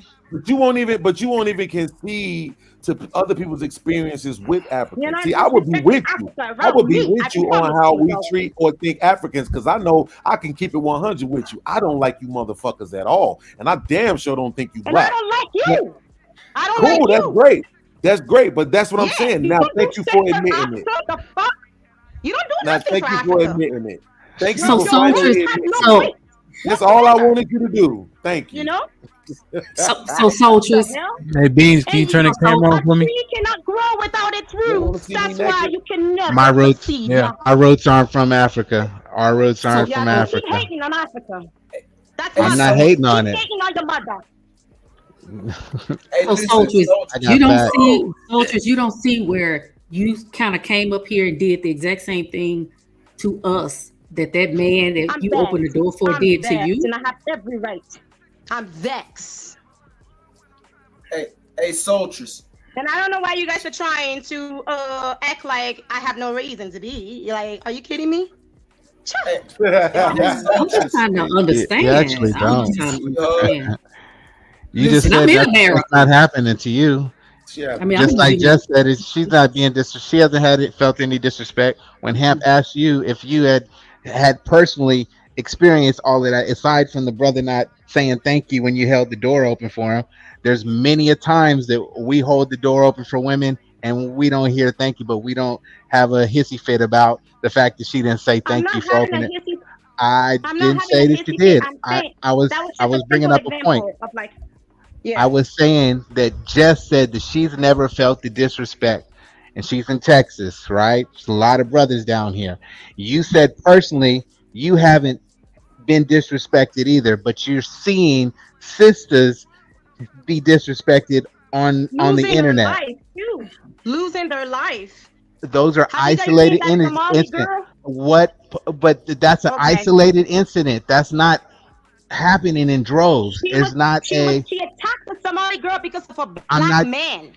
I'm not So disagreeing with you. I'm not trying to discredit that at all. Yeah. So just all I'm saying is that those are small, isolated incidents. They're an insignificant minority of the incidents that happen globally. So we're talking about majority. It's not happening on a mass scale because most brothers, right, were raised by their mother, their single mother, and ultimately respect women higher than most men around the world. So that's why we are coveted by women of all races, because we actually show a higher level of respect to women than most foreign men. So that's why I said really? Is that why you guys need them to be single mothers? that's a Is that why small you guys are minority. killing them? That is a small Is that why there was a minority black of American men. serial killer that was That is killing a black small. It's an women? It's a She was on small a red. number. Okay, It's not but you all guys of can us, talk shit dear. about Africa though, right? You guys can talk shit about You're the moving the small percentage goalposts. of Africa, right? You just moved the Okay. goalposts. Okay. I was trying to get you here, and then you went. We were playing football, and then you went to soccer. It's points. You're making So points. I'm Soldiers, trying to make points. Soldiers, the Somalian lady that was she murdered, or well, I want to say the words. Was she deleted? She was beat up or deleted, right? The Somalian. Was that before or after the brick lady? Because I know the brick lady was like Somalian, right? So do I you don't think know that who was a that. I don't know who retaliation you're to the talking about. brick lady? Who's that? What is that? That's the lady that's. Go ahead. Go ahead. She claimed that she got hit with a brick, right, so that she could actually scam her sisters out of money on GoFundMe, right? Mm-hmm. And it was the third time that she did it. She basically lied about the situation and preyed on the emotions of her sisters to come up. Did you hear about that? You didn't hear that story? No. What does that? Okay. But what does that have to do with anything right now? Just was bringing it I up just asked a because question. I'm yes, just wondering. I think she was bringing it up because there's a lot of incidences where women will make false claims on black men, so-called black men, for their own personal gain, right? I'm not trying to paint black Which is women to be small, angels. That's not what I'm which is trying to do. a minority. It's a minority, just like those other incidences that you were bringing up, or instances that you were bringing up that are also a minority of the what goes on a day-to-day basis. I don't know. And you know what, What else Soldiers? is One there? thing I do respect about Hamp is that he has the conversation. He asks questions. When things come up and topics come up, he dig into it and he tries to, it's just not bad, like bashing women and dogging women. You get what I'm saying? Not so at that's all. why I But say it it's is, so much though. better What are you to. saying? It is. What I'm saying It is, so what is. Accountability is bashing. No, what I no, hold on. What You other know people damn may well be you don't care about saying. black women. Just stop. Talking about accountability. You don't care about that. You don't care about what black women go through. You don't.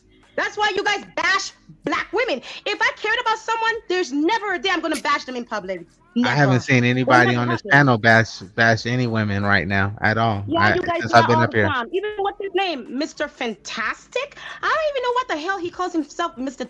Brother, Fantastic. brother, Because brother. this guy had the audacity to comment on my look. Brother. He brings up Like, facts, what? data, and You call me statistics to ugly? prove his point.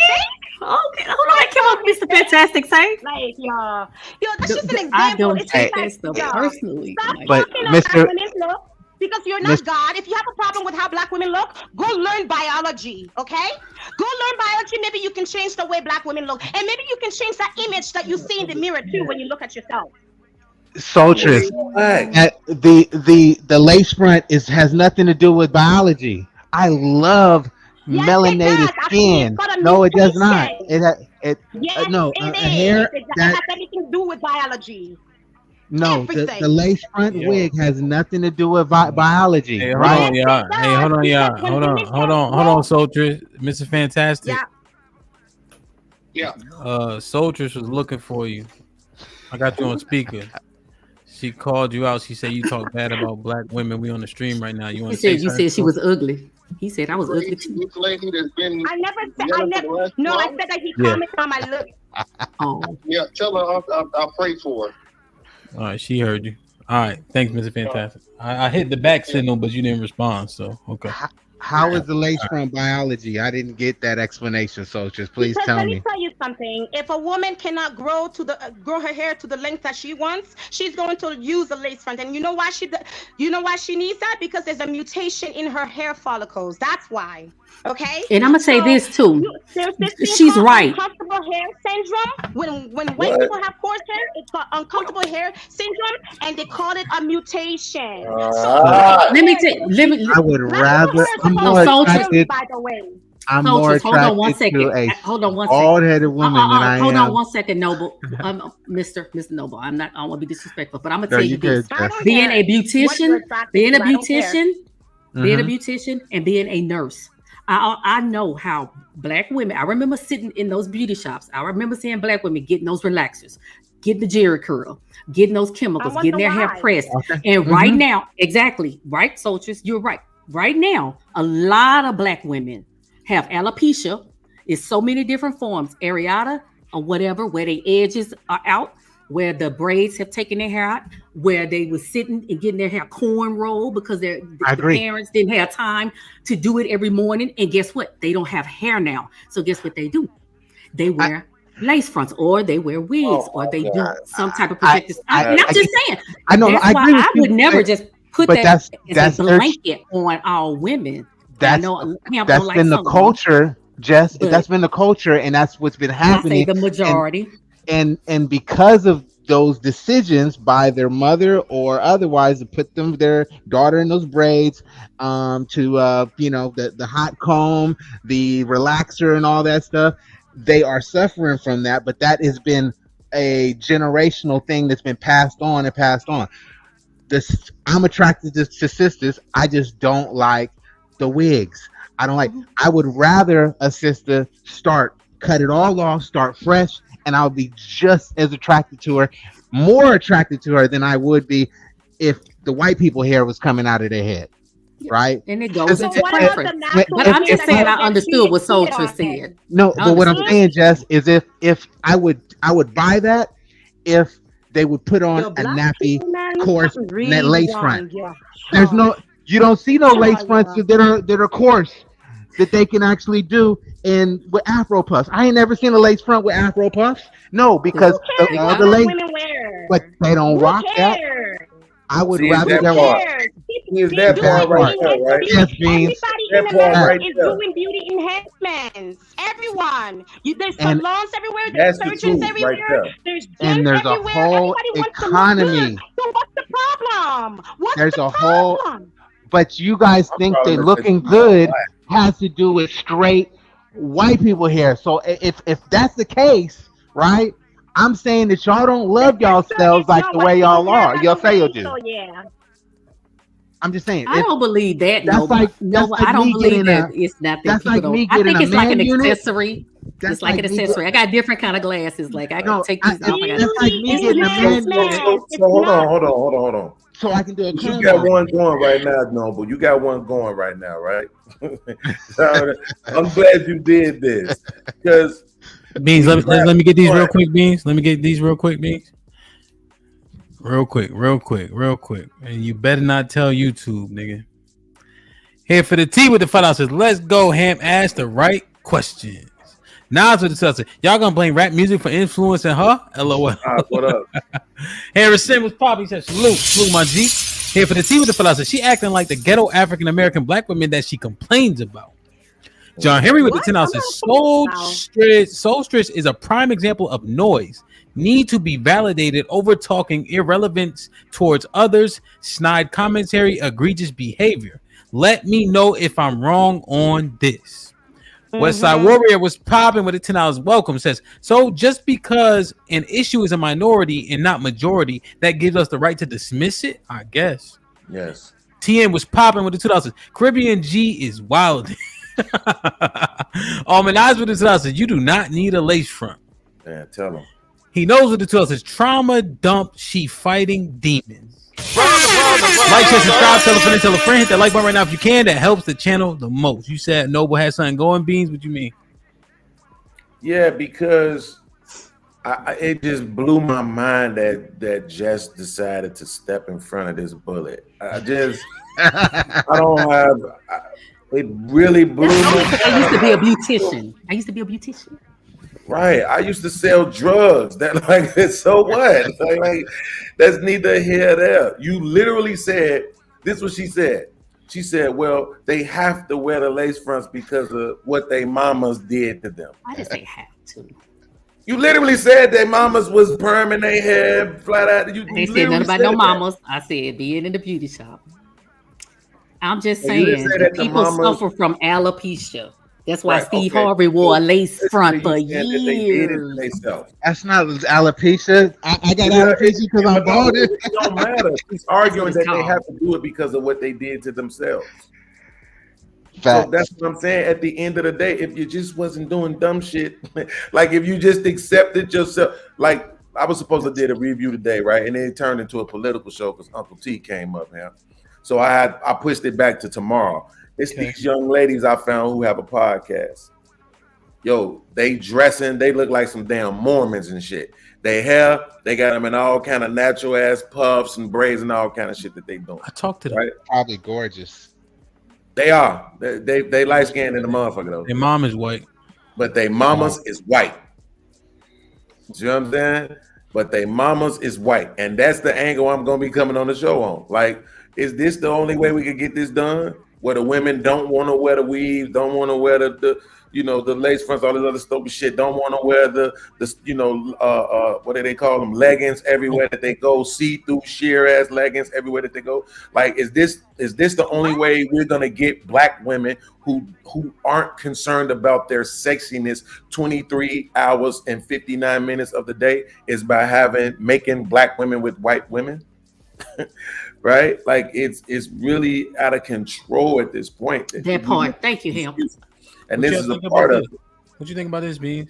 So this one says black women with alopecia, right? I typed it. If that's if it's a disingenuous type, let me know. Alopecia is a medical term for hair loss, and black women are more likely to experience certain types of alopecia than other groups. Traction alopecia, caused by repeated tension or friction on the hair, such as from tight hairstyles, heat, or chemicals. This type of alopecia affects up to a third of black women who wear traumatic hairstyles. To prevent further damage, you can ask your stylist for looser braids or dreadlocks, removing braids after 3 months and removing weaves or extensions after 8 weeks. So this sounds like, I guess what Jess was saying, where it's self-induced.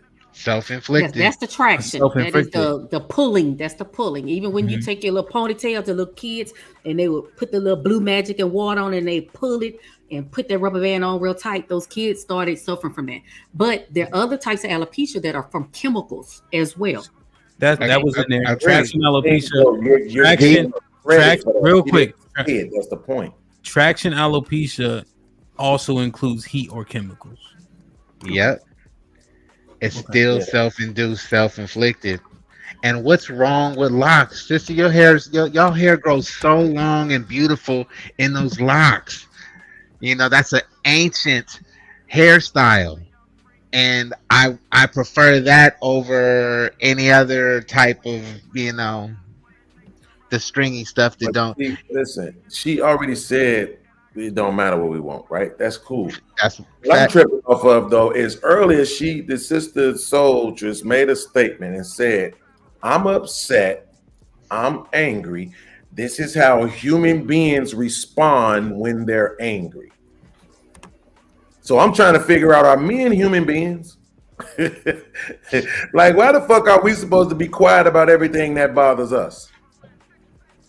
Why are we not supposed to say anything? What? He's asking why can't we be upset when things bother us in the I same never way said that that you you were. guys cannot be upset. So Men get when we upset all the time, but you guys kill when you're upset. You guys beat when you're upset. Women talk, you know, and when Really? women hit a man, they don't hit as hard as what a man when a man hits. When a man hits, he hits to hurt the woman. When a woman hits, she's hitting out of frustration. are you excusing physical violence So on there's men from always women? differences. Is Are hitting You are know, are that's you? what I'm saying that there's differences to it. Okay. Yeah, absolutely. Men can get angry. Men can express their anger, but don't Yeah. kill a woman because you're angry. The hell? No, That's just too absolutely. far. So let me ask you this: who's more responsible for beating children, men or women? Well, women are more women because women are more with children. I mean, they're mothers. Have you ever Absolutely. been around children 24/7? You will get frustrated too. They're hard, Absolutely. knuckleheaded. Yeah. Absolutely. You ever been around women 24/7? You'll get frustrated. Oh Lord. What about men? Men kill each other all the time. Oh, They dog thank each other you. all the time. So sultrous. Fuck each So other so all sultrous. the time. Thank So you. Try did you everything to each other. Come on. Thank you. You're making my points for me. I appreciate you. You are wonderful at this. so what you just this is what I saw you just do. You are awesome at What? this. You made an What excuse. You made an excuse for women hitting children. Oh my God. I that was not an excuse. I'm saying the difference. I'm just What's the pointing difference? out the difference. I never said it's okay.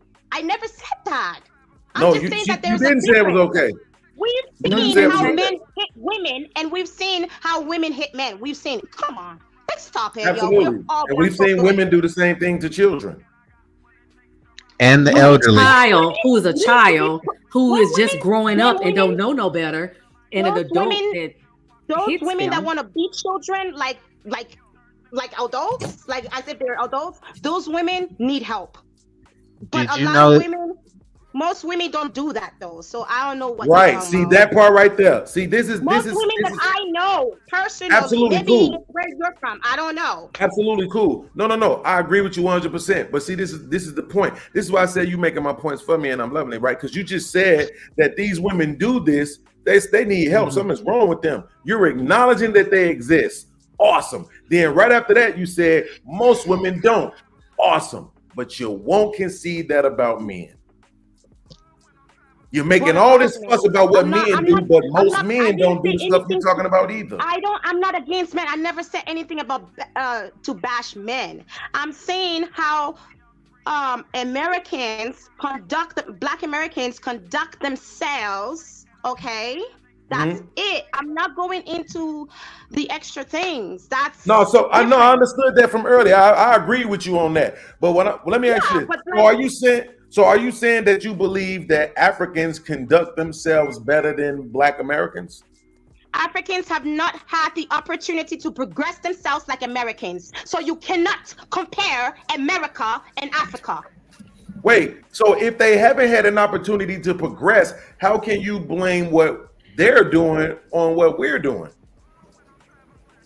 What? Because America doesn't influence the world? Like, come on. Oh, dear God, have mercy, Lord. Confused. Wait a minute, I'm confused. So you're saying that the people who conduct slavery and put children into militias and cut off women's clits are somehow influenced by what we're doing? Excuse me? That's some other people. I don't know what you're talking about right now.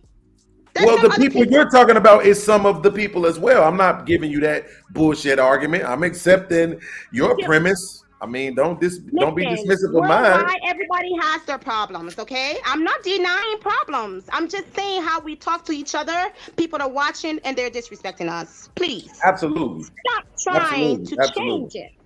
Absolutely. But the problem that I'm having with this again, though, is I don't buy into that, right? So when I look at what's going on in England, right? I don't know if you know this, but a lot of people in the UK also have podcasts. And they're having the same issues in their relationships over there. Well, that's not influenced by us. See, that's the point. Because the world is anti-black. The world hates black people. Okay, so then you have to chalk it up to that. and stop saying it's because of us. That's the point. That's why it hurts more. That's why it's more. Listen, I don't care if other people are racist to us, but when you guys do it to each other and it influences them to be more racist and prejudiced towards us, that's when it becomes a huge problem. You can't to me. say that. See, you can't Why say that, can't I right? say that? No, because here's what you're saying. The world is anti-black, but it becomes more anti-black when y'all do what y'all do. That's stupid. That makes no sense. You can't say that. It's either anti-black or it's not. There is no more anti-black, right? So if it's already anti-black, we don't have to influence these people to do a damn thing. They're gonna do it because the world is already anti-black, and that's per your purview, right? That's your purview that the world is anti-black. I'm granting it. They're the black women, from what I remember. Now they're just all up everywhere, staring as if like, yo, you already know what. You said they used to be scared of black women? I really don't have to get into it. And yeah. You don't, but you spent a lot of time doing it though, so you might as well stay now. No, it's because I'm a black woman. So it's No, you're not. Me. That's why. No, you're not. That's That's I don't understand why you're so mad, because you're not. What? Because you're not. Jesus Christ of Nazareth. We're not all the same. This is what the Western society did. I know this is. That's my point. We are not the same. Okay, but you're saying that we're all black. Racially. Okay. Yeah, I mean, I'm conceding to that point, but it's not black. People are not the same. Okay. Right, you're melanated. Europeans are not the same. Asians are not the same. Indians are not the same. Yeah. Yeah. Nobody is the same out here. We're all different. Absolutely. People in I'm just America saying you're not black are all though. different. You're melanated. You're melanated, but you're not black. Racially, they identify me as black. Am I a blue woman? Am I Well, green? that's because they On want the to medical mistreat you. form, is it green? Like That's a I don't brand. understand. That's a brand. Like on my background, it says I'm a felon. I ain't nobody's damn felon. Black is a brand, just like Fruit Loops is a brand of Nabisco. Nabisco is the nation, right? No, racially, that is our identification. Just Your like how identification. It's got a zebra and a horse. It's got a horse. This is the name to identify us with, and it's called black. I said in the Whether penitentiary you like it or not, I don't care what you call yourself. I don't care. You Your don't know the DNA law. says otherwise. And we in hella law libraries, sweetheart. And black is a color, for one. And if you looked up in the Black's Law Dictionary, and you really seen what black is in that Black's Law Dictionary, I have nothing to do with it. it would blow your fucking brain. I don't agree with this notion of black people identifying themselves as this color that's a negative connotation, that has a negative connotation to begin with. So why the hell do you keep saying black people? Now I challenge you. Black people If you in believe America, in, but you're if still you in don't America. believe All right, what you guys. no, I'm gonna get I'm off not the panel. black. I told you earlier, I am Thanks, Native Ham. American. Hey, be safe, Jess. Thank you. May I read the definition for this? This says free white persons. You want me to read this? This is in the Black's Law Dictionary. Remember, white has nothing to do with your skin color. Free white persons referred to the Naturalization Act as amended by Act July 4th, 1870, has meaning naturally given to it when it was first used, meaning all persons belonging to the European races, then commonly counted as white, and their descendants, including such descendants in other countries in which they have immigrated, with an E. It includes all European Jews, more or less intermixed with people of Celtic, Scandinavian, Teutonic, Iberian, Latin, Greek, and Slavic descent. It includes Magyars, Lapps, and Finns, and the Bats and Albanians. It includes the mixed Latin, Celtic, Iberian, and Moorish inhabitants of Spain and Portugal. The mixed Greek, Latin, Phoenician, and North African inhabitants of Sicily, and the mixed Slav and Tartar inhabitants of South Russia. It does not mean Caucasian race, Aryan race, or Indo-European races, nor the mixed Indo-European, Dravidian, Semitic, and Mongolian people who inhabit Persia. A Syrian or Asiatic birth and descent will not be entitled to become naturalized citizen of the United States. There's a similar definition in Canada because Canada is based off of United States principles. We have Social Security, you guys have social insurance. It's the same program to enslave the people. White is a status, black is a status. Exactly. This is That's the why when law. people from Africa come over here, even if they're white, when people from Africa or wherever come to the United States, they are given a status as white. White is a color and a status. Black is a status and a color. It is not a people. So, and I try to drop that jewel on as many melanated people as I can, because I spent years in the penitentiary around lawyers and in the whole law libraries and all this shit, fighting my own cases, filing my own habeas corpus. A lot of time to read, brother. Yeah. My cases to get my own self home. Yeah, I'm paying money, but I'm doing my own leg work, because you can't trick me if we know the same shit. That's why I made an excellent street nigga when I was in the mix. You get what I'm saying? Worst thing can happen, we can come to a stalemate or whatnot. But long story short, sweetheart, you're wrong as hell. And you just keep trying down this hill, and you got all of us telling you every damn thing you just coming out your mouth. Black people over here. Man, what's his name with the beanie on? Beam's been sitting there for the last 40 minutes telling you and walking you into the points to show you that you're wrong, but you just won't be quiet. You're acting like an American black woman. No offense to the women out there who ain't like that. You're acting just like the nutty ones over here that we telling. I'm a black woman. Don't get it twisted. I'm a black woman. No. You're not a black woman. You are an African woman. This has nothing to do with being an American, yeah?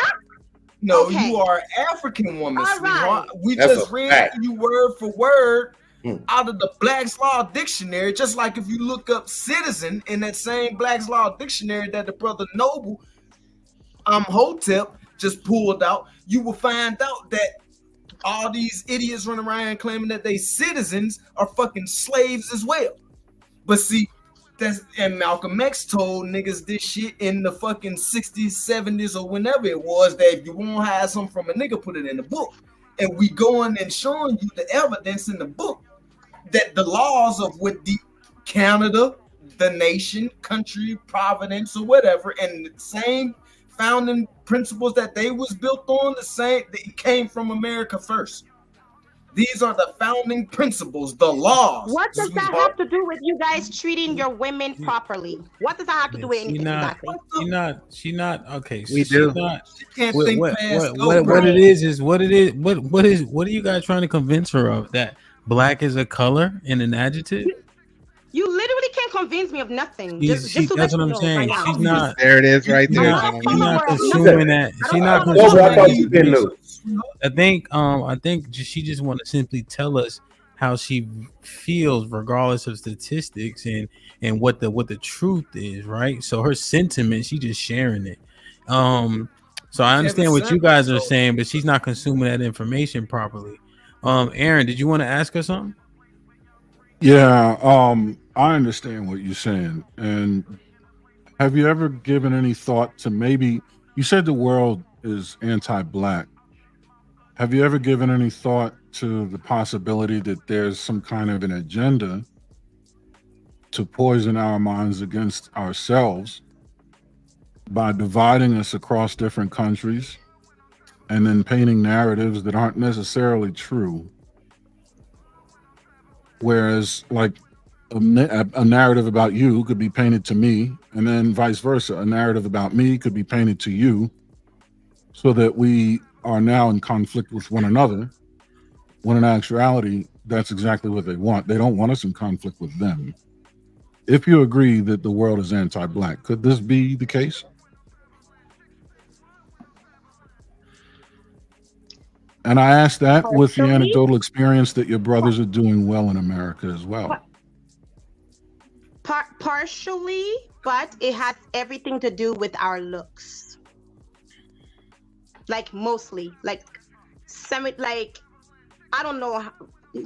Yeah, it has a lot to do with our looks. Yeah. I can agree with that, but do you also see how the poison has been sown into that as well through beauty standards and through media But and entertainment? Intelligence does not insult itself. If Aaron, somebody tells you to hate I'm gonna yourself, tell you now, you won't be able to relinquish the floor with her because she already on the precipice of not listening to what you're saying. So you're gonna have to push it a little bit more when talking to her. I'm just telling you that now. oh, mine's yeah. See, Yeah. What was your I response? understand everything you guys are saying, but you guys are trying to dismiss the important message here because you guys don't care about black women like that, you know? Give us an because example. there is When no you way said, I'm whoa, there's no way I'm gonna care about something and the person is telling me, you know, this is harmful, and then I just dismiss it. That doesn't make sense. If you truly cared about black women, you're going to listen and understand exactly what's happening in this day and age to black women, but you don't care. So why should I care about you? If you don't care about my image, why should I care about you? And I birthed you. Why? So because I care about black women, I'm listening to you, and I'm asking you questions to try and understand your perspective. Would you agree that I'm not at all trying to disparage what you're saying or discount what you're saying? I mean, so far I've agreed. I'm sorry, go ahead. It's really hard to believe that because of all the videos and things and talking points that you guys have made, the disparagements, everything. It's kind of hard to believe that you guys truly care because I know for a fact I can't do that to somebody that I care about. I just can't. It's weird. So you're saying you guys, but you're talking to me. So are you gonna hold me guilty? No, I mean like the Black America. Well, you're just talking. Well, it's just you and me right now. So I'm asking you about your opinion of me so far. Okay. So far, would you say that? I don't know you well enough. I know. So far, I mean, I can't really what you've say experienced much, so far. right? What? I think you guys are really trying to dismiss the importance. Me, not you guys. Me. Of the important part of this conversation, like. So you know? here's the thing. I want you to understand that you want your point to be heard and your perspective to be, understood. And I completely understand that. I just want you guys to stop disrespecting black women in public. Like This you guys is can your- do that on your own. This is your request. Like, This is your request. You just said this is what you. Okay, so very well. Now I'm making requests as an individual as well to separate me from the you guys of it all. You keep saying you guys, which lumps me in. I'm saying, can you take me out of it and listen to my voice like I'm listening to your voice as individuals? Okay, I'll calm down now. I appreciate you.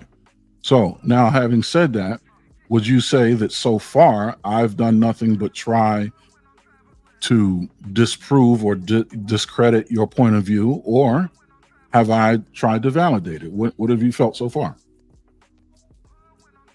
Well, it's too early to tell yet. Just you and me from what you've seen so far. I mean, you have a calm demeanor, but it doesn't mean that like you're sensible to my concern. Have I been insensible? You would have to like talk more so I can see. Let's do it. Because I don't really know.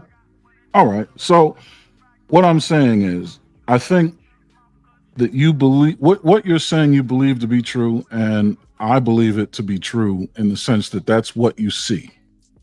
But I don't think that's what is. Just like the things that I believe to be true aren't necessarily what is, because I understand how sleight of hand works.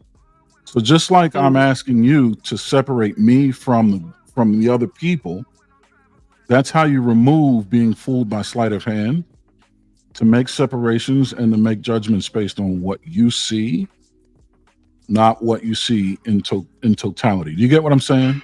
Instead of lumping everything together, look at everything individually. Just like you're an individual. I'm not going to lump you in with all the black women. Women as individuals? I do When look you at guys black say women. black women this, black women No, that.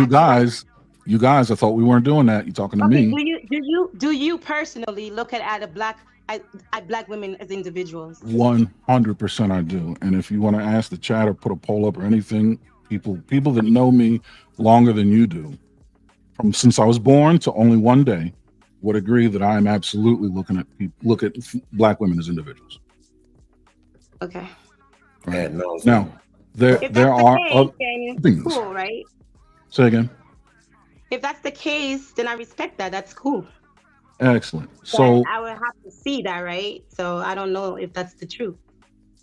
well, what have you seen so far? Have I treated you with any kind of vitriol? You know, it kind of reminds me of one of my brothers, like, you know, one of your brothers. It's like it looks like you have a good spirit. Truly. Well, but I can't say what you think about the situation when you're on a panel that, you know, talks about black women all the time. So, right? What I want you to take away from this is, honestly, yeah, because I am here, yeah, that now kind of proves the panel is a place that's diverse. And it kind of shows that it's not a good idea to lump everyone together, but to take everyone and their individual opinion as individuals, just like you should be taken as an individual, and your opinion should be respected. But to lump everyone else together under one toxic umbrella, it doesn't do you any good. It doesn't do them any good. And that's exactly what they're using to keep us divided and fooled and tricked. But when you start to partake in it, we participate in it. So you're right. Have to blame ourselves. I agree with you 100% are complicit in it, which is why I am imploring you to separate yourself from it and to think on a higher plane, because you're 100% correct. We're feeding right into it. We feed into it in the culture and the media and everything else. Yeah. But we have to do better than this. We have to see. And I don't use that. I don't use it against Black Americans, just to let you know. I don't use any stereotypical things to judge any of my people that look like me. So I don't I don't partake in that stuff. Okay, so do you see good in Black Americans? This is why it upsets me really bad when other people, especially their women, are getting in our faces, are killing us, are attacking us. Right, because they're with Black men, you know, and then you have their offspring walking around the place saying that they look better than full Black. You already know, like mixed people talking shit about full Black. Like there's even like videos on YouTube of these war colorism. Yeah, there's just a whole bunch of BS amongst Black people. Okay, so whether this happens or not, and the frequency with which it happens, would you agree that it's not everyone? That there are some good in Black America? The thing is, yes or no? Is there some good? Yes, of course. But that excellent. I'm not against Black America though. My dear, I know you're not. I know you're not. I'm not saying this thing because, you know, I want beef with you guys. I'm saying it because it's a genuine problem. So it's a genuine problem. I'm not gonna say anything about it if it wasn't. It is. All right, it's becoming a nuisance. I'll leave you with this. Your point has been made, and I think heard very well. Going forward, do me a favor. Promise to try to see and highlight the good.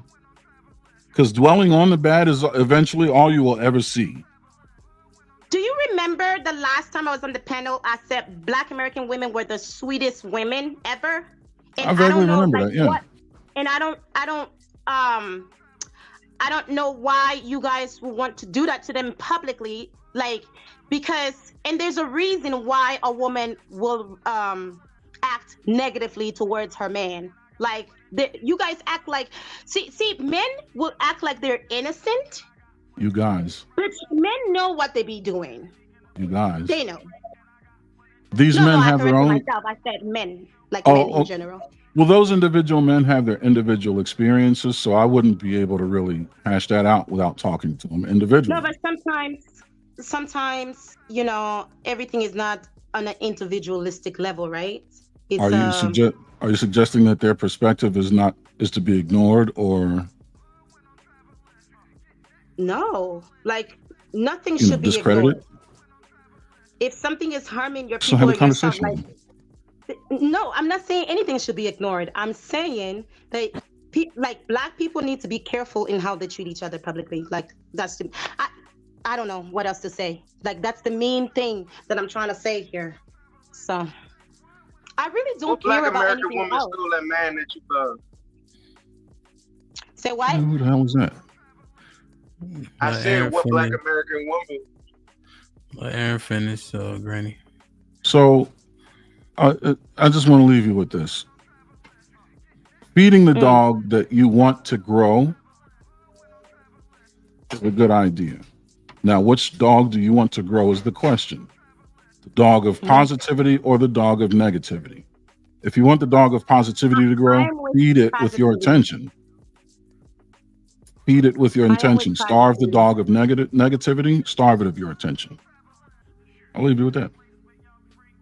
But thank you, though, for the conversation. Appreciate it. Cool. Respect, yeah? Go ahead, Granny. Go ahead, Granny. Why y'all deal with this dumbass shit? This lady hurt.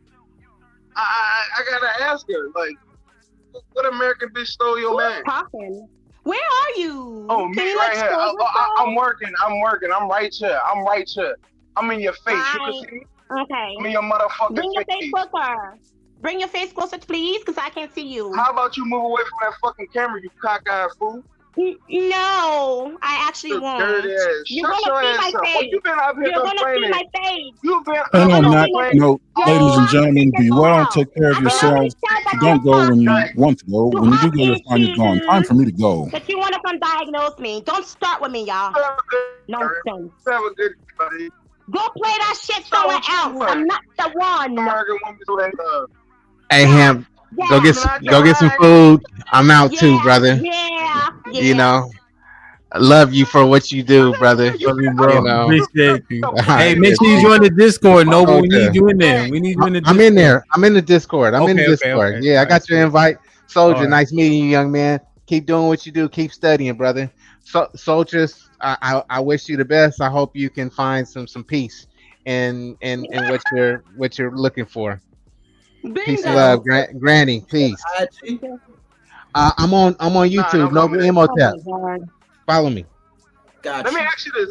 Why is you so fucking miserable? Like, what's your problem? You motherfuckers ain't talking about Africa. Talking about why you so miserable. I'm not miserable. You don't know me personally. The fuck? You don't know me personally. Nobody care about you. Don't come at me. Don't come at me because they already told that you're toxic. You're lonely. You've been talking shit all day. And then you just started dragging these good Black African American women that I love so much about what their children do and all this shit. Don't come at me. Well, You're disrespectful. I don't want to talk to you. What Black American woman stole your man from you?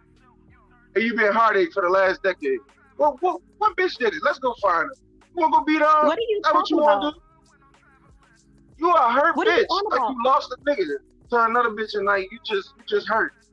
You just come up here I'm to not fuck hurt shit about up. Like, nothing. It's how you guys conduct why yourselves. in why public. can't you just say you come up here to fuck shit up just like me? Why you can't just say that? That you bored at that house and you want some fucking attention. This is a Why real don't thing. you And you just talking about say I it? come up here to fuck shit up. How? This is a real Because issue. everybody talks shit. Everybody talks shit to everybody every day, But nigga. I'm not This talking is what shit. you This do. is a real And you issue, messed dog. behind a real fucking This issue. is a Issue real about what? issue. It's a real About what? issue. Niggas talking shit. Niggas talking shit. Niggas talk shit every day, B. Every day. And you come up with the Yeah, same and it's shit every influencing day other people to about add on to the motherfuckers, about racism, black so- Americans, and specifically black American women, what they talk about motherfuckers like y'all. What's your fucking problem? Aren't you what like what? What's your Listen, fucking I'm problem? American. What's your I don't issue? give a fuck to be What's American. your malfunction? What's your motherfucking malfunction? What's your fucking problem? Cause you got What's one. yours? What my problem is right now? Happen to had Mm-hmm. a fucking show and you came up here with that nagging ass bullshit, and I'm tired of hearing you because I'm trying to finish off my day, and you annoying the fuck out of me. That's You what it is. chose That's to enter my this, so problem. I don't even know what you're That's talking about. my fucking problem. I told you Who my told you to problem. Now what's listen? yours? It's a choice to listen Who told to you to it. listen? Who told you to come up here and be a nagging bitch? I'm not nagging. You're Who the told you bitch. that? You are the bitch, nigga. You are the bitch. The fuck? You're the bitch, nigga. Yeah, you. That's what exactly you want. That's you. what you like. You're This is what you miserable, like. and you This want is to put what that you shit like on right me. I know, bitch. Everybody You got fuck me as a miserable bitch, yo. points in life, and we can tell you miserable every time you get this motherfucking panel. Some nigga done The did you fuck? wrong, or some nigga done said something. Raggedy ass Negroes. Motherfucking raggedy ass Negroes. Yes, raggedy ass Yeah, Negroes. you dusty Yo, ass bitch. You're the nasty ass bitch, nigga. You could never come close to me. I wouldn't want to come close to you. Burgers every fucking day. Thank God. Thank Your whole God family you is over there in Canada. You need some If I ran clean. into a bitch like you, I would crash Hey, your soldiers, church. did you send me that email?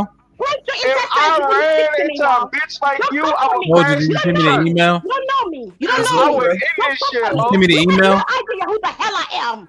Yeah, I'm about to send it to you right now, bro. All right. You just a mad hoe. You come up here mad every And you time. got so much shit in your intestines. Go clean that shit up. You make All me the sick. bacteria in your fucking brain. You make me Clean skin. it You up. make my Nigga. skin crawl. You make my skin crawl, bitch. You need I some swear to God, I hate anaerobic bacteria in your I system. swear Go I get some hate cleanse. you. Yo, I hate you like a let me plague. make sure I read all the super chats real quick. Eyes with the file says, "Yo, this chick mouth dangerous. What kind of folks she been dealing with? Men do not beat when upset. Don't project your trauma on the rest of us." He knows what the $2 says. Trauma dump. She fighting demons. Yes. John Henry with the $5 said, "Put a 1 in the chat if soulstress is the best example of you can't protect what you can't correct." Correct what?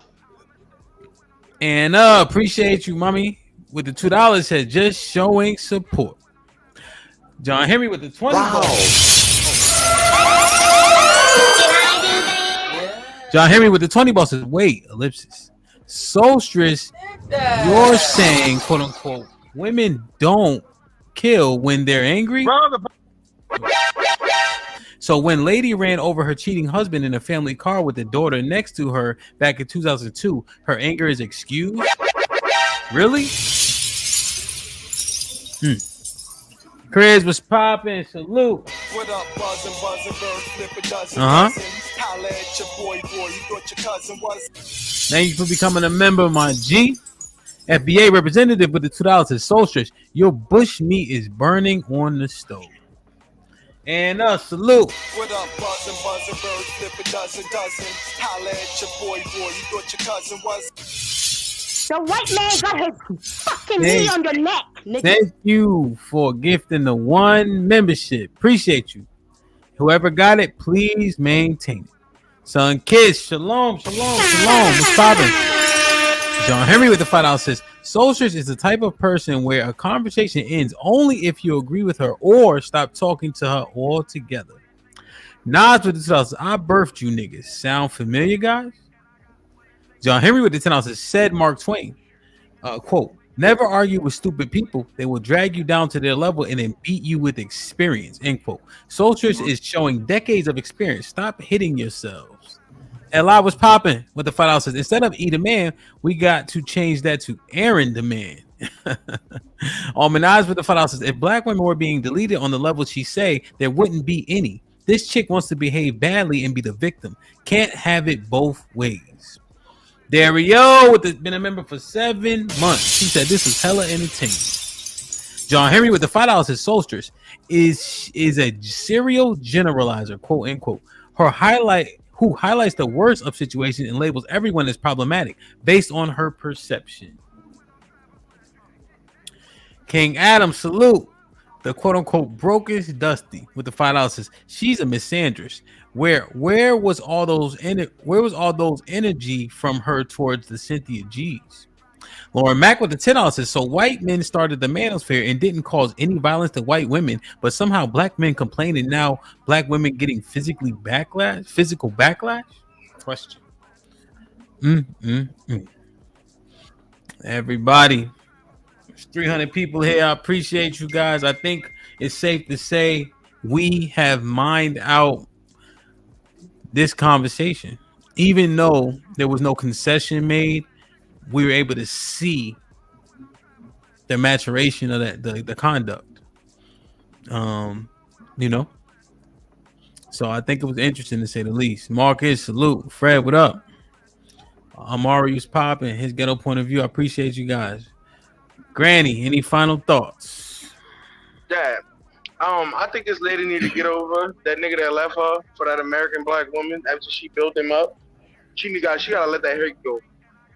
That heart hurt. Like, you gotta do something, baby. Ain't none of these motherfucking people did you nothing. And you walk around this bitch talking about what people do other people, and then you do the same fucking thing on these panels. You ain't shit, just like the rest of them. I think you should rewatch this motherfucking show and see what you said. Cause you a dog ass bitch, just like I'm a dog ass nigga. We one in the same. You ain't no better. That's it.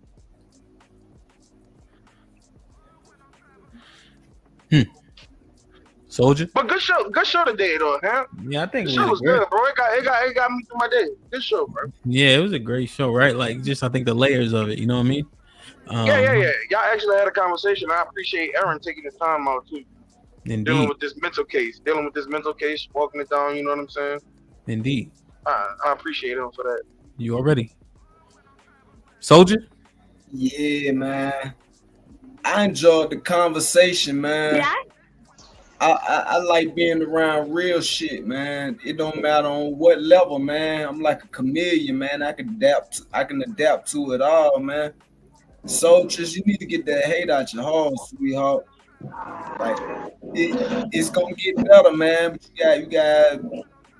you gotta be willing to make the change for it to get better, man. I ain't trying to single you out, man. Shout out to everybody who was on the panel, man. I appreciate y'all for even giving me the time to come on here and speak my mind, man. Just give you some insight as to what I think, feel, and see. You heard? Indeed,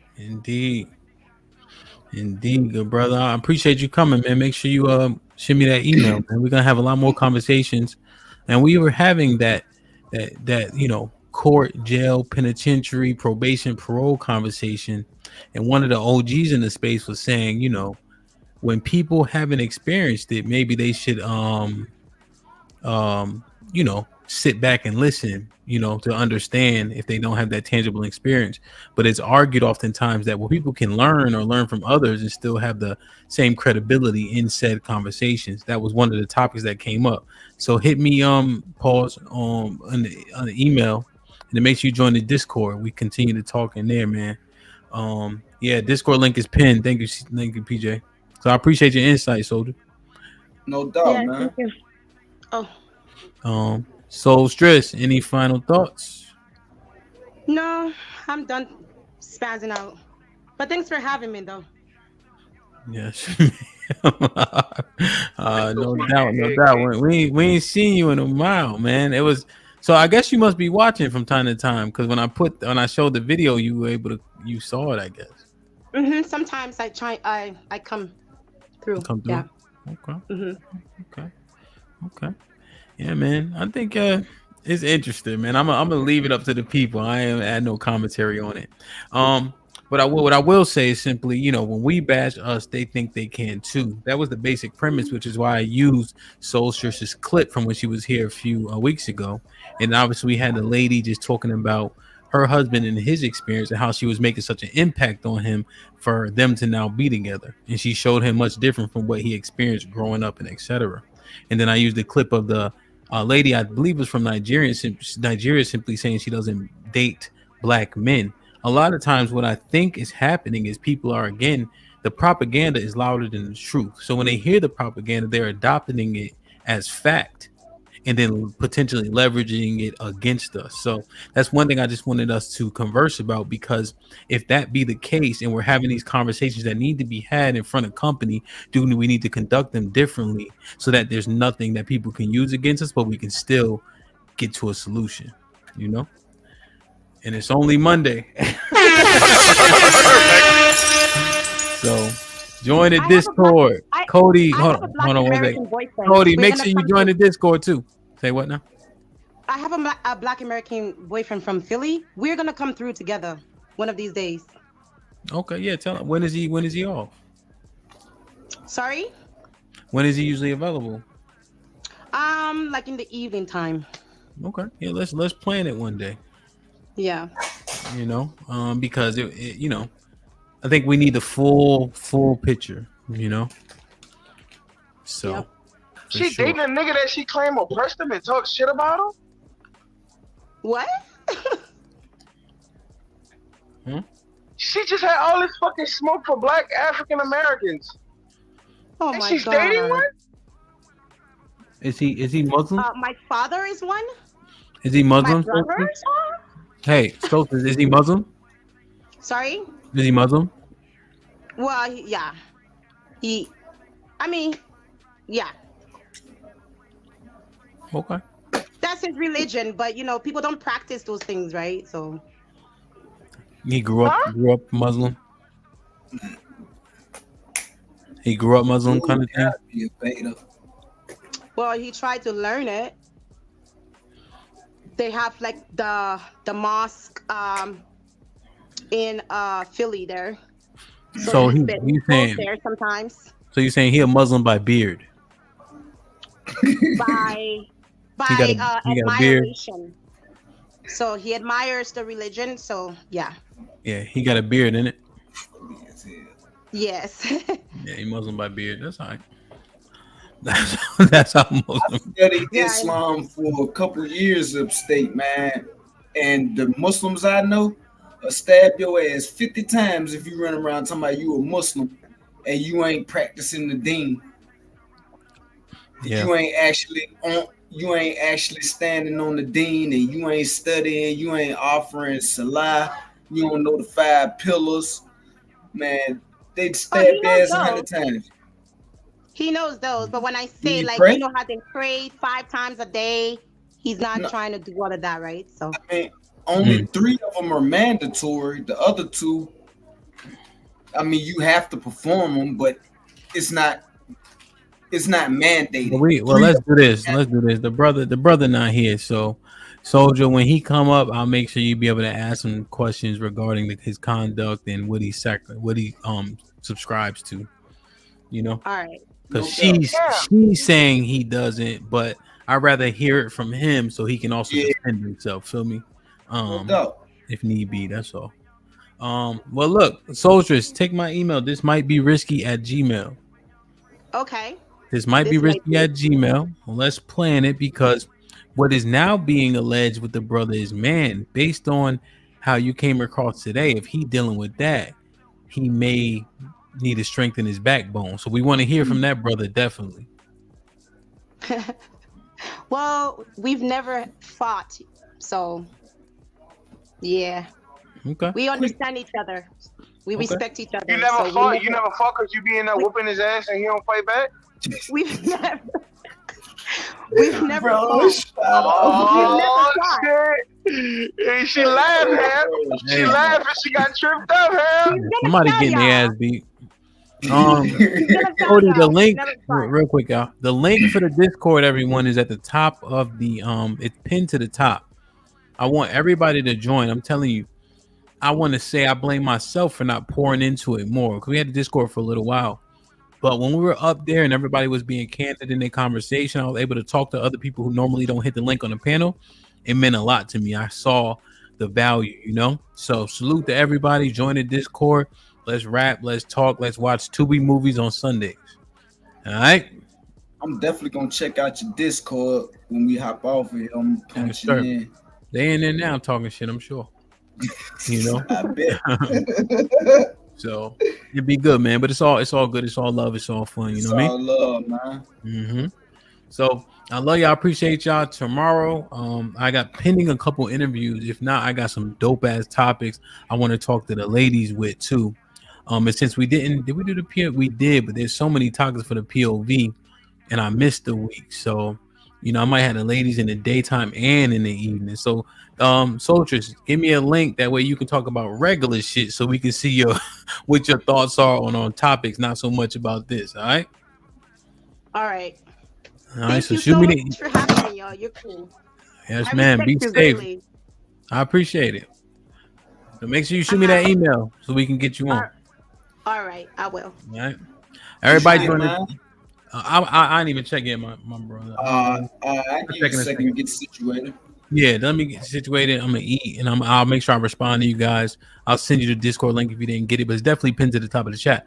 Hey man, I love y'all. Appreciate y'all. Be safe and do the right thing, man. We will see y'all tomorrow.